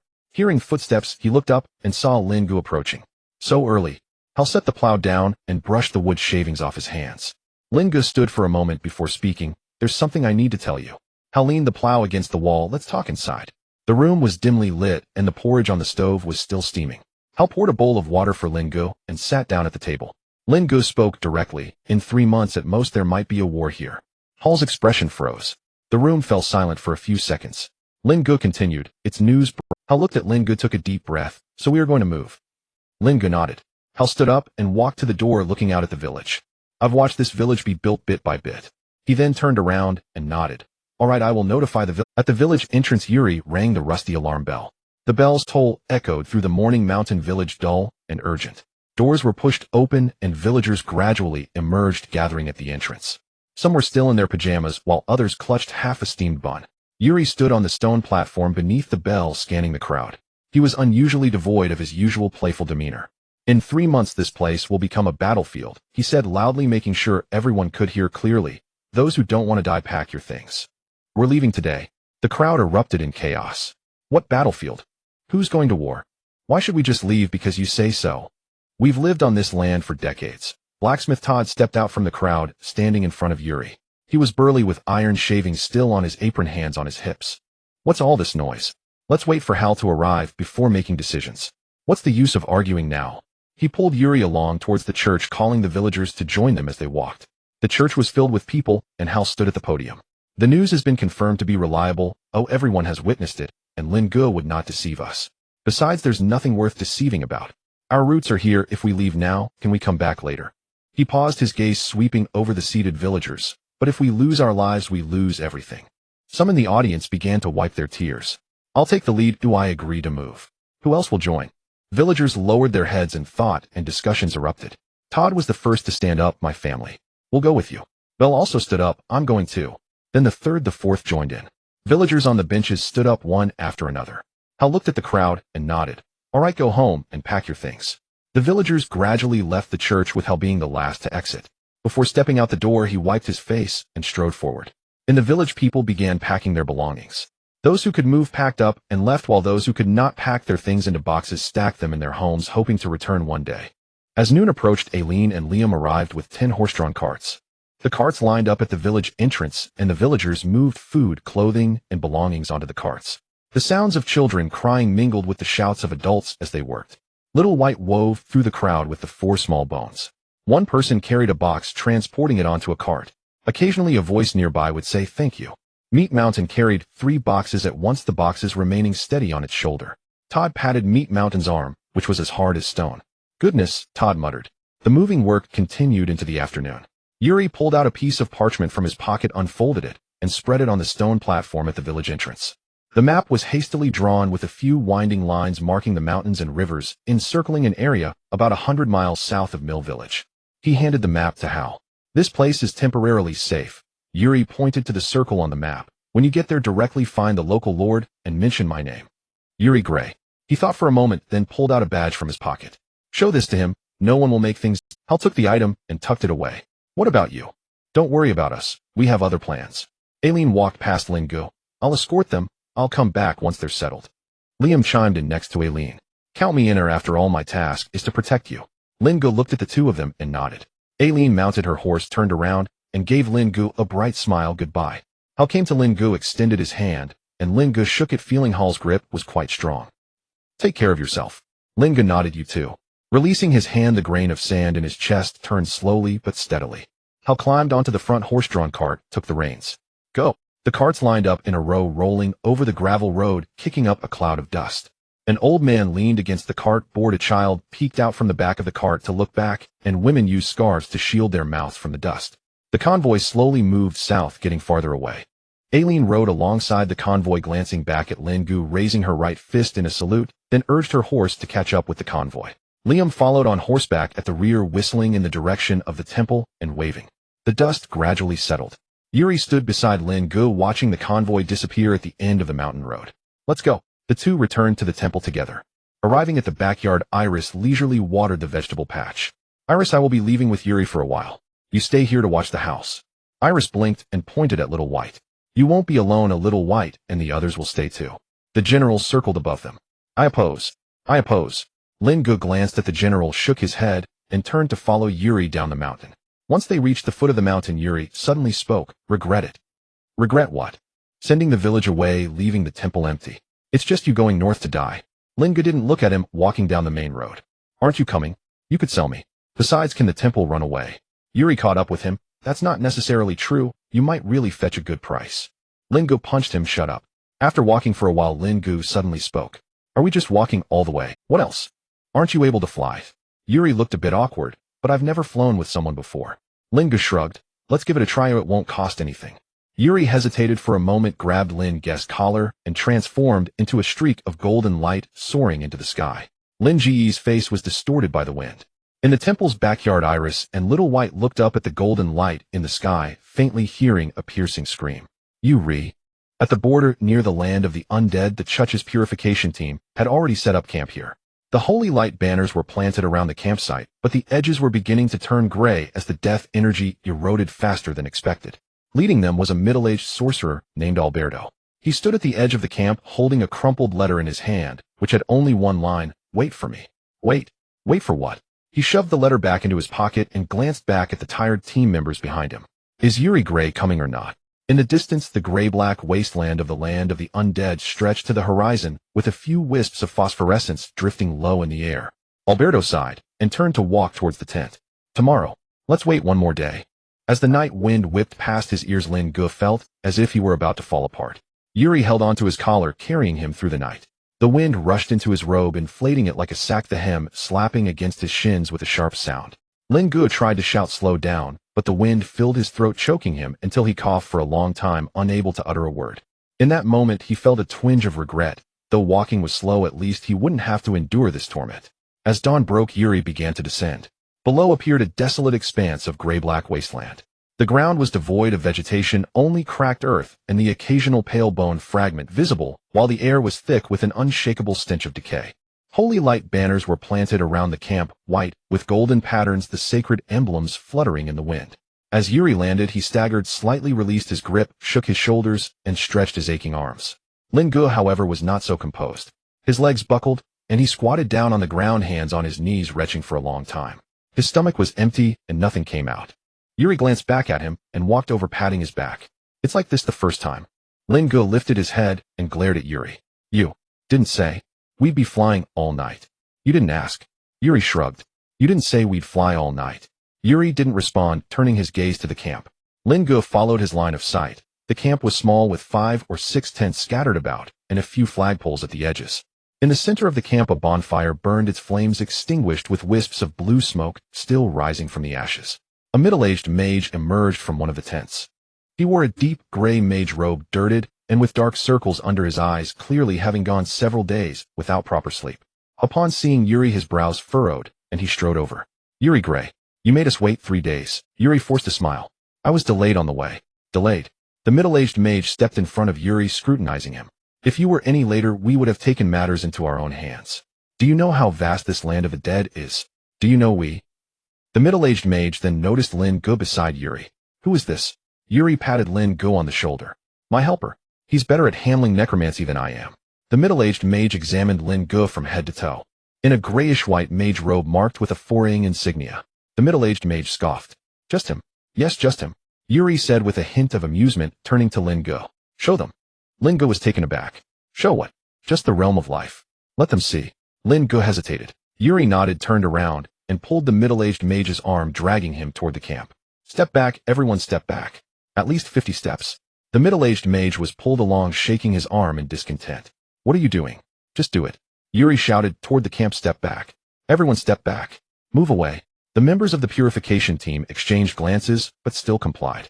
Some stopped after retreating a few steps, but Yuri gestured for them to keep moving back. Further. 50 steps. The team retreated to the edge of the camp, about 50 steps from where Lin Ge stood. Lin Ge stood in the open wasteland. The ground beneath his feet was gray-black, hard, and somewhat brittle. The land of the dead stretched out before him, with occasional wisps of phosphorescent fire floating low in the gray-black expanse. The air was filled with a strong stench of decay, yet still within tolerable limits. Lin Ge took a deep breath. His hands came together. He silently prayed to the goddess to purify this land. Then golden light erupted. Radiance surged from every pore of his body, engulfing him entirely. The brightness instantly soared to its peak, illuminating the nearby wasteland with tens of thousands of lumens. Every grain of sand was clearly visible. A member of the purification team screamed as they covered their eyes. "Oh, what is this thing?" Someone's legs buckled, knees hitting the ground as they looked up at the light, murmuring, "The goddess has manifested." The middle-aged mage squinted beside Yuri, staring intently at the light.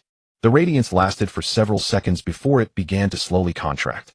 Layer by layer it pulled back into Lin Ge's body, the brightness gradually dimming. Lin Ge stood in place, still faintly glowing. He resembled a walking light bulb. The members of the purification team gradually lowered their hands from their eyes. Some were still in tears, some squinted at Lin Ge, jaws dropping open in disbelief. The person kneeling on the ground had yet to stand up, while a companion reached out to help him. The middle-aged mage wiped his tears with his sleeve, his eyes still red. He turned to Yuri. Is this divine magic?" Yuri was beside him, grinning foolishly. "I've never seen such a realm of life." The middle-aged mage's gaze fell back on Lin Ge. "What kind of magic?" "Hard to say." The middle-aged mage fell silent for a moment. He looked at Lin Ge again, his gaze shifting from the halo around Lin Ge to the foraying insignia on his chest. His expression shifted from shock to a dawning realization. "He is your disciple." Yuri quietly watched him, smiling without speaking. The youngest disciple of an Ring mage, no wonder. Yuri still offered no explanation. Lin Ge stepped forward, opening his mouth as if to say something. Yuri had already come to his side, placing a hand on his shoulder. A voice as faint as a whisper squeezed out of his mouth. "Don't speak. He thinks you are my disciple. Let him keep the misunderstanding. It will save trouble." Lin Ge glanced at Yuri, then looked at the middle-aged mage. The middle-aged mage stepped in front of him, extending his hand. "Alberto, leader of the purification team." Lin Ge shook his hand. "Lin Ge, starting purification operations tomorrow." After saying that, he turned and walked back to the tent, stopping after a few steps to call back to Yuri, "There aren't enough tents. You two will have to share one." Yuri shouted after his retreating figure, "Then I'll sleep in your tent." Alberto didn't look back, but raised a hand and made a gesture. Yuri squinted for a long time before realizing that it was not a friendly gesture. The campfire was replenished, flames leaping up, casting an orange glow on the surrounding tents.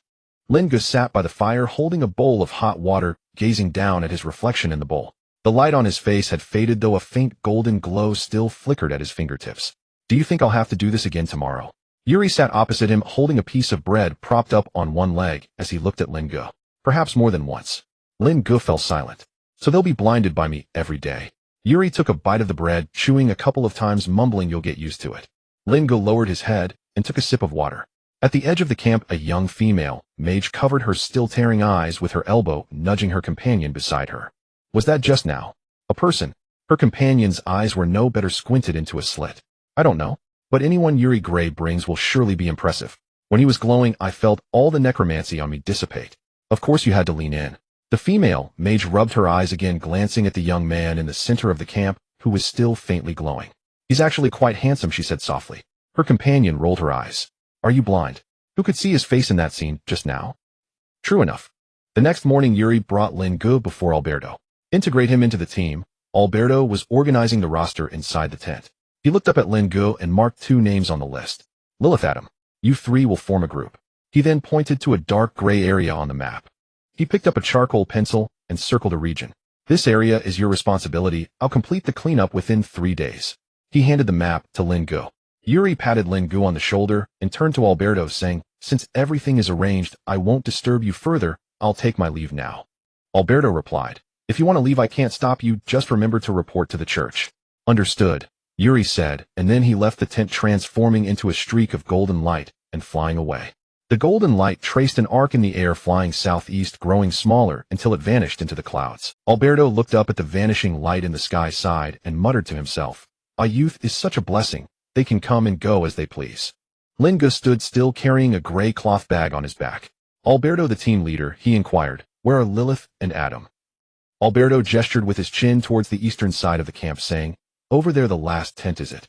Lin Ge approached the tent where a man and a woman were already waiting. The woman was named Lilith, in her early 20s, with brown hair tied in a ponytail. She wore a neat gray mage robe with a short dagger hanging at her waist.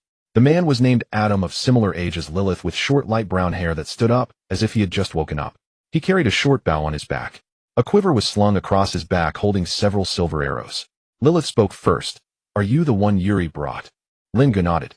Lilith extended her hand, saying, I am Lilith, a 3rd circle mage dispatched by the church, skilled in detection and positioning. Adam followed up. I'm Adam, a 3rd circle mage proficient in long-range dispelling of minor undead. Lin Ge observed their appearances, wondering why they were both mages. I'm Lin Ge, a 4th circle mage, considered a mage myself, skilled in purification. Lilith and Adam exchanged glances, both looking at Lin Ge with anticipation. However, Lin Ge only hinted and said nothing more. The 3 of them arrived at the designated area. Lin Ge stopped and turned to Lilith, asking, How do you usually purify the death energy? Lilith was momentarily stunned, then began to explain. Generally, we first use detection spells to find areas with high concentrations of death energy, then layer by layer we dispel it with holy light. After dispelling, we check the soil and air for any residual death energy using a detection compass, and only after confirming there is none do we move on to the next area to continue the purification work. She paused for a moment, glancing at Adam. Adam remained silent, waiting for her to continue. But this process is quite slow. For an area of about 5 acres, it can take an entire day to clean. Moreover, when the concentration of death energy is high, the efficacy of holy light is greatly diminished. However, with your arrival, she carefully chose her words, we don't know how to coordinate with you. Lin Ge stroked his chin and pondered for a moment. What skills do you both possess? Lilith spoke first. I can determine the distribution of death energy within a radius of 500 steps in about 15 minutes. If any undead are disturbed during the purification process, I can handle it, Adam said, gesturing with his short bow. Lin Ge nodded. Then I will be responsible for purifying the death energy. One of you will be responsible for detecting the area, and the other for handling the aftermath. After a moment of contemplation, he added, When I'm purifying, it's best for you to keep your distance. Lilith and Adam exchanged glances, then quickly nodded. The scene from yesterday was still fresh in their minds. The 3 of them arrived at their designated area.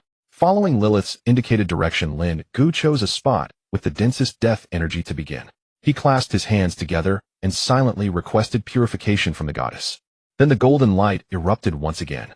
Lilith instinctively covered her eyes, turned her head, burying her face in her elbow, then turned her back to Lin Ge. Adam reacted quicker than she did. The moment the golden light appeared, he retreated while raising his hand to shield his eyes. The brilliance lasted somewhat shorter than yesterday, about 10 seconds. As the light dissipated, the gray-black surface returned to its original earthy color. Lilith lowered her hands and looked at Lin Ge. Is this really a 4th circle mage? Lin Ge did not answer. Let's go to the next area. Lilith was momentarily taken aback, glanced down at the compass in her hand, turned, and led the 2 towards the next polluted area. After several purifications, the cooperation between Lilith, Adam, and Lin Ge became increasingly seamless. Lilith led the way, quickly locating the points with the highest concentration of death energy, using her detection spell pointing in a direction. Lin Ge would step forward, clasp his hands, and emit light. Adam would circle around the perimeter preemptively, clearing any possibly disturbed undead. The entire process evolved from initial awkwardness to smooth coordination by the third time.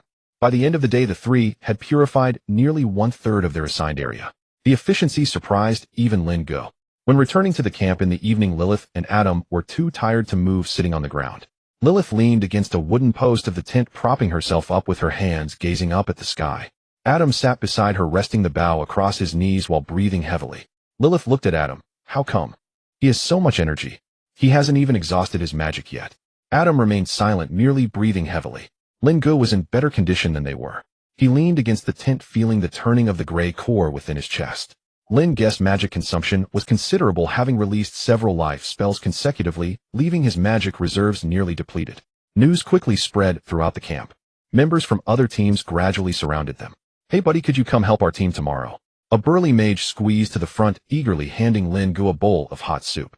Lin Ge accepted the bowl, but before he could speak, someone else interjected. Wow, Yuri's disciple is indeed different. Lilith stood up from the ground, stepping in front of Lin Ge and blocking him from the others. Are you blind? I'm still catching my breath, and you come here to poach him. Adam, sitting on the ground, rarely spoke. If you want to swap, then pay up, or if you don't have money, then get lost. Lin Ge's eyes brightened as he looked at Adam with appreciation. Someone burst out laughing. Adam, you usually don't say a word, and now you're acting like a businessman. Adam didn't respond. Laughter erupted from the crowd. Some patted Adam on the shoulder, while others shoved a water bottle into his hands. I don't have money on me right now. How about I use this to settle the debt? Lin Ge stepped forward, seized the person's wrist, and tossed them aside. Lin Ge looked at the crowd and spoke lightly. Everyone disperse. Upon hearing Lin Ge's firm tone, the laughter disappeared, and one by one they walked away. Lin Ge walked towards the tent, speaking as he went. It's windy outside. Let's talk inside the tent. Inside the temple, Iris lay bored on a hammock. The general perched on a branch, watching her, suddenly spoke. Meeting adjourned. Iris lay still, casting a sidelong glance at the general. Is that all you can say? The general tilted his head and pondered. I oppose. Iris sighed and closed her eyes. The wind rustled the leaves, and the hammock gently swayed. When will you return? She murmured. The general flapped his wings and flew up to the beam, perching there, burying his head in his wings. In the early morning, the three arrived at the designated area, as usual. Lilith held a detection compass, its needle swaying left and right with readings significantly lower than on the first day. Lin Ge stood in the center of the wasteland, hands together, golden light bursting forth as before. Lilith and Adam were already accustomed to this. The two stepped back to a distance of 50 paces, one covering their eyes and the other leaving a small slit. Lilith, with her back to Adam, suddenly spoke. Why didn't you say anything last night? Adam squinted his eyes, observing Lin Ge in his light person form. What is there to say? Lilith replied with some urgency. Are you just going to endure their bullying? Adam continued to gaze in Lin Ge's direction, where the light showed signs of weakening. They're all paper tigers. Once we return to the holy city, they'll have to tuck their tails between their legs. Moreover, our mission is to cleanse the land of the undead, not to climb the social ladder. You thick-head fool, no wonder you're bullied. Lilith finished speaking and fell silent. Lin Ge exited the light person state. The surrounding land had returned to normal, with no trace of death energy in the air. Adam called out to Lilith. Lilith turned her head. That fast? She took out the detection compass, and the needle wobbled slightly near the 0 mark, confirming that the concentration of death energy had dropped below the safety line. Adam wandered around, checking for any lingering undead. After a while of observing with his bow, he returned to Lin Ge's side. It's clean. Lin Ge nodded and instructed the two, you stay here and rest for a bit. I'll go explore the nearby area. With that, he turned and left. Lilith watched Lin Ge's retreating figure, patting Adam. Did you see? Having strength and background gives you confidence. Look at Lin Ge's attitude. I'm just going to wander around nearby. He treats us like we're nothing. And you see, with no strength or background, you're bullied every day. Adam put away his bow and sat down on a patch of open ground, taking out a water flask and drinking a sip. If you know he doesn't take us seriously, just don't put your warm face against his cold backside. Lilith sat beside him, reaching for the water flask to drink. Why are you drinking mine? I forgot to bring mine. Lin Ge arrived at the east side of the designated area, where there was a depression with denser mist. During the earlier purification process, he sensed that the gray substance within him seemed interested in this location. The concentration of death energy in the lowlying area was more than an order of magnitude higher than outside. As Lin Ge took his first step into the mist, he felt a distinct difference. A chill seeped through his skin, reaching down to the marrow. The death energy flowed like a tangible substance clinging to the ground. Arriving at the center of the depression, Lin Ge felt the gray substance in his chest begin to spin faster. He closed his eyes, relaxed his Buddhist defenses, and guided the death energy into his body, heading straight for the core of the gray substance. The core jolted violently. The core voraciously devoured the influx of death energy, accepting as much as it could. The speed of the death energy's influx could not keep up with the core's rate of absorption, creating a pulling force around Lin Ge. The surrounding death energy was drawn in by this pull, converging towards Lin Ge. As the death energy continued to flow and the gray core kept growing larger. Yet Lin Ge felt no comfort. The chilling death energy coursed through his body, making him feel as if he were in an ice cave, and he began to tremble involuntarily. Gradually, Lin Ge sensed something was amiss as the gray core began to transform into a death energy form, threatening to disrupt the internal balance. He opened his eyes to see the surrounding death energy converging towards him. Lin Ge attempted to gather divine energy with his right hand to sever the connection between the gray substance and the death energy. As soon as the divine energy was injected into his body, it was swallowed by the gray core. His magical power was rapidly depleting. He could feel his body being hollowed out. Magical power flowed out like water, entering the gray core, which spun faster and faster, like an insatiable bottomless pit. His arms began to tingle with a pinprick sensation in his fingertips, and the tightness in his chest grew more pronounced. Forget it, let's give it a shot. He pressed his right hand down onto the ground. At the same time, he released the domain of life. He hoped to use the response of the goddess to balance the death energy within him. If that didn't work, he would really be finished here. Golden light erupted from his body, but was pulled by the core's suction, unable to spread outward. The golden light expanded continuously until it finally broke free from the core's grasp. The golden light pierced through the mist, creating a brilliant arc across the gray-black wasteland. The light was more intense than any previous instances over the past 2 days. Lilith and Adam both looked up at the same time. They exchanged glances. Not good. They took off running towards it, with Lilith leading the way, her robe's hem fluttering around her knees. Adam followed closely behind, his hand resting on the quiver, the bow still slung over his shoulder, but his fingers were already hooked on the bowstring. The beam of light lasted for more than a minute. When the light faded, the mist in the depression completely dissipated. The ground revealed its original earthy color, the gray-black, cracked soil completely vanished, and the surface was even cleaner than the surrounding areas. Lin Ge knelt on the ground, gasping for breath, sweat dripping from his forehead, with drops falling onto the soil. The gray core in his chest resumed a slow rotation. It was quiet, as if nothing had happened. Lin Ge then rolled over to lie on the ground. Phew, I made it. He had almost perished here a moment ago. The magical power within him was nearly depleted, leaving his body feeling empty. Lilith was the first to arrive. Seeing Lin Ge's condition, she squatted down and helped him sit up. What happened? Adam followed closely behind, holding a short bow, scanning the surroundings warily. Lin Ge panted for a while before managing to squeeze out a smile. That smile was more painful than a frown. I urgently needed to squat down when a wave of death energy drifted over. There was no choice but to take action. Perhaps it was too abrupt, and I overexerted my magical power. Lilith abruptly pulled him up from the ground, supporting his arm. Let's go. We're done for today. Let's go back and rest. Adam moved to Lin Ge's other side, placing his other arm over his shoulder. The two supported him as they headed back. Lin Ge's legs felt weak. Every step felt like walking on cotton, and if it weren't for the two supporting him, he might have fallen after just 2 steps. His boots dragged on the ground, leaving 2 crooked marks on the surface. Back at the camp, Lilith placed him in the tent. She handed him a flask of water and a piece of dry food. Lin Ge took the water flask, feeling heavy in his hand. He first placed it on his lap, leaned back against the pillow, and closed his eyes to sense the state of the gray core. The core was absorbing the surrounding energy, death energy, residual divine energy, and stray magical power in the air, welcoming all, but it was no longer out of control like before. Lin Ge opened his eyes, picked up the water flask, and took a sip. Thanks.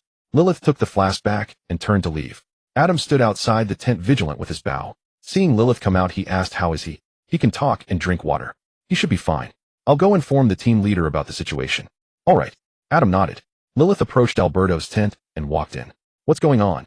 Lilith briefly described the situation. Waiting for Alberto's instructions, he pondered for a moment. "Take me there, I want to see the situation." He didn't want Lin Ge to encounter any issues. If Yuri caused trouble, he wouldn't be able to stop it. Arriving at the tent, Adam was still on alert. Alberto inquired, "How is Lin Ge now?" Adam replied, "He has already fallen asleep." Alberto lifted the curtain and walked in. Lin Ge was sleeping soundly. Alberto placed his hand on Lin Ge's forehead, a glow emanating from his hand. After sensing for a moment, he withdrew his hand. Nothing serious, seems like just magical exhaustion causing his fatigue. He watched Lin Ge sleeping peacefully. "Oh dear, take care of yourself." Don't get into any trouble. After leaving the tent, Alberto instructed Adam, tomorrow your team will rest. I'll arrange for someone else to handle the area and make sure that guy inside is watched closely. Don't let him run wild or get into any more trouble. After finishing, he called Adam. Come with me, I have something to say to you. Adam followed Alberto to the edge of the camp. Adam spoke, teacher. I've told you many times, call me by my title outside. Yes, teacher. Alberto sighed, knowing his disciple's temperament all too well. Lin Ge's background is not simple. You must seize this opportunity, it will be greatly beneficial for your future. But, Alberto interrupted him. There are no buts. Your parents left early, and you've followed me since you were young. Seeing Alberto start to lecture, Adam's gaze drifted, already lost in thought. By the way, how are things going with Lilith? Adam's face turned red, unsure of what to say. Seeing Adam's expression, Alberto stopped pressing. All right, I won't pry into the affairs of youth. Just remember two things, either build a good relationship with Lin Ge or bring Lilith home. Lilith has grown up under my watch as she's a good child. Seeing Alberto about to ramble again, Adam hastily, understood, teacher. I promise to fulfill the task. Alberto smiled with satisfaction. Go on, tomorrow you all have a day off. And so Adam quickly returned to his tent. Seeing Adam return, Lilith approached him and asked, what did the team leader? Oh, nothing, just casual conversation. In the backyard of the temple, a nightingale flew to Iris' hammock, a letter tied to its claw. Iris read the letter and lay on the hammock for a long time. The general squatted on her chest, tilting its head to look at her. Meeting dismissed. Iris reached out to stroke the general's back feathers. Xiaobai walked over from the well, standing beside the hammock looking down at her. The golden tinder leaves on the crown of the tree speaker glimmered faintly in the moonlight. The great elder wants me to return, Iris said softly, but I don't know what it's about. Perhaps it's just a routine inquiry. She sat up, or maybe there's another issue with the Treeman elder. The general flapped its wings, I oppose. Iris paused for a moment, and then laughed. You seem more enthusiastic than anyone else. She walked over to the workbench, picked up a charcoal pencil, and thought for a long time before finally writing just a few words received. Wait a bit longer. She rolled up the parchment and called back the nightingale, tying the letter securely. The nightingale tilted its head to glance at Iris before turning and flying away. Lin Ge was awakened by the rustling sounds. He opened his eyes, and the dim light had already seeped into the tent. Outside, people were moving around. Lin Ge turned over and sat up from his bedding. He rubbed the back of his neck and moved his shoulders. The feeling of exhaustion from yesterday's magical energy depletion had mostly faded, and the gray core was quietly rotating, no longer causing any trouble. Lin Ge stretched and lifted the curtain to crawl out of the tent. Lilith and Adam were sitting outside. Lilith was holding a cake and absent-mindedly nibbling on it. Adam was fiddling with his quiver, pulling out the arrowheads one by one to inspect them, then putting them back in. Both of their expressions were somewhat strange. Lilith seemed hesitant, her lips moved, then she shut them, her gaze drifting into the distance. Lin Ge walked in front of them and squatted down. What's wrong with you two? Lin Ge's gaze scanned their faces. Their eyes flitted about, not daring to meet Lin Ge's. What exactly? Adam hesitated for a moment, pulled out a cloth bag from behind him, and handed it to Lin Ge. Lin Ge took it, untied the string, and took a glance inside. There were dozens of silver coins stacked inside. He weighed the bag in his hand, grinned, and tossed it back into Adam's arms. The sentiment is good, but I don't need it, you two can keep your money. Adam caught the bag, glanced down at it, then looked at Lin Ge, and shook his head. This isn't ours. Huh, what do you mean? Last night someone came looking for you, saying they wanted to ask for your help. Lin Ge frowned. Help? Help with? Did you agree? Lilith sighed and spoke up. We didn't agree. That person saw that you wouldn't wake up no matter what, left the money bag, and left saying if you agreed you should go find him. And then, what do they want me to help with? Lin Ge picked up a piece of cake and chewed on it dryly. Lilith it's those people who wanted to dig a hole in the wall before. They want you to join their team to help with a purification task. Lin Ge forcefully swallowed the cake, which was a bit dry, and felt himself choking. He poured a cup of water and took a sip. I won't go if they think they can entice me with such a small amount of money. Lilith and Adam exchanged smiles and started having breakfast. In the distance, the camp had already begun to stir. Someone squatted at the tent entrance drinking porridge, while another person carried a water jug to fetch water, and wisps of cooking smoke wafted through the camp. Around noon, members from other teams began to come to the camp to rest. A slender divine mage walked over holding a bowl of freshly cooked meat soup and squatted down in front of Lin Ge, handing the bowl over. Brother Lin Ge, it's freshly made, drink it while it's hot. Lin Ge glanced at him, took the bowl, and had a sip. The meat chunks in the soup were tender, generously salted, and added with a few leaves of unknown plants, which made it a bit astringent to chew. The taste is not bad, but it's good. Lin Ge handed the bowl back. The slender divine mage took the bowl and squatted down, rubbing his hands. Brother Lin Ge, I heard your team is resting today. Huh, do you have an opinion? No, I was just asking. Lin Ge looked at him without saying a word. The man awkwardly smiled, stood up, and said, It's nothing, I was just asking. You rest well. He walked away with the empty bowl, turned back after a few steps to glance back, shook his head, and left in disappointment. Not long after another person came by. This person brought some rations freshly made and wrapped in oil paper and handed them to Lin Ge.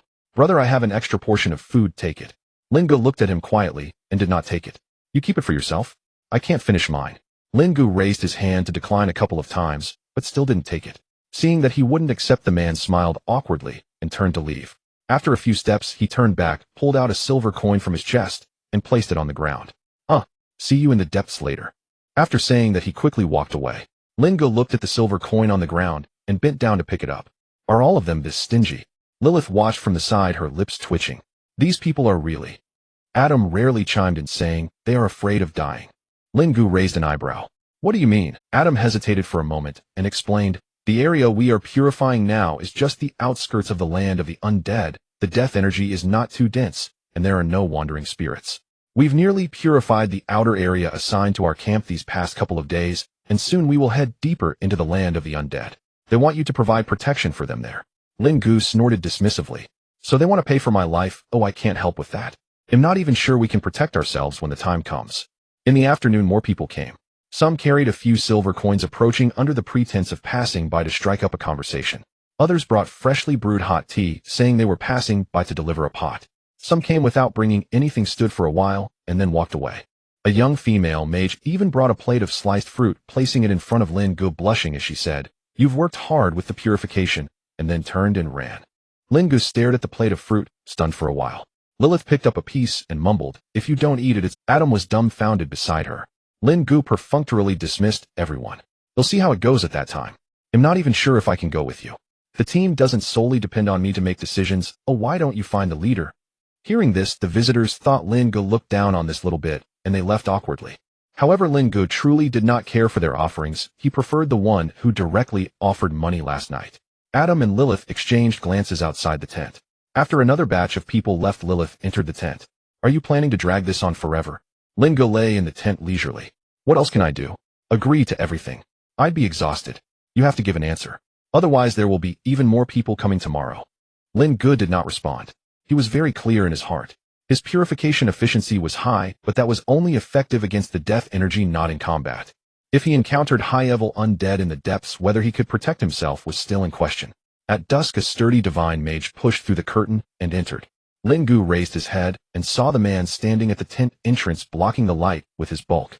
He wore a dark gray divine mage robe with the sleeves rolled up to his forearms, and his muscular arms were evident, clearly a person who trained hard. He slapped a bag of silver coins on the table in front of Lin Ge. "Brother Lin Ge," he said straightforwardly without any hint of beating around the bush, "I won't waste time. You will join our team this time. This bag of money and the one from last night will be considered a deposit. When we return, I'll give you another bag." Lin Ge looked at him and remained silent for a moment. The man's gaze was intense, waiting for Lin Ge's response. After considering for a moment, Lin Ge extended his hand and pushed the bag of silver coins back. "He'll think about it. You can take it back for now." The divine mage was taken aback for a moment, his brows furrowed, seemingly preparing to act. His teammate behind him quickly pulled him back and whispered a few words in his ear. He looked at Lin Ge, then at the bag of silver coins, and finally picked it up. "All right, I'll wait for your news. Don't be in a hurry to leave." He turned his head to look at Lin Ge, a hint of delight in his eyes. "Did you agree?" Lin Ge nodded towards Adam. "There's still another bag of money, take it all." Adam took out the money bag from behind, and the man shot Lin Ge a glare, grabbed the bag, and left. The curtain fell, and the tent fell silent once more. Lin Ge lay back on his bedding, staring blankly at the top of the tent. Outside the shrine, under the moonlight, Iris, with a bag on her back, glanced back at the shrine. "I will come back." Little White stood behind her, the golden tender leaves of the tree speaker's crown slightly shimmering in the night. The general crouched on Little White's head and called out, "Meeting adjourned." Iris turned and walked along the mountain path. Little White followed behind her footsteps, as light as falling leaves. Inside the shrine, the meat mountain squatted at the door of the backyard, eyes closed like a silent statue. The four little bones stood beside Meat Mountain, pondering the instructions Little White had given them. In the evening, the setting sun painted the camp in a dark red hue. Alberto stood in the central clearing of the camp, calling his squad to gather. He surveyed the area, confirming that everyone had arrived. "The cleanup of the perimeter is nearly complete. Tonight rest well, as we prepare to venture deeper tomorrow." A murmur erupted among the crowd. Some frowned, some rubbed their hands, and others turned to look at their companions. Alberto raised his hand to quiet them down, and the chatter gradually subsided. The concentration of death energy in the depths is 3 to 5 times that of the perimeter, and there may be high-level undead. If anyone wishes to withdraw, now is the time to do so. Those who remained reorganized the teams. He said this while slowly scanning the crowd. Some people were whispering to each other in small groups, while others walked directly back to their tents. Lin Ge returned to his tent and sat down on the bedding. Lilith followed him in and sat down in front of him. What are your thoughts? Stay or leave? Lin Ge leaned against the pillow with his eyes closed. He was definitely going to stay. He couldn't find as much death energy to absorb for the gray matter core elsewhere. I plan to stay. Lilith looked at him for a moment, stood up, lifted the curtain, and walked out. At dawn the camp was already bustling. Sounds of footsteps, metal clashing, and neighing horses mixed together. Lin Ge rubbed his eyes and sat up from his bedding. Then he got up and walked out of the tent. A reinforcement team was entering the camp. The leader was wearing a blue mage robe adorned with 6 concentric circles on the chest. Alberto stood at the entrance of the camp negotiating with the leader of the group. Lin Ge heard a few words from a distance. 70% of the perimeter has been cleared. The remaining will be left to you. I will lead my team deeper in. The other party nodded and pulled out a document from their pocket, handing it to Alberto. Alberto glanced at it, folded it neatly, and placed it in his pocket. The two spoke in hushed tones for a moment, after which Alberto patted the other person's shoulder. The reinforcement team began to disperse to the sides of the camp, with some leading horses to drink water and others opening their backpacks to check supplies.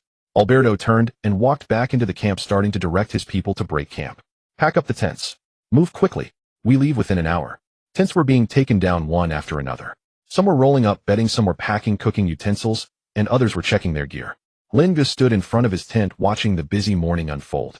The camp that had been lively the night before had suddenly turned somewhat empty. Lilith approached holding 2 pieces of dry rations and handed one to him. It's time to go. Lin Ge took the rations and took a bite. He turned back into the tent to pack up his bedding. By the time the team set off, the sky was already bright. Before departing, a group of people emerged from the reinforcement team. Lin Ge glanced over and noticed that the group was composed entirely of 6-ring mages. After the leader of the reinforcement team conversed with Alberto, this group was assigned to Alberto's team. The line stretched long with personnel distributed loosely. Alberto walked at the front, occasionally glancing back at the team behind him. Lin Ge carried his pack with Adam and Lilith walking on either side of him. The distant horizon was shrouded in a thick layer of death energy, with a gray-black mist wall extending from the ground to the sky. After walking for about an hour, Lin Ge couldn't help but voice his complaint. Why do you think the church doesn't send high-level divine practitioners directly here for purification?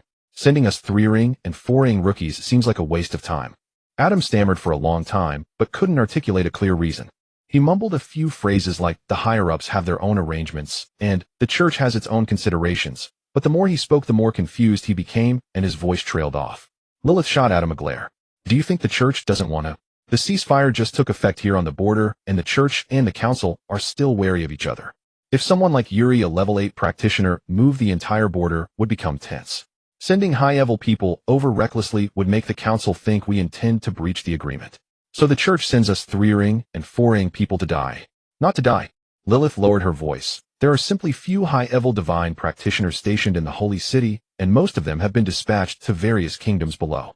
Moreover, there are conflicts in the north, heretical rebellions in the south, and several kingdoms in the west experiencing divisions. The church is also facing headaches.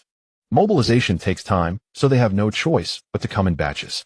We are considered the advanced team, and more people will follow later. And high-level divine practitioners are not omnipotent.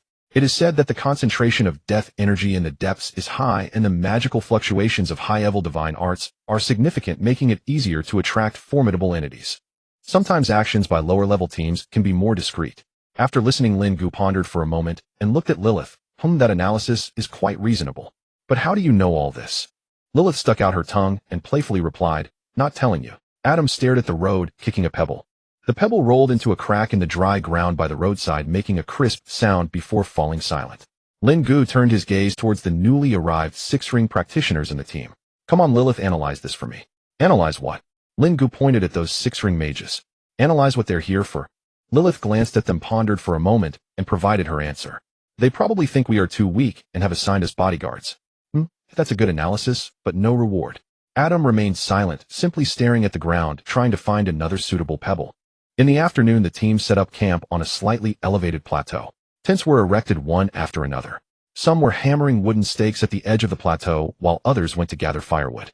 After confirming that there were no suspicious movements around, they lit a campfire. The flames flickered up, casting an orange glow on the surrounding tents, adding a touch of warmth to the camp. Lin Ge squatted in his tent, organizing his bedding. Alberto's voice came from outside. "Gather round." People immediately exited their tents and gradually gathered around. Alberto stood under the flagpole, holding a list in his hand.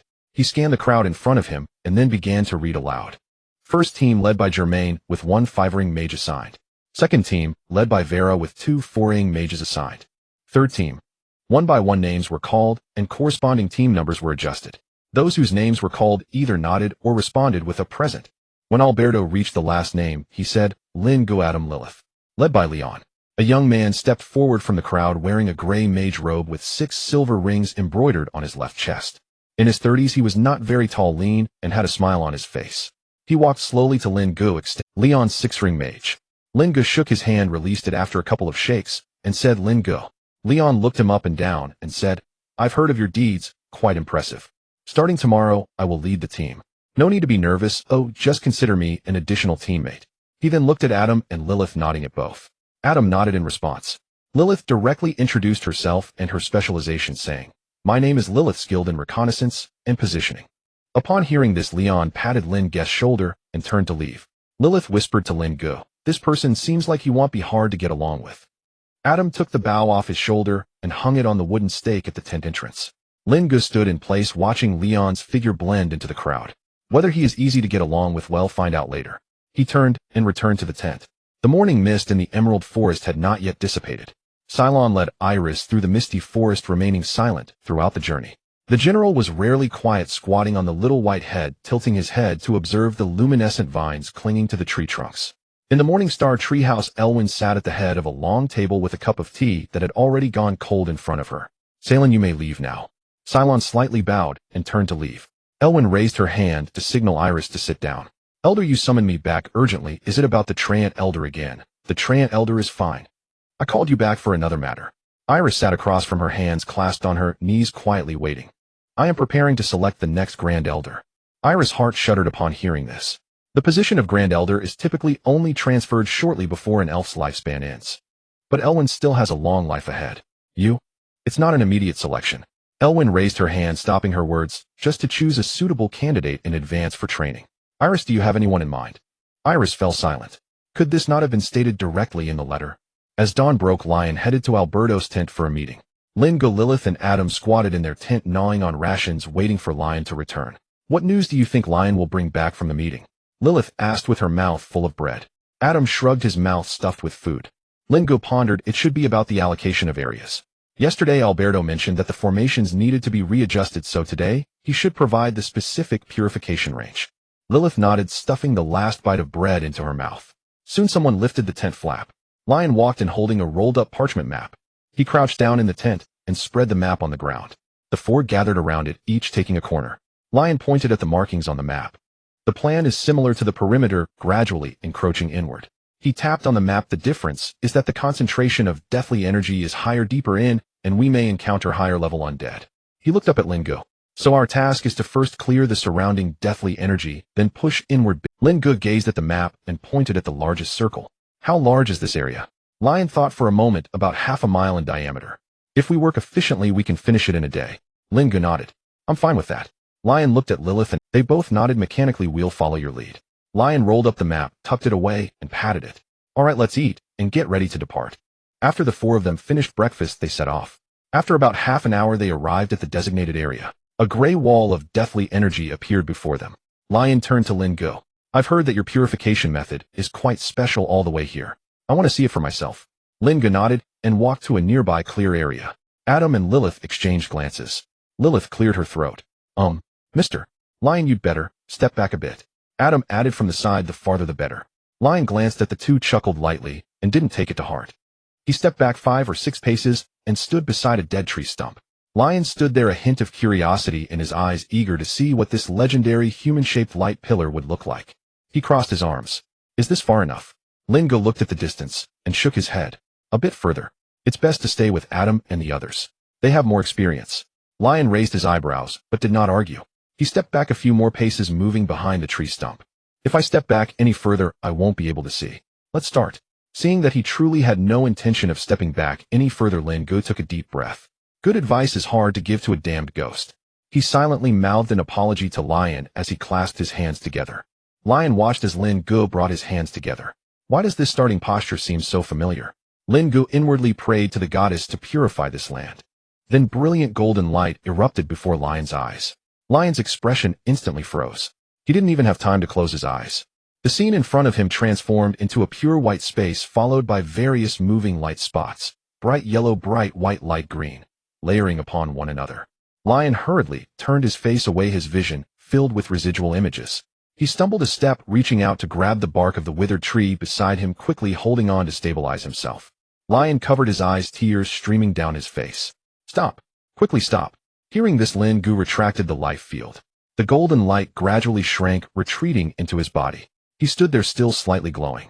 Lilith and Adam ran back from a distance, and upon seeing Lion's expression, both of them stifled laughter. Lilith covered her mouth with the back of her hand while Adam turned his head away, his shoulders shaking slightly. Lion stood beside the tree stump, blinking wildly.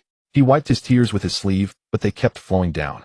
Helpless, he raised his hand to cast a healing spell on himself, white light sweeping over his eyes, and the stinging sensation gradually faded. The tears finally stopped. Lion rubbed the corners of his eyes, and the light spots in his vision began to dissipate. He looked up at Lin Ge and the others. Lilith and Adam were still trying to hold back their laughter, their expressions quite distorted. Lin Ge walked over to Lion. I told you to step back a bit. You didn't listen, did you suffer? Lion awkwardly chuckled. It was my oversight. Ooh, I didn't dodge. After saying that, he took out a compass. The needle steadily pointed at 0 degrees, unmoving. He stared at the compass for a while, then shook it a bit.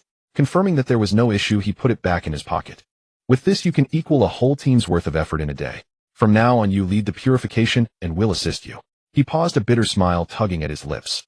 But could you please give a heads up next time, so I can cover my eyes? Standing a few steps away, Lilith finally couldn't hold back anymore and burst out laughing. Adam beside her kept his head down, his shoulders shaking. Lion sighed and laughed as well. He shrugged and walked around the purified land. Then he turned back to call the others. Let's go to the next area. He walked at the front, his pace noticeably quicker than before. Adam and Lilith followed behind, and Adam quietly asked Lilith, does this mean he recognizes us? It seems so. Lilith whispered, Lin Ge's move is indeed effective. Arriving at the next area, Lion said to Lin Ge, come on. After saying that, he grabbed Lilith and Adam, running off into the distance without looking back. Seeing him like this, Lin Ge smiled and activated the life field, ready to be a good tool. Lion lay in a hollow watching Lin Ge perform from afar.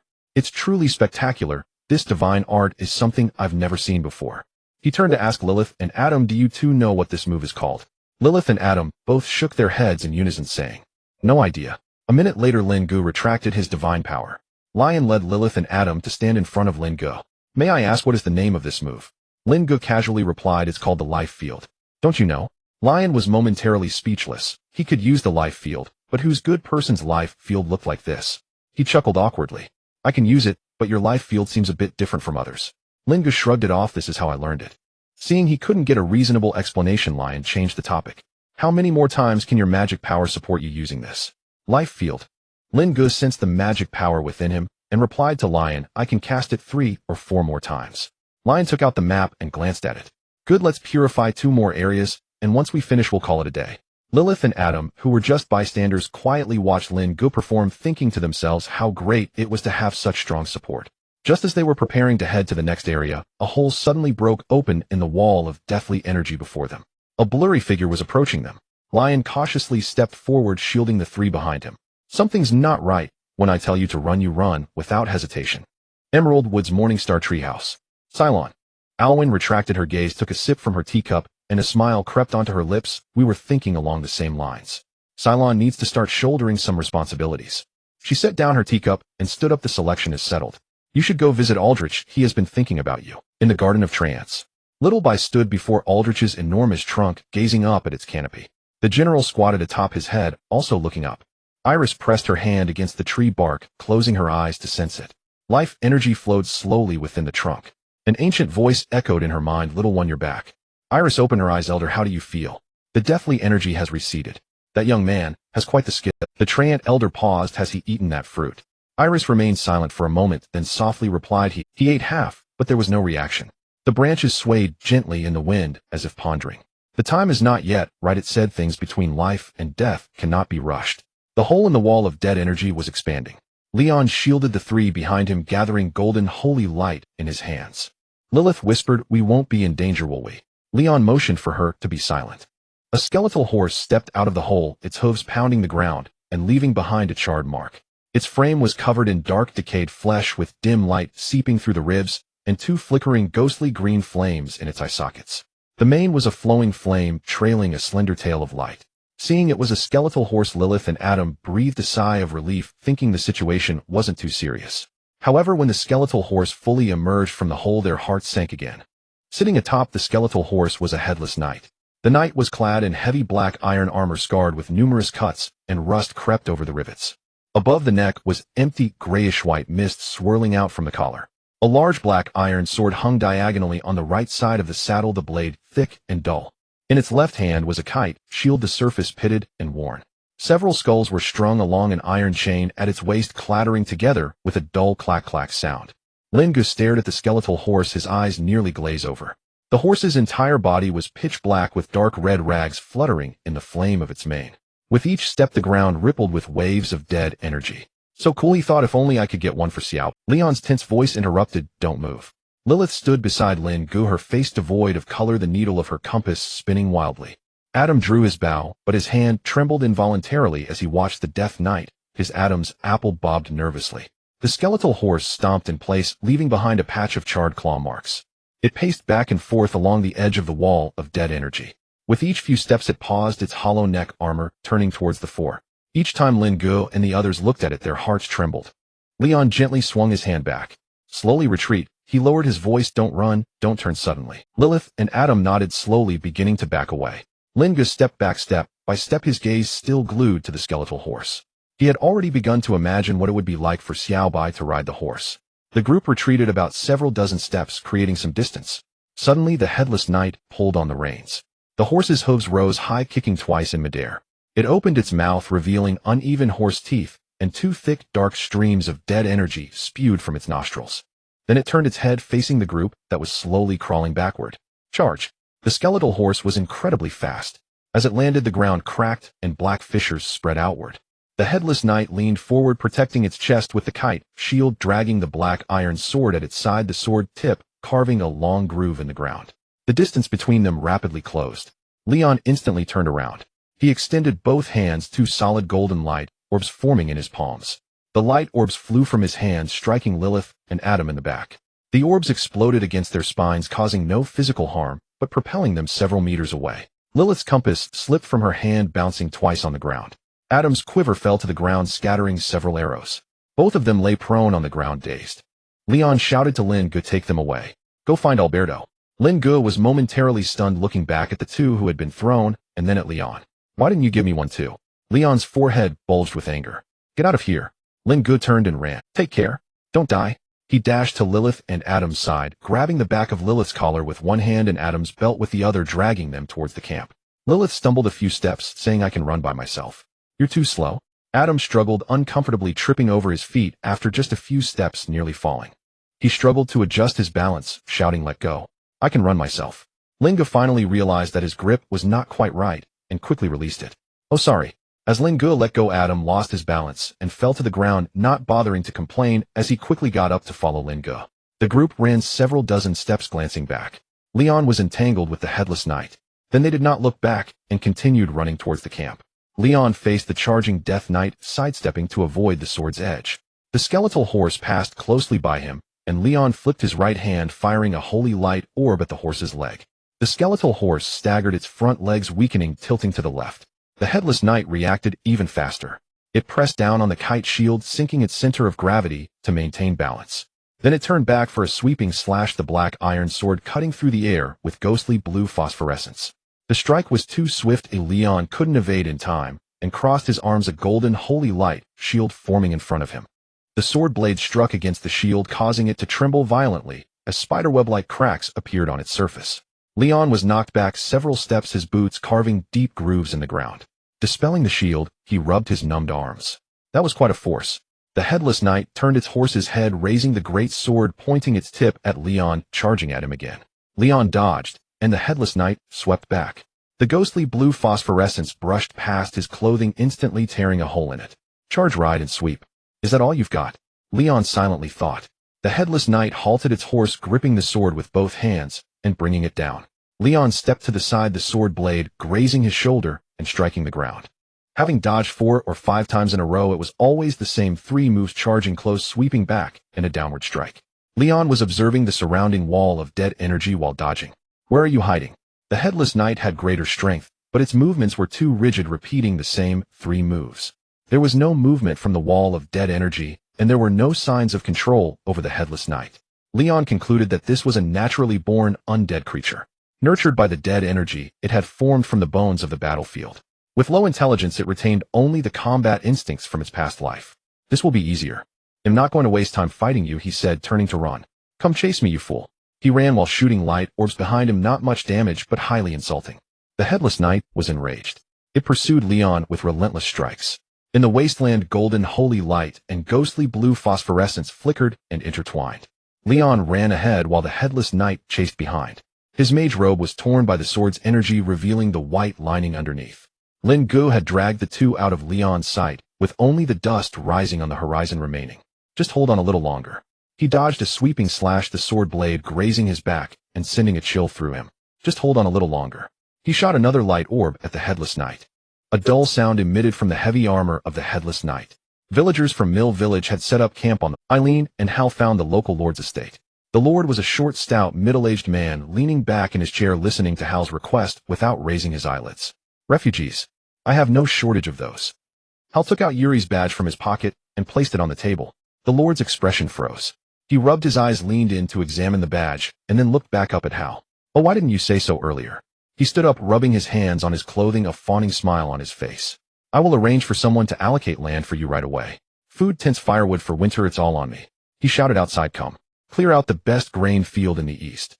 Lin Ge dragged Lilith and Adam into the camp, drawing the attention of several purification team members. Lilith's face was pale as she leaned against a wooden post of the tent, gasping for breath, her legs still trembling. Adam had his bow slung over his shoulder with several arrows lost from his quiver and dried grass hanging from the bowstring. Lin Ge didn't pay attention to the two of them and rushed directly towards Alberto's tent. Not good. Alberto was standing at the table examining a map, and when he looked up and saw Lin Ge drenched in sweat, he set down his charcoal pencil. What happened? Where are Adam and the others? Lin Ge swallowed hard. Death Knight. Leon is fighting it right now.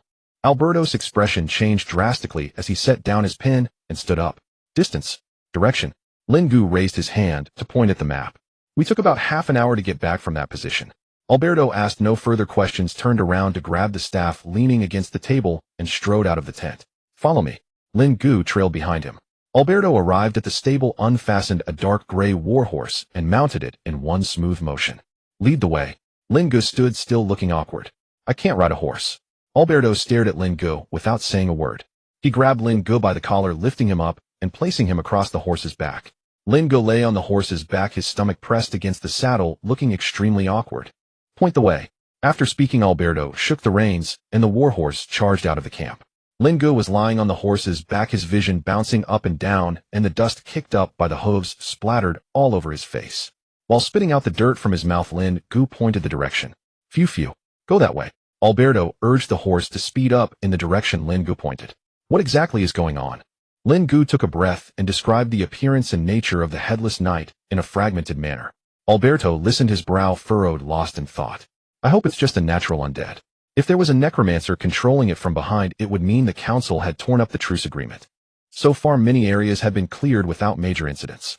Yet now such a powerful being had appeared in the depths.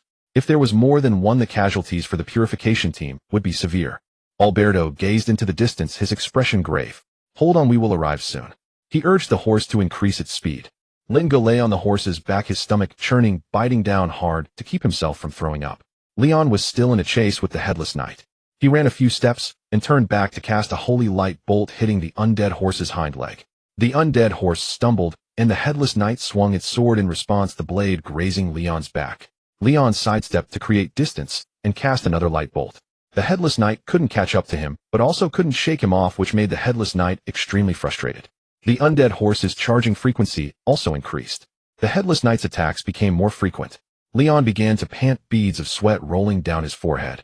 Continuously chasing and dodging had drained a lot of his stamina. He looked in the direction of the camp. Why haven't they arrived yet? Leon gritted his teeth and kept running. He had already cast dozens of holy light bolts, and his magical energy was nearly depleted. He estimated that if he continued to expend energy at this rate, he would run out of magical power within 10 minutes. Suddenly, the headless knight pulled on the reins. The undead horse stopped in place, its front hooves scraping the ground, and the ghostly green flames on its mane flared up. Leon sensed something was wrong and halted his steps. A ghostly blue light emanated from the headless knight's entire body. The death energy spread out like a tide, and the grayish-white mist surged, engulfing his vision. The temperature in the air dropped suddenly, and the breath Leon exhaled turned into white mist. He cursed and turned to run. Damn it, a death energy domain, how could this guy learn so quickly? The mist instantly surrounded him, leaving only a grayish-white expanse between heaven and earth. Leon dared not act rashly, standing still with his holy light shield raised around him. The death energy corroded the edges of the shield, making a sizzling sound. Suddenly, a sound of slicing air came from behind him. Leon instinctively lunged forward, and the great sword grazed his back as it struck the ground, sending shards of rock flying. Although the sword's tip missed, a shockwave emitted from the sword's body accurately struck the back of Leon's head. He staggered to his feet, a piercing scream echoing in his mind. Leon saw darkness before him, his vision beginning to blur. He knelt on the ground, shook his head, and in a moment of desperation bit down hard on his tongue. The taste of blood spread in his mouth, and the intense pain brought his consciousness back to clarity. In that moment of clear vision, he saw the headless knight raising its black iron great sword to strike him. This is bad. Leon closed his eyes, his mind already replaying his past. At that moment, a solid beam of holy light flew in from the distance, accurately striking the spine of the sword. The sword's tip grazed Leon's shoulder and struck the ground, cutting a crack into the earth. A figure jumped off a horse from a distance, landing in front of Leon. Alberto held his staff, the tip planted into the ground, as the life domain instantly unfolded. A golden light radiated outwards from him. The death energy domain was torn apart, and the grayish-white mist dissipated layer by layer before the golden light. The Death Knight summoned its undead horse, mounted it, and after creating a sufficient distance, charged towards Alberto. Alberto did not dodge or evade. He planted his staff in front of him and chanted a spell. The gem at the tip of the staff lit up, and a massive rune magic circle appeared on the ground. Golden runes lit up one after another, spreading from the inner circle to the outer circle, filling the air with the hum of magical energy as the ground trembled slightly. As the headless knight charged halfway, the light of the magic circle became blinding. With Alberto finishing the last syllable of the incantation, the light of the magic circle suddenly contracted. Then it was released.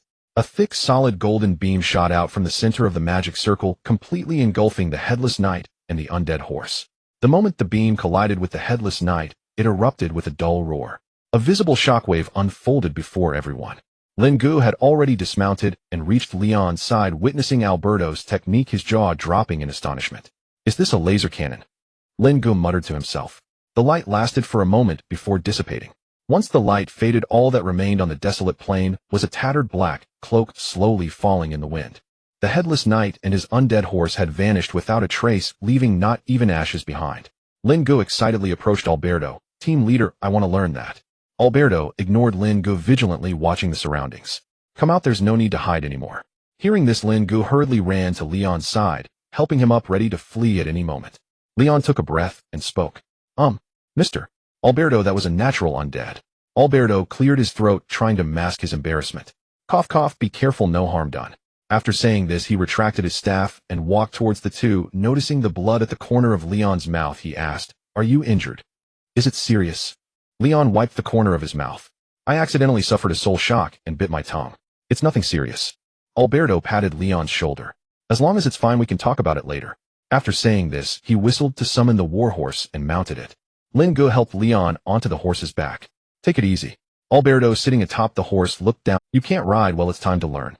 Lin Ge smiled awkwardly. "They'll learn when we get back." He was about to mount the horse. Leon spoke up. "It's full, the horse can't carry 3 people. Lin Ge pointed at himself, looking at Alberto. "What should I do then?" "Just walk back, what else can you do?"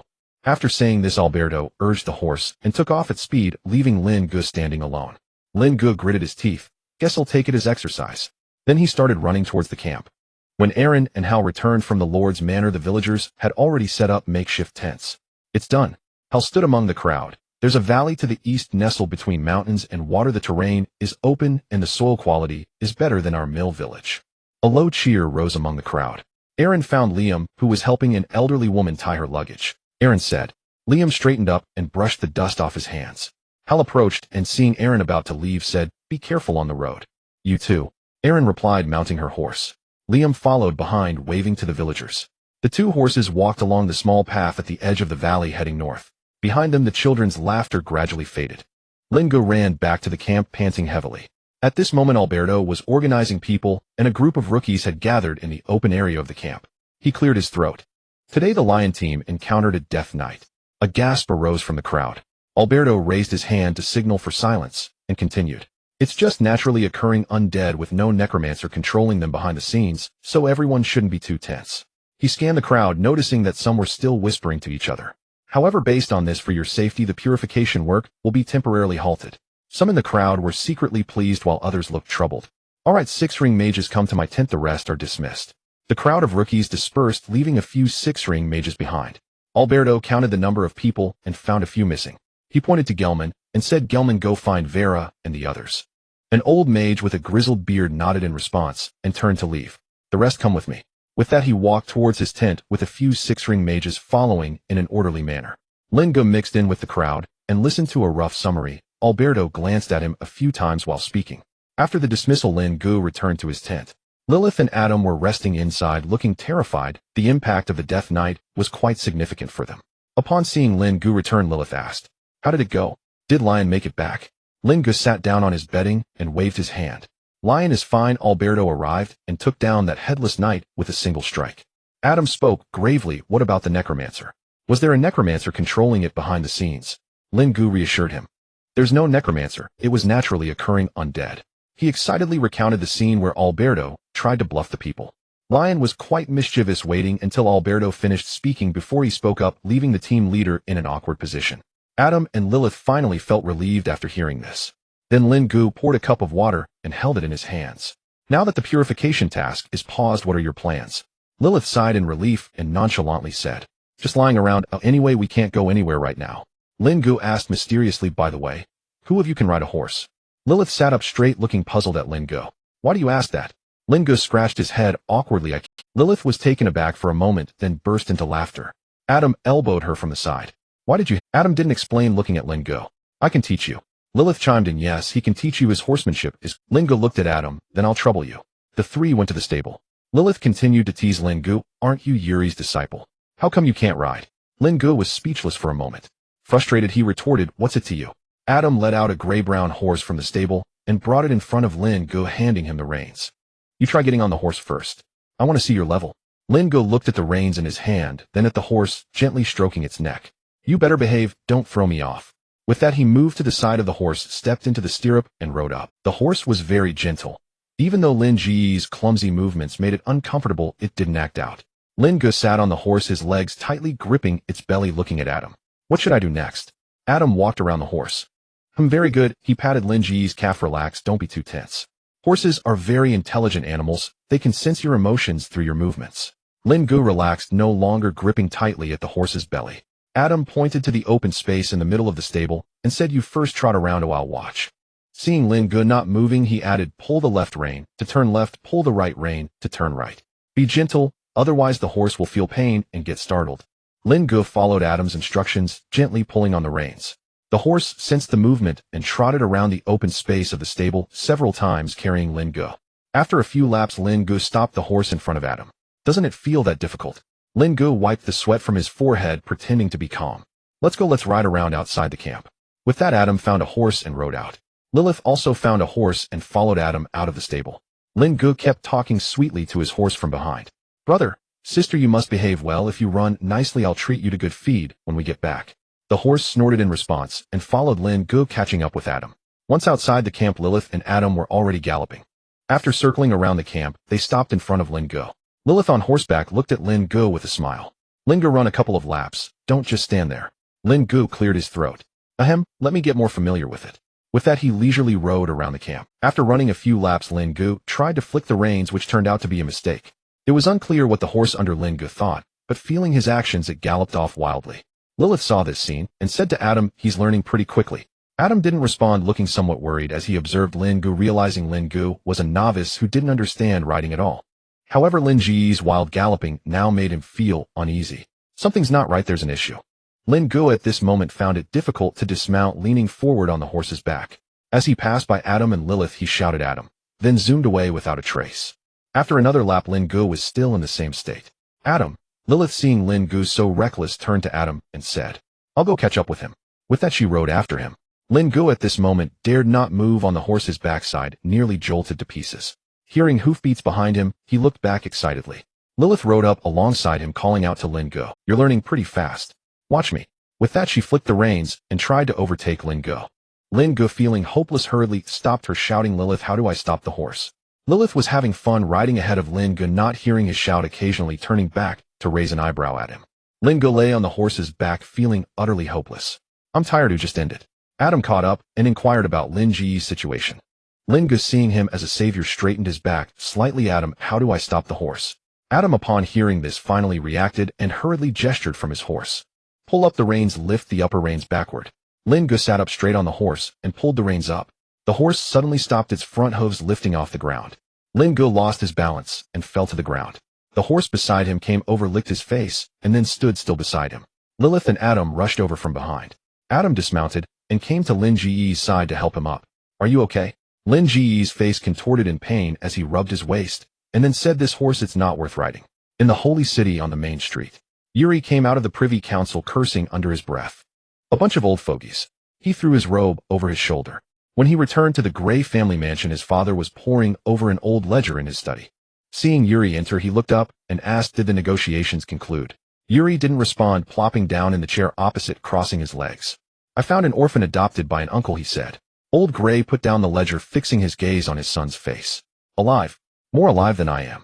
Yuri pulled out a copy of Lin Ge's Adventurer Association record from his pocket and placed it on the table. "A priest from the old temple in Mill Village, foraying life magic, touring necromancy." Old Grey picked up the paper and studied it for a long time. "Do you want him to join the family?" Yuri sat up straight and nodded. "The legacy of Uncle Cashin must not be lost in the wilderness." Old Grey was silent for a moment, folded the paper neatly, and put it in the drawer. "This matter must be kept confidential for now. Allow me to think it over." Lin Ge and the others mounted their horses and returned to the camp.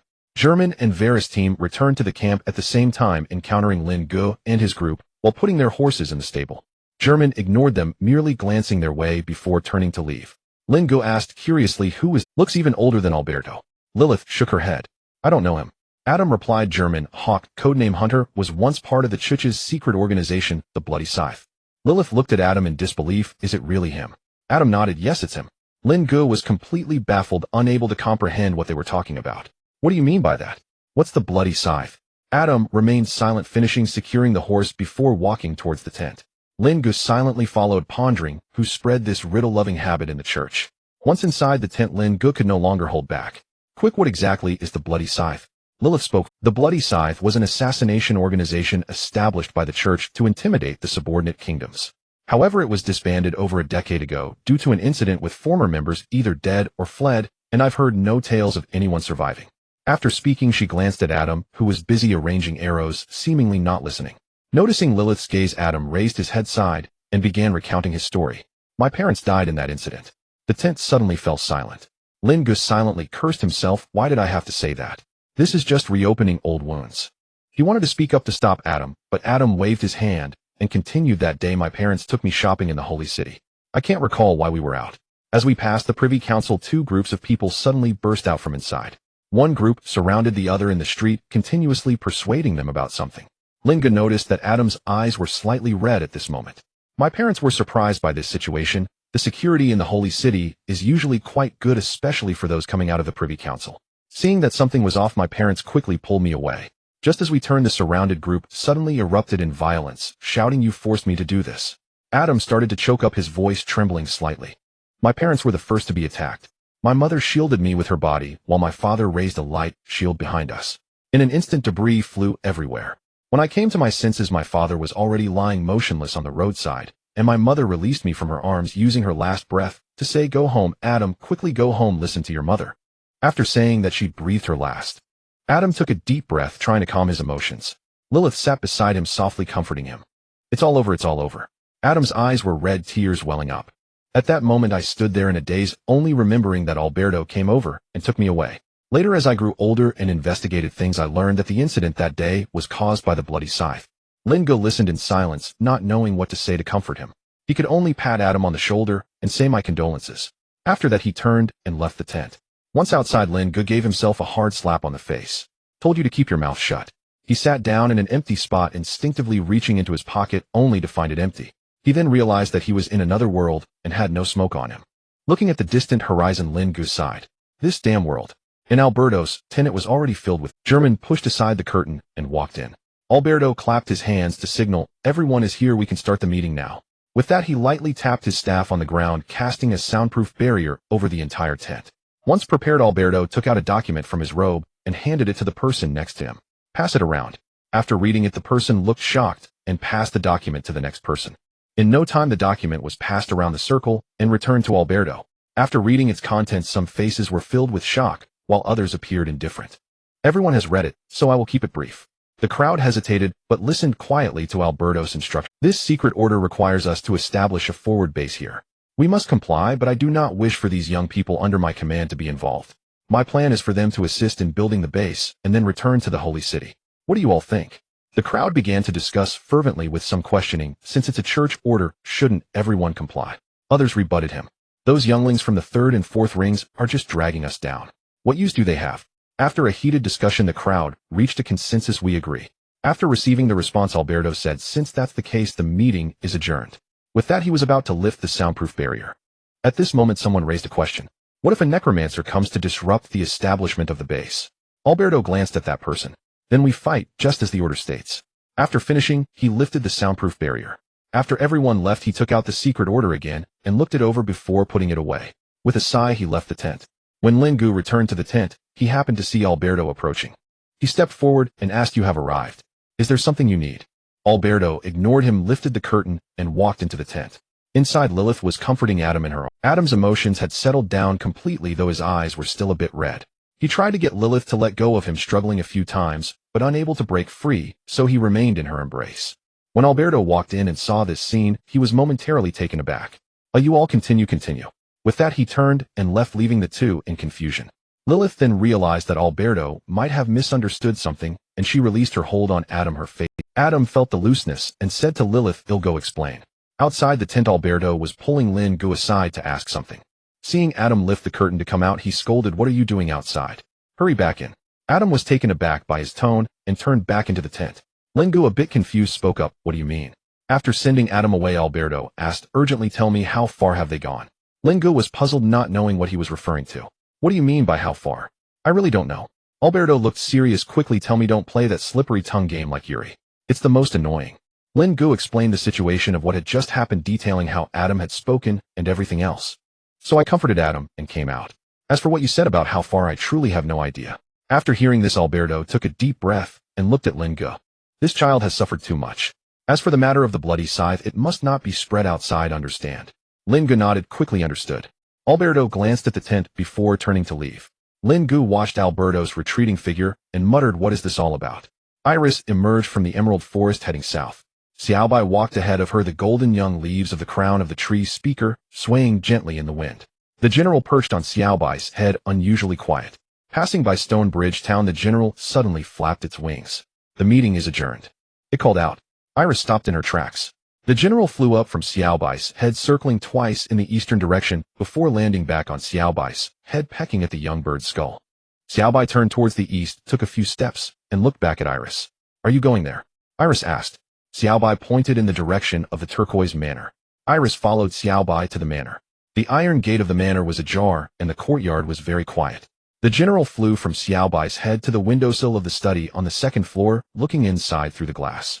The next morning, Alberto held another meeting at the camp. "Given the presence of high-level undead, I have decided to have the divine mages of the fourth ring and below construct fortifications based on the camp." There was an uproar among the crowd. Someone said to their companion, "Aren't we supposed to carry out the purification mission? Why are we also building defenses? Are you deaf? Didn't you hear that high-level undead are around?" Alberto raised his hand to calm them. "All lower-level divine mages will follow the subsequent support troops to evacuate and return to the holy city. As for the specifics, follow the arrangements of your squad leaders." Dismissed. The crowd gradually dispersed. Leon found Lin Ge and the others. Lin Ge asked, "What's going on?" Why are we suddenly doing construction? Leon smiled and said, for your safety, this place is indeed not suitable for relatively weaker individuals like you. After saying that, he led Lin Ge and the others to prepare for work. Building defenses involves just a few tasks: digging trenches and setting up barriers. However, due to insufficient preparation, manpower and materials were lacking, and most people just did the bare minimum. Lin Ge looked at the shovel in his hand. Why can't we just use magic to blast the ground? Leon was already moving, and when he heard Lin Ge's confusion, he explained. This cursed place consumes magic quickly and recovers slowly. If we can avoid using magic, we should. Lin Ge scratched his head. Is that so? I didn't feel anything. He turned to look at Lilith and Adam. Are you feeling the same? Lilith and Adam. Leon walked over and gave Lin Ge a tap on the head. Stop thinking about slacking off. You're an anomaly. Do you think everyone else is like you? Waving the holy light casually. Get to work quickly. Lin Ge picked up the shovel, swinging it up and down as he dug the trench. By the end of the morning, the defenses were taking shape. Alberto looked at the crooked structures before him, unable to bear the sight. Sight will have to do. He gathered the leaders of each squad to organize them in constructing the holy light barrier around the camp. Around the camp, 12 pillars were erected, each manned by a 6th-ring divine mage, who carefully carved runes onto the pillars. Lin Ge and the others were resting in the camp, so they naturally had no part in carving runes. Lin Ge turned to Adam and asked, "What are they doing?" Adam was rubbing his shoulder. "Constructing a barrier. It should be a defensive type, right?" Lin Ge stood up. "I'll go take a look." After saying that, he walked towards the pillar that Leon was in charge of. Leon was focused on carving runes when he saw Lin Ge approaching. "Don't cause trouble. Oh, I don't have time to deal with you right now." Lin Ge remained silent, standing beside and carefully examining the runes on the pillar. As Leon carved more detailed runes, Lin Ge felt that the symbols seemed somewhat familiar, yet he couldn't recall where he had seen them. After pondering for a while and still not recalling, he walked away. About an hour later, the carving of the runes was gradually completed. Alberto arrived at the center of the camp. He stood firm with his staff, silently reciting a spell, and the gem on the staff began to glow. The runes on the 12 pillars around the camp also lit up. A beam of light shot from Alberto's staff, striking the pillar directly in front of him. Instantly, the pillar shone brightly, and a silver light shot up into the sky. Following that were the 2nd and 3rd beams. Before long, Alberto's staff connected all the pillars. The beams intertwined above the camp, forming a gigantic rune, which after its formation crashed down to the ground, disappearing without a trace. Lin Ge watched from the side, and as the runes formed in the air, he finally remembered where he had seen them before. The runes in the sky were identical to those arranged by Yuri in the temple. The only difference was that there were no rune pillars near the temple. He excitedly said to Adam, "I've seen this thing. Yuri set one up at my house." Adam looked incredulous. "Are you sure?" Lilith was also surprised. "I can be pretty sure, but it seems Yuri didn't set up these pillars." Lilith spoke up. "It's impossible. High-level rune barriers are the most troublesome and generally require many procedures to complete. What we are seeing now is still a simplified version." "Are you saying Yuri did it all by himself without any assistance?" Lin Ge recalled and said uncertainly, "Whether Yuri did it alone, I don't know, but I can say for sure that he indeed did not use any medium." Adam interjected. "Yuri is the youngest 8th-ring divine mage of this generation. It would be no surprise for him to accomplish such feats." Lin Ge was a bit curious. According to his understanding, it seemed that mages only needed to accumulate magic power to level up. The amount of magic power one could store in their body determined the extent of their abilities. Is 8th-ring divine mage rare? Yuri keeps boasting about that status. Adam and Lilith nodded in unison. Very rare. Lilith continued, "Publicly, there are only 5 8th-ring divine mages in the church." "Oh, so few. What about 9th-ring? "Not a single one. Not a single one." Lin Ge was somewhat astonished. Lilith continued, 9th-ring divine mages are almost legendary. There are still a few mages of other elements, but no divine mage has reached the 9th ring in nearly 100 years. Then Yuri is indeed a genius. He's only a little over 30. That is indeed the case, and because of this we are interested in you. Adam spoke up. "Do you have any misunderstandings about the rank certification of divine mages?" Lin Ge was somewhat puzzled. "Is there? Isn't the rank certification just about having enough magic power to level up?" "You do have misunderstandings. Let me explain." Adam began to clarify. "Normally it is indeed like that, but in reality, everyone's upper limit is locked." What does that mean?" "I can't explain it clearly, but each person's capacity to bear magic elements is different. The human body will store magic power while ensuring its own safety." Lin Ge pondered for a moment and raised a question. "What if one forcibly absorbs more magic power than they can bear? What would happen?" Adam shook his head.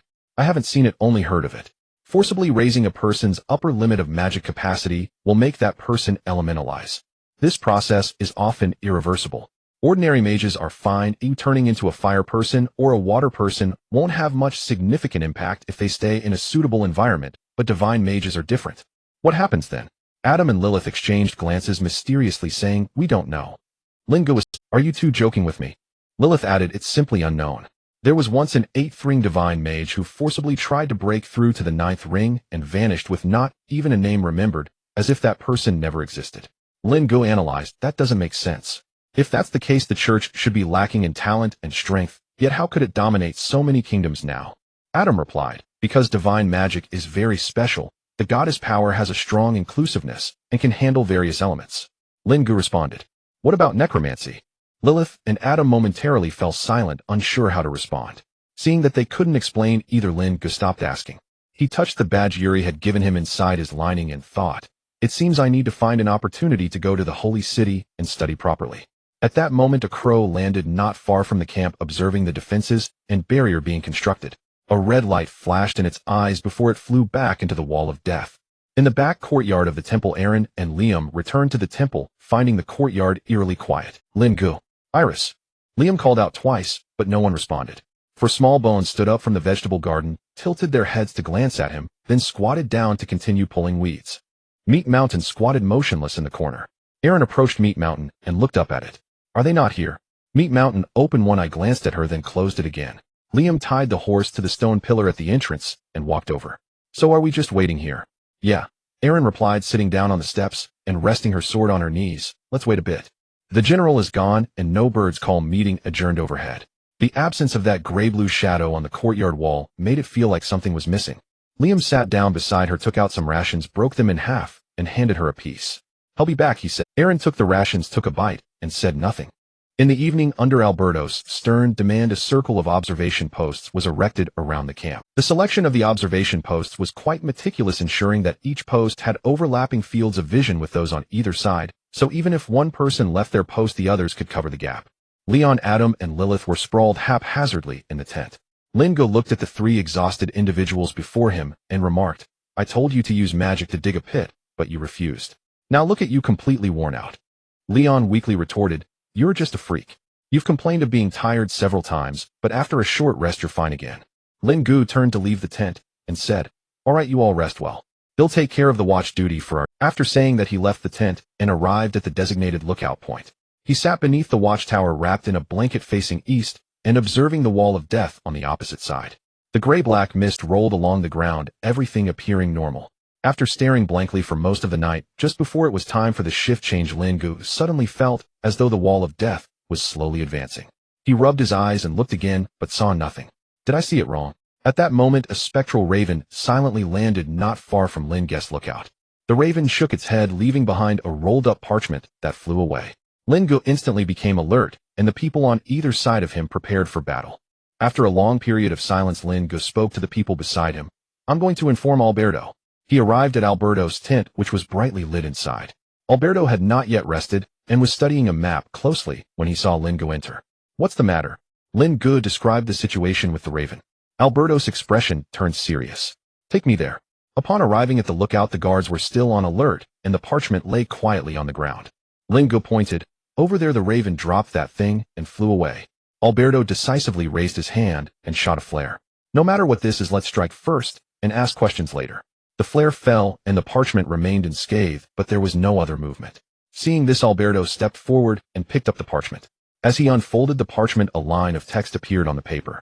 "The church is establishing military facilities in the demilitarized zone. Please withdraw within 3 days, or it will be considered a violation of the ceasefire agreement. The Council of the Undead." After reading, a glow emanated from Alberto's hand, instantly wrapping the parchment. As the holy light grew brighter, the parchment enveloped within it began to emit wisps of black smoke, and with a piercing scream, it turned to ashes. Alberto shook his hand and said, "I knew it. Even sending a message requires so many tricks." He approached Lin Ge. "Well done, you didn't rashly engage. Keep up the good work." Just as he was about to leave, Lin Ge stopped him and mentioned his observation during the watch. "I noticed that the wall of death seems to be moving towards us." "My." Alberto turned back and observed for a while. "It doesn't seem to be moving. He'll take note of it. It's almost time for the shift change, so you should rest." After Alberto left, Lin Ge looked across with a serious expression. "I shouldn't have seen it wrong. The wall of death is indeed moving." Leon walked over while yawning. "Shift change." Is everything alright? Lin Ge recounted what had just happened. He reiterated his discovery. The wall of death is indeed moving, so be careful. Leon arrived at the lookout. Alright, I'll keep an eye on it for you. After the handover, Lin Ge left. Alberto returned to his tent, took out a piece of exquisite paper, and wrote, "This facility is a supply station for purifying death energy and falls under the category of humanitarian aid. The church has not violated the ceasefire agreement. We hope your side will restrain the undead in your territory and prevent them from crossing the border." After finishing, he rolled up the paper and used his staff to inscribe numerous intricate seals on it. This was essentially a holy light bomb. A gift should be reciprocated.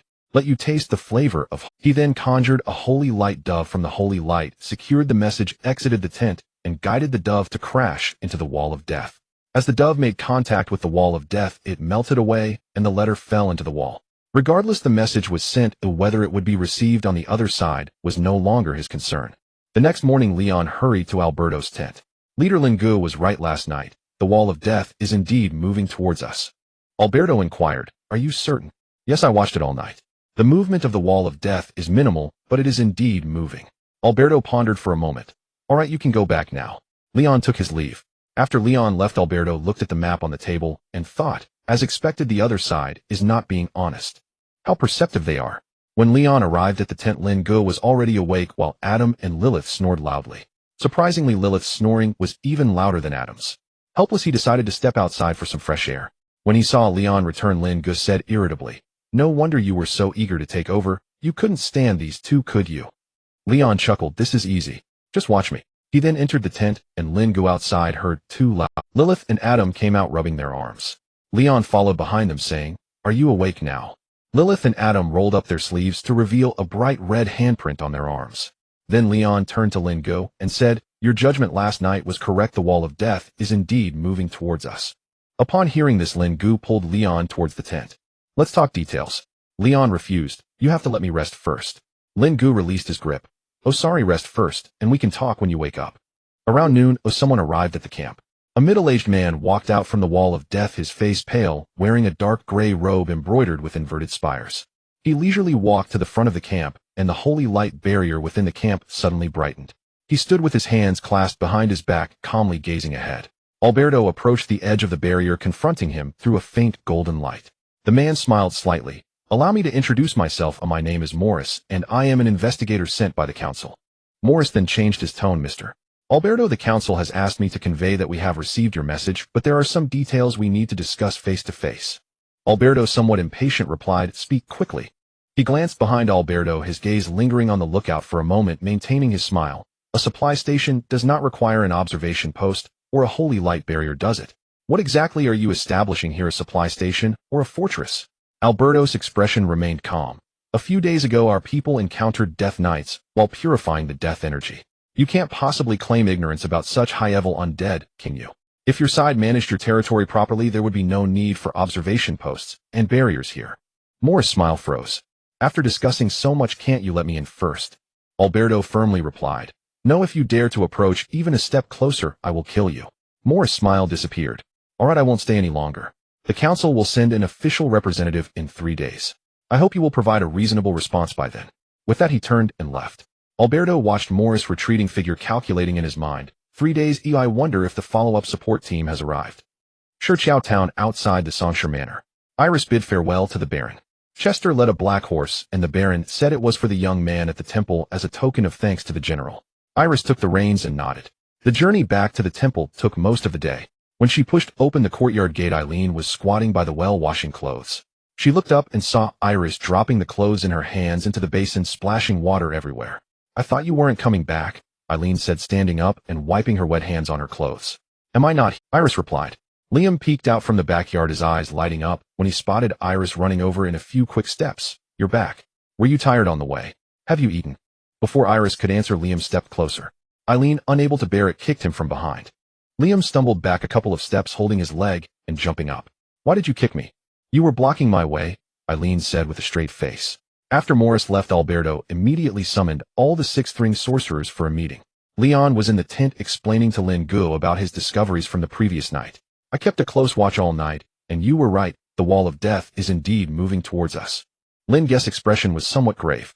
Establishing defensive works was already a bit abrupt, and now the other side is secretly advancing. To both sides, this ceasefire agreement is nothing but a piece of scrap paper.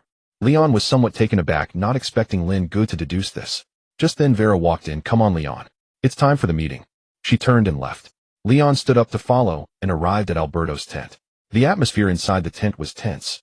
Alberto recounted Morris' arrival here and mentioned that the other side would send someone in 3 days. "So what are your thoughts, everyone?" Alberto felt a bit impatient with no support yet, and the other side making threats. He had to protect his inexperienced subordinates. Most importantly, Adam, whom he regarded as a grandson, and Yuri's formidable disciple Lin Ge were also among them. Gelman was the first to speak. "If the situation looks bad, we strike back. Are we really afraid of them?" Leon countered, "We can't act rashly. Support hasn't arrived yet. If we get surrounded, we'll be in dire straits." Someone suggested, "Why not withdraw our inexperienced subordinates overnight? With them around, we have to be cautious in our actions." Vera interjected, "We can't let them retreat. In this situation, dividing our forces is the most unwise move. What if they bypass us and directly attack the newcomers? At that point, if we get trapped between two attacks, we can only wait for death." For a time, the discussions grew heated, and no one could persuade anyone else. Ultimately, it comes down to logistics. "Oh, when will the support troops arrive?" As the words fell, everyone looked towards Alberto. Alberto helplessly replied, "I don't know." This left the attendees in an uproar. "I don't know? And you're letting us stay here to establish a base?" Some hot-tempered individuals erupted into curses. "Old fool!" Leon tried to calm everyone down, but most were already too worked up to listen. Gelman's eyes narrowed as he flashed like a ghost in front of someone who was arguing with him, a dagger pressed against that person's throat. Vera floated in midair, her red hair billowing, her eyes flashing with golden light. "Silence!" Alberto struck his staff heavily on the ground, a golden light spreading and wafting over the crowd. In an instant, the crowd quieted down, and a few of the recently agitated individuals emanated wisps of black smoke. Alberto asked, "Who among you left the camp today?" Everyone except Leon nodded. The actions were subtle enough. "No more arguing. We stay put and observe the changes. Pass the word down. There's no need to hide anything now." Leon returned to the tent where Lin Ge was already on watch duty. Adam and Lilith noticed Leon's poor expression and asked what had happened. Leon pondered for a moment and said, "Prepare for battle. The ceasefire agreement may be about to be torn apart." Adam and Lilith did not show much surprise. Lilith said, "I knew it would come to this." Leon asked, "Aren't you surprised?" Lilith analyzed the situation for Leon. "Those of us at the third and fourth rings were practically useless deep in the land of the undead. Now suddenly needing to construct defensive works and high-level barriers. If it weren't for war, why go to such lengths?" Adam nodded in agreement. Leon smiled with satisfaction. "You're much smarter than I was back then. By the way, does Lin Ge know?" Lilith rolled her eyes. "He probably has an idea. Didn't he notice the discrepancies in the defensive works and the wall of death?" Leon slapped his forehead. "Right in the heat of the moment, I forgot about that." At that moment, Lin Ge was observing the wall of death from his watchpoint. Compared to last night, the wall of death had moved roughly 2 or 3 meters. Suddenly, Lin Ge noticed that the wall of death seemed to be undulating, and in an instant a swarm of shadows poured out from within. Lin Ge focused his gaze and saw a horde of undead mice rushing towards the camp. He quickly sounded the alarm and concentrated to shoot a light bomb. The light bomb entered the tide of mice, but caused little disturbance. The gaps in the swarm were quickly filled. The dense crowd of mice made Lin Ge's scalp tingle. Alberto, hearing the alarm, came to the watchtower and cursed under his breath at the sight before him. Shameless. After saying that, he unleashed the field of life. As the field of life spread, the undead mice that came into contact with the holy light fell to the ground. Others around him also activated their fields of life. Seeing this, Lin Ge was about to activate his field of life. Alberto stopped him, saying, "You don't need to act, your target is too large." Lin Ge felt slightly embarrassed and halted his actions. About 10 minutes later, there were no more mice appearing from the wall of death. The ground in front of the camp was already covered with countless mouse corpses. Alberto ordered, "Begin withdrawing to the barrier for vigilance and inform the others during shifts." He then looked at Lin Ge. "Follow me." Lin Ge followed Alberto into his tent. Alberto got straight to the point. "From what I've observed these days, it seems you have a way to quickly restore your magical power. Can you share it?"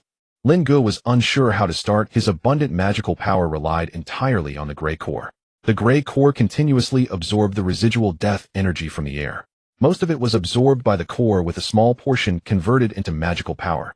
Seeing Lin Ge hesitate, Alberto said, "If this is a secret, you don't have to share." Lin Ge explained, "It's not a secret, just an issue with my personal constitution, so it can't be generalized." Alberto sighed. "All right, you may leave." Lin Ge returned to his tent and woke Leon. Leon squinted. "So early today?" Lin Ge sat on his bedding and said, "A horde of undead mice just attacked." "Mice? Are they that despicable?" "Yes, Alberto and the others dealt with them using the field of life. He also ordered us to keep watch inside the barrier." Leon yawned. "Here sorcerers recover their magical power slowly. The other side is deliberately trying to annoy us knowing this weakness." Lin Ge replied, "But we have no choice but to face it." Leon stood up ready to take his post and glanced back at Lin Ge. "I envy you, your magical power is always so abundant." After saying that, he lifted the curtain and walked. At that moment, a group of high-level sorcerers arrived at the outskirts of the land of the undead. After confirming the direction with those stationed there, they hurried towards Lin Ge's location. In the Undead Council in the conference hall, Marlowe slammed a battle report onto the long table, his eerie blue pupils burning in the shadow of his hood. "Who authorized this? It's only been a short time since the ceasefire agreement was signed, and you are so eager to advance." Across the long table, Cohen leaned back in his chair, gently tapping the table with his hand. "The council isn't yours alone," Cohen said slowly. "The advance was passed by a vote. You weren't present, who can you blame?" "Advance?" Marlowe sneered. "Is this what you call an advance? This is tearing up the agreement. Who are you worried about?" Cohen sat up straight, his gaze sharp as he stared at Marlowe. "That little undead mage from Mill Village." Marlowe did not answer. He collected the battle report and turned to leave. "If anyone touches him again within 3 months, don't blame me for being rude." The curtain fell. Cohen stared at the swaying curtain, letting out a cold laugh. "Let the chaos ensue. Let's see how many more days you can keep bouncing around." In the early morning of the next day, Morris stood within the wall of dead energy, gazing at the camp across from him. Behind him, a towering white bone platform loomed, where several necromancers were chanting, seemingly preparing to summon something extraordinary. An old man in a gray robe approached Morris. Morris bowed slightly in acknowledgement, saying, "My lord the messenger." The old man looked at the camp before him. It seems the swarm of rats last night did not have much of an impact on them. Just as Morris was about to say something, the gray-robed elder raised his hand to stop him. "No need for more words. Summoning the bone dragon will still take time. I will send them a gift first." With that, a strange skeletal staff in his hand flashed with gray light, and dozens of skeletal warriors rose from behind him, clad in broken armor and wielding rusted great swords. A few robust stitched monstrosities crawled out from the ground, their forms much smaller than a meat mountain, but their appearance utterly grotesque. "Go!" The elder pointed forward with his staff, and the skeletal warriors and stitched monstrosities rushed out from the wall of dead energy. Inside the camp, Leon was yawning, having stared at the wall of dead energy all night with no sign of activity. Suddenly, a skeletal warrior stepped out from the wall of dead energy, followed by a second, then a third. Soon a horde of skeletal warriors stood beneath the wall. Leon instantly raised the alarm. The atmosphere in the camp began to tense up. The guards used their respective means to attack the rushing horde of skeletons. Holy light descended. The skeletons were sent flying, but soon got back up and charged again. Alberto heard the commotion and rushed over. Seeing the advancing skeletons, he raised his hand and fired a light orb. The light orb struck a skeletal warrior, sending it flying instantly. When it stood again, cracks appeared all over its body. "My!" Alberto increased his magical output, firing another light orb. The hit skeleton immediately shattered, leaving only a skull bouncing on the ground. Alberto's expression turned grave. It seems someone of comparable strength has arrived on the other side. In these past few days, he had expended a considerable amount of magical energy, and with little rest, his own magic had already been depleted by more than half. The rookies, hearing the commotion, gathered around. Some showed fear, and others even broke down, squatting on the ground and crying, "I don't want to die yet." But many more directly joined the fight, doing everything they could to block the skeleton's advance. Lin Ge and the others were among them, with Lin Ge's hands flashing with light orbs, firing them one after another. Adam occupied a high ground, drawing his bow to shoot arrows. The silver arrows traced a streak of light in the air, precisely hitting a skeletal warrior's eye socket. The soul fire dimmed significantly, and the skeleton slowed its pace, staggering forward step by step toward the camp. Lilith and several low-tier divine mages combined their efforts to construct a purification formation. The formation shot forth into the air, but it was as ineffective as a drop in the ocean, merely causing the skeletal warriors to pause momentarily. From a distance, several stitched monstrosities charged forward with such speed that many light orbs aimed at them missed their targets. With the rookies joining the fray, the pressure on the six-ring mages was somewhat alleviated, but it could only be considered a small relief. Alberto focused his mind on dealing with the rushing stitched monstrosities. Holy light struck them, causing them to become dismembered. But soon the shredded flesh reassembled, with even the corpses of rats from last night mixed in. In an instant, the already bizarrely twisted stitched monstrosities were adorned with several rat heads. Alberto had no choice but to increase his magical output once more. He had the ability to resolve everything before him in one go, but his internal magic was running low. If he exhausted it this time, he did not know how to cope next time, so he could only silently pray for reinforcements to arrive quickly. Several stitched monstrosities had already reached the camp, relentlessly pounding against the barrier before them. Accompanying the blows, the 12 barrier pillars began to glow faintly. This can't go on. Seeing this situation, Lin Ge stepped forward to the barrier. He guided a strand of gray essence to his right hand's mark, and a golden light appeared in his palm. He rushed forward and pressed his hand against one of the stitched monstrosities. The gray essence, like a living thing, burrowed into its body. The stitched monstrosity let out a piercing wail, and moss and vines sprouted from its wound, reminiscent of the purification process of the meat mountain back then. However, unlike the meat mountain, there was no transformation. The giant beast decomposed into a pile of organic matter within seconds. The gray essence in Lin Ge's core absorbed the dead energy that spilled out from the stitched monstrosity before its death, and the core emitted a low hum in his chest. It worked. Lin Ge repeated the process, pressing his hand against another stitched monstrosity. Alberto, seeing Lin Ge's actions, felt a surge of joy in his heart. Yuri's disciple truly hides his capabilities, but with that ability it seems I won't need to intervene.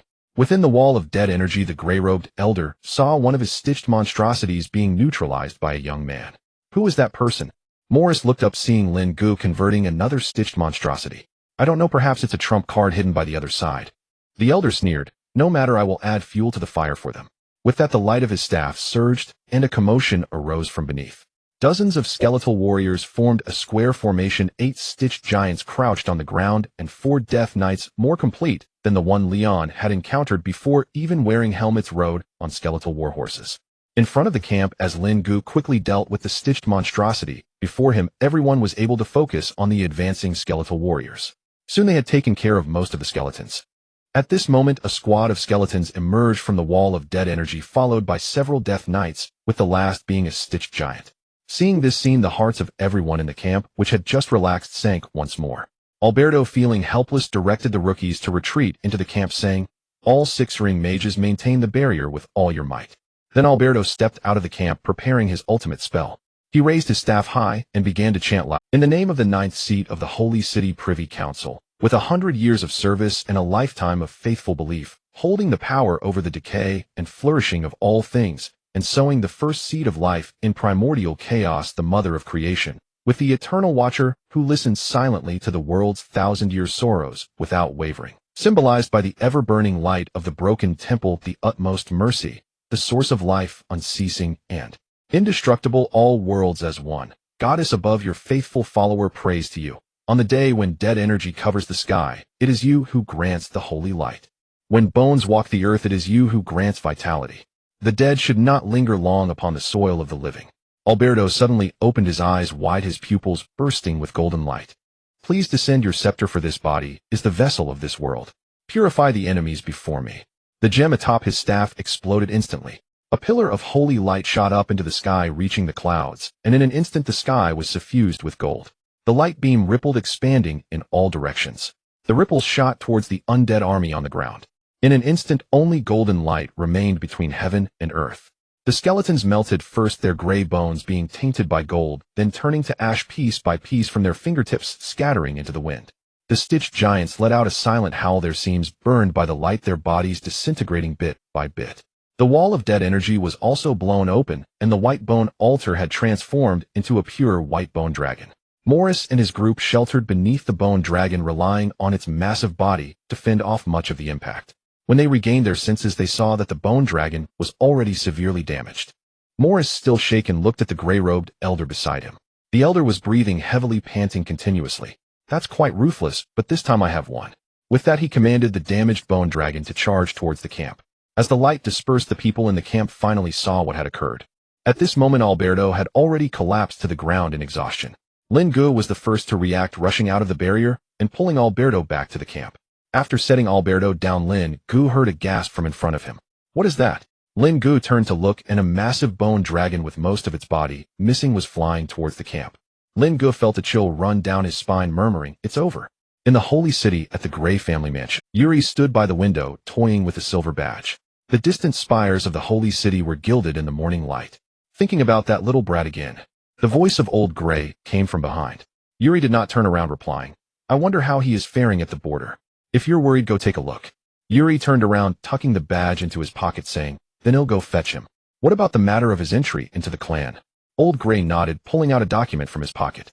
The specific details have been drafted. Once he comes, he can join after passing the family test. Yuri smiled with satisfaction.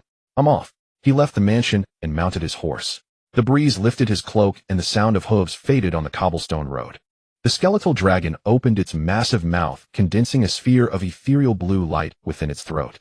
The sphere shot forth, causing the skeletal dragon to shatter. Lin Ge gazed at the incoming sphere, making an instantaneous decision. Both death energy and the light sphere can be absorbed. I hope the gray core can be of help. He rose swiftly, exiting the barrier, accelerating to leap and collide with the approaching sphere.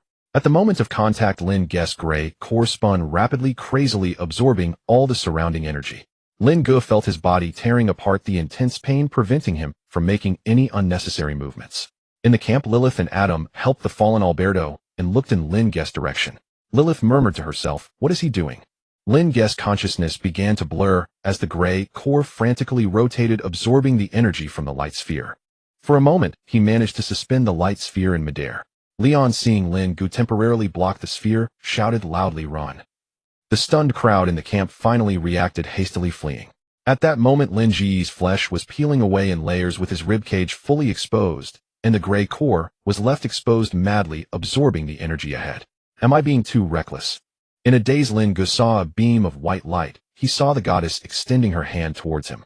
Without thinking, he reached out his right hand, and at the moment their fingertips touched, his right hand's mark glowed. Then Lin Ge's consciousness completely sank into silence, his entire being enveloped in golden light, as if he had activated his own life domain.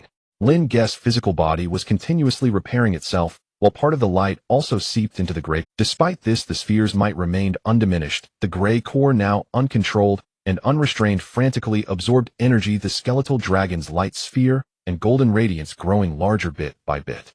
Finally, a crack echoed from within Lin Ge, the gray core shattering into countless starlights that merged into his body. The light sphere, now unimpeded, soared directly through Lin Ge towards the center of the camp. Lin Ge plummeted from midair. Those still in the camp, witnessing Lin Ge's fall and the approaching sphere, closed their eyes and began to pray. In a moment of crisis, the southern sky over the camp brightened. A thick beam of holy light shot down, knocking the descending sphere away. The sphere flew off, falling into the wall of death energy, where it ceased to move. In the sky, an elderly man clad in a white robe with golden embroidery appeared. He floated in midair, holding a silver-white staff topped with a fist-sized golden crystal. The people who had left the camp gathered again. Alberto had already awakened, and seeing the newcomer in the sky, he weakly said, "You're late, Celis." Celis landed next to Alberto and raised his hand to cast a healing spell on him, allowing Alberto to regain some strength. "Sorry I arrived late." After saying this, Celis flew over to Lin Ge, bending down to place his hand on his chest. After a moment, Celis' brow furrowed and then relaxed. By the goddess, Cashin actually succeeded. He raised his hand to release a top-tier healing spell, enveloping Lin Ge in golden light. Lin Ge's breathing gradually stabilized, but he remained unconscious. Celis picked him up and returned to the camp. Adam took Lin Ge from Celis' arms, cradling him back to the tent to rest. Celis supported Alberto as he sat down. "Tell me what happened." Alberto forced a smile. "Why were you so slow?" Within the wall of death energy, Morris and the gray-robed elder watched the scene before them, speechless for a long time. First, Lin Ge blocked the skeletal dragon's final strike, and then Celis' divine intervention. "This must be reported to the council. Celis Vitalian has intervened. This is beyond what we can handle." With that, the gray-robed elder turned and left. Morris remained trembling in place. The necromancers responsible for summoning the skeletal dragon behind him had already collapsed to the ground, breathless, evidently affected by Alberto's previous strike.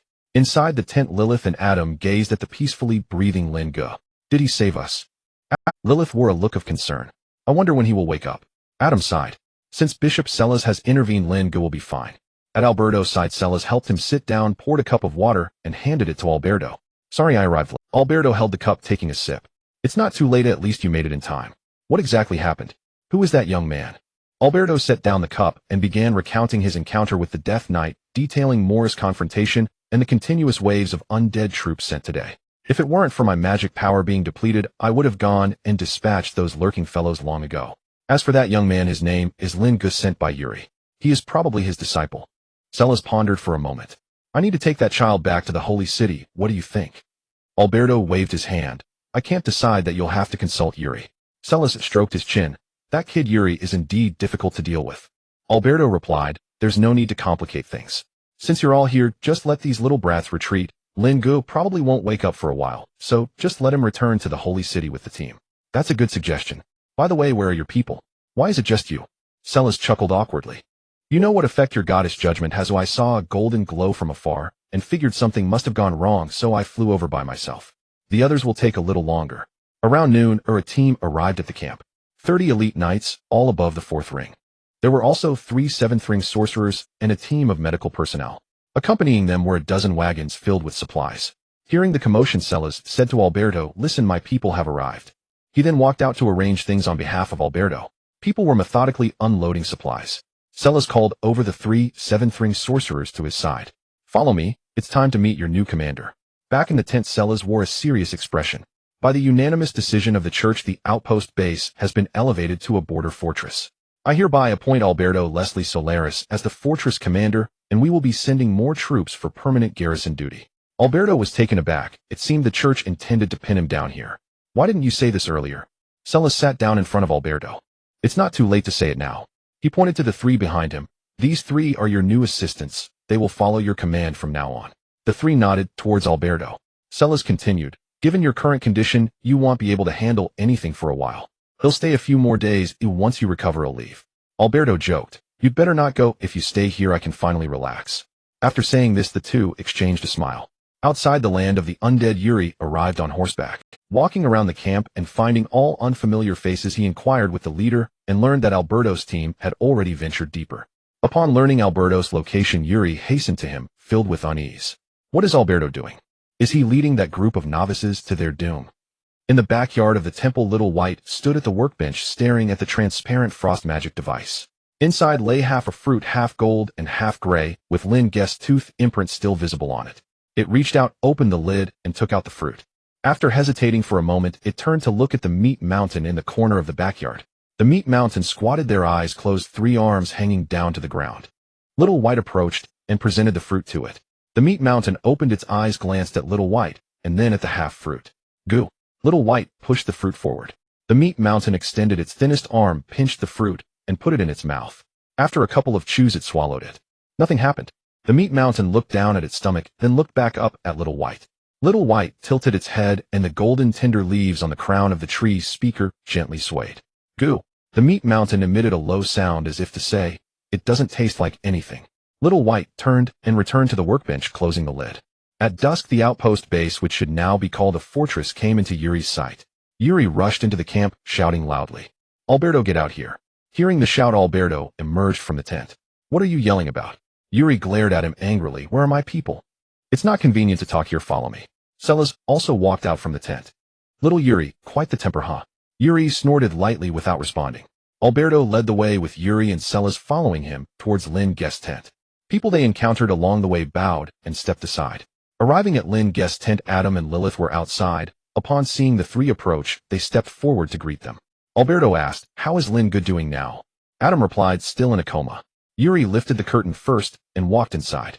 Lin Ge lay in the tent, his face calm, as if he were merely sleeping. Yuri turned back and asked, what happened? Alberto looked a bit awkward. At that time when Lin Ge blocked the bone dragon's light ball, I was also unconscious, so I don't know the details of Lin Ge's condition. At that moment, Adam walked in. We engaged in battle with the enemy, and Lin Ge blocked a shot from the bone dragon to save everyone. Yuri instantly flew into a rage, grabbing Alberto by the collar, angrily asking, is this how you protect your subordinates? Celis hurriedly pulled Yuri away, saying, Alberto had a tough time too. He used the goddess punishment. Adam chimed in from the side. You can't blame the leader. He exhausted all his magic to deal with a significant portion of the undead army, only to discover that the enemy still had a hidden bone dragon. Celis reassured Yuri. I've checked this kid's body. There's nothing seriously wrong with him. As for why he remains in a coma, it may be due to a mental state of self-isolation. Perhaps he didn't expect he could survive at that moment. Yuri looked at Lin Ge lying there, and after some thought said, I want to take him back to the holy city. Alberto replied, we were already preparing to evacuate those below the 4th ring. Since you're here, can you help escort them? Yuri agreed immediately, and then turned to leave the tent. By this time it was getting late, and busy people were returning to their tents to rest. A bonfire was lit in the center of the camp. Yuri sat by the fire watching the flames dance before him, secretly scolding himself. Why didn't I stay to watch over Lin Ge back then? The flickering flames cast shadows on Yuri's face. He stood up and returned to Lin Ge's tent, sitting down beside him, unable to sleep the entire night. Early the next morning, the spellcasters below the fourth ring gathered in the camp. Alberto commanded the retreat from the front of the crowd.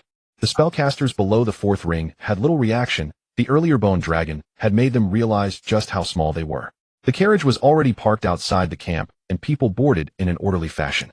Yuri carried Lin Ge to a carriage and placed him inside the carriage shed. Lilith and Adam followed onto the carriage to help look after Lin Ge. Once everyone was settled, the carriage slowly headed south. In the carriage shed, Lilith looked at Adam and asked, "Do you think he might not wake up?" Adam replied, "I don't know. Since Bishop Celis has intervened, he should be fine, right?" Meanwhile, Lin Ge was undergoing a tremendous change within his body. After the core of gray matter shattered, it merged into his body, gradually transforming him bit by bit. At this moment, Lin Ge's consciousness was in a blank space. He squinted his eyes, thinking, "Am I dead?" He looked around and saw nothing but emptiness. Suddenly, a gentle female voice came over. "You're not dead yet." Lin Ge immediately became alert. "Who? Show yourself." A white light transformed in front of him into a human form, which vaguely resembled a female figure. Looking at the humanoid light figure before him, Lin Ge involuntarily exclaimed, "Goddess." He vaguely remembered seeing a goddess before his consciousness completely blurred. The humanoid light figure rippled slightly, sighed, and said, "There are no gods in this world." Lin Ge was somewhat puzzled. "Then who are you?" The light figure helplessly replied, "Well, people do currently call me the goddess of life."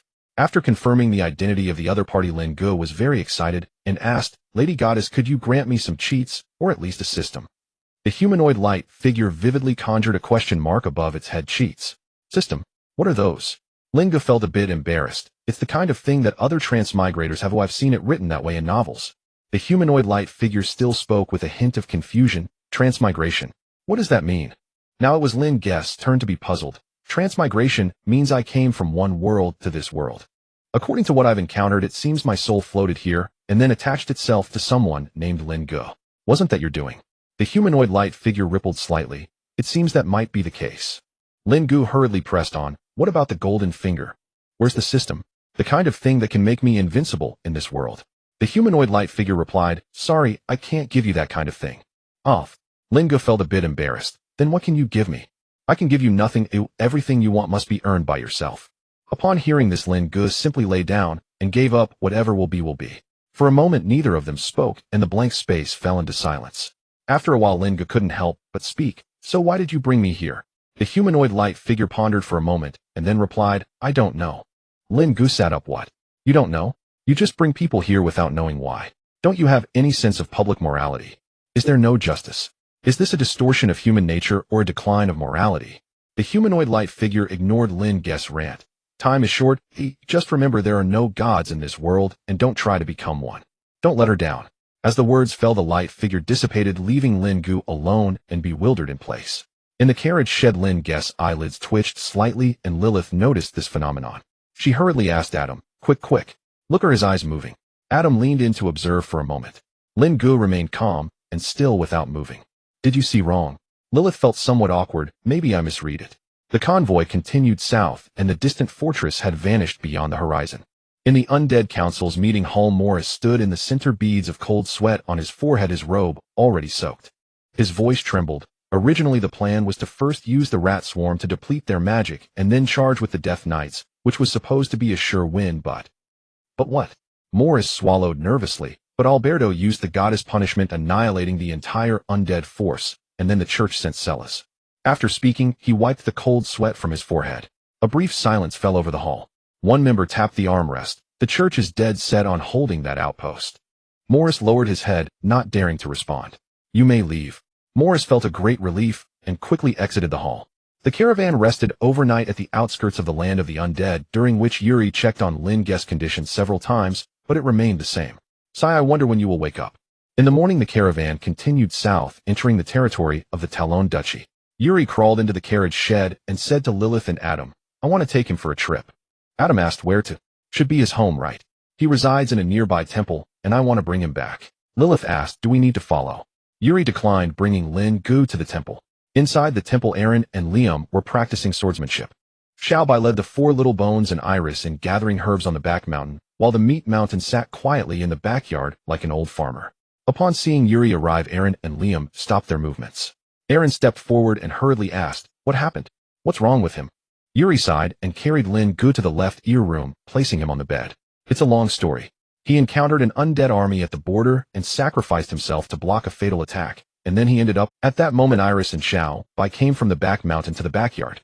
Not seeing Aaron and Liam, upon hearing their conversation, Iris approached to check on Lin Ge's condition. Yuri thought of the various peculiar methods the elves possessed, and hurriedly asked, "Do you have any way?" Iris pondered for a moment, and said, "I can give it a try."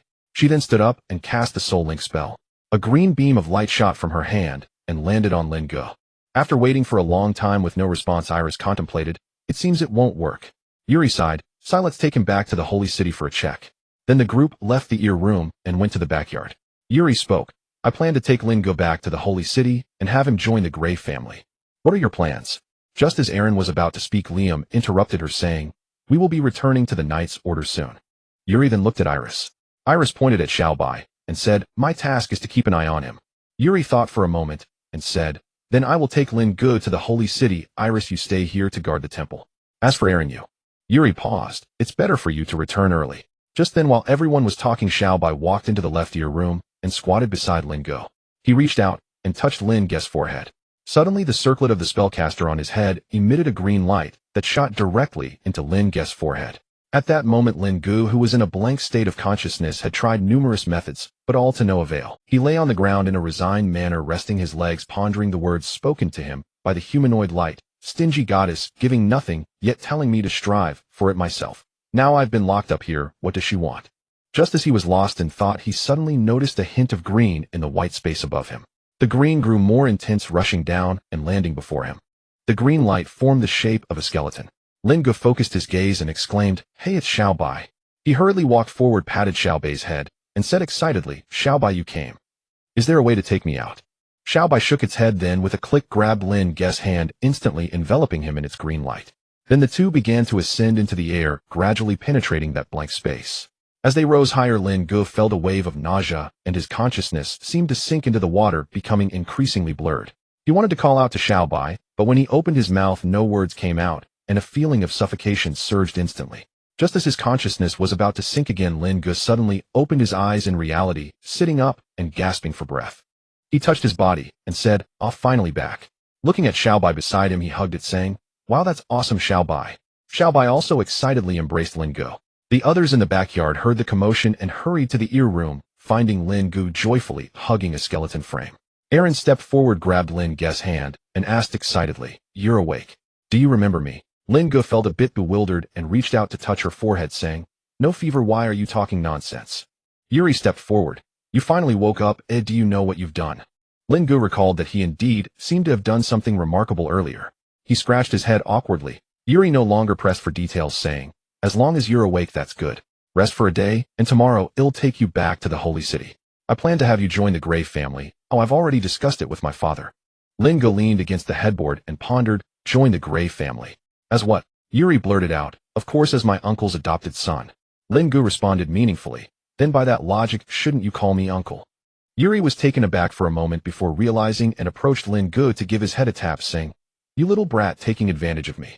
Lin Ge covered his head, saying, "You said it yourself. Cashin is your uncle, and since I'm his adopted son, doesn't that make me your uncle?" Yuri helplessly chose not to respond.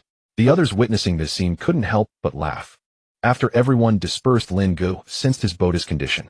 The gray core was gone, but everything else was intact with no missing limbs or organs. Seeing himself all normal, Lin Ge let out a long sigh. "It seems the gray core needs to be recondensed." He turned to Xiaobai, saying, "I'm counting on you." Xiaobai understood his meaning and gathered a wisp of gray matter from its chest, which landed in Lin Ge's palm. The gray matter instantly merged with the magic power within him. Lin Ge was very surprised. What's going on? After recalling, could it be the gray core from earlier? He turned to Xiaobai again, saying, "Give me another wisp." Upon hearing this, Xiaobai split off another wisp of gray matter. The moment this gray matter touched Lin Ge's body, he absorbed it. Lin Ge observed that as the gray matter entered his body, it instantly fused with his magic power. Lin Ge closed his eyes and thought, suddenly recalling the words from the mural, "Life and death are intertwined, one body with two sides."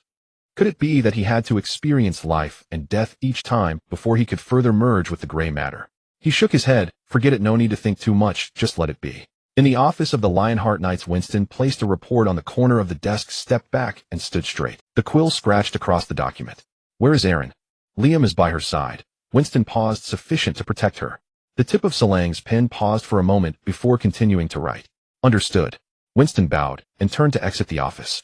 The door gently closed behind him. Salang put down his pen, leaned back in his chair, and gazed out at the gray sky, remaining silent for a long time. He picked up an old silver coin from the table which Erin had lost while playing as a child, found by him in the corner of the garden, and had kept in the pen holder all this time. He flipped the coin over and stuffed it back into the pen holder, continuing to review documents. The next morning, Lin Ge bid farewell to everyone in the temple one by one. Watching Lin Ge's receding figure, AI Lin stood at the temple entrance side and turned to Liam, saying, "We should head back now. We've been out for so long. It's time to return to the Night Order and not let my brother worry any longer." Liam smiled with relief. His protective task finally seemed to have come to an end. In the backyard, AI Lin said her goodbyes to Iris. "I'm also preparing to return." Iris blinked and took out a flower crown from behind her, placing it on AI Lin's head. "This is a gift from the elves. This crown will bloom for a long time." Afterward, Iris tilted her head to look at Liam behind AI Lin. "You should have something to say to me, right?" Liam stepped forward somewhat awkwardly. "Indeed, there's something I need to confirm with you." Iris responded, "Go ahead and ask." Liam began, "Do you remember? 27 years ago you saved a young boy from drowning in the kingdom of Oster." Iris pondered for a moment. "It seems there was such a thing. Are you that boy?" Liam scratched his head awkwardly. "I wish I were." He then turned to AI Lin. "Could you step aside for a moment?" AI Lin, puzzled, walked away and sat on the threshold at the backyard entrance, wondering what could be said that I can't hear. Liam continued, "That boy is our captain. My staying behind was not just to protect AI Lin, but also to confirm whether you are indeed that elf from back then." Iris replied, "Just for this." Liam affirmed, "Yes, just for this." Iris responded, "Does your captain have anything to say?" Liam recalled briefly before answering. "Our captain said he owes the elves a favor. The Lionheart Knight Order can do anything for you as long as it does not violate our principles." Iris replied, "As for doing things, forget it. We elves do not wish to be involved in your human conflicts." Liam chuckled awkwardly. "All right then." He then stood up and called AI Lin to leave the temple. After exiting the temple doors, AI Lin asked Liam, "How come I never knew my brother had encountered elves when he was young?" Liam's heart sank. "Oh no." He turned to AI Lin. "You heard everything, didn't you?" AI Lin grinned mischievously. Now I have uncovered a funny story about my brother." Saying this, she ignored Liam and walked ahead. Liam hurriedly caught up, pleading with AI Lin, "Please don't tell the captain. It was my slip of the tongue."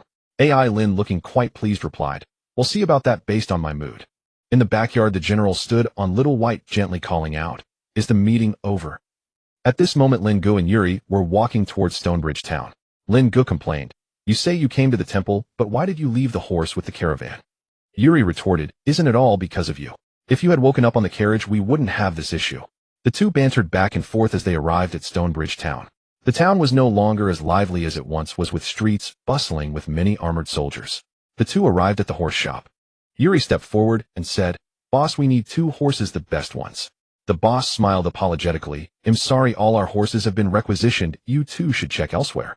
Yuri looked bewildered while Lin Ge stifled a laugh beside him as they left the horse shop. Lin Ge asked, "What do we do now?" Yuri pondered for a moment. "How about I take you flying back?"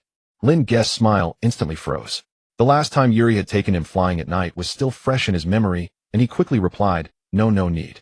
Yuri shot him a look. "You think it's that easy? Flying from here to the holy city? You want to kill me? Then what should we do?" "Follow me. Oh, I know a way." Lin Ge kept pace with Yuri, stopping in front of the Adventurers Guild. "Is your solution here? What do you think? The folks at the guild, they do things for money, and their credibility is..." Pushing the door open, Yuri confidently approached the front desk and said to the receptionist, "Call your manager over."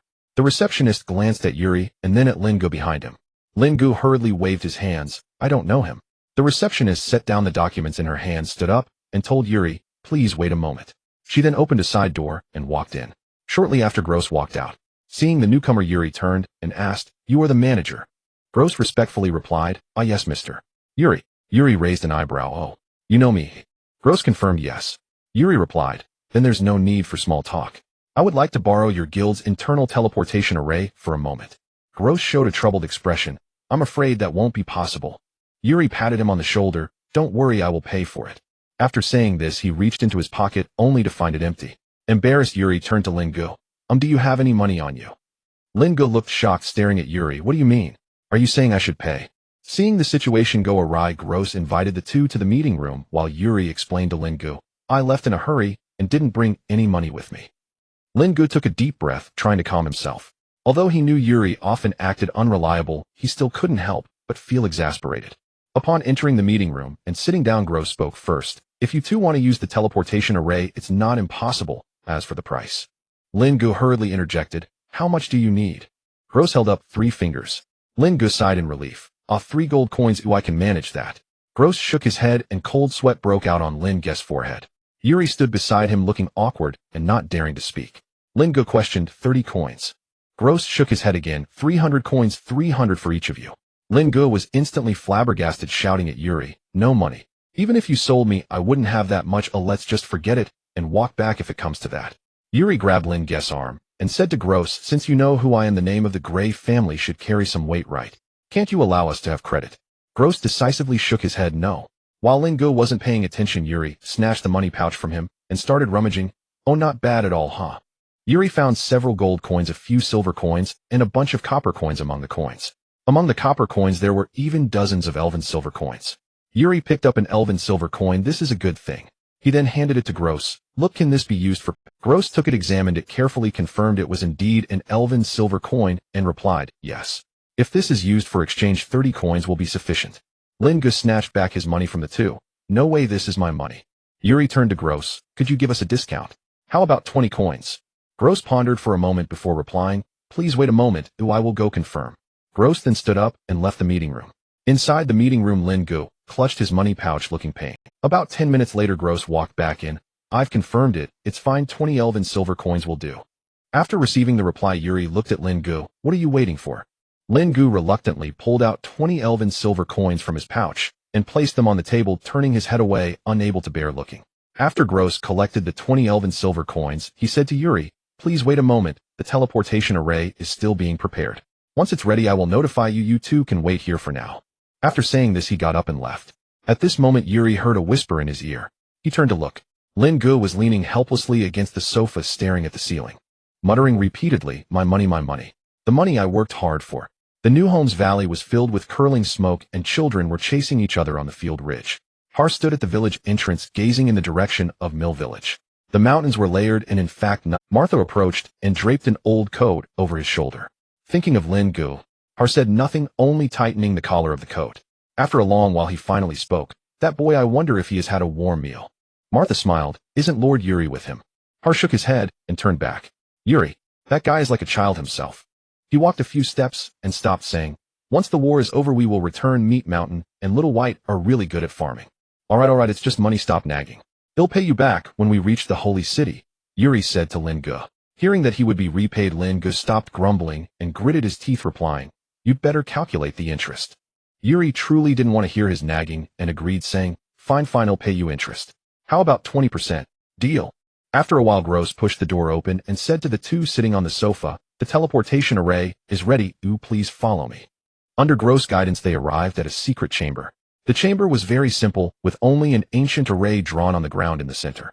Lin Ge scanned the area and asked in confusion, is this the teleportation array? It's too rudimentary, isn't it? Yuri gave him a disdainful look and said, look at how inexperienced you are. The two stepped onto the teleportation array, and Gross said from the side, you are aware of the side effects of using the teleportation array and some deviations, right? Yuri responded with a casual, oh. Lin Ge had not yet realized what was happening when the array was already activated. As the crystals surrounding the array lit up, a light curtain rose, and the two figures vanished from the teleportation array. Lin Ge felt a flash in front of his eyes, and in the blink of an eye the scenery before him transformed into a lush forest. A wave of dizziness and weightlessness surged over him, causing Lin Ge to bend over and dry heave twice. Ugh. Ugh. Is this the holy city? Why does it look like the elven emerald forest? Yuri glanced around and replied, we're still far from the holy city. Oh, luckily this time the deviation wasn't too far off. Lin Ge then regained his composure and asked, deviation? What deviation? Isn't the teleportation array supposed to teleport from one side to the other? Yuri was already floating in midair, flying upwards, and answered, it's not that simple. Generally, teleportation arrays will have deviations.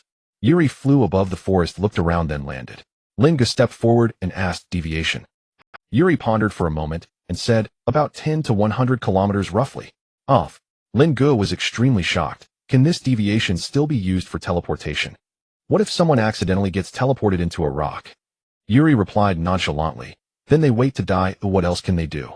Hearing this, Lin Ge felt a chill run down his back, realizing he had just narrowly escaped death. Seeing his expression, Yuri explained, spatial teleportation won't teleport you inside solid objects, so there's no need to worry about that kind of situation. Then how do you explain this deviation? Yuri replied, how would I know? Anyway, teleportation arrays are always a last resort. Lin Ge dry-heaved again, not pursuing the topic further. After confirming the direction, Yuri led Lin Ge towards the southern part of the forest. After about half an hour, they finally emerged from the woodland, and a city appeared before them. At the city gate, people came and went, and vehicles constantly passed. The guards at the gate occasionally stopped vehicles for inspection. Yuri and Lin Ge reached the city gate, and a guard stopped them, saying, you have to pay a tax to enter the city. Yuri glanced at Lin Ge, who shot him a glare. Lin Ge fished out a silver coin from his pouch and tossed it to the guard, saying, is this enough? The guard accepted the silver coin and let the two pass. Once inside the town, Lin Ge asked Yuri, where is this? Yuri replied, this is a border town of the Oster Kingdom. What is it specifically called? I can't remember. It seems to be something holy. Then where are we supposed to go next? Well, first let's get a horse. The two inquired around on the street and arrived at a stable. Yuri directly showed the Gray family insignia to the owner. The owner was initially taken aback upon seeing the insignia, then smiled broadly and asked, a distinguished guest of the Gray family, how may I assist you? Yuri scanned the surroundings and said, give me 2 fine horses. Lin Ge poked Yuri in the back and whispered, can we take a carriage instead? Lin Ge was still haunted by the experience of riding a horse in the camp. Yuri raised an eyebrow and asked, what's wrong? You can't ride a horse. Lin Ge felt slightly embarrassed and replied, I can ride, just not very proficiently. Then just ride, but if you don't ride, you'll never learn. At that moment, the owner brought over 2 horses. Taking the reins, Yuri mounted his horse. Lin Ge hesitated, but eventually climbed onto the horse's back. Yuri flicked the reins, turned the horse around, and without looking back said to the owner, the specific expenses can be settled in the holy city with the Gray family. They won't skimp on you. The owner beamed, saying, it is my honor to serve the Gray family. Then Yuri rode away with Lin Ge cautiously following behind. Exiting the city, they headed south. On the road, Lin Ge asked Yuri, is the Gray family's reputation really that useful? Yuri replied, of course. The Gray family is a renowned top-tier family of divine magicians in the holy city, and their family has never had less than 3 seats in the Privy Council. Lin Ge clearly had no concept of the Privy Council seats. He simply felt that Yuri's words sounded very impressive and silently contemplated whether he should join the Gray family. After a long journey, as dusk approached, Yuri stopped the horse and pointed ahead, saying, we're here. Lin Ge looked up, and a magnificent grand city wall appeared before him.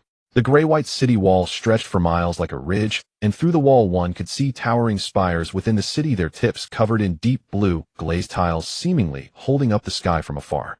The towers were connected by aerial corridors, and the stained glass windows of the corridors cast colorful shadows in the sunlight.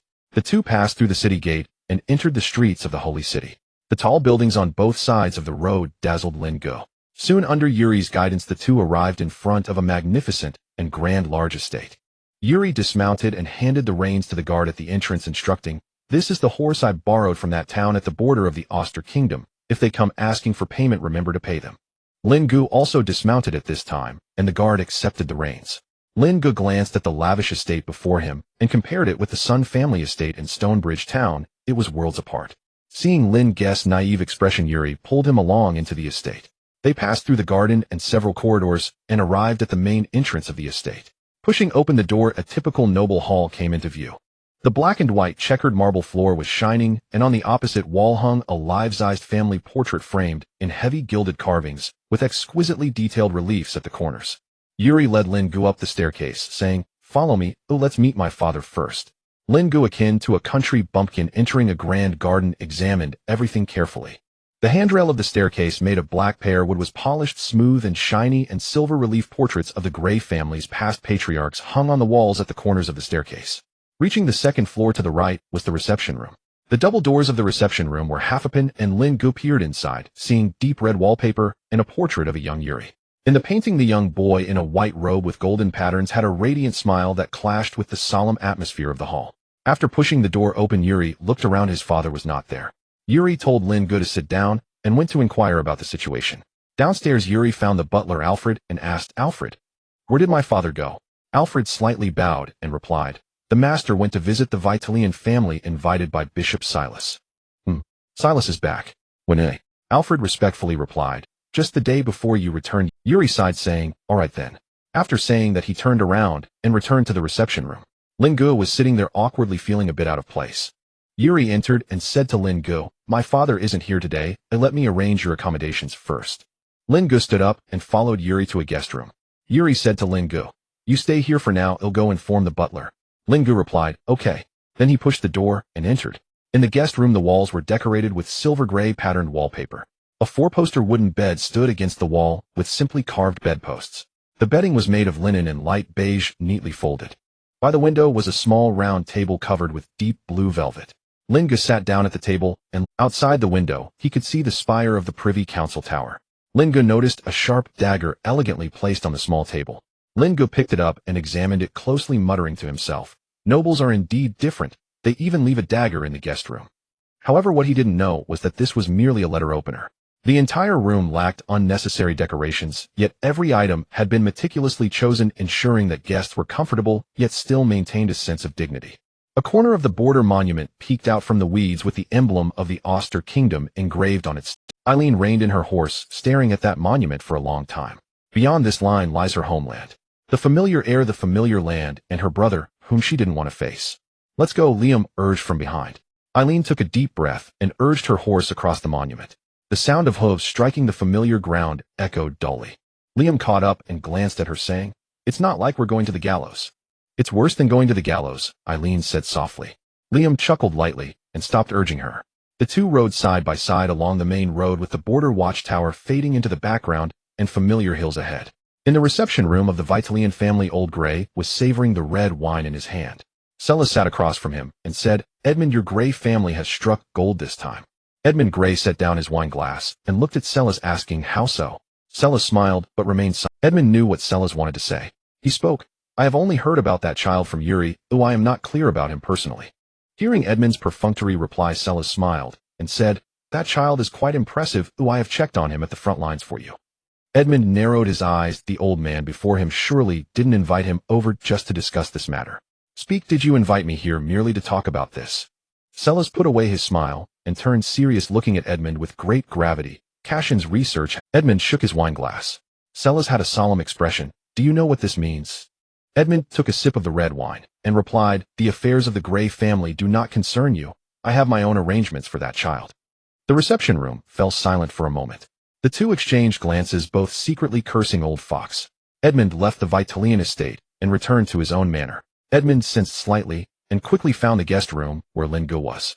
He flew to the window of Lin Ge's room and peered inside. At this moment, Lin Ge had already fallen asleep. Edmund gazed at him for a while from outside the window side and landed back in his own bedroom. Early the next morning, a maid knocked on Lin Ge's door.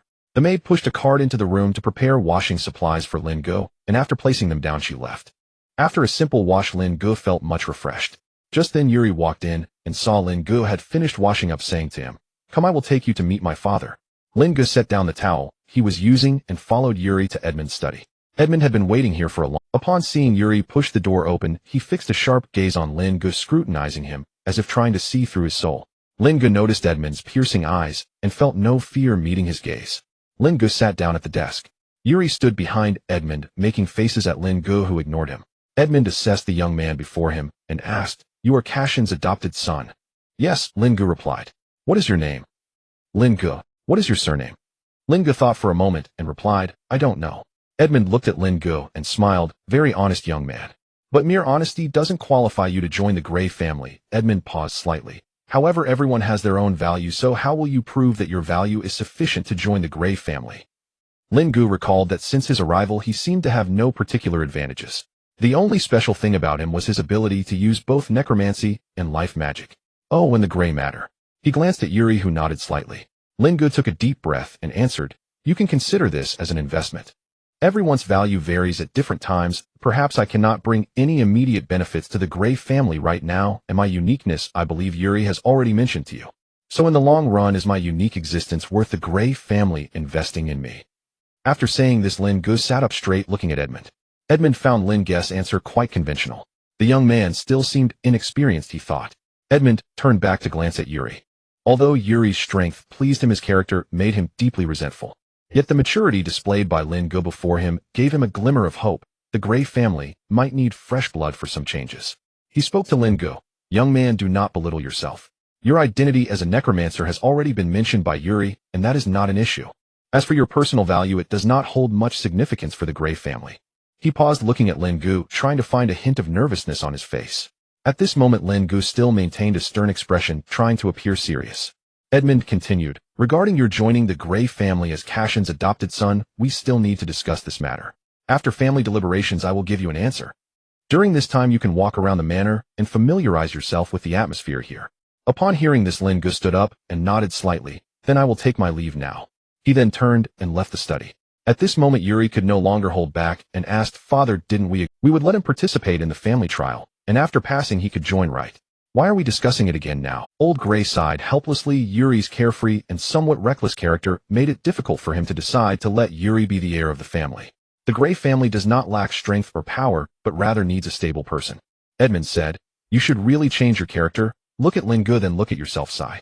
Edmund put a hand to his forehead and instructed Yuri to gather the family members for a meeting in the study. Yuri, still confused, decided to follow his father's advice and left the study to call the others. Downstairs Lin Ge walked along the stone path in the garden. The lavender nearby had passed its blooming season, leaving only gray-green branches and leaves standing quietly. Lin Ge's hand brushed over the leaves as he made his way to the center of the garden. In the center of the garden stood a magical fountain, the water column raised by the fountain reflecting a faint rainbow in the morning light. Lin Ge found a seat to sit down and looked up to see an old elm tree growing at the corner of the garden. Under the shade of the tree was a stone table with a copper birdcage on it. The door of the cage was open and there was nothing inside. Seeing the birdcage reminded Lin Ge of the general and also of the old baron. In thought he suddenly remembered that the old baron had promised to fund his research, yet he himself had never received a single penny. Thinking of this, Lin Ge slapped his thigh. What a loss. I should have asked for an upfront payment back then. In Edmund's study people gradually arrived, and soon the room was crowded. Some were around the same age as Yuri, while a few appeared to be even older than Edmund. Seeing that most of the guests had arrived, Edmund spoke. You should all have heard that I plan to let Cashin's adopted son join the Grey family. I have called you here to discuss this matter. He scanned the room and continued, who among you agrees? Who opposes? In the dark night in the backyard of the temple, the meat mountain squatted in the corner, eyes closed, 3 arms hanging down to the ground. Suddenly the 3 flames of soul within it trembled. The 3 flames of soul, entwined like a web, began to tighten, gray matter slowly emerging from them. Then they started to fuse. Like a droplet falling into a river, it fell silently, yet stirred up a ripple. The body of the meat mountain emitted a faint glow, gray-green light seeping through the cracks of the moss, and the vines on it moved without wind. Little White noticed the movement of the meat mountain walking over from the well and standing in front of it. The golden young leaves of the crown of the tree speaker flashed momentarily. In the spiritual realm of the meat mountain, amidst a chaotic gray mist, a voice suddenly rang out. Meat mountain. The meat mountain opened its eyes and looked down at Little White. It opened its mouth wanting to respond, but only managed to emit a muffled guh. I object. A beautiful matron slightly older than Yuri stood up and continued, Cashin has been disowned by the family, and his adopted son cannot be considered a member of the Grey family. Have you all forgotten about Marlowe? Yuri recognized the speaker as one of his aunts who had always been at odds. Edmund spoke nonchalantly. Is there anyone else who opposes? Step forward now. As his words fell, a few more people stood up from the crowd. Edmund glanced at them and was about to speak. At that moment, an elderly man dressed in luxurious white robes sitting in front of him suddenly spoke up. Edmund, as the patriarch of the Grey family, now there is no need to pay attention to these juniors regarding such trivial matters. As for the matter of Cashin's adopted son joining the family, you may make your own decision. After speaking, he turned to the opposing individuals and sternly reprimanded, back down. The family's decision cannot be challenged by your frivolity. Seeing the elder speak, the few people retreated back into the crowd. After the elder spoke, he turned to Edmund. These juniors are ignorant, I hope you will not hold it against them. Edmund smiled and replied, since that's the case, let's consider it as everyone agreeing. The elder nodded and continued, why not let that adopted son come over so that everyone can see him, shall we? Edmund nodded and gestured to Yuri. Yuri, go call Lin Ge over. Yuri left the study heading to the garden, where he found Lin Ge sitting there with a worried expression. Yuri walked up to him and asked, what are you thinking? You look so miserable. Lin Ge looked up at Yuri and sighed. As the young master of a wealthy family, you wouldn't understand the hardships of us poor people. Yuri was left confused, somewhat at a loss for words. Come on, they have already discussed it up there. they want to meet you now. Lin Ge stood up and followed Yuri back into the study. Upon seeing Lin Ge's arrival, the elder praised, "Ah, indeed a talented young man resembling Cajun from back in the day." Lin Ge looked puzzled and turned to Yuri whispering, "Who is this?" Yuri introduced him, Beryl Samuel Gray, also my great-uncle and half-brother to Cajun. Edmund looked at Lin Ge and said, "We have discussed it, and everyone agrees to your joining the Gray family. Now you only need to undergo the family trial to officially join." Lin Ge felt several slightly hostile gazes from the crowd. Hearing Edmund mention the family trial, he replied, "What does that trial entail?" At this moment Beryl spoke up, addressing Edmund. "For the matter of recognizing one's ancestry, it is best to undergo the family's bloodline trial." Yuri, upon hearing this, instantly became furious, exclaiming, "You old man, I've put up with you for long enough. Lin Ge is merely Cajun's adopted son. How can he have the bloodline of the Gray family? What do you mean by having him participate in the bloodline trial?" At this moment Edmund scolded Yuri, "Close your mouth, is this how you speak to your elders?" Yuri, hearing the reprimand, suppressed his anger, gritting his teeth in silence. Edmund then looked at Beryl. "Since you suggested having Lin Ge participate in the bloodline trial, let him give it a try." Seeing Edmund relent, a smile appeared on Beryl's face, and those who opposed in the crowd secretly rejoiced. Lin Ge, upon hearing Edmund's response, felt no significant waves in his heart. The situation was already quite clear. The family elder was pressing the patriarch, and the patriarch had compromised. He thought to himself that not joining the Gray family might actually be quite good, as it would allow him to stay away from family disputes. Yet he felt sorry for Yuri's good intentions. He reassured Yuri, "It's nothing." Yuri looked troubled. He had boasted in front of Lin Ge before, and now the situation made him feel very embarrassed. Edmund continued, "Since that's the case, all unrelated personnel should withdraw." People began leaving the study, and soon only a few family elders remained. Edmund stood up and said to the few elders in front of him, "Please." He then opened the door of the study and left. Everyone followed Edmund into a secret chamber. The door to the secret chamber was covered with a layer of scarlet runes arranged in a very orderly fashion, with a space left empty in the center. Edmund took out a seal and placed it in the center of the runes. As the seal filled the runes void, the magical pathways between the runes instantaneously connected. A flash of white light illuminated the area, and the door to the secret chamber opened. Behind the door was a chaotic scene obscuring what lay within. Edmund introduced to Lin Ge, "Behind this door is a semi-dimensional space containing various trials left by the Gray family over the millennia. Only those with the purest bloodline of the Gray family can pass through these trials. At the end of the trials lies a recording crystal. Those who pass only need to take the recording crystal, capture their success on it, and bring it out to be considered as having passed the trial." Lin Ge inquired, "I am merely Cajun's adopted son, so I surely lack any bloodline of the Gray family. If I recklessly enter, will there be a risk to my life?" Edmund shook his head. "The trials are simply a certification of the Gray family's bloodline, and will not harm it. If you enter, you just need to pass the trials and obtain the recording stone." Lin Ge then stepped forward and directly walked into the door of the secret chamber, his figure disappearing into the chaos. Yuri, watching from the side, was extremely angry. He angrily approached Edmund, questioning, "Father, you know Lin Ge doesn't have the Gray family's bloodline. Why did you agree to let him participate in the bloodline trial?" Edmund, seeing his son losing his composure, sighed helplessly. "You'll understand once Lin Ge comes out. For now, be patient." Beryl observed the father and son duo with a smile, secretly calculating something in his mind. Lin Ge entered the trial space of the semi-dimensional realm, where a chaotic mist obscured his vision, making it impossible to see anything clearly. He groped forward a few steps, and suddenly the mist dispersed, revealing the entire appearance of the space. The trial space was paved with a layer of marble flooring surrounded by no walls, just a mass of mist. One could see the end of the floor at a glance. Lin Ge estimated that this space was roughly the size of a football field. Scanning his surroundings, he noticed a table placed in the center of the floor with an iron box sitting prominently on it. He walked up, puzzled, thinking, "What trial is this?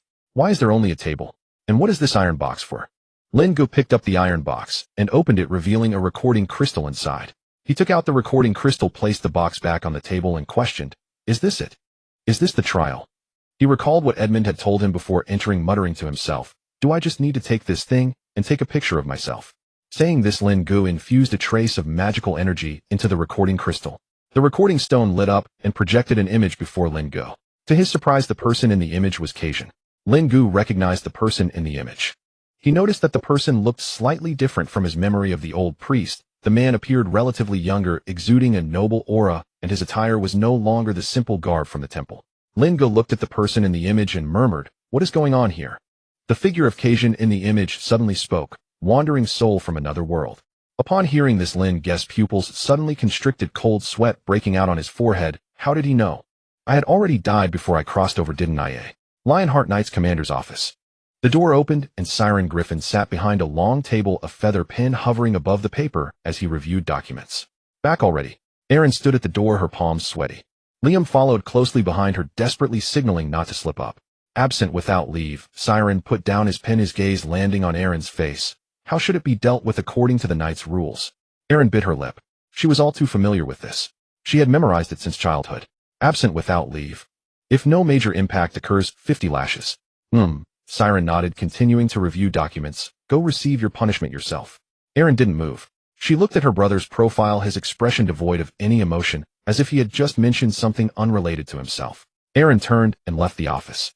As she reached the door, Liam blocked her way, lowering his voice. Are you crazy? Can't you say a little less? Erin did not respond. She walked toward the punishment room, pushing open the door. The whip was heavy in her hand. In the face of Lin Ge's astonishment, the image of Cashin continued to speak. I, Cashin Raphael Gray. I wish to make a request of you. If the Gray family ever finds itself in a crisis, I hope you can lend your assistance. As the words fell, the image dissipated. Lin Ge was left in a daze. Is that it? Can't you be more clear? He picked up the crystal and tapped it twice, then attempted to infuse a bit of magical energy into it. A flash of light appeared on the crystal, and it cracked. Lin Ge was stunned. Wait, is this thing messing with? He stood at the table staring at the shattered crystal in his hand, feeling utterly speechless. He placed the crystal back in the iron box, arranging it neatly. He tried tapping it again, but it still broke into. He muttered quietly, This isn't my fault, I just tapped it gently. Standing at the table, Lin Ge rubbed his face, trying to calm himself, while analyzing. First the goddess, then Cashin. Why does everyone speak in riddles? Can't they just say what they mean outright? He pondered, realizing that the goddess knew about his transmigration, yet seemed oblivious to his original world. How did Cashin guess he was a wandering soul from another realm? After much contemplation, Lin Ge could draw no conclusions, and a sense of conspiracy surged within him, as the rules of the half-plane were different. Although Lin Ge felt he hadn't been there long, it was already dark outside. Beryl, noticing Lin Ge hadn't emerged, left first. As he left, he said to Yuri and his son, It seems there will be no results today. Yuri was furious at the mockery, but this was the holy city home to the Gray family.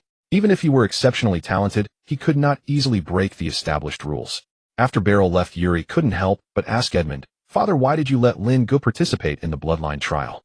Edmund motioned for Yuri to be quiet, observing closely as a golden light emanated from him, enveloping both Yuri and himself. Edmund then spoke. It was Cashin who asked me to do so. Yuri looked puzzled.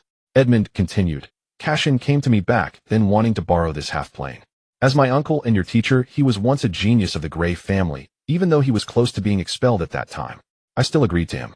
He stayed in the secret chamber for a day and a night, and when he came out, he told me that if one day someone could control both life and death, to let him come here.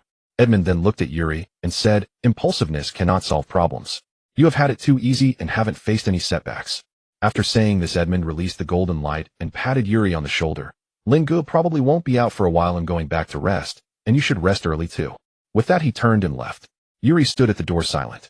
Inside the trial space, Lin Ge struggled to understand the connection between the words of the goddess and Cashin. He thought about leaving, but the crystal that could prove his passage had shattered. He slapped his hand in frustration. I told you to be careful with your hands. Looking around, there was nothing in this space except for the table.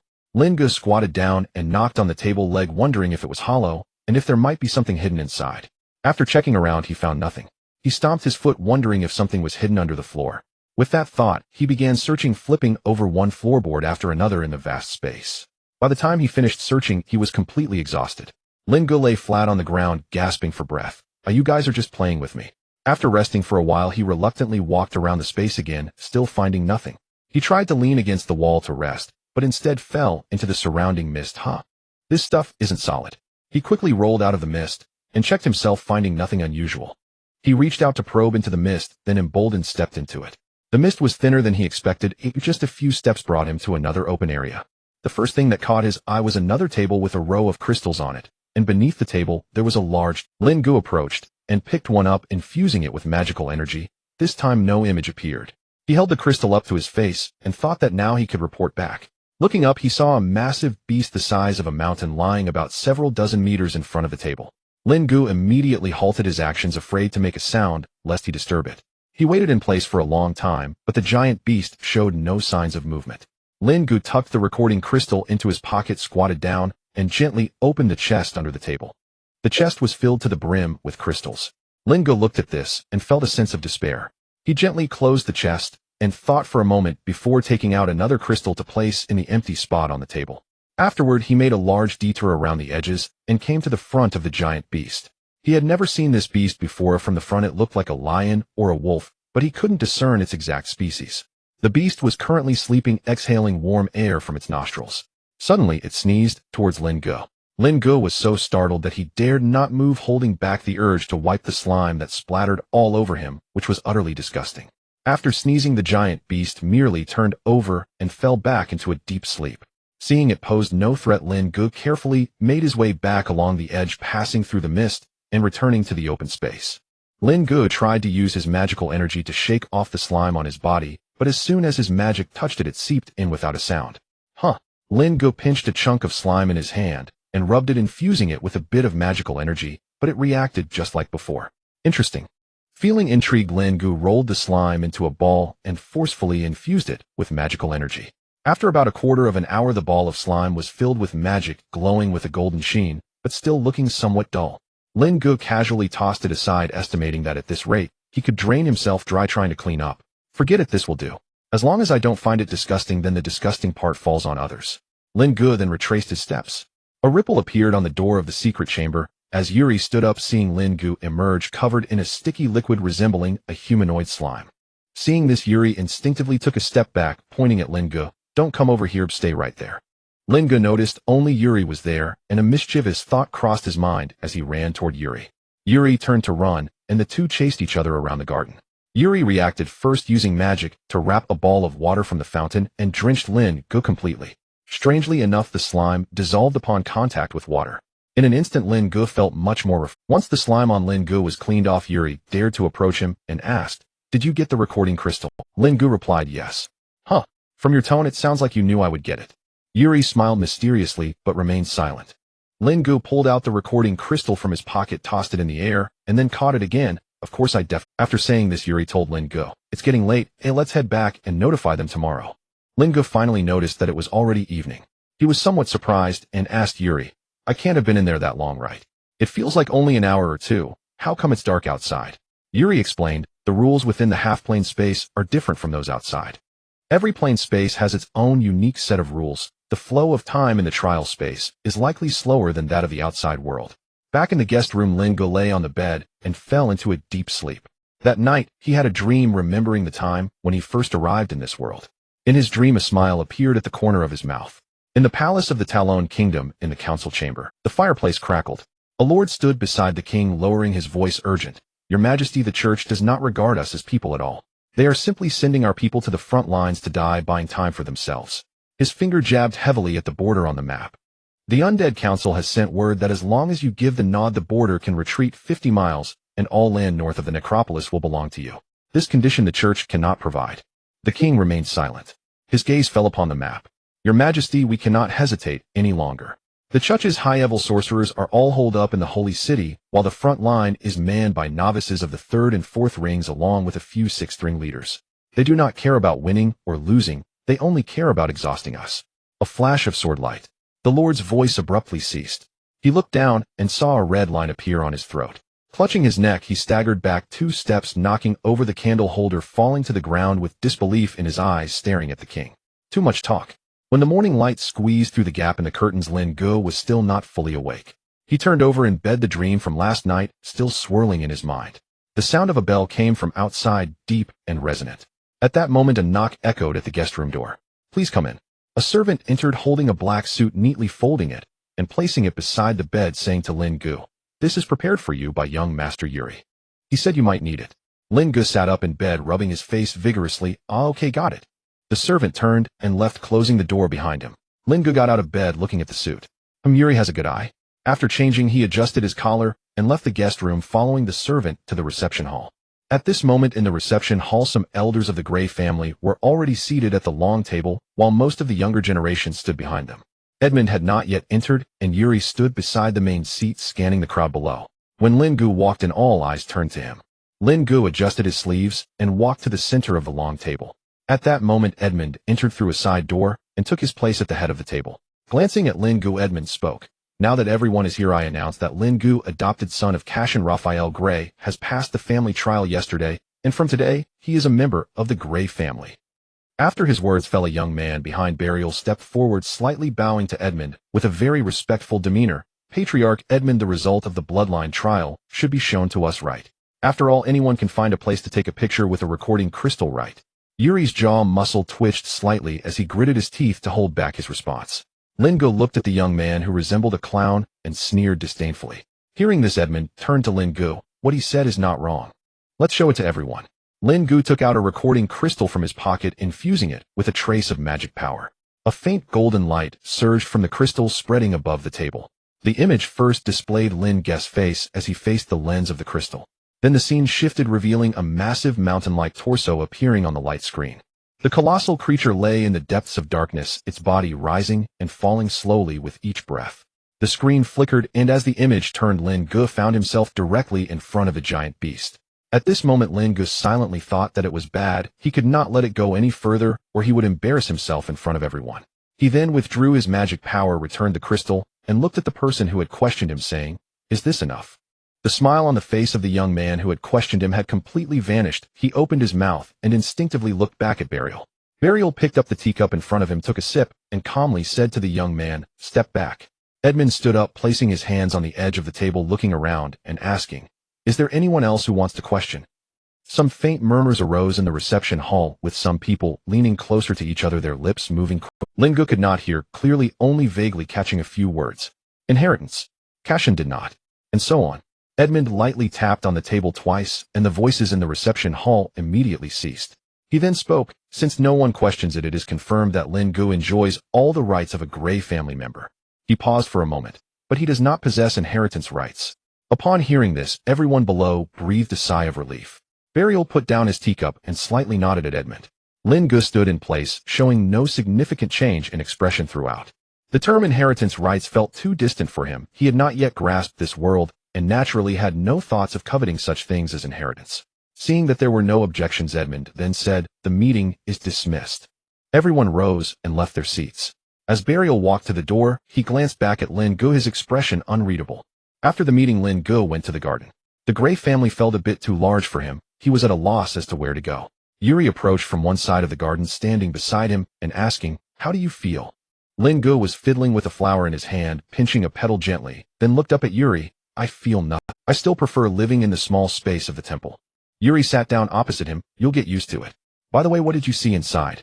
"My father told me yesterday that Cashin stayed in the trial realm for a day before leaving the family."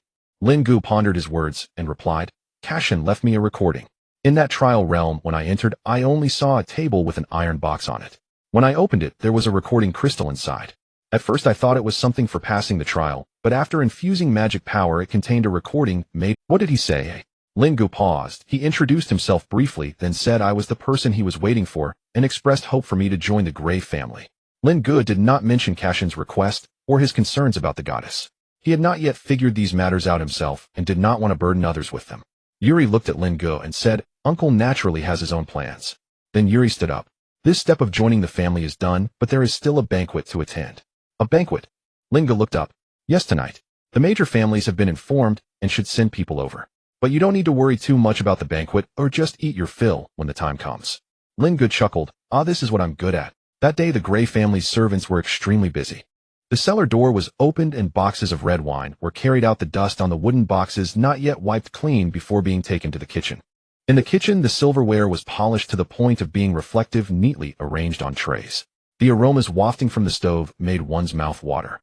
In the afternoon, Yuri frowned and told Lin Ge that he needed to notify a few nobles who had just returned to the Holy City today. Lin Ge wandered around the estate alone. The Gray family's mansion was even larger than he had imagined. As he turned through the corridors, some portraits hung in certain corners. Lin Ge paused to observe, recognizing faint traces of Yuri and Edmund in the faces depicted.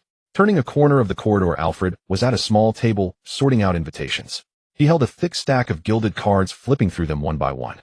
Seeing Lin Ge approach, he nodded slightly. "Young Master Lin Ge." Lin Ge clearly was not quite used to this form of address. He walked over to Alfred's side, looking at the invitations in his hands. Alfred was checking the guest list against the invitations. "Lord Sellas from the Vitalian family will also be back tonight." I heard that the young master from the Vitalian family is studying at the Mage Academy and is doing quite well. The Mage Academy. Lin Ge raised an eyebrow. Alfred looked up at Lin Ge, gathered the invitations in his hands, and paused on the table. That's the largest academy in the Holy City, and most of the younger generation of the Grey family has come from there. Young Master Yuri also studied there back in the day, but later he felt the academy's teaching was too slow, so he returned home to find. Alfred's words abruptly stopped, as if he mentioned something he should not have. He tucked the invitations under his arm, nodded to Lin Ge, said sorry, and then walked away. Lin Ge stood there pondering the Mage Academy. The main purpose of his trip to the Holy City was to understand and learn relevant knowledge. His own application of divine arts was still too superficial. As night fell, the banquet hall of the Grey family had no idea how many candles were lit. The long table was covered with a brand new white linen tablecloth, silver candlesticks standing in the middle, and every set of cutlery was meticulously arranged. Guests arrived one after another, including gray-robed mages, noble women in silk gowns, and middle-aged knights with slender swords at their waists. They exchanged cups, and the sounds of conversation mingled with the clinking of glasses. Edmund stood up, and the noise in the hall quieted down. I invited you all here today. Edmund raised his glass to announce something. He then turned slightly, extending his hand in Lin Ge's direction. This is Lin Ge, adopted son of Cassian Raphael Grey. From today onward, he is a member of the Grey family. Upon hearing this, Lin Ge stood up and acknowledged the crowd, who nodded in response. Lin Ge then sat down, rubbing his stomach. The rules of nobility are indeed many. He picked up his knife and fork, starting to cut into a roasted quail in front of him. He speared a piece of quail meat and put it in his mouth, chewing it. The outside was crispy, while the inside was tender, the meat still holding some juice. After tasting the quail, he took a plate of roasted ribs. The edges of the ribs were slightly charred, and the center showed a pale pink. Lin Ge ate one rib, stacking the bones neatly on the edge of the plate one after another.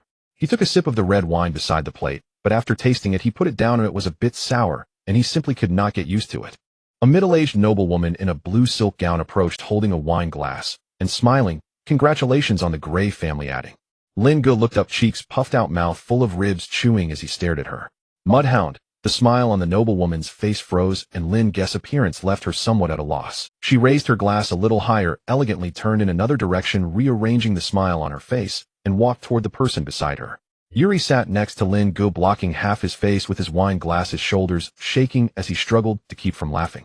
Lin Ge turned to look at him, mouth full of food, and mumbled unclear words. What are you laughing at? Didn't you tell me to just eat? In the land of the undead at the outpost fort. Lion chewed on the dried biscuit in his hand, crumbs dropping all over the place. I thought we were purifying the death energy, he complained indistinctly, and now it has turned into this. I don't know when it will end. German glared at him, his grizzled beard trembling slightly. Close your mouth when you're eating. Lion obediently shut his mouth. Vera stood up. I'm done eating. Let's get to work. Alberto stood on a high platform in the center of the camp, holding blueprints and directing a team of mages to expand the scale of the fort. Lion stuffed the remaining biscuit into his mouth, stood up, and brushed the dirt off his pants. All right, let's get to. At a nearby table, next to Lin Ge, several nobles were engaged in conversation. Hey, have you heard? It seems that the Academy of Divine Arts has recently changed its rules. The noble next to him set down his wine glass and replied, Who changed it? Didn't the director get replaced? The middle-aged noble who initially spoke leaned closer, saying, It's the new director who made the changes. It is said that he came from the front lines, and he is quite tough. On his first day, he dismissed 3 disobedient ones. Oh, what was the reason? He dismissed them right away. It seems it was for being late. Just because they were late? Oh, that's so harsh. Lin Ge was eavesdropping on their conversation. At that moment, Cella's Vitalian approached, carrying a glass of red wine, sitting down next to Lin Ge, and saying, Young man, well done. Lin Ge put down his knife and fork, making an effort to swallow the food in his mouth. Yuri leaned over and said, This is Bishop Celis. Lin Ge asked, Do you know me? Celis chuckled. I saw you at the fortress. Lin Ge recalled the moment. At that time he was unconscious, so he wasn't clear about these matters, and replied, Do you need something from me? Celis shook the glass of red wine and said, I just came to see Cassian's adopted son. You resemble him quite a bit. Lin Ge sat up straight, feeling somewhat awkward. Celis continued, Do you know what we used to call Cassian? Lin Ge responded in confusion, What was it? Celis said, The son of the graveyard. Lin Ge was somewhat puzzled. Celis downed the red wine in his glass, handed it to a servant nearby, then stood up and patted Lin Ge on the shoulder twice before walking away. Lin Ge, somewhat confused, asked Yuri beside him, What does he mean by that? Yuri shook his head. I'm not. By the time the banquet ended, it was already late at night. The nobles were leaving one after another, and Yuri and Edmund were seeing them off. Lin Ge leaned back in his chair, rubbing his belly, I'm so full. Yuri approached and asked, how was the food? Lin Ge burped and replied, it was quite tasty. Yuri pulled over a stool, sat down beside Lin Ge, and said, tomorrow you'll report to the Academy of Divine Arts. I just settled everything with them, and you will be added in. Report.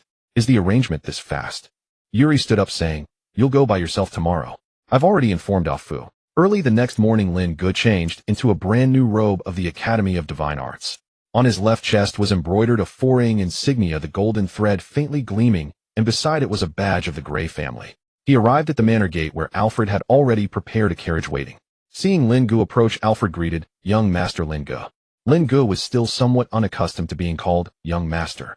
As he boarded the carriage, he told Alfred, just call me Lin Ge in the future, no need to call me young master. Alfred slightly bowed and replied, yes, Lin Ge. The academy is not far from the Gray family manor. Taking a carriage might be to showcase their noble status. After crossing several blocks, the carriage stopped at the academy's gate. Lin Ge got off and looked at the academy before him. The entrance was very simple, made of wood and iron with a rough facade. Lin Ge stepped forward, standing at the entrance and peering inside. The world behind the door seemed to be wrapped in a thin film, the scenes distorting and wavering as if in a heat wave. Lin Ge raised his hand and gently touched it. What is this thing? His finger easily penetrated that layer of film. He withdrew his hand, took a deep breath, and stepped inside. As he passed through the film, he felt a slight sting on his body, as if something had swept past him. Examining the magic circuits within, what greeted his eyes was a wide stone-paved avenue leading to the central square of the academy, with vines covering the outer walls of the buildings on both sides. Lin Ge noticed that there seemed to be some runes carved on the outer walls, with magic flowing in the grooves of the runes. In the distance, towers of varying heights protruded from the buildings. In the square there was a large fountain with a statue standing in the center of a robed figure posed, as if reading a book. Many students were coming and going in the square, dressed in various attires: gray robes, black robes, and white robes. Lin Ge stood still, observing carefully, and found that those in gray robes mostly had insignias of 3 or 4 rings. Those in black robes were all above 5 rings, and those in white robes had no insignia at all.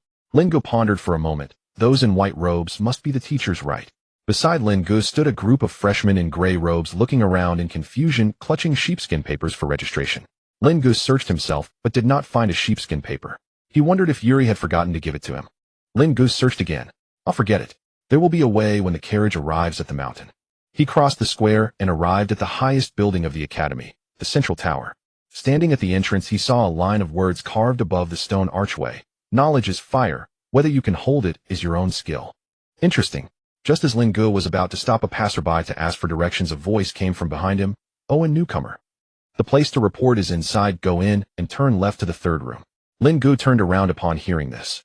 The speaker appeared to be a few years older than him, with messy hair and a tuft sticking up on the left. He was wearing a black robe with a neatly embroidered 5-ring insignia on his left chest. However, the robe on him gave off an inexplicable sense of dissonance. One of the buttons on his chest was fastened incorrectly, and his belt hung loosely, giving him an air of laziness, as if he were the only sober one in a drunken crowd. My name is Colin. The person extended his hand. I saw you standing here for a while. You must be here to report, right? Lin Ge replied, ah, yes. Colin walked into the tower and peeked inside.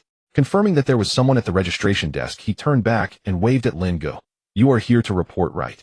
Come with me. As he led Lin Ge, he chatted, a 4-ring freshman. That's rare. Most freshmen come in at 2 or 3 rings. Did you practice outside before? MHM. When they arrived at the registration room, an older registrar was sitting behind the desk with several thick registration books spread out before him. Colin pointed inside, saying to Lin Ge, go ahead. Lin Ge thanked him and walked in. The registrar didn't lift his head as he opened a registration book, asking name. Lin Ge, family, Gray. The pen in the registrar's hand came to a halt. He lifted his head, scrutinizing Lin Ge through his single-lensed glasses, then lowered his head to continue writing. 4ing, what aspect of divine arts are you proficient in? Lin Ge pondered for a moment, hesitantly replying, the domain of life. 4ing, domain of life. The registrar scrolled down the class list in the registration book, finding an unfilled space, and wrote Lin Ge's name in, majoring in the domain of life. The class assignment will be announced in 3 days. Go check the bulletin board in the central square then. He closed the registration book and pushed over a thin booklet from the side. This is the Academy's rules manual. It contains everything from the regulations to library opening hours and the process for dual applications. I suggest you read it carefully. Lin Ge took the booklet, the cover embossed with golden letters reading Code of Conduct and Facility Usage Guide of the Holy City Academy of Divine Arts. Colin was already waiting outside the tower. He had somehow obtained a piece of bread and was tearing it into pieces to eat. Upon seeing Lin Ge come out, he swallowed the bread in his mouth. Is the paperwork done? Do you want me to give you a tour? Without waiting for Lin Ge to respond, he took off. Lin Ge, feeling somewhat obliged, had no choice but to follow his pace. Colin's way of showing Lin Ge around the academy was somewhat different. He purely followed his own memory, explaining as he went. Arriving at the central square, Colin pointed at the statue and asked Lin Ge, "Do you know who this person is?" Lin Ge replied, "I don't know." Colin explained, "You don't need to know anyway, there's no name carved on it." The saying in the academy is that he was the mentor of the first director, but he never wrote a single paper that was included in the academy's records, so the academy erected a statue for him as compensation. Lin Ge looked at the statue on the fountain, then at Colin, who was animatedly telling the story. "Did you just make that up?" Colin scratched his head. "You caught me. But I don't know who made it up. When I came here, the story was already around." Then Colin took Lin Ge to the academy's training ground. There were people training on the field, 4 or 5 individuals divided into 2 groups, simulating battles with magic arrays, light orbs flying through the air. Colin leaned against a stone wall. "This is the practical training ground. Do you see the outer circular map? Any spells released within will be weakened and damaged, so no one can get killed here, which is why some people come here to settle certain troubles." Passing through the training ground, they faced a cluster of low buildings. Colin stepped aside to let a person hurry past, holding a book, and introduced to Lin Ge. "This is the dormitory area. Lower year students will stay in the first 2 buildings at the front, while higher year students will be arranged further back. Since you are from the Gray family, you should be assigned to the higher year building. The conditions there are better. However, if you don't want to be annoyed by roommates, it's best to apply for a single room." Lin Ge pointed to a rectangular building on the west side of the dormitory. "What's that?" Colin looked up. "Oh, that's the cafeteria. Breakfast is from 7 to 9, lunch from 11 to 1, and dinner from 6 to 8. If you want to eat hot food, it's best to go early. The cafeteria serves roasted ribs every Thursday, but the quantity is limited." Lin Ge nodded upon hearing this. He thought this was probably the most useful information he had received today. Colin took out a pocket watch, opened the lid, took a glance, and turned back to Lin Ge, saying, "I have class in the morning, so I need to go now. The place where you live should be arranged by the registration office. Oh, just go find the dormitory manager to get your key." As he spoke, he began to retreat, drawing a circle in the air with his finger. "If you can't find the dormitory manager, just stop anyone and ask. Don't worry, people here won't bite." Then his figure vanished. Lin Ge was momentarily stunned upon seeing Colin disappear. Then he looked around, rubbed his eyes, and confirmed that he wasn't seeing things. "Oh, what the hell?" At that moment, Colin was hiding around a corner, covering his mouth and chuckling. Lionheart Knight's training ground. As the morning light just climbed over the city walls, Eileen was already on the field. She was practicing thrusts against a wooden dummy with her bare hands. The whip marks on her body had not yet healed. Every thrust tugged at the wound on her back, causing her forehead to break out in sweat. "Not enough strength." Liam's voice came. She did not turn around and continued to thrust. Liam walked over and handed her a wooden sword. "Use this." Eileen took it, gripped it tightly, took a deep breath, and thrust. The tip of the sword left a hole in the wooden dummy's chest. Liam shook his head. "Is this the best you can do? You were able to pierce through before." Eileen gritted her teeth and thrust again. This time the sword tip penetrated into the dummy, but it still couldn't pierce through. Liam stopped speaking and turned to leave. Eileen stood alone on the training ground, thrusting at that wooden dummy again and again until the sun rose overhead. Just as Lin Ge was in shock at a loss for what to do, he suddenly heard laughter coming from a corner nearby. Lin Ge moved towards the sound. Colin was crouched on the ground, holding his stomach, his shoulders shaking. Lin Ge simply looked down at him. After a while, Colin could no longer laugh. He looked up at Lin Ge. "Can't you show any reaction?" Lin Ge gritted his teeth, remembering that Colin had at least introduced him to the academy, and replied, "Forget it, I won't hold it against you." He turned and walked away. Colin scratched his head, murmuring, "Why isn't this guy following the usual script?" Arriving at the senior dormitory building, Lin Ge found the dormitory manager. The dormitory manager sat in the reception area on the first floor with a yellowed roster spread out in front of him. Lin Ge knocked on the door. "My." The manager looked up, sizing Lin Ge up, and asked, "New student?"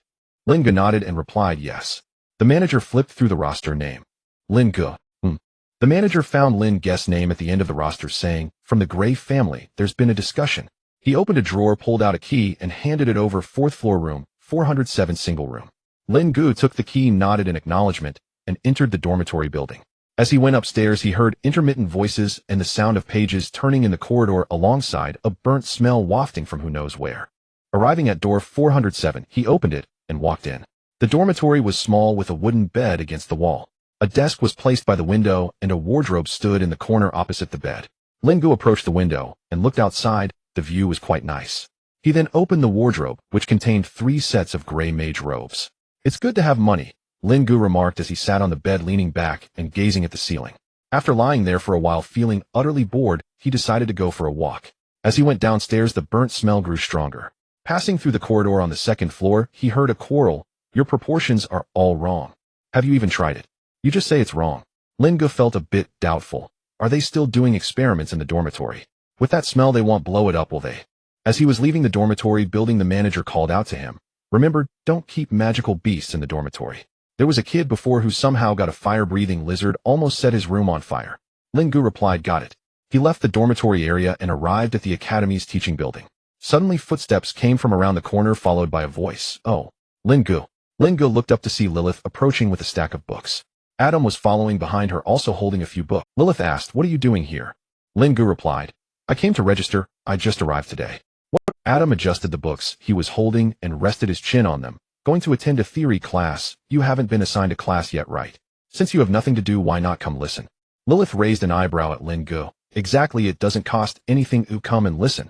Lin Ge thought for a moment. Since he had nothing else to do, he replied, "Let's go." When the 3 arrived in the classroom, dozens of students were already seated. Some new students in gray robes sat in the front row sitting up straight.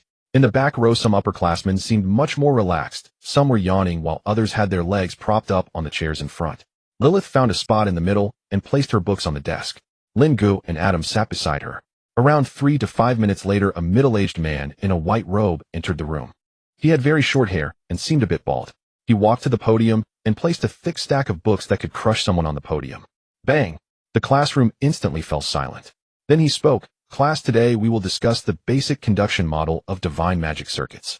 As the lecturer opened the book, his right hand gently swiped through the air. Several faint golden magical lines extended from his fingertips, floating in the air and automatically intertwining to form a complex circuit diagram. The new students in the front row gasped softly.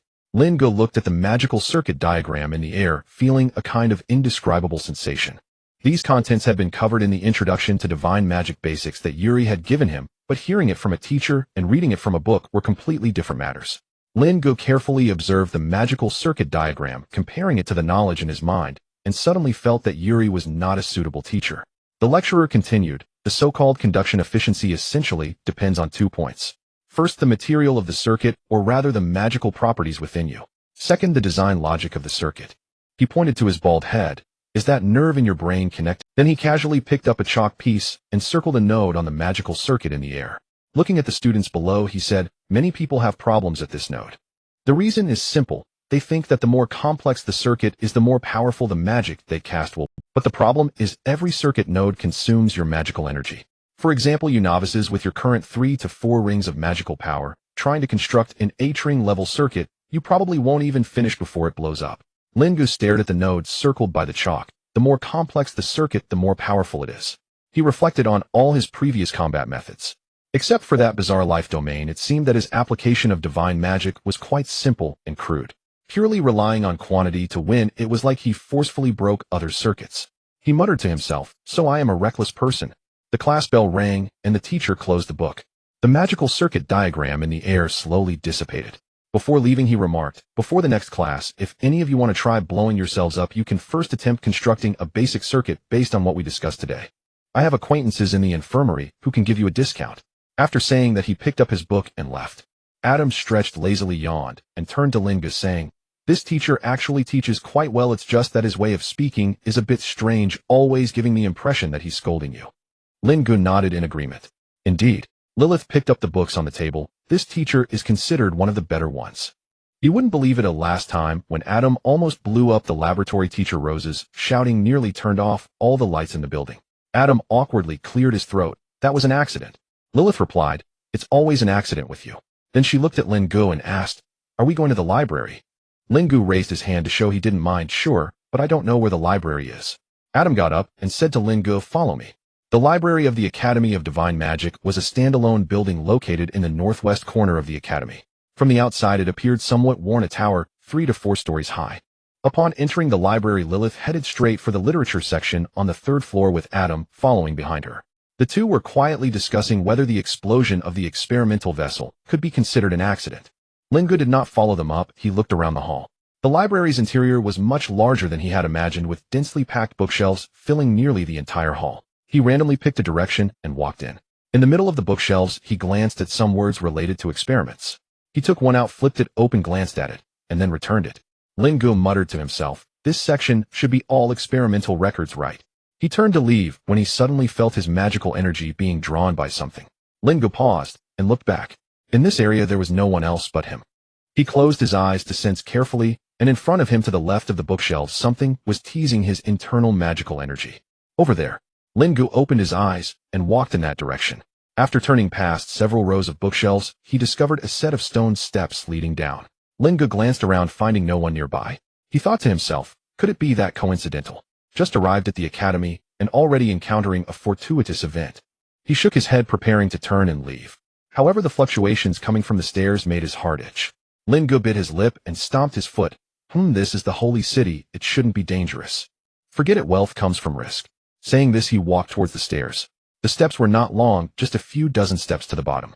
A stone door appeared before Lin Ge. Embedded within it was a faint blue light membrane with magical patterns on the surface gently shifting. Below the light membrane, the surface of the stone door was etched with intricate runes. Some of the runes Lin Ge recognized as basic barrier runes, but many others he had never seen before. Lin Ge carefully felt around, confirming that the fluctuations were indeed coming from within the door. He raised his hand, lightly touching the light membrane with his fingertip, but his hand was gently pushed away by a soft force.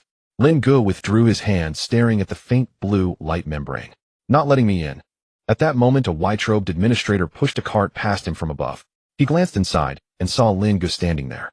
He put down the cart and walked over to Lin Ge, saying, "This is the Academy's confidential document library, not open to ordinary students." "Who are you? What are you doing here?" Lin Ge turned back to explain. I'm a new student who just came to register today. I got lost in the library, there was no one earlier, so I saw a set of stairs and came down myself."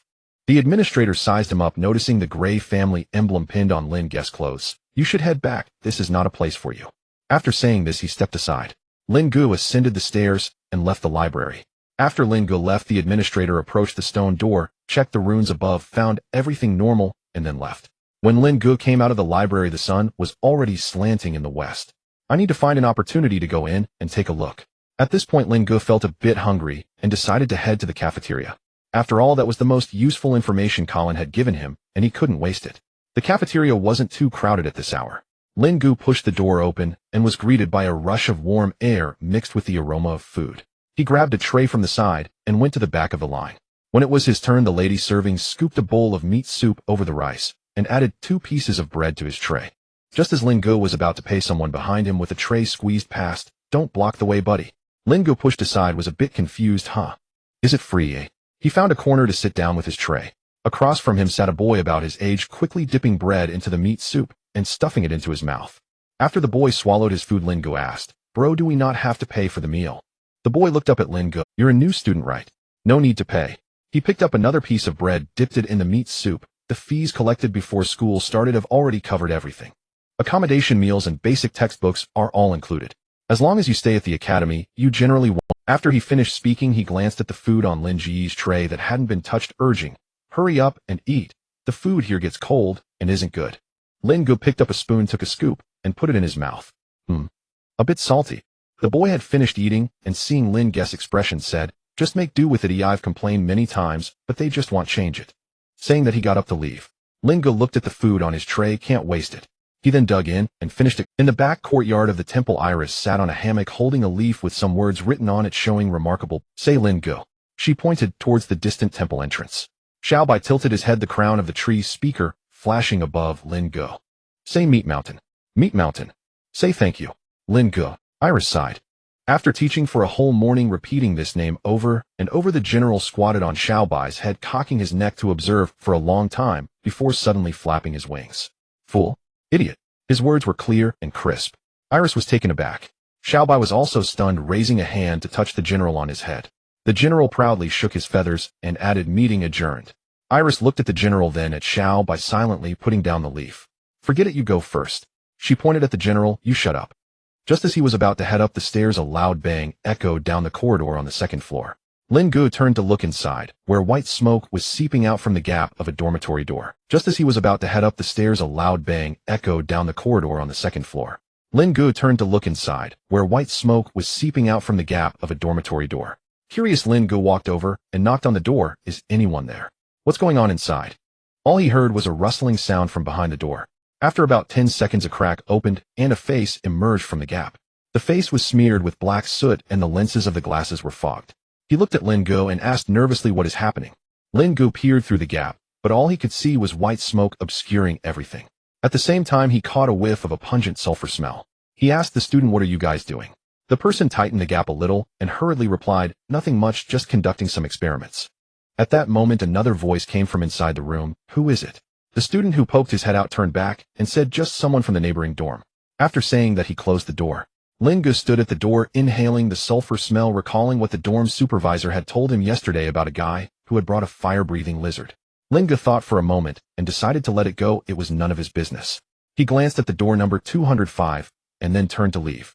Back in the dormitory, Lin Ge took off his coat and draped it over the back of a chair before going to the bathroom to wash his face. Lying on the bed and staring at the ceiling, he contemplated the theoretical class from earlier. The bald teacher had said the more complex the circuit, the more powerful it becomes, and each node consumes magical energy. Lin Ge pondered where the balance point between complexity and efficiency lay. After thinking it over without arriving at a good answer, he closed his eyes and fell into a deep sleep. Early the next morning, as dawn broke, Lin Ge woke up. He changed into the gray student robe from his wardrobe and pinned the emblem of the Gray family to his chest. Since the cafeteria hadn't opened yet, he drank a glass of cold water in the dormitory before heading out. The training ground was unusually quiet in the morning, with only a few people practicing in the corners.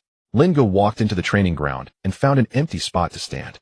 He raised his right hand, causing a spark of golden light to appear at his fingertips. Moving his fingers, golden magic energy flowed from his fingertips, hovering in the air.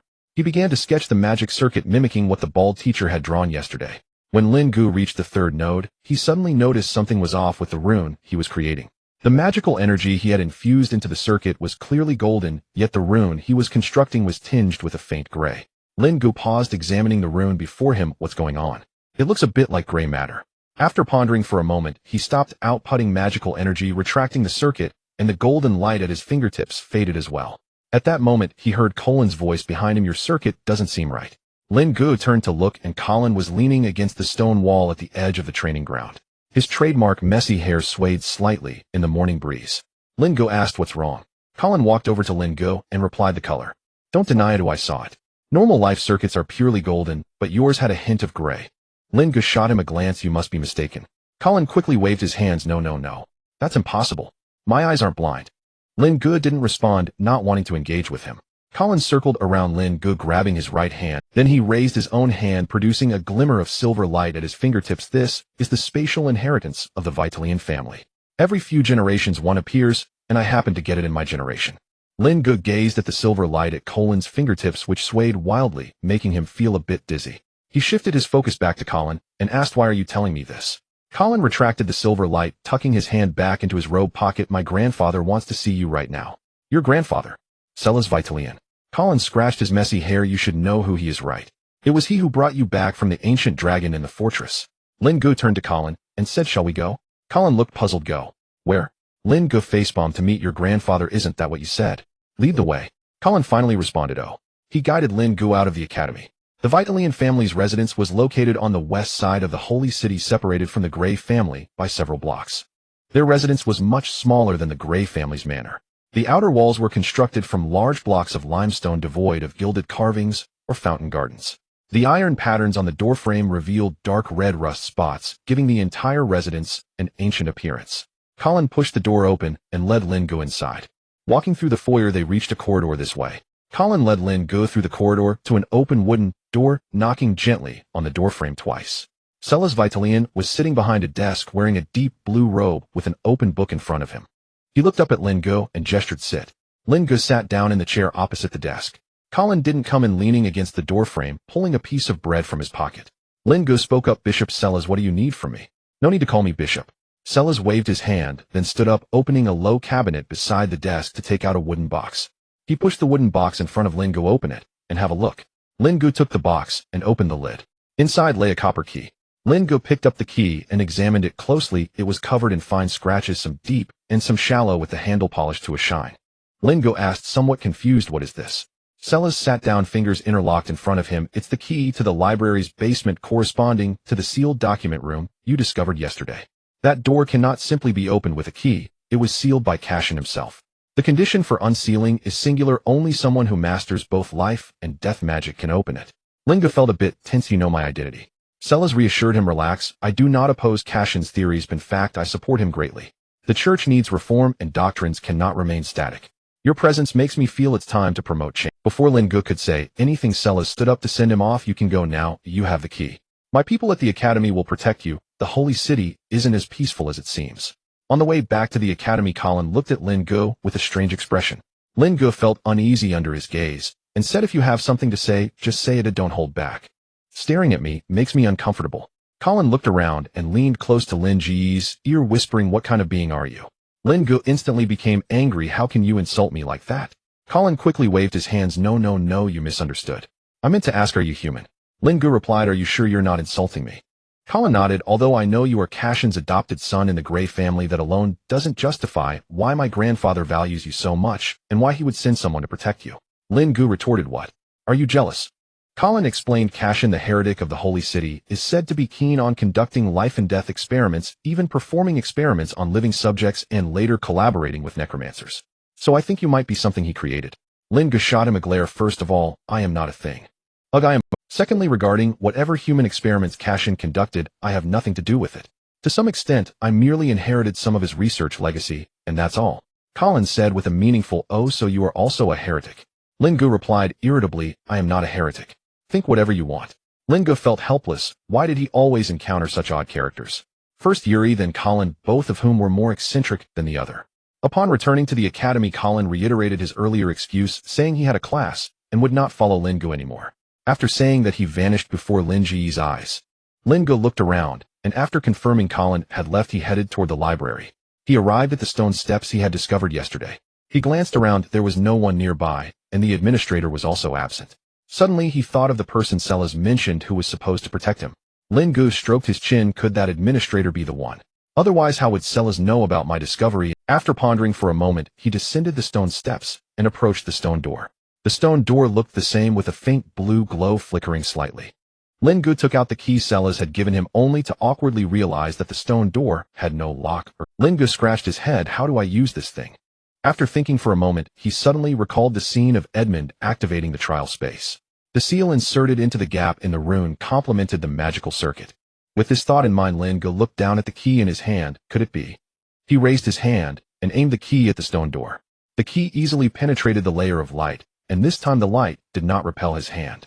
The key landed on the stone door, and in an instant both the door and the key emanated a soft glow. As the light faded, the key disappeared, seemingly merging into the stone door. Then with a creak, Lin Ge withdrew his hand and gazed into the darkness beyond the stone door. He raised his right hand, gathering a light sphere at his fingertips. Thus he entered, holding up his hand. The undead council was filled with black-clad counselors seated on both sides of a long table. The chairman rapped the table, and the dull sound suppressed the whispers. The church is expanding the fortress, and we cannot be idle. He flipped through a list. Send a learning team to the front lines to observe the purifying team's tactics. Someone chuckled softly. Learning. More like gathering intelligence. The chairman ignored this and pointed out several names. Finally, his gaze landed on the silent figure in the corner. Malo, you will lead the team. Malo raised his head, his deep blue pupils faintly glowing in the shadow of his hood. I can go. He glanced at the others he had been named, but don't send anyone to hinder me. If they get into trouble, I'm not responsible. Lin Ge raised his finger, and the glowing sphere at its tip illuminated the darkness 2 steps ahead of him. Behind the stone door was a stone corridor. The corridor was not long, reaching its end in about 20 steps. At its end was a circular stone chamber with a high dome. The light from Lin Ge's glowing sphere could not reach the ceiling, only vaguely revealing the curved shadows above. Lin Ge raised his hand, trying to push the glowing sphere higher. The appearance of the stone chamber unfolded before his eyes, with a stone experimental platform placed in the center, its edges having several notches. Scattered around the experimental platform were several low tables piled high with manuscripts, scrolls, and various scattered experimental tools. Against the wall opposite the platform stood several rows of wooden shelves filled with various glass containers. Most of the containers were already empty, with only a few jars still retaining some dried black sediment. Lin Ge glanced around. It seemed this was a laboratory belonging to Cashin. He walked to a low table and picked up a manuscript lying on it. The manuscript was covered in dust, obscuring the title on the cover. Lin Ge blew a breath, and the cover revealed only a single line of date. He opened the booklet to take a look. Every page of the booklet was densely filled with various experimental data, the amount of magical energy injected, the concentration of dead chi, the fusion ratios, and the number of failures. He casually flipped through a few pages before putting it back down and picked up a thicker booklet from the side. This one recorded a series of comparative experimental results. Cashin injected varying concentrations of dead chi into living tissue and then used divine techniques to purify it. Flipping to the last page, he read a line of conclusion written on the paper. The so-called holy light and dead chi differ only in the will of the user, not in the essence of the power. Lin Ge pondered over this conclusion for a moment before placing the booklet back. The fluctuation that stirred the magical energy within him still existed. Ever since he stepped into the stone chamber, his magical energy had been pulsing at an extremely faint frequency, as if in response to something. He followed the feeling and walked deeper in, rounding the experimental platform, where a worn workbench was placed at the back of the stone chamber. On the table lay several metal rods engraved with runes, a translucent crystal container, and some scattered fragments of parchment. Here Lin Ge could feel the pulling sensation growing stronger. He approached the workbench and looked at the clutter on the table. He sensed that the source of the pulling force was emanating from this workbench. He picked up a metal rod to feel it. No, it's not this. Lin Ge put down the metal rod, pushed aside the clutter on the table, leaned down to observe, and the fluctuation intensified. He gently tapped the surface of the table.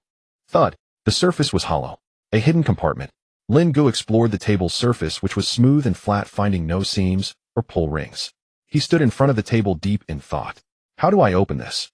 Suddenly Selas's words echoed in his mind. There is only one condition for unsealing. Only those who master both life magic and death magic can open it. Lin Ge's understanding dawned upon him. His right hand began to gather magical energy again, the color mirroring what he had trained with before, a blend of gold and gray. After a moment's hesitation, he pressed his hand against the table surface.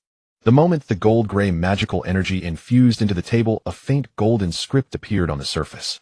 The runes activated on their own, and with a click, a hidden compartment opened. Lin Ge looked inside, and the compartment was lined with faded velvet with a crystal placed at its center. The crystal was roughly the size of his thumb and had a very irregular shape. What is this? Lin Ge picked it up, reignited the glowing sphere, and began to observe it. The outer layer of the crystal exhibited a faint golden hue, but its interior was a dense black, thick and opaque.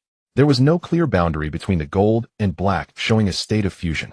He recognized this crystal. It was the dead chi crystal recorded in the manuscript Cashin had given him before. Lin Ge held the crystal in his palm, examining it for a while. The surface of the crystal bore no runes or markings. It merely resembled a strangely colored stone. Nothing special about it, he muttered, storing the crystal in his robe and looking around. What is this? It was then he noticed numerous theoretical analysis diagrams drawn on the walls of the stone chamber. Lin Ge stepped forward and stood before the largest diagram. It nearly covered an entire wall, featuring two overlapping rings, one golden and one black, with the intersecting section filled with dense derivation formulas. Above it, at the point where the rings intersected, there was a vacancy with the inscription, "Life and death are two sides of the same coin." It was identical to the words on the temple mural. However, this version had many annotations, various terms circled, hypotheses crossed out, and a recurring question: why the rejection? Why the rejection? Why the rejection? The handwriting grew increasingly forceful, revealing the author's confusion at that time. In the last line beneath, "Why the rejection?" Cashin added a note, the handwriting suddenly lightening, as if he had come to a realization while writing. They have never rejected it, is we who define the rejection. Lin Ge stood before the wall, gazing at the formulas and annotations covering it. From the temple in Mulan village to the Gray family mansion, from the bloodline trials to this basement, it seemed every event had been meticulously arranged. He picked up a charcoal pencil from beside the experimental platform, touched the wall with the tip, and drew a line. He connected the vacant portion at the intersection of the rings, simultaneously drawing a stick figure above it. Putting down the charcoal pencil, Lin Ge looked at the line and the little figure he had drawn, then turned to survey other parts of the stone chamber. After a round of exploration, there was nothing else that caught his attention. He turned and walked towards the stone corridor. When he reached the entrance of the stone door, Lin Ge suddenly remembered a question. How do I close the door? He reached out and pulled on the stone door, but it did not budge. He tried injecting some magical energy into it again, but it still did not respond. What do I do now? Lin Ge pondered, stroking his chin. Just as he was considering whether to seek Selas for advice, a sudden tremor shook the stone door before him. Lin Ge instinctively took a step back upon hearing the noise. The stone door began to slowly close, emitting a heavy thud as it shut completely. Immediately after, a circle of golden light patterns emerged on the stone door, with the lines spreading from the doorframe towards the center, ultimately converging at the middle of the door from which the previous key was pushed out. Lin Ge reached out to catch the key and glanced at the perfectly intact stone door, unable to help but laugh. It can work like this. He clenched the key in his palm and ascended the stone steps. The library was silent, and no one noticed Lin Ge's actions here. When Lin Ge returned to the dormitory building, the dormitory manager was sitting in the front office with an old yellowed register spread out before him.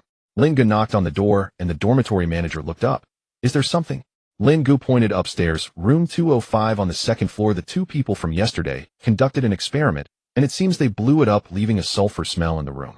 The dormitory manager took off his glasses and wiped the lenses with the corner of his clothing, replying, "Got it." Lin Ge nodded and turned to go upstairs. As he reached the top of the fourth floor stairs, the dormitory manager's shout rang out from below. The voice was clear, penetrating through several floors. 205, open the door. I still haven't settled the score with you regarding the fire-breathing lizard from last time. Lin Ge chuckled upon hearing the shout and headed toward his dormitory. Pushing open the door to room 407, Lin Ge draped his coat over the back of a chair, took out the crystal from his pocket, and placed it on the nearby desk. The light from outside shone through the window, striking the surface of the crystal, causing the golden outer layer to present an amber-like appearance, while the inner black layer completely absorbed the light. Lin Ge pulled up a chair and sat down, picking up the crystal again to observe closely. This time, under the light, he discovered more details. The golden outer layer was not uniform, intricate patterns intertwined within. The edges of the black inner layer were also not smooth, displaying an irregular serrated shape. He flipped it over, and on the back of the crystal was a very fine crack. The crack extended from the golden outer layer into the black inner layer, as if something had escaped from the dead chi there. Lin Ge traced the crack with his fingers, pondering. Could this be left behind by the soul fire recorded in Cashin's manuscript? He could not draw any effective conclusions, nor found anything particularly special about the crystal.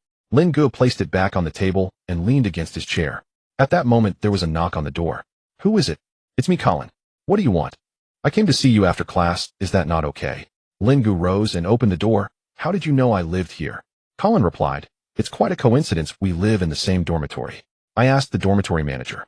Colin, showing no sense of boundaries, walked right in and sat down beside Lin Ge's bed, asking him, "Have you discovered anything?" Lin Ge felt quite irritated with the guy who had no sense of personal space and was about to chase him away. Suddenly his eyes flickered as if he thought of something, and he picked up the dead chi crystal from the table and tossed it to Colin. Colin caught it in one hand. "What is this?" Lin Ge replied, "I want to know that too." Colin held the crystal in his hand, examining it closely. Seeing his contemplative expression, Lin Ge asked, "What? Do you recognize this?" Colin returned the dead chi crystal to Lin Ge, nodding with certainty. "This is a crystal." Lin Ge was taken aback. "Did you really need to say that?" "I can see that." All right, don't mess around with me. Just go outside." Colin left room 407 with a smile. After Lin Ge closed the door, his expression turned serious. That dead chi crystal looked very special, but since Lin Ge dared to show it to him, it indicated that the item was not important. He contemplated whether to inform his grandfather Celas Vitalian about this news. After a moment's thought, a smile returned to his face. Secrets are best revealed little by little. That makes it. After a moment's thought, a smile returned to his face. Secrets are best revealed little by little. That makes it. Both sides of the long table were filled with representatives from various divisions, the atmosphere heavy with tension. The church was expanding fortifications at the border, and the Undead Council had dispatched a learning group, making the ceasefire agreement effectively meaningless. The guild found itself caught in the middle, hesitant to offend either side. What do we do? Play dead. A balding middle-aged man shrugged. Playing dead is also a skill, someone replied from the side. Suddenly a voice from the corner piped up. Have you heard? That strange undead mage Lin Ge was taken in by the Grey family. The murmurs paused. Everyone turned to look at Agatha, who sat by the window. Is the information accurate? Asked the elder seated at the head. Agatha set down her teacup, pulled out a thin file from her sleeve, and pushed it to the center of the table. 3 days ago, the Grey family hosted a banquet for all the major nobles within the Holy City and publicly announced this matter. She paused. So it appears that someone has inherited Cashin Grey's legacy. Today is the day the class assignments are announced, and Lin Ge got up very early, not wanting to be late. He picked up the crystal of dead energy from the table and looked out at the morning light coming through the window, still the same as before with no changes. After changing into his student robe, as Lin Ge left the dormitory, he touched his chest. Yesterday he washed his jacket, and the emblem of the Grey family still clung to that old robe. He hesitated for a moment, thinking, forget it. At the corner of the second floor, there were two people standing. One of them wore glasses with cloudy lenses. The other person was slightly shorter with hair that looked as if it had been burned by something uneven on the left and the right. They were the two from room 205. Seeing Lin Ge come downstairs, the glasses wearer stepped forward, blocking the staircase, saying, "Yesterday you reported us to the dormitory manager, didn't you?" Lin Ge looked at him, remaining silent. The shorter one circled around to Lin Ge's back and said, "What does our experiment have to do with you? What's wrong with the smell of sulfur? Did the academy prohibit the use of sulfur?" Lin Ge replied, "No, if you want to conduct your experiment, please continue, but can you step aside?" The glasses wearer adjusted his glasses and said, "No, this has to be resolved." "What do you want then?" "The training. Let's settle this with a few moves. If you win, this matter will be over." Lin Ge replied, "I'm in a hurry." The shorter one laughed, saying, "Then you might as well admit your mistake quickly." Lin Ge glanced at him, then at the glass wearer, and nodded towards the direction of the training ground. "Let's go." The sky was still early, and there were only a few scattered people in the training ground. The glasses wearer stood in the center of the field, taking out a short staff from his pocket, the tip embedded with a worn crystal. He spoke, "My name is Wood, a wind mage from the Five Rings. We will only use basic spells, no real force. You just stop when you hit your opponent. Is that all right?" Lin Ge stood about 10 steps in front of them and replied, "All right." As soon as the words fell, Wood struck, shaking the short staff, and 3 blades of wind shot out simultaneously. The wind blades veered irregularly in the air, approaching Lin Ge from 3 directions. Lin Ge raised his hands, firing 2 light projectiles to meet them, dispersing 2 of the wind blades, then sidestepped to avoid the third. The shorter one took the opportunity to strike, sending 2 light projectiles directly at Lin Ge. Lin Ge raised his hand again, firing 2 projectiles in response. The light projectiles collided, creating a dazzling burst. Lin Ge did not want to get entangled with them any further and directly activated his life domain. In an instant, the entire training ground erupted in golden light. The short staff in Wood's hand fell to the ground as he covered his eyes and screamed in agony. The shorter one beside him curled up on the ground, shouting, "Stop! Stop! We give up." However, the impact of the golden light did not stop there. On the edge of the training ground, a group of senior students was practicing. A fireball that was gathering energy in the air extinguished, and the spellcaster covered his face. Someone stumbled and knocked over the person next to them. Others crouched on the ground, tears streaming down their fingers. The scene became chaotic in an instant. Oh no! Lin Ge realized something was wrong and hurriedly retracted his life domain. The golden light retreated layer by layer back into his body, and Lin Ge stood still faintly glowing. At this moment, people were sprawled all over the training ground, some rubbing their eyes, others shouting angrily. Who is releasing large area spells in the training ground? On my eyes, I'm going blind." At that moment, a man in a white robe approached. He was in his early 40s with meticulously kept dark brown hair and facial features that were sharply defined. He walked into the training ground, came before Lin Ge, glanced at Wood and the shorter one, then looked at Lin Ge, saying, "You 3 come with me." After that, he turned to the senior students who were not yet blinded and said, "Take anyone with eye injuries to the infirmary." The student responded softly, "Yes, Dean." Lin Ge paused for a moment, saying, "Dean, let's go."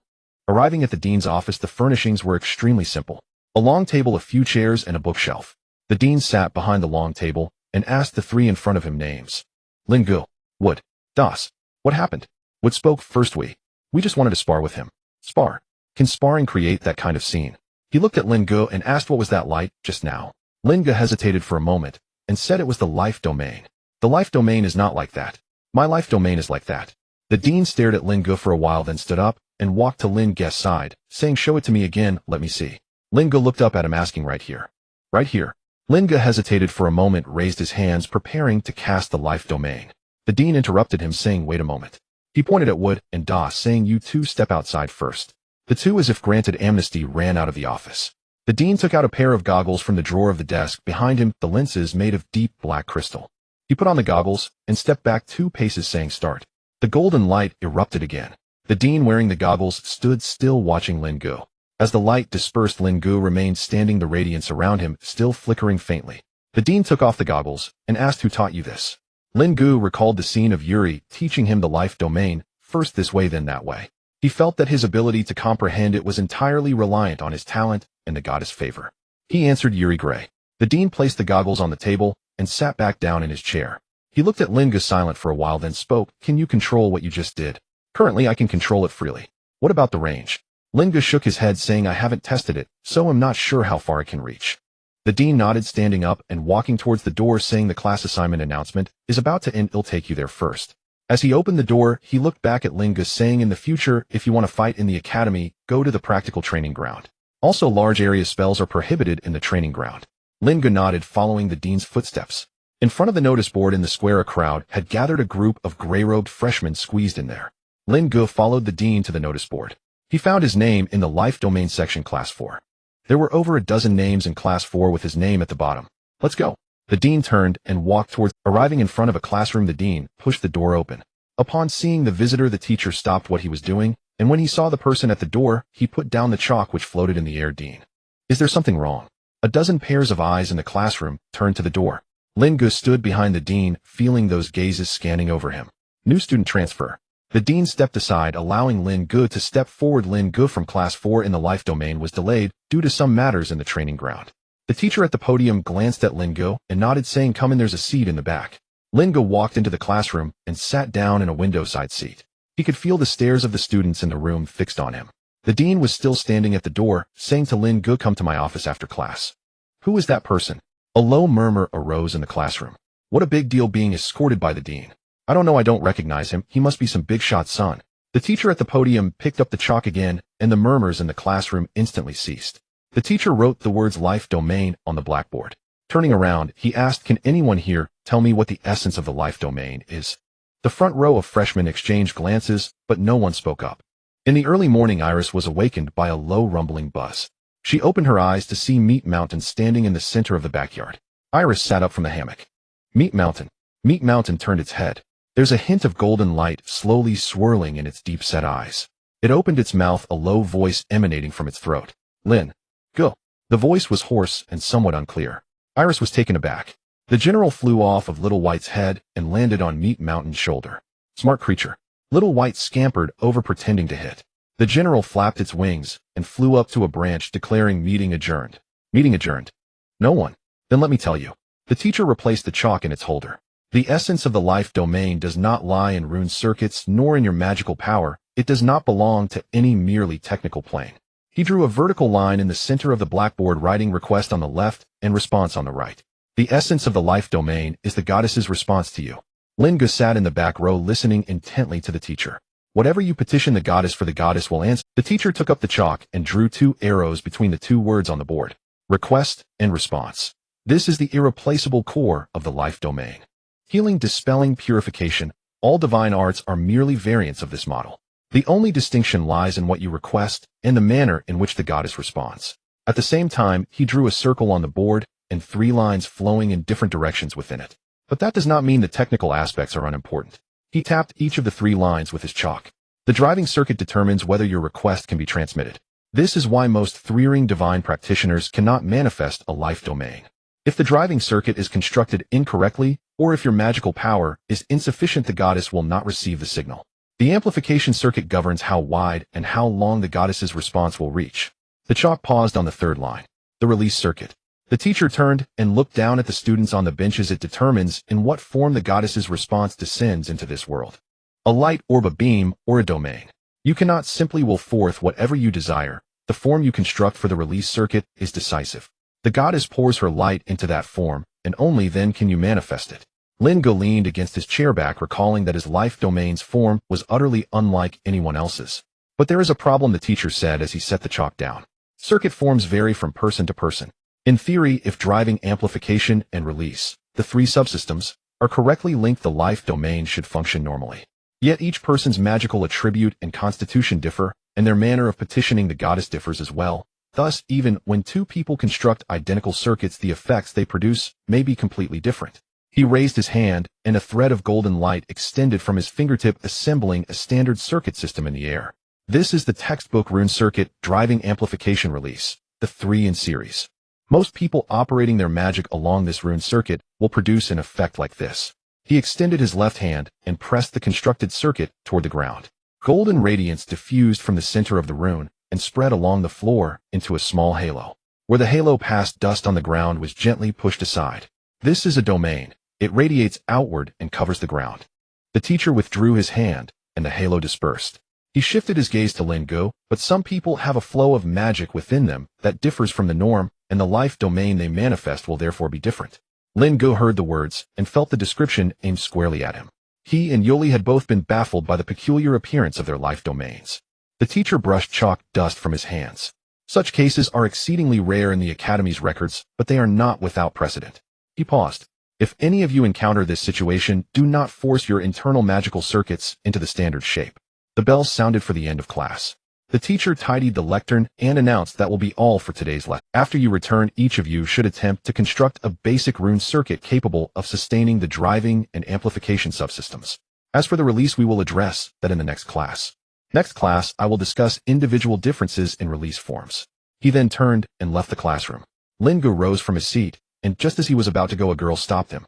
The girl held a stack of parchment, glanced at him, and asked Lin Ge, "I am Wayla, the class monitor of Class 4. She handed him the parchments. This is the timetable. The core professional courses meet here 3 times a week. As for electives, you may attend other classes. This schedule lists the times and locations for other groups." Lin Ge accepted the timetable. "Thank you." Also, Wayla added, "The Academy maintains an open attitude toward instruction. Outside of required classes, your time is your own. You may research in the library, borrow laboratories for experiments, or practice on the training grounds." Lin Ge smiled, faintly thinking privately that he would rather avoid the training grounds from now on. Wayla turned and walked down the corridor, calling back. The dean's office is at the top of the central tower. Lin Ge folded the timetable and left the classroom. The instructor remained in the corridor, holding a cup. He glanced at Lin Ge and remarked, "I heard you made quite a scene on the training ground." Lin Ge replied, awkwardly, "It was an accident." The teacher laughed softly. "Well done. If you have questions about the life domain, come see me." Arriving at the central tower, Lin Ge climbed the steps and paused at the dean's office door. He knocked. "Please enter," came the voice. Lin Ge pushed the door open. The dean stood by the window looking out. Seeing Lin Ge, he turned, sat at his desk, and asked, "How did that Yoli Galay fellow teach you?" Lin Ge pushed the door open. The dean stood by the window looking out. Seeing Lin Ge, he turned, sat at his desk. The dean watched Lin Ge's motions, and only after a moment understood what he meant. "Then how did you learn your life?" "I don't know. Perhaps it has something to do with the goddess," Lin Ge replied. "I simply copied Yoli's movements, prayed to the goddess, and it turned into that." The dean pondered briefly and asked, "You have not received systematic instruction in the divine arts?" Lin Ge answered truthfully, "No. I only read an introductory treatise on divine arts. Yoli gave me that book." The dean nodded, went to the bookcase, and drew out a thin booklet. He handed the booklet to Lin Ge and said, "This is a systematic exposition of the life domain. The principles behind each step and common mistakes are recorded within." He looked at Lin Ge. "What Yoli did not teach you, the Academy will. But the method you used on the training ground today is not to be employed against living beings within the Academy from now on." Lin Ge nodded yes. The dean continued, "Your instructor, the white-haired old man Luo Wire, is a theoretical expert on the life domain. Oh, consult him if you have doubts." "Very well.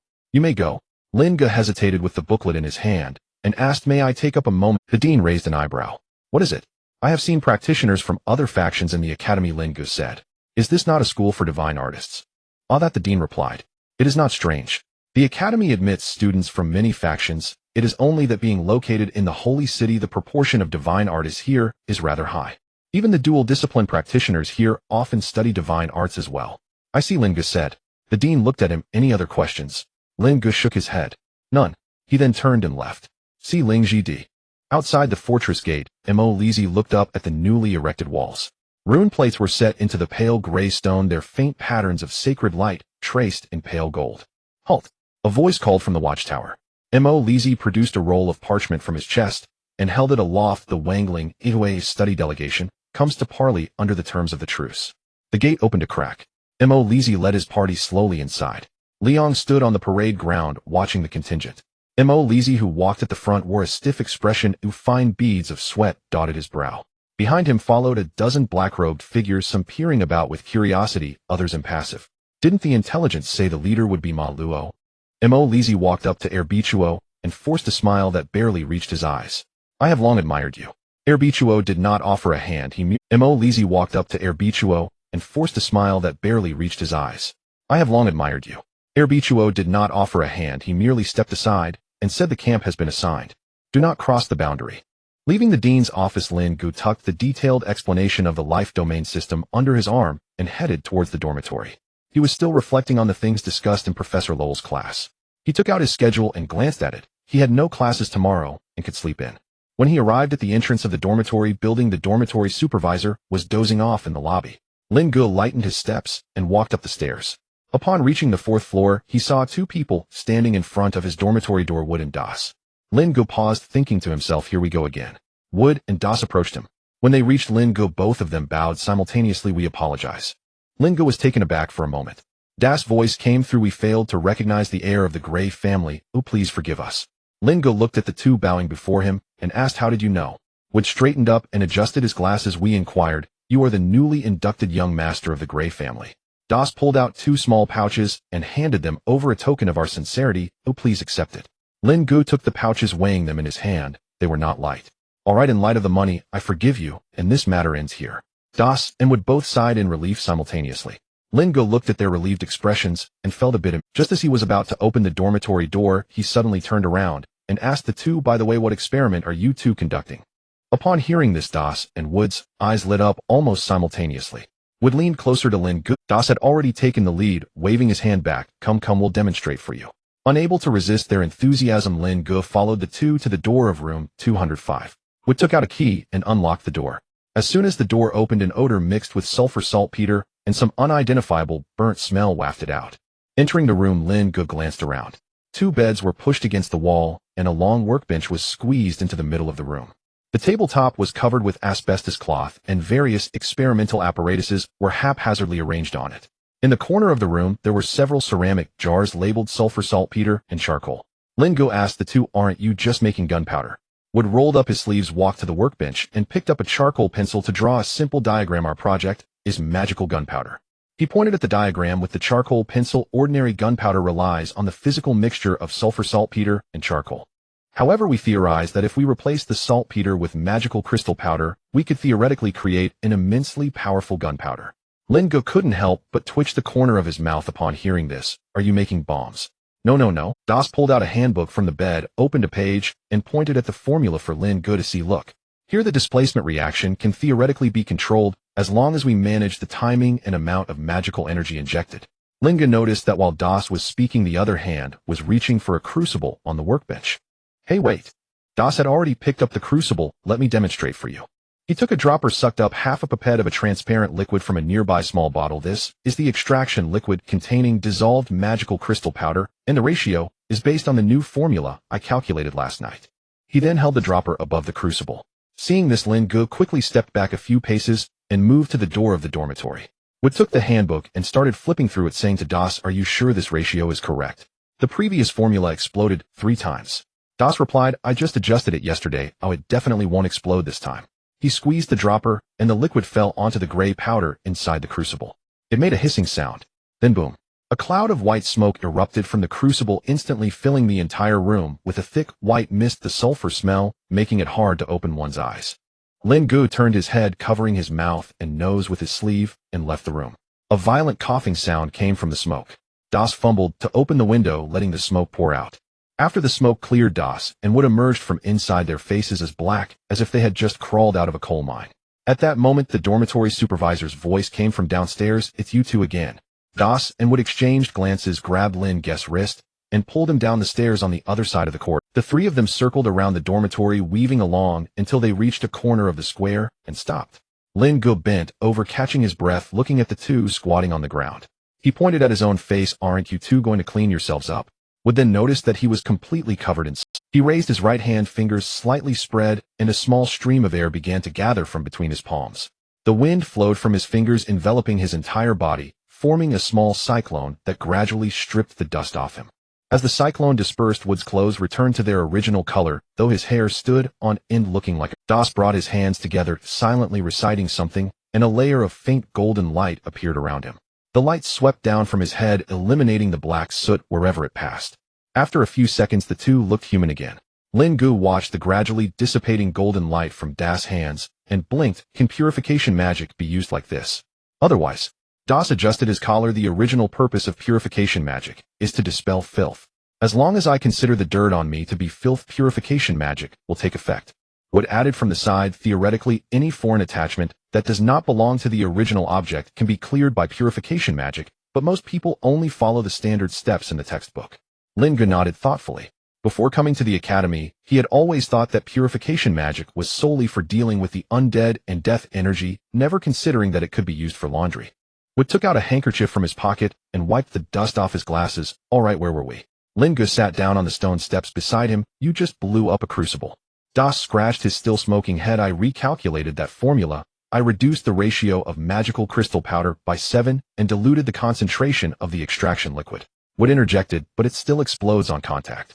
We've tried dozens of combinations, whether mixing first, and then adding magic or injecting magic first, and then mixing it leads to violent reactions that sometimes happen too quickly to observe any intermediate state. He pulled out an experimental log and opened it. Lin Ge saw that it was filled with marks and crosses. Wood continued, so we've been wondering if there's an intermediate medium that can allow the magical energy in the extraction liquid to be released slowly. Lin Ge sat on the stone steps, and suddenly a flash of memory crossed his mind. It was from his school days during a chemistry class experiment conducted by the teacher. The teacher poured concentrated sulfuric acid into powdered sugar, causing it to rapidly turn black and expand, filling the entire classroom with the smell of caramel. He also recalled the phrase he had seen online: 1 nitrate, 2 sulfur, 3 charcoal, add a bit of sugar for a big bang. He looked at Wood and Das and suggested, why don't you try adding some sugar? Wood and Das were silent for a moment. They exchanged glances and burst into laughter. Sugar. Wood pushed his glasses up. Are you serious? We're conducting high-energy alchemical reactions, not making syrup in the kitchen. Das chimed in, exactly where would sugar fit in a gunpowder formula? Lin Ge shot back, have you two ever succeeded? The expressions of both froze instantly. Das opened his mouth, but couldn't say anything. Besides, you guys have no clues right now. Lin Ge stood up from the steps, adding a spoonful of sugar won't affect anything, just give it a try. Wood looked at Das. Das hesitated for a moment. Isn't it odd to add sugar to gunpowder? Wood replied, anyway, we don't have a better idea right now. Das scratched his head, remained silent for a moment, and looked at Wood. Shall we go? Let's go. The two of them jogged back towards the dormitory. Lin Ge finally reacted, hey wait, I meant. Before he could finish his sentence, the two had already run 10 meters ahead. Das looked back while running. Thanks, brother. We'll let you know when the experiment yields results. Their figures quickly vanished from the square. Lin Ge stood in place, helplessly sighing. Sugar can only be a fuel, not a stabilizer. A wisp of smoke rose from the direction of the cafeteria. At this moment, Lin Ge felt a bit hungry and got up to head towards the cafeteria. Passing by a statue of a goddess, he stopped and faced the statue with his hands clasped. Great goddess, please keep an eye on the furnace in room 205 and don't let them blow themselves up. He lowered his hands, thought for a moment, and added, and don't let them blow up the building. Do I still live there? After saying that, he strode towards the cafeteria. In a dim chamber, candle flames flickered. Beryl pushed a piece of parchment across the table. The hooded figure took it, opened it, and scanned it line by line. After a moment, he looked up. What is written here? Is it real? Beryl nodded, a faint smile on his lips. What do you need me to do? Get rid of him. Lin Ge. The hooded figure's face showed difficulty, but he is protected by Yuri Gray. Does the church need a reason to act against a necromancer? Beryl interrupted him, his tone still gentle. The hooded figure fell silent. Beryl leaned back in his chair and added casually, if you can deal with Lin Ge, the Gray family can help you secure an additional seat in the Privy Council. The hooded figure's eyes brightened. Is it a deal? It's a deal. After finishing his meal, Lin Ge left the cafeteria and headed towards the dormitory building. Along the way, a thunderous sound erupted from the direction of the dormitory. Lin Ge stopped in his tracks and looked up, seeing thick black smoke billowing from the dormitory. The black smoke twisted and rose into the air, standing out starkly against the clear afternoon sky. A golden barrier expanded above the dormitory area, resembling an inverted bowl that enveloped the entire dormitory building. As the sound subsided, several figures floated up from various places in the academy, rushing towards the dormitory. Lin Ge was still in shock. No way, guys. You really didn't blow up the dormitory, did you? He then hurried towards. In front of the dormitory entrance, several academy personnel in white robes were on guard around the barrier. Everyone stepped back. Someone shouted loudly. The surrounding students who had gathered were kept outside the barrier, and the crowd began to murmur among themselves. What's going on? What a commotion. I have no idea. Suddenly, Lin Ge felt someone land behind him. He turned to see the librarian who had previously stopped him in the library. The librarian approached Lin Ge and stared at the smoking dormitory, asking him what happened. Lin Ge opened his mouth. He naturally knew what had happened, or rather he knew who was responsible, but he didn't know how to articulate it. Lin Ge replied vaguely, it should be an experimental accident. The librarian glanced at him, but did not pursue the matter further. At the entrance of the dormitory, several personnel in white robes had already set up a cordon. A team of medical personnel dressed in white coats was carrying stretchers in and out, and the air was thick with a heavy sulfur smell along with some indescribable odors. Lin Ge squeezed through the crowd and reached the edge of the barrier. A white-robed lecturer blocked his path. Step back, you cannot go in now. Lin Ge stood outside the barrier, anxiously peering inside. Smoke was billowing out from the second-floor windows of his dormitory. Someone was directing loudly. The sounds of hurried footsteps, the clattering of equipment, and low incantations mixed together. Das lay on a stretcher being carried out, his student robe completely charred, and what little hair he had left was reduced to a few strands.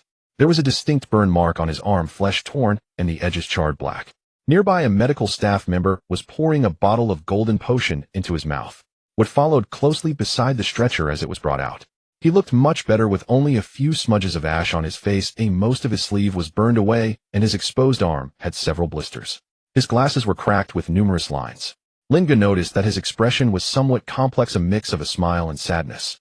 A medical staff member stopped him, placing their hands in front of him, and a layer of golden light swept over his entire body. A few seconds later, the medical staff withdrew their hands. Minor burns, no internal injuries. Wood nodded, but his gaze remained fixed on Dash stretcher. As they exited the barrier, Das was lifted onto a cart. The driver cracked the whip and drove towards the school clinic. Lin Ge approached Wood, who smiled bitterly upon seeing him. The method you mentioned really worked. Lin Ge stared at the still smoking dormitory and pointed. Effective means you blew up the building. Wood shook his head. No, we added a bit of sugar as you suggested and tried a small dose. He took out his experimental logbook and flipped to the last page, showing it to Lin Ge. That page no longer had X marks. Next to the last experimental record was a big note. Lin Ge glanced at it, reading the reaction speed has significantly slowed, the burning time extended nearly twice, a stable intermediate state has been observed with the naked eye. Sugar is indeed effective. Wood closed the log and said to Lin Ge, after the success, I decided to get more sugar from the cafeteria for backup, while Das stayed in the dormitory to continue recording data. Lin Ge pressed for details, and then, I got the sugar back, reached the door, and was about to open it. Das rushed out from inside and tackled me to the ground. As he spoke, Wood wiped the ash off his face with the back of his hand, and then there was the explosion. I don't know what he did inside. Maybe he thought of trying a larger dose while I was away, or perhaps something went wrong while mixing the reagents. He lowered his head. Regardless of what he did, it is certain that the theory of the catalyst is indeed correct. Lin Ge looked at him, sensing that he seemed somewhat lost while speaking. The success of the experiment did not bring him joy. Instead, it felt as if he had lost something. At this moment, the dean descended from the sky, scanning the still smoking dormitory and the crowd of students gathered around the barrier. His gaze finally landed on Lin Ge and Wood, and he glanced at the librarian standing beside Lin Ge. The librarian subtly nodded in acknowledgement as the dean looked at him. He then turned and vanished into the crowd. The dean withdrew his gaze and strode into the dormitory. The dormitory supervisor was standing below the dormitory building, diligently controlling his expression. The dean asked coldly, what are the casualties? The supervisor opened the roster, pointing at one name. One student is severely injured and has been sent to the clinic. The others are fine. The dean leaned in to take a look at that name and then turned to walk out of the dormitory. Approaching Lin Ge, and Wood, he first glanced at Lin Ge, then at Wood, sighing, it's you two again, come with me. Wood stepped forward and said, Dean, this matter has nothing to do with Lin Ge. The dean had already turned away, heading towards the central tower. Everyone come over. Wood and Lin Ge exchanged glances, helplessly following behind. Upon arriving at the dean's office, they stood in front of the desk. Let's talk what exactly happened. Wood spoke first. Dean, this is indeed not related to Lin Ge. It was an accident from an experiment I was conducting with Das in the dormitory. The dean narrowed his eyes as he looked at the two of them, pointing at Lin Ge. Now you tell me, what was the situation? Lin Ge replied, I truly don't know the specifics. I just ran into them after class, observed their experiment, and made a suggestion. Then I went to the cafeteria for a meal. I had no idea how they could create such a huge commotion. The dean paced back and forth in the room, pulled out a chair, sat down at the desk, and said to Wood, conducting alchemy experiments in the dormitory area is prohibited. Do you understand? Wood nodded, I understand. Then according to the Academy's regulations, what should be done about accidents caused by individuals resulting in injuries or even fatalities? Wood opened his mouth, but didn't know how to respond. The dean looked at him. For accidents caused by individuals, all consequences are borne by them. The lighter punishment is expulsion from the Academy, while the heavier cases are handled by the tribunal. Lin Ge, listening to the mention of the tribunal, felt puzzled, not knowing what this institution did. For a moment, the office fell into silence. After several breaths, the dean sighed. Actually, I have made mistakes as well. I have been too indulgent with you. The dormitory supervisor had warned me multiple times that you were conducting illegal experiments in the dormitory. I thought it was good for students to have a desire to explore, so I did not intervene. He looked up at Wood and said, regarding your punishment, I will discuss it with the higher-ups in the Academy and then provide a result.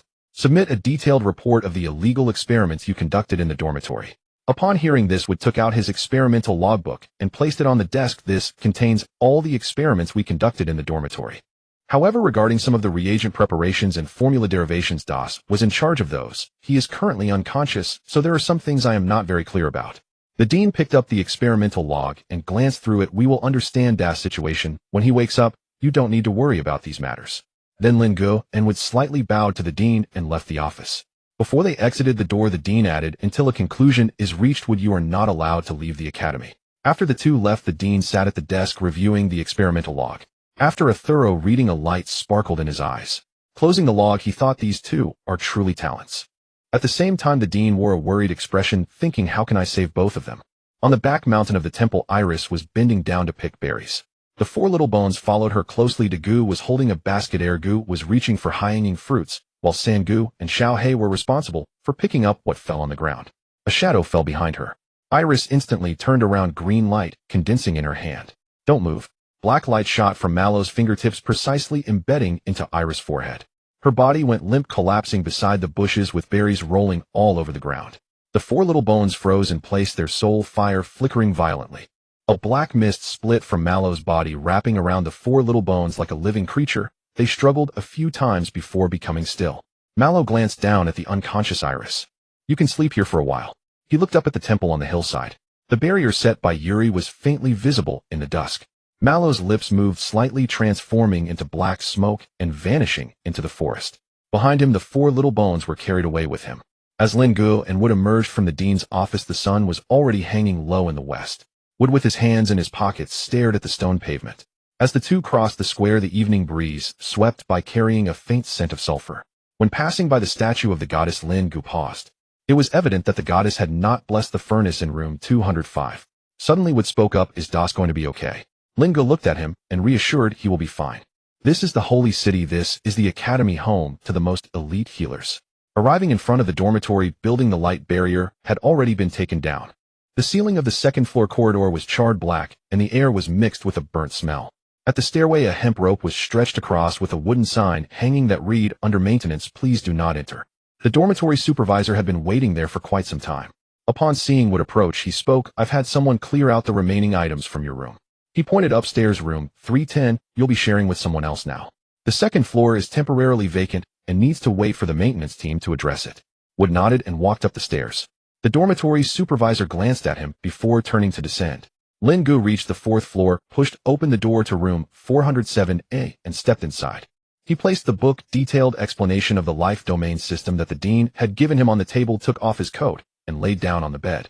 Staring at the ceiling, he reflected on the day's experiences. The training field was filled with bursts of golden light. He was summoned to the dean's office for questioning, and he had visited Wood and Dasbaum laboratory, which indeed had exploded. He felt that his day was richer than the experiences he had gone through in the temple over the past month.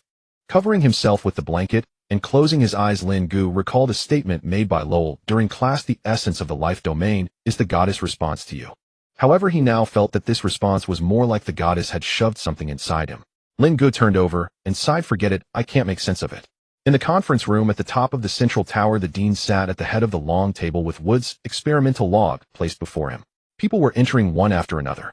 Marcus was the first to enter. He was the head of the Department of Magical Theory and had taught at the academy for 40 years. After sitting down, he organized himself and placed his hands on the table. Ortega sat next to him, an elemental lecturer, glancing at the experimental log on the table as he walked in. Lowell arrived a bit late, holding a cup of water and sitting across from Rosa. He placed the cup on the table and nodded at her. Bernard sat in the corner. He was the head of the practical training course and had a very burly figure. Fiona, the alchemy lecturer, was the last to arrive. With her hair hastily pinned up with a carbon pencil, she almost tripped as she entered and hurried to sit next to Lowell. With everyone present, the dean began, "You should all be aware of what happened today, right?"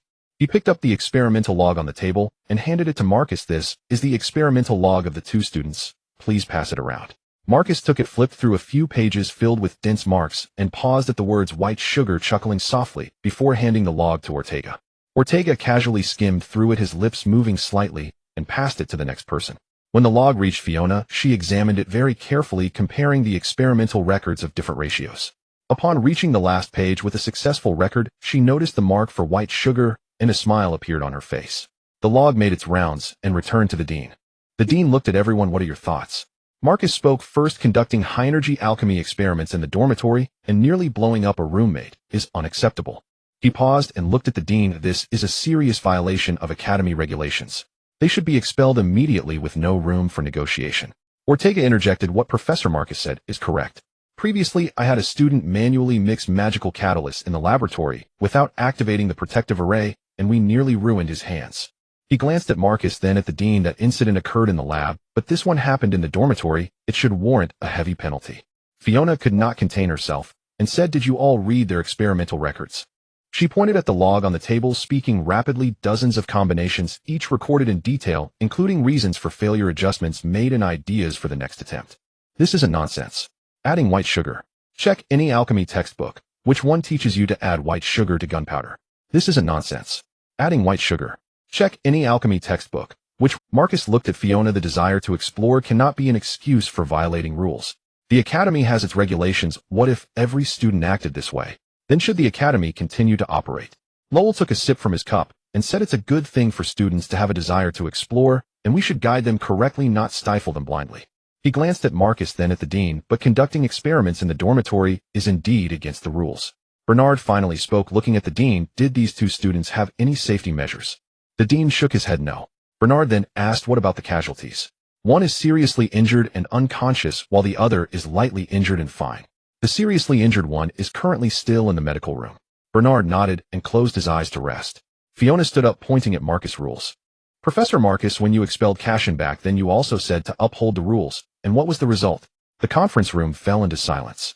The candlelight cast a glaring reflection on the window. Fiona continued, "If it weren't for you classicists insisting on driving Cashin away back, then the academy wouldn't be starting from scratch in its research on necromancy." With that, no one at the table responded. Fiona turned to look at the dean. The dean lightly tapped the table twice, signaling Fiona to sit down. "This matter is not solely about the students. The dormitory supervisor has reported this to me multiple times, but I didn't take it seriously. As you all have seen from the experimental log, they have been conducting experiments in the dormitory for quite some time now. The issues reported from below are being handled too slowly. This is a management problem for the academy." A lecturer sitting in the back row spoke up. "Dean, what do you suggest we do?" The dean scanned the crowd. "I have a few suggestions. First, strengthen the management of the academy. The academy's regulations are very detailed, but the current issue lies in enforcement. I propose that starting tomorrow, the dormitory supervisors and patrols increase their frequency, and all violations must be reported promptly with no backlog." He looked at Fiona. "Second, open some laboratories. It's better to have an open space than to block it. Oh, we should clear out the vacant laboratories and open applications for students. After all, laboratories have protective arrays, making them much safer than dormitories. Third," he paused, "regarding the punishment for Wood and Das, my suggestion is to keep them under observation. If there are any further violations, they should be expelled immediately." "All right, I've finished my suggestions. Let's vote. Please raise your hand if you agree." Fiona was the first to raise her hand, followed by Lowell. The other two lecturers from the innovative faction exchanged glances and also raised their hands in agreement. On the neutral side, Bernard stared at the dean for a moment, then raised his right hand, and the few lecturers behind him followed suit. Now only the classic faction remained. Ortega looked at Marcus. Marcus remained silent for a long time, glancing at the experimental log on the table before looking at the dean. He sighed and raised his hand. "This is the last time. If they commit another offense, they will be expelled immediately." The dean nodded and said, "Since the vote has passed, this meeting is concluded. You may leave." People began to rise from their seats. Marcus was the first to exit the conference room, followed closely by Ortega. Fiona stood up and smiled at Lowell, who nodded slightly at her while holding his cup. The other lecturers trickled out in pairs, some deep in conversation. Rosa remained in her seat, and when the last person exited the conference room, she stood up and approached the dean. "Regarding the experiment by Wood and Das, the part where magical crystal powder is used in place of nitrate overlaps with my current research direction. I would like to incorporate their experiment into my research project." The dean looked up at her. "No problem, as long as Wood and Das agree." Rosa nodded and turned to walk toward the door. Only the dean remained in the conference room. He leaned back in his chair and let out a long breath. He picked up the experimental log on the table, flipped to the page with white sugar, and lightly tapped his finger on it. "Don't let me down." In the wall of death on the gray-black wasteland, Malo emerged from the black mist, followed by the four little skeletons. A death knight emerged from the mist, covered in black iron armor. It walked in front of Malo, kneeling on one knee, the armor clanging with a dull metallic sound. Malo raised his hand and pointed at the four trembling little skeletons behind him. "These four are your responsibility to train." He paused. "Don't mess them up." The big skeleton instinctively stepped in front. The second little skeleton shrank behind the big one. The third remained frozen in place, while the little black one hid at the back, only its skull peeking out. The four little skeletons huddled together, their soul fires flickering. Malo turned and left. "In a month, I want to see something different from them." Lin Ge had no classes today. Yesterday's series of unfortunate events left him utterly exhausted, so he decided to indulge in a long sleep. The morning sunlight streamed through the window, illuminating the dormitory. At that moment a knock on the door echoed, knock knock knock. Lin Ge pulled the blanket over his head. Knock knock knock. He pressed a pillow against his face. Knock knock knock. Lin Ge sat up and shouted, who is it? Colin's voice came from behind the door. It's me, open up, Lin Ge. Lin Ge squinted as he sat up barefoot, walking to the door to open it. He rubbed his eyes and asked, what do you want? Colin squeezed in through the gap, his messy hair swaying left and right. He turned to Lin Ge and said, the scene you caused yesterday was quite something. Lin Ge yawned and flopped back onto his bed saying, it wasn't me. He spoke to Colin irritably, do you have anything else? If not, just go out. I want to sleep a bit longer. Colin pulled out a chair from the table and sat down, picking up a crystal of dead energy and playing with it in his hands. My grandfather asked me to inform you of something. Go ahead. Someone from the Gray family is planning to make a move against you. Okay, got it. Colin tossed the crystal in his hand a couple of times. Aren't you afraid? Lin Ge turned over, staring at the ceiling. Afraid of what?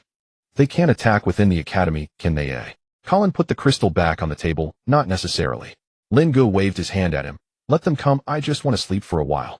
Colin stood up and walked to the door, looking back at Lin Ge. At this moment Lin Ge had covered himself with the blanket again.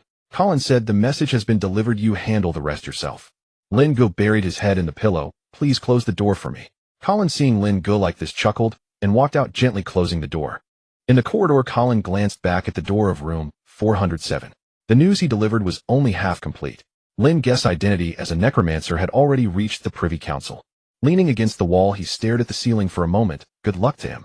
Then his figure flickered, and he vanished from the corridor. When Lin Ge opened his eyes again, the sun was already high in the sky. He crawled out of bed and washed his face.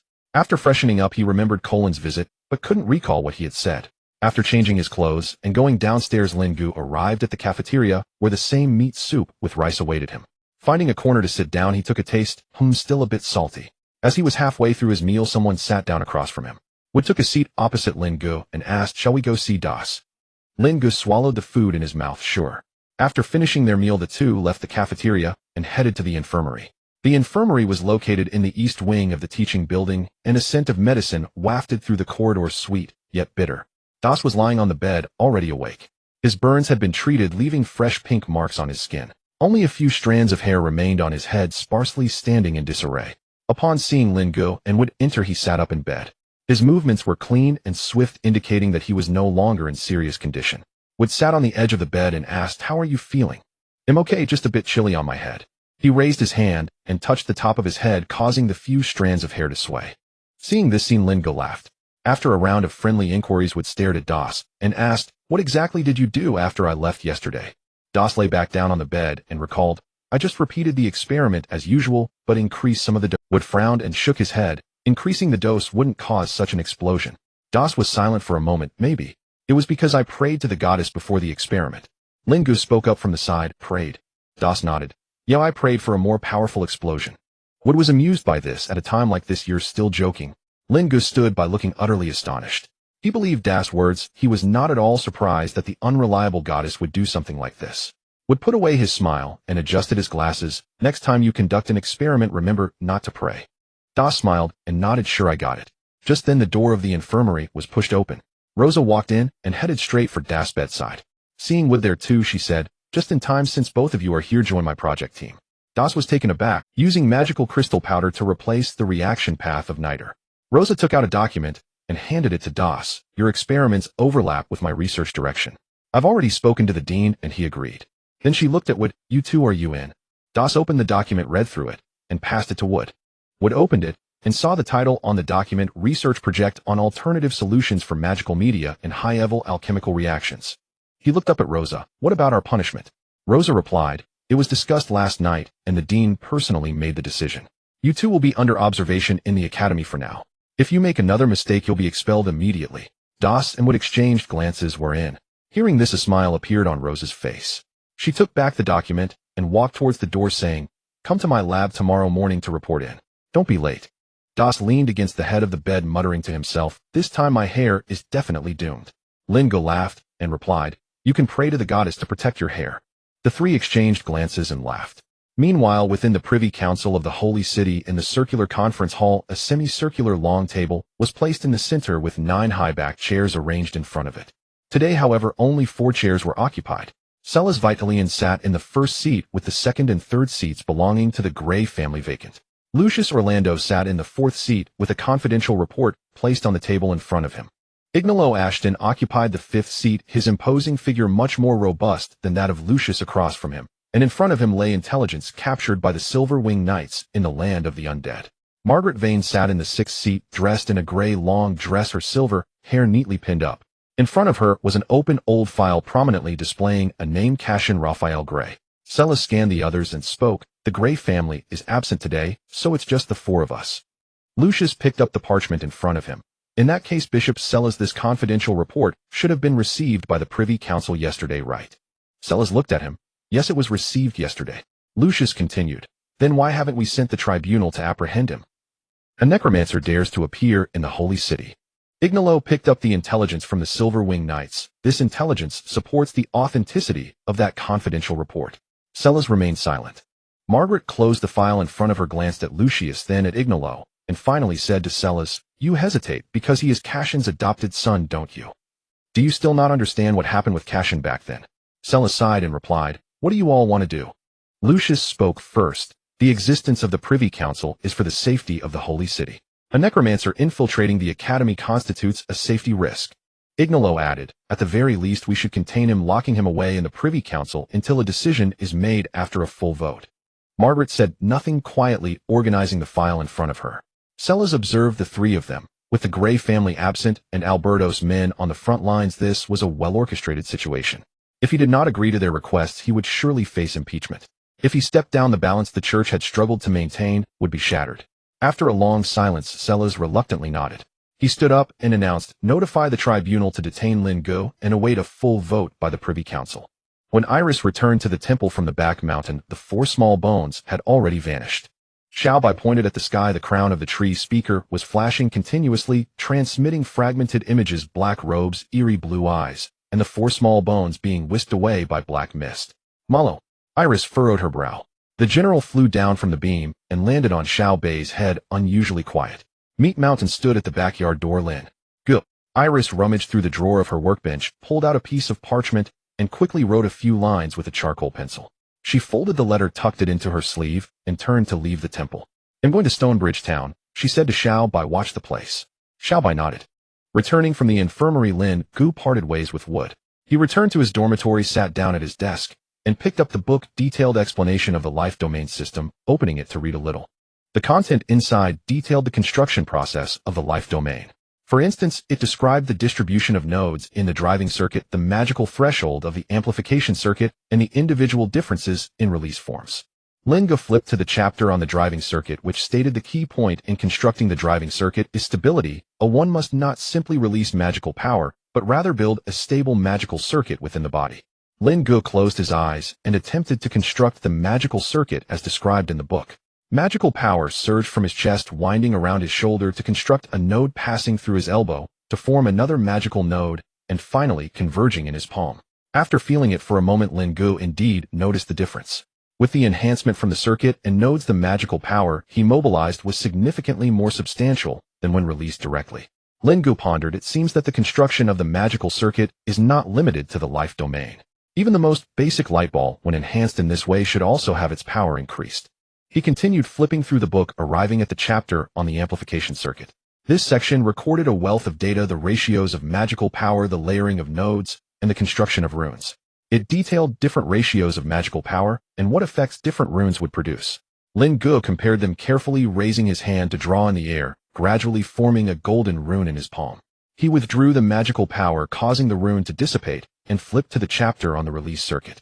Lin Ge felt a bit overwhelmed when he saw a line stating the release form depends on the arrangement of the runes.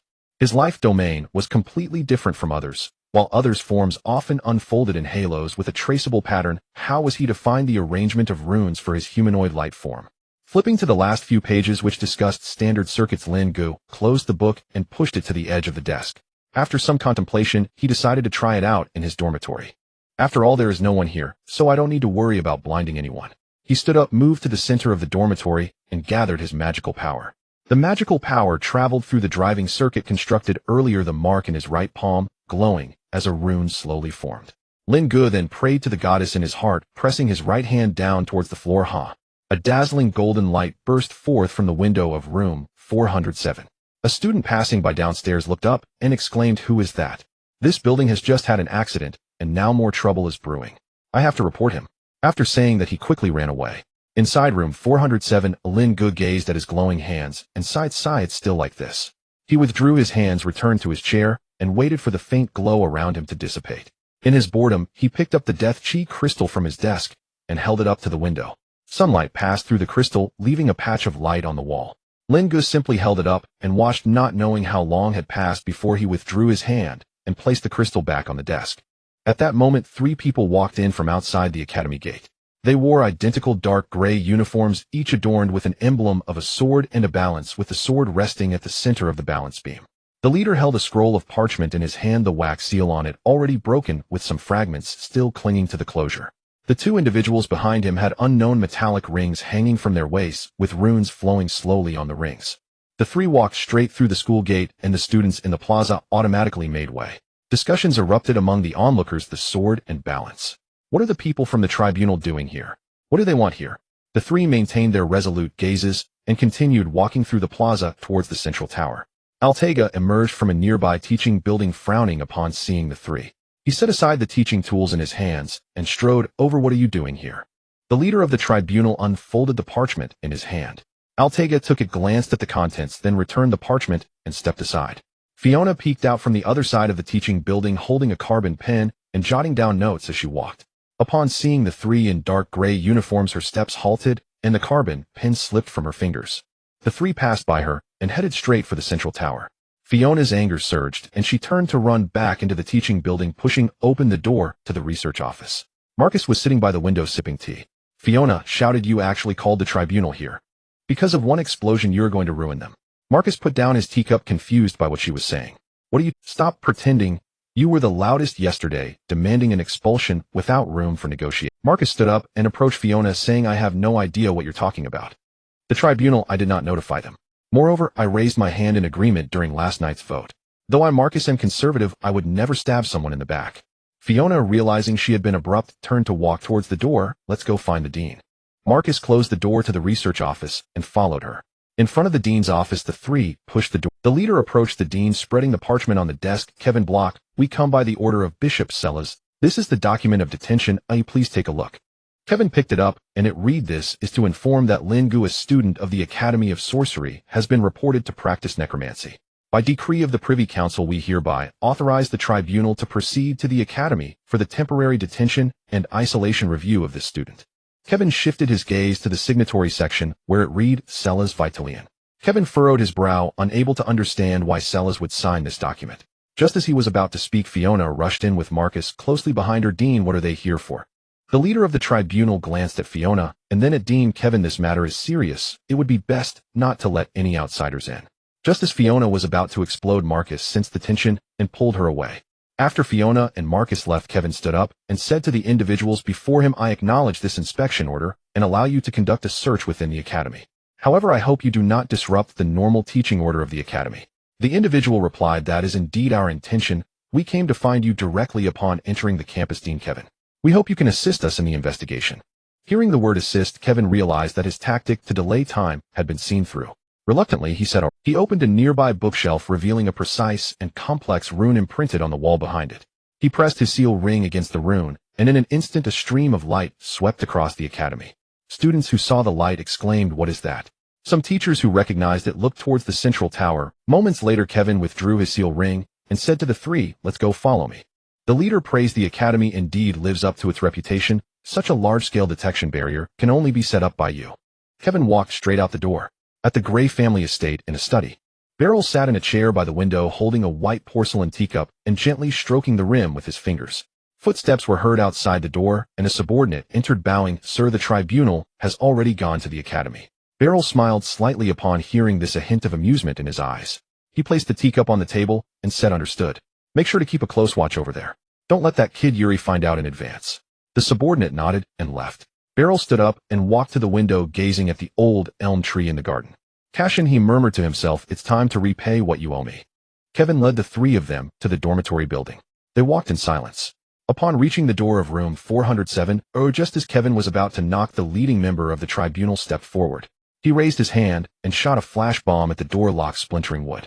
You Kevin was about to lose his temper when the leader entered the dormitory. Lin Ge stood by the bed raising a light barrier in front of him as he looked at the newcomers. Who are you? At this moment Kevin walked in, and seeing Lin Ge's movement said, Don't move. Upon seeing the dean enter, Lin Ge retracted the light barrier. The tribunal members approached, and took a metallic ring from their waist, placing it on Lin Ge's hand. As the ring locked in place, Lin Ge felt the flow of magic power within him come to a halt. The person in front of him said, Do not resist. If you trigger the seal, you can only pray for the goddess' protection. Lin Ge looked at the dean in confusion and asked, What is this for? What have I done? The leader among the tribunal members took out an inspection order and held it in front of Lin Ge. Lin Ge was startled upon seeing the content, pondering how he had been exposed. When he saw the name in the issuing section, he was taken aback to find Selah's name there, which deepened his confusion. What does Selah's mean by this? One of the tribunal members took out a black robe and draped it over Lin Ge. Pulling up the hood, Lin Ge's face was shrouded in shadow. The leader then turned to Kevin and slightly bowed. Dean Kevin, I apologize for the offense. He then instructed the two members behind him. Let's go.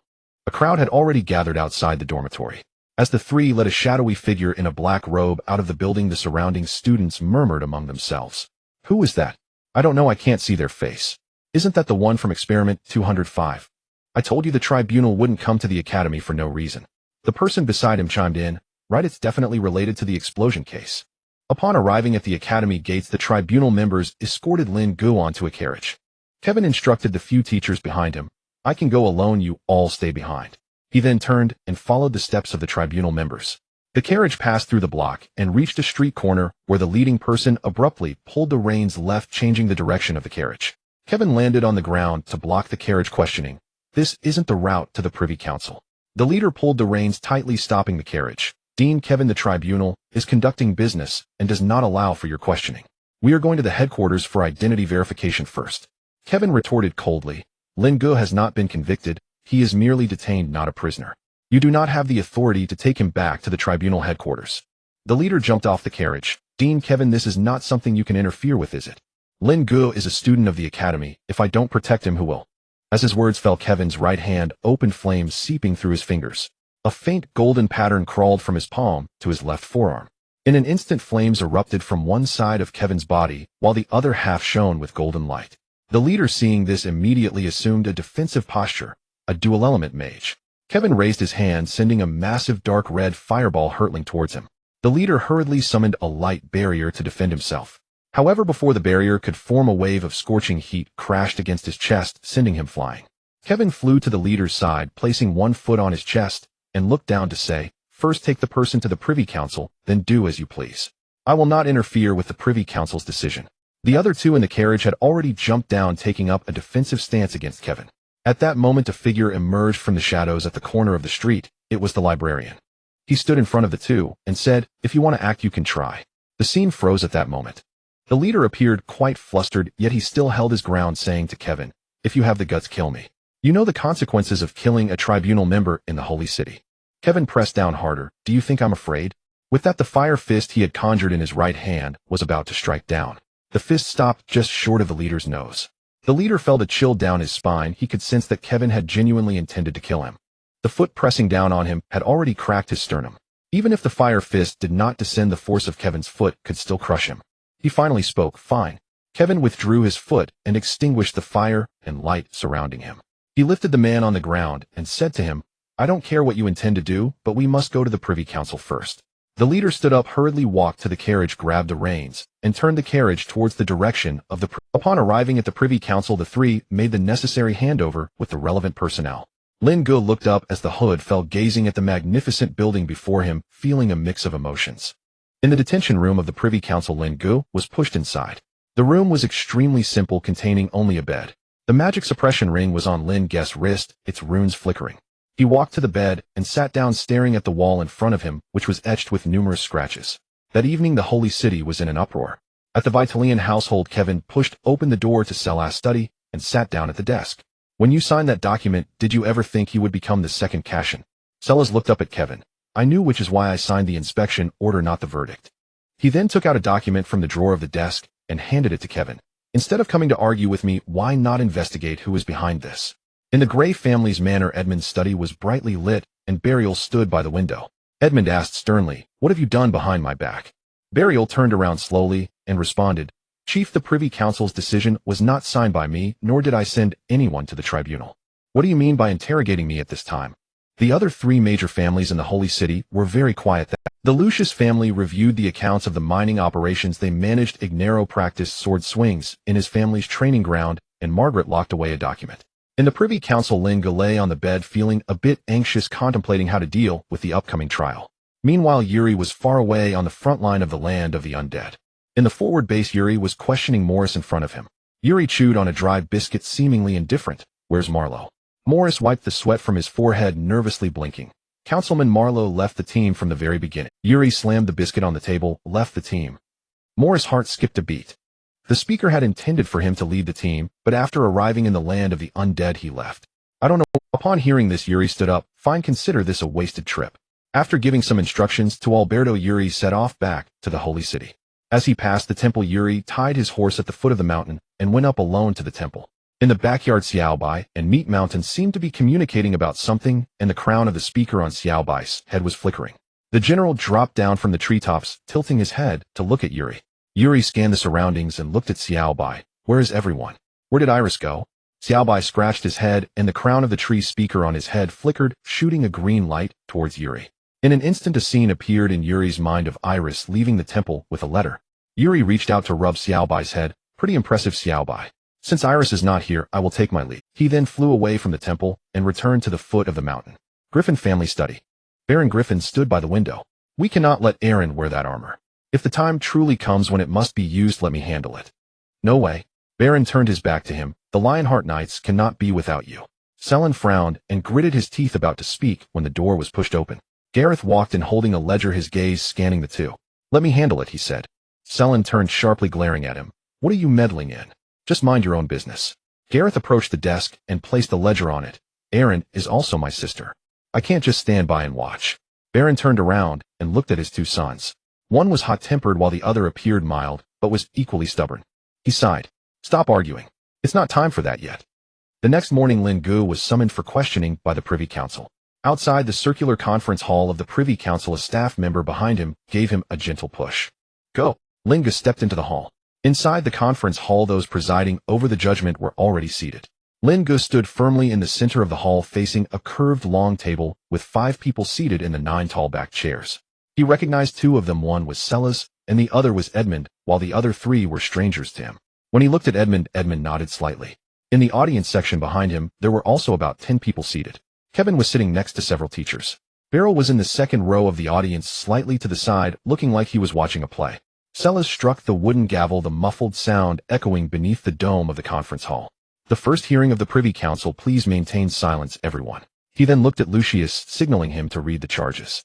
Lucius stood up, holding a document in his hand, and began to read line by line. First, according to an anonymous report, the accused Lin Ge has studied necromancy at the Undead Academy and has cast necromancy spells multiple times within the borders of the Talon Duchy.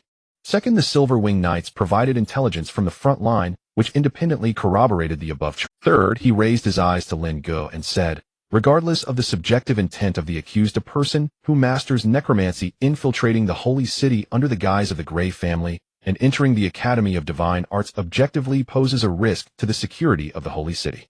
He put down the document, his gaze cold. We request immediate detention and isolation for the accused. Then Lucius glanced at Edmund beside Celas. At the same time, investigate the intentions of the Grey family as to why they would allow a necromancer to join their ranks. Ignalo added, the reconnaissance report from the Silverwing Knights indeed mentioned that a young man had absorbed death energy in the land of the undead. The wording in the original report was he seemed to be conducting purification work in this manner. Lin Ge listened below, surprised that the judge's surveillance was so extensive. After Lucius sat down, Edmund stood up. Ladies and gentlemen, I will first respond to the third charge regarding the so-called security risk.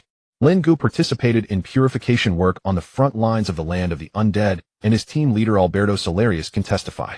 His unique life domain greatly accelerated the purification process. He looked at Lucius and continued. Secondly, Lin Ge joined the Grey family as an adopted son of Cashin, a matter I openly informed many families about during the family banquet rite. Some present indeed attended that banquet. This is no secret. There's no question of infiltrating the holy. Additionally, he turned to Ignalo. I request access to the intelligence provided by the Silverwing Knights, as well as the full text of the reconnaissance report from the front line. What did the complete report say? Did that young man assist in the purification work beyond just absorbing death energy? Did he protect the personnel on the front line?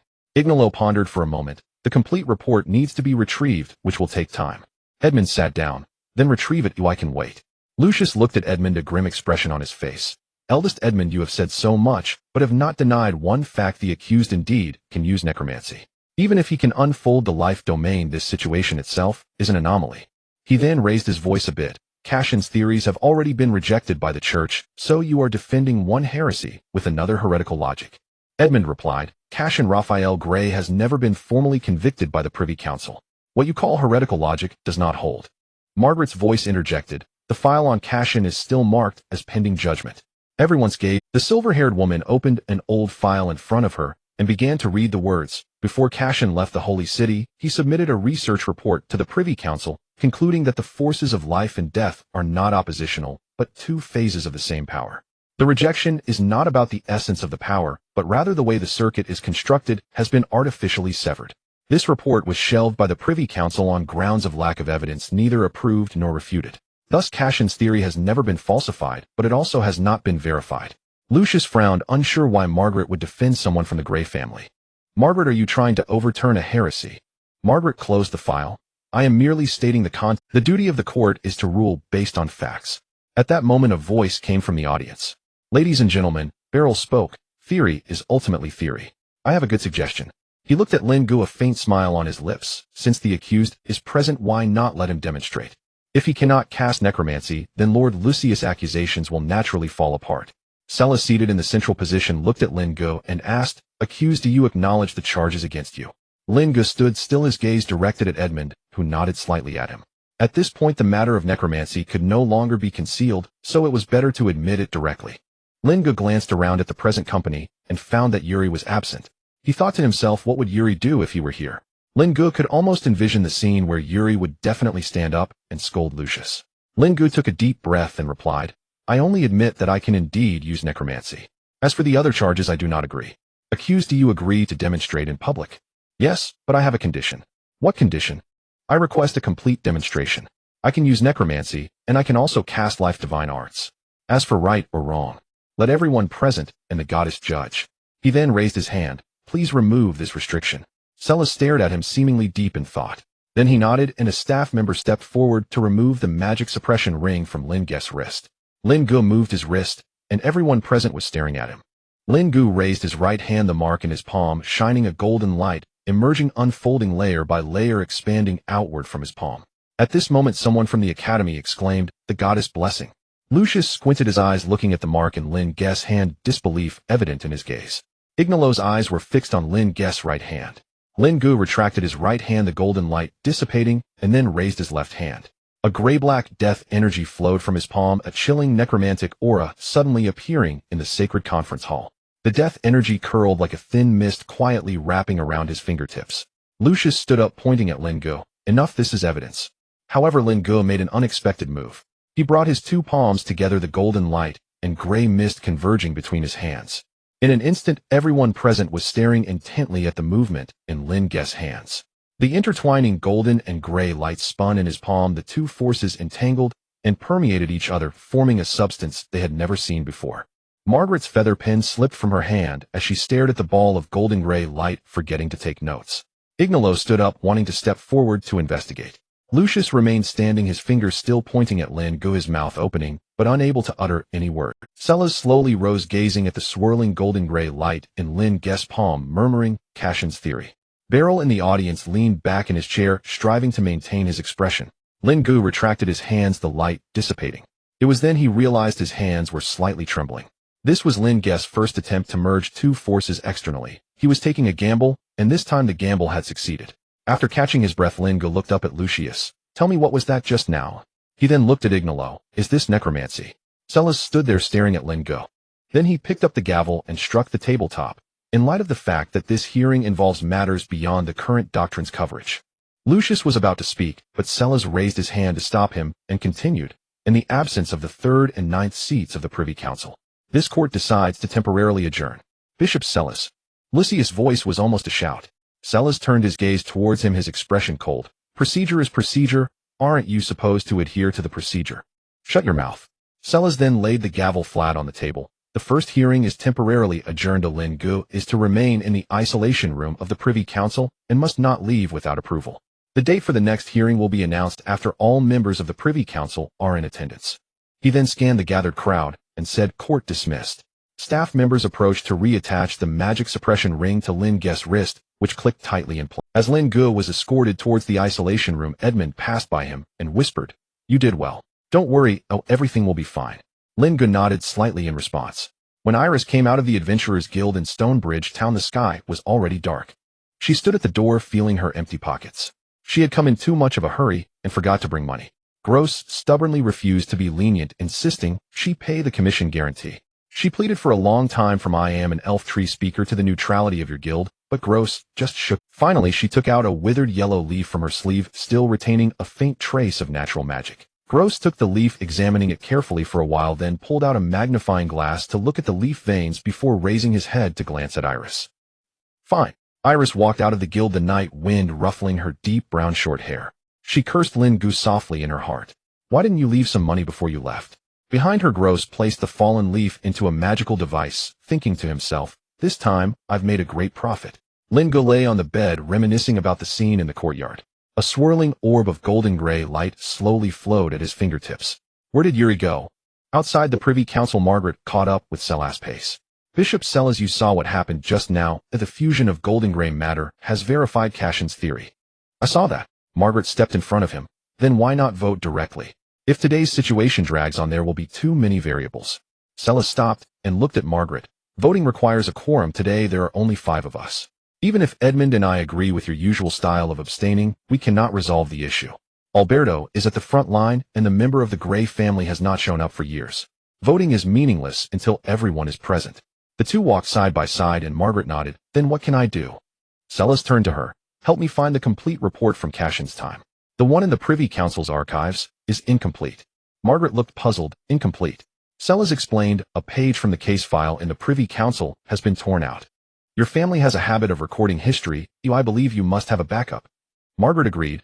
"I can go back and look for it." As they spoke, the two boarded their respective carriages. In the Vitalian estate, Colin had been in the study for... He darted from his chair to the bookshelf, took a book, flipped through it, closed it, and then dashed to the table, idly fiddling. At that moment, the study door opened, and Sellers walked in. Colin rushed up to Sellers and asked, "Grandfather, how did the trial go?" Sellers took off his outer robe and sat behind the desk. Lin Ge admitted his identity as a necromancer. Colin looked confused. Isn't he looking for death?" Sellers took a sip from his teacup. "I declared a recess because Lin Ge did something that surprised everyone." Colin eagerly awaited the next statement. Putting down his teacup, Sellers looked at his grandson. "He demonstrated the fusion of necromancy and divine life magic before all of us." Hearing this, Colin's eyes brightened, and he excitedly replied, "Is it that person's theory?" "Yes, Cashin's theory has finally been confirmed. Lin Ge is much calmer than I imagined." Colin grinned. At that moment, the butler knocked and entered. "Sir Dean, Kevin Block is here." Kevin walked in wearing a black outfit. Colin nodded at Kevin. "Dean." Kevin nodded in response and sat down before Sellers. Sellers looked at Kevin. "You were quite silent in court today." Kevin smiled lightly. "Just watching the show. Why say so much? Seeing Lucius in a predicament is enough." Sellers spoke. "So what brings you here?"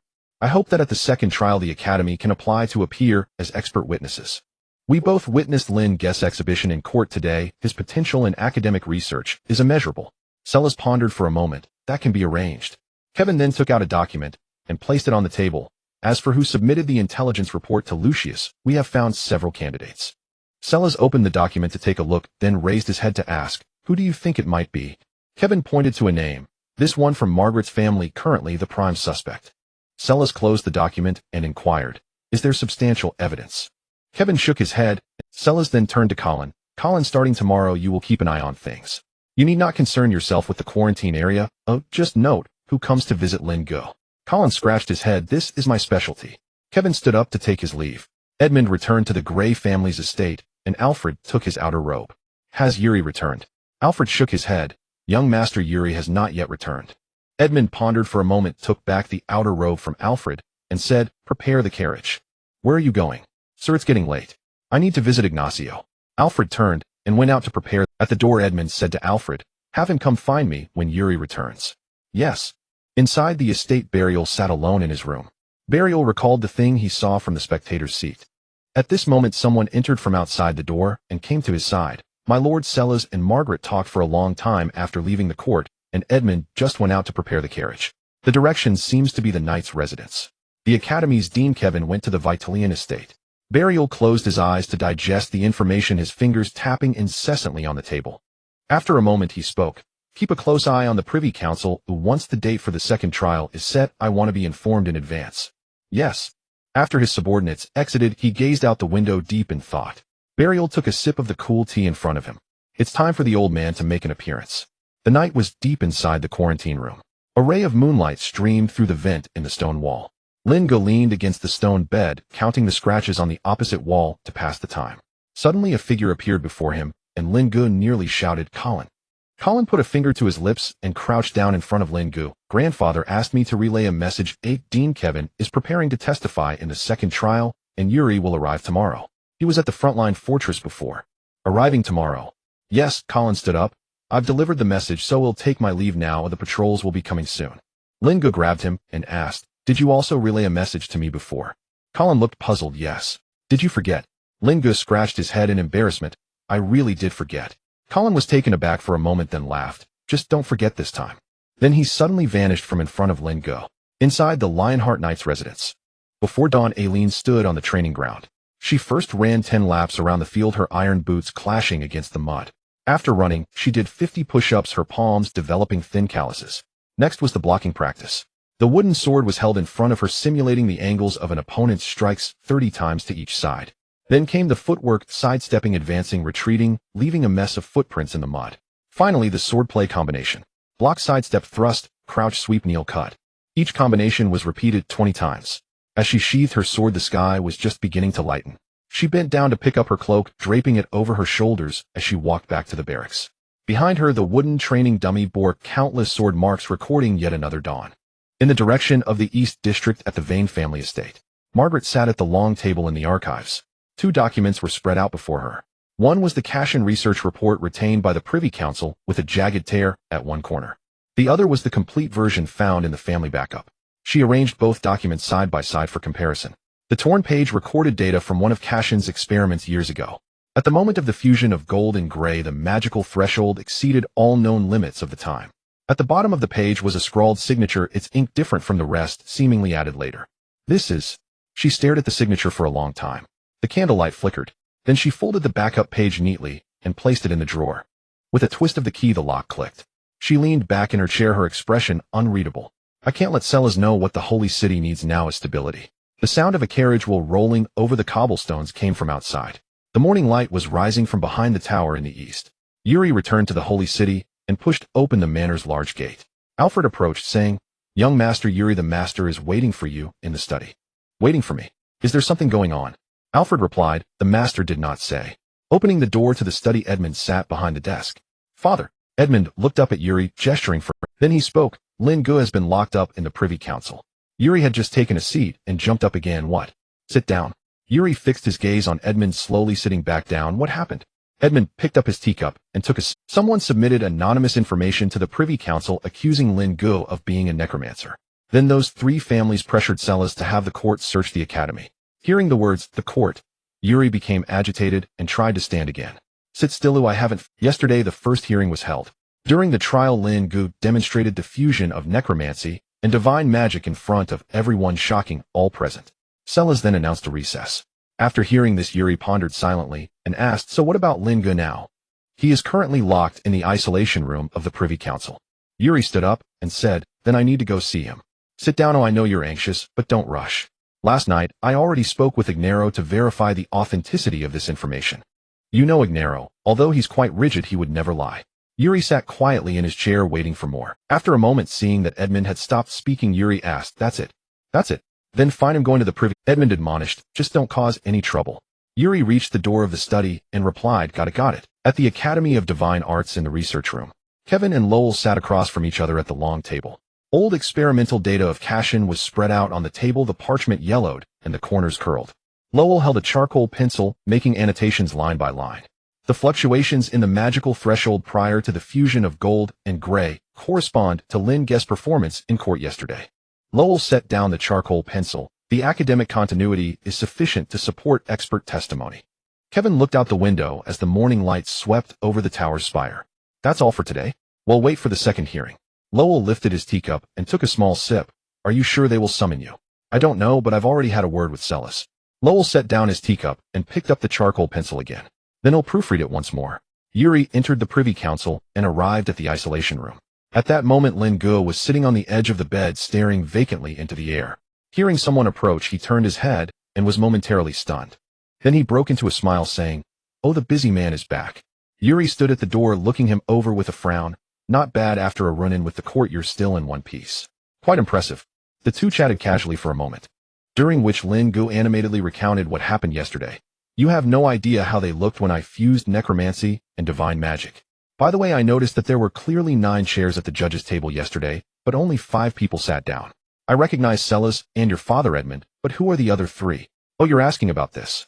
Although there are 9 highest seats in the Privy Council, the 7th and 8th seats have been vacant for years, and I'm not sure why. The Grey family occupies 2 of those seats. One is my father, and the other is the previous clan leader, who is my father's grandfather. Your father's grandfather, your great-great-grandfather, is he still alive?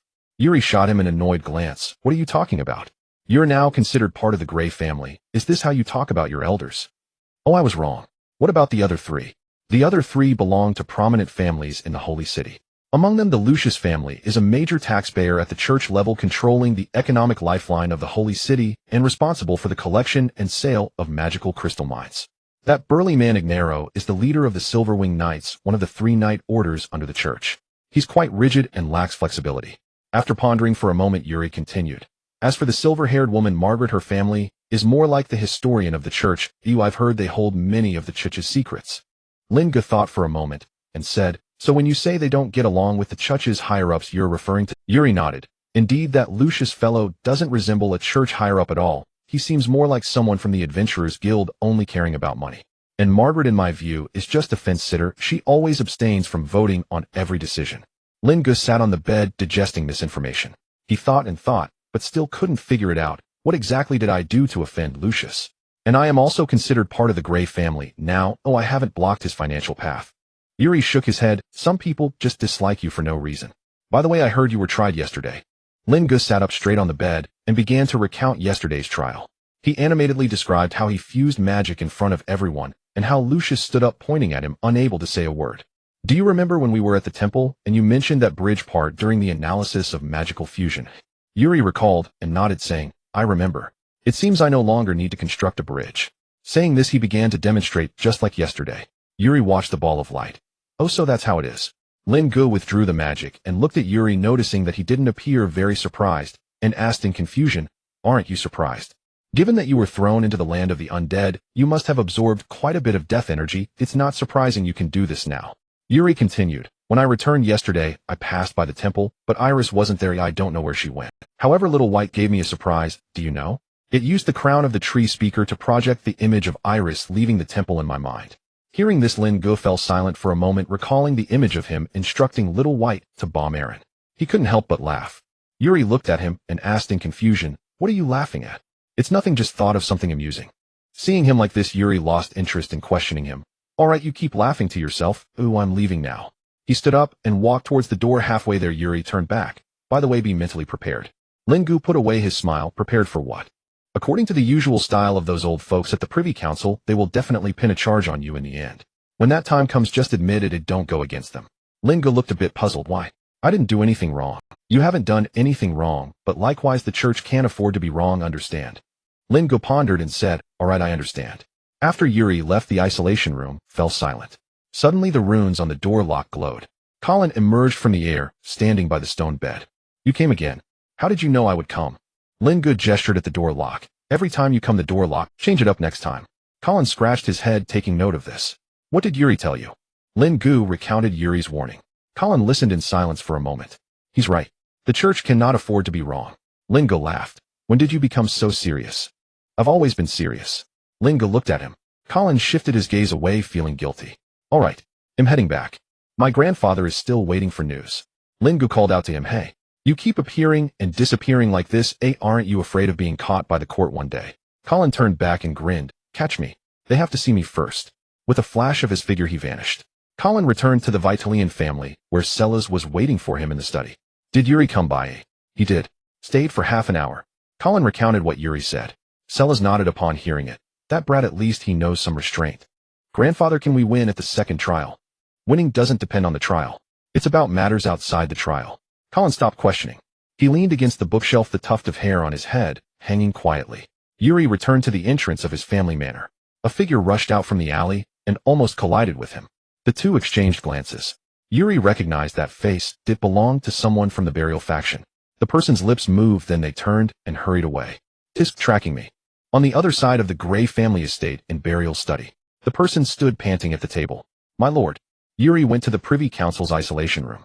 He stayed inside for about half an hour, and when he came out his expression was unchanged. It was unclear what exactly happened. Burial held his teacup listening. The person paused, swallowing hard.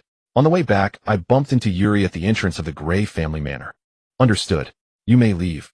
Inside the forward outpost, Alberto set down his teacup, the bottom of the cup clinking against the table, producing a crisp sound.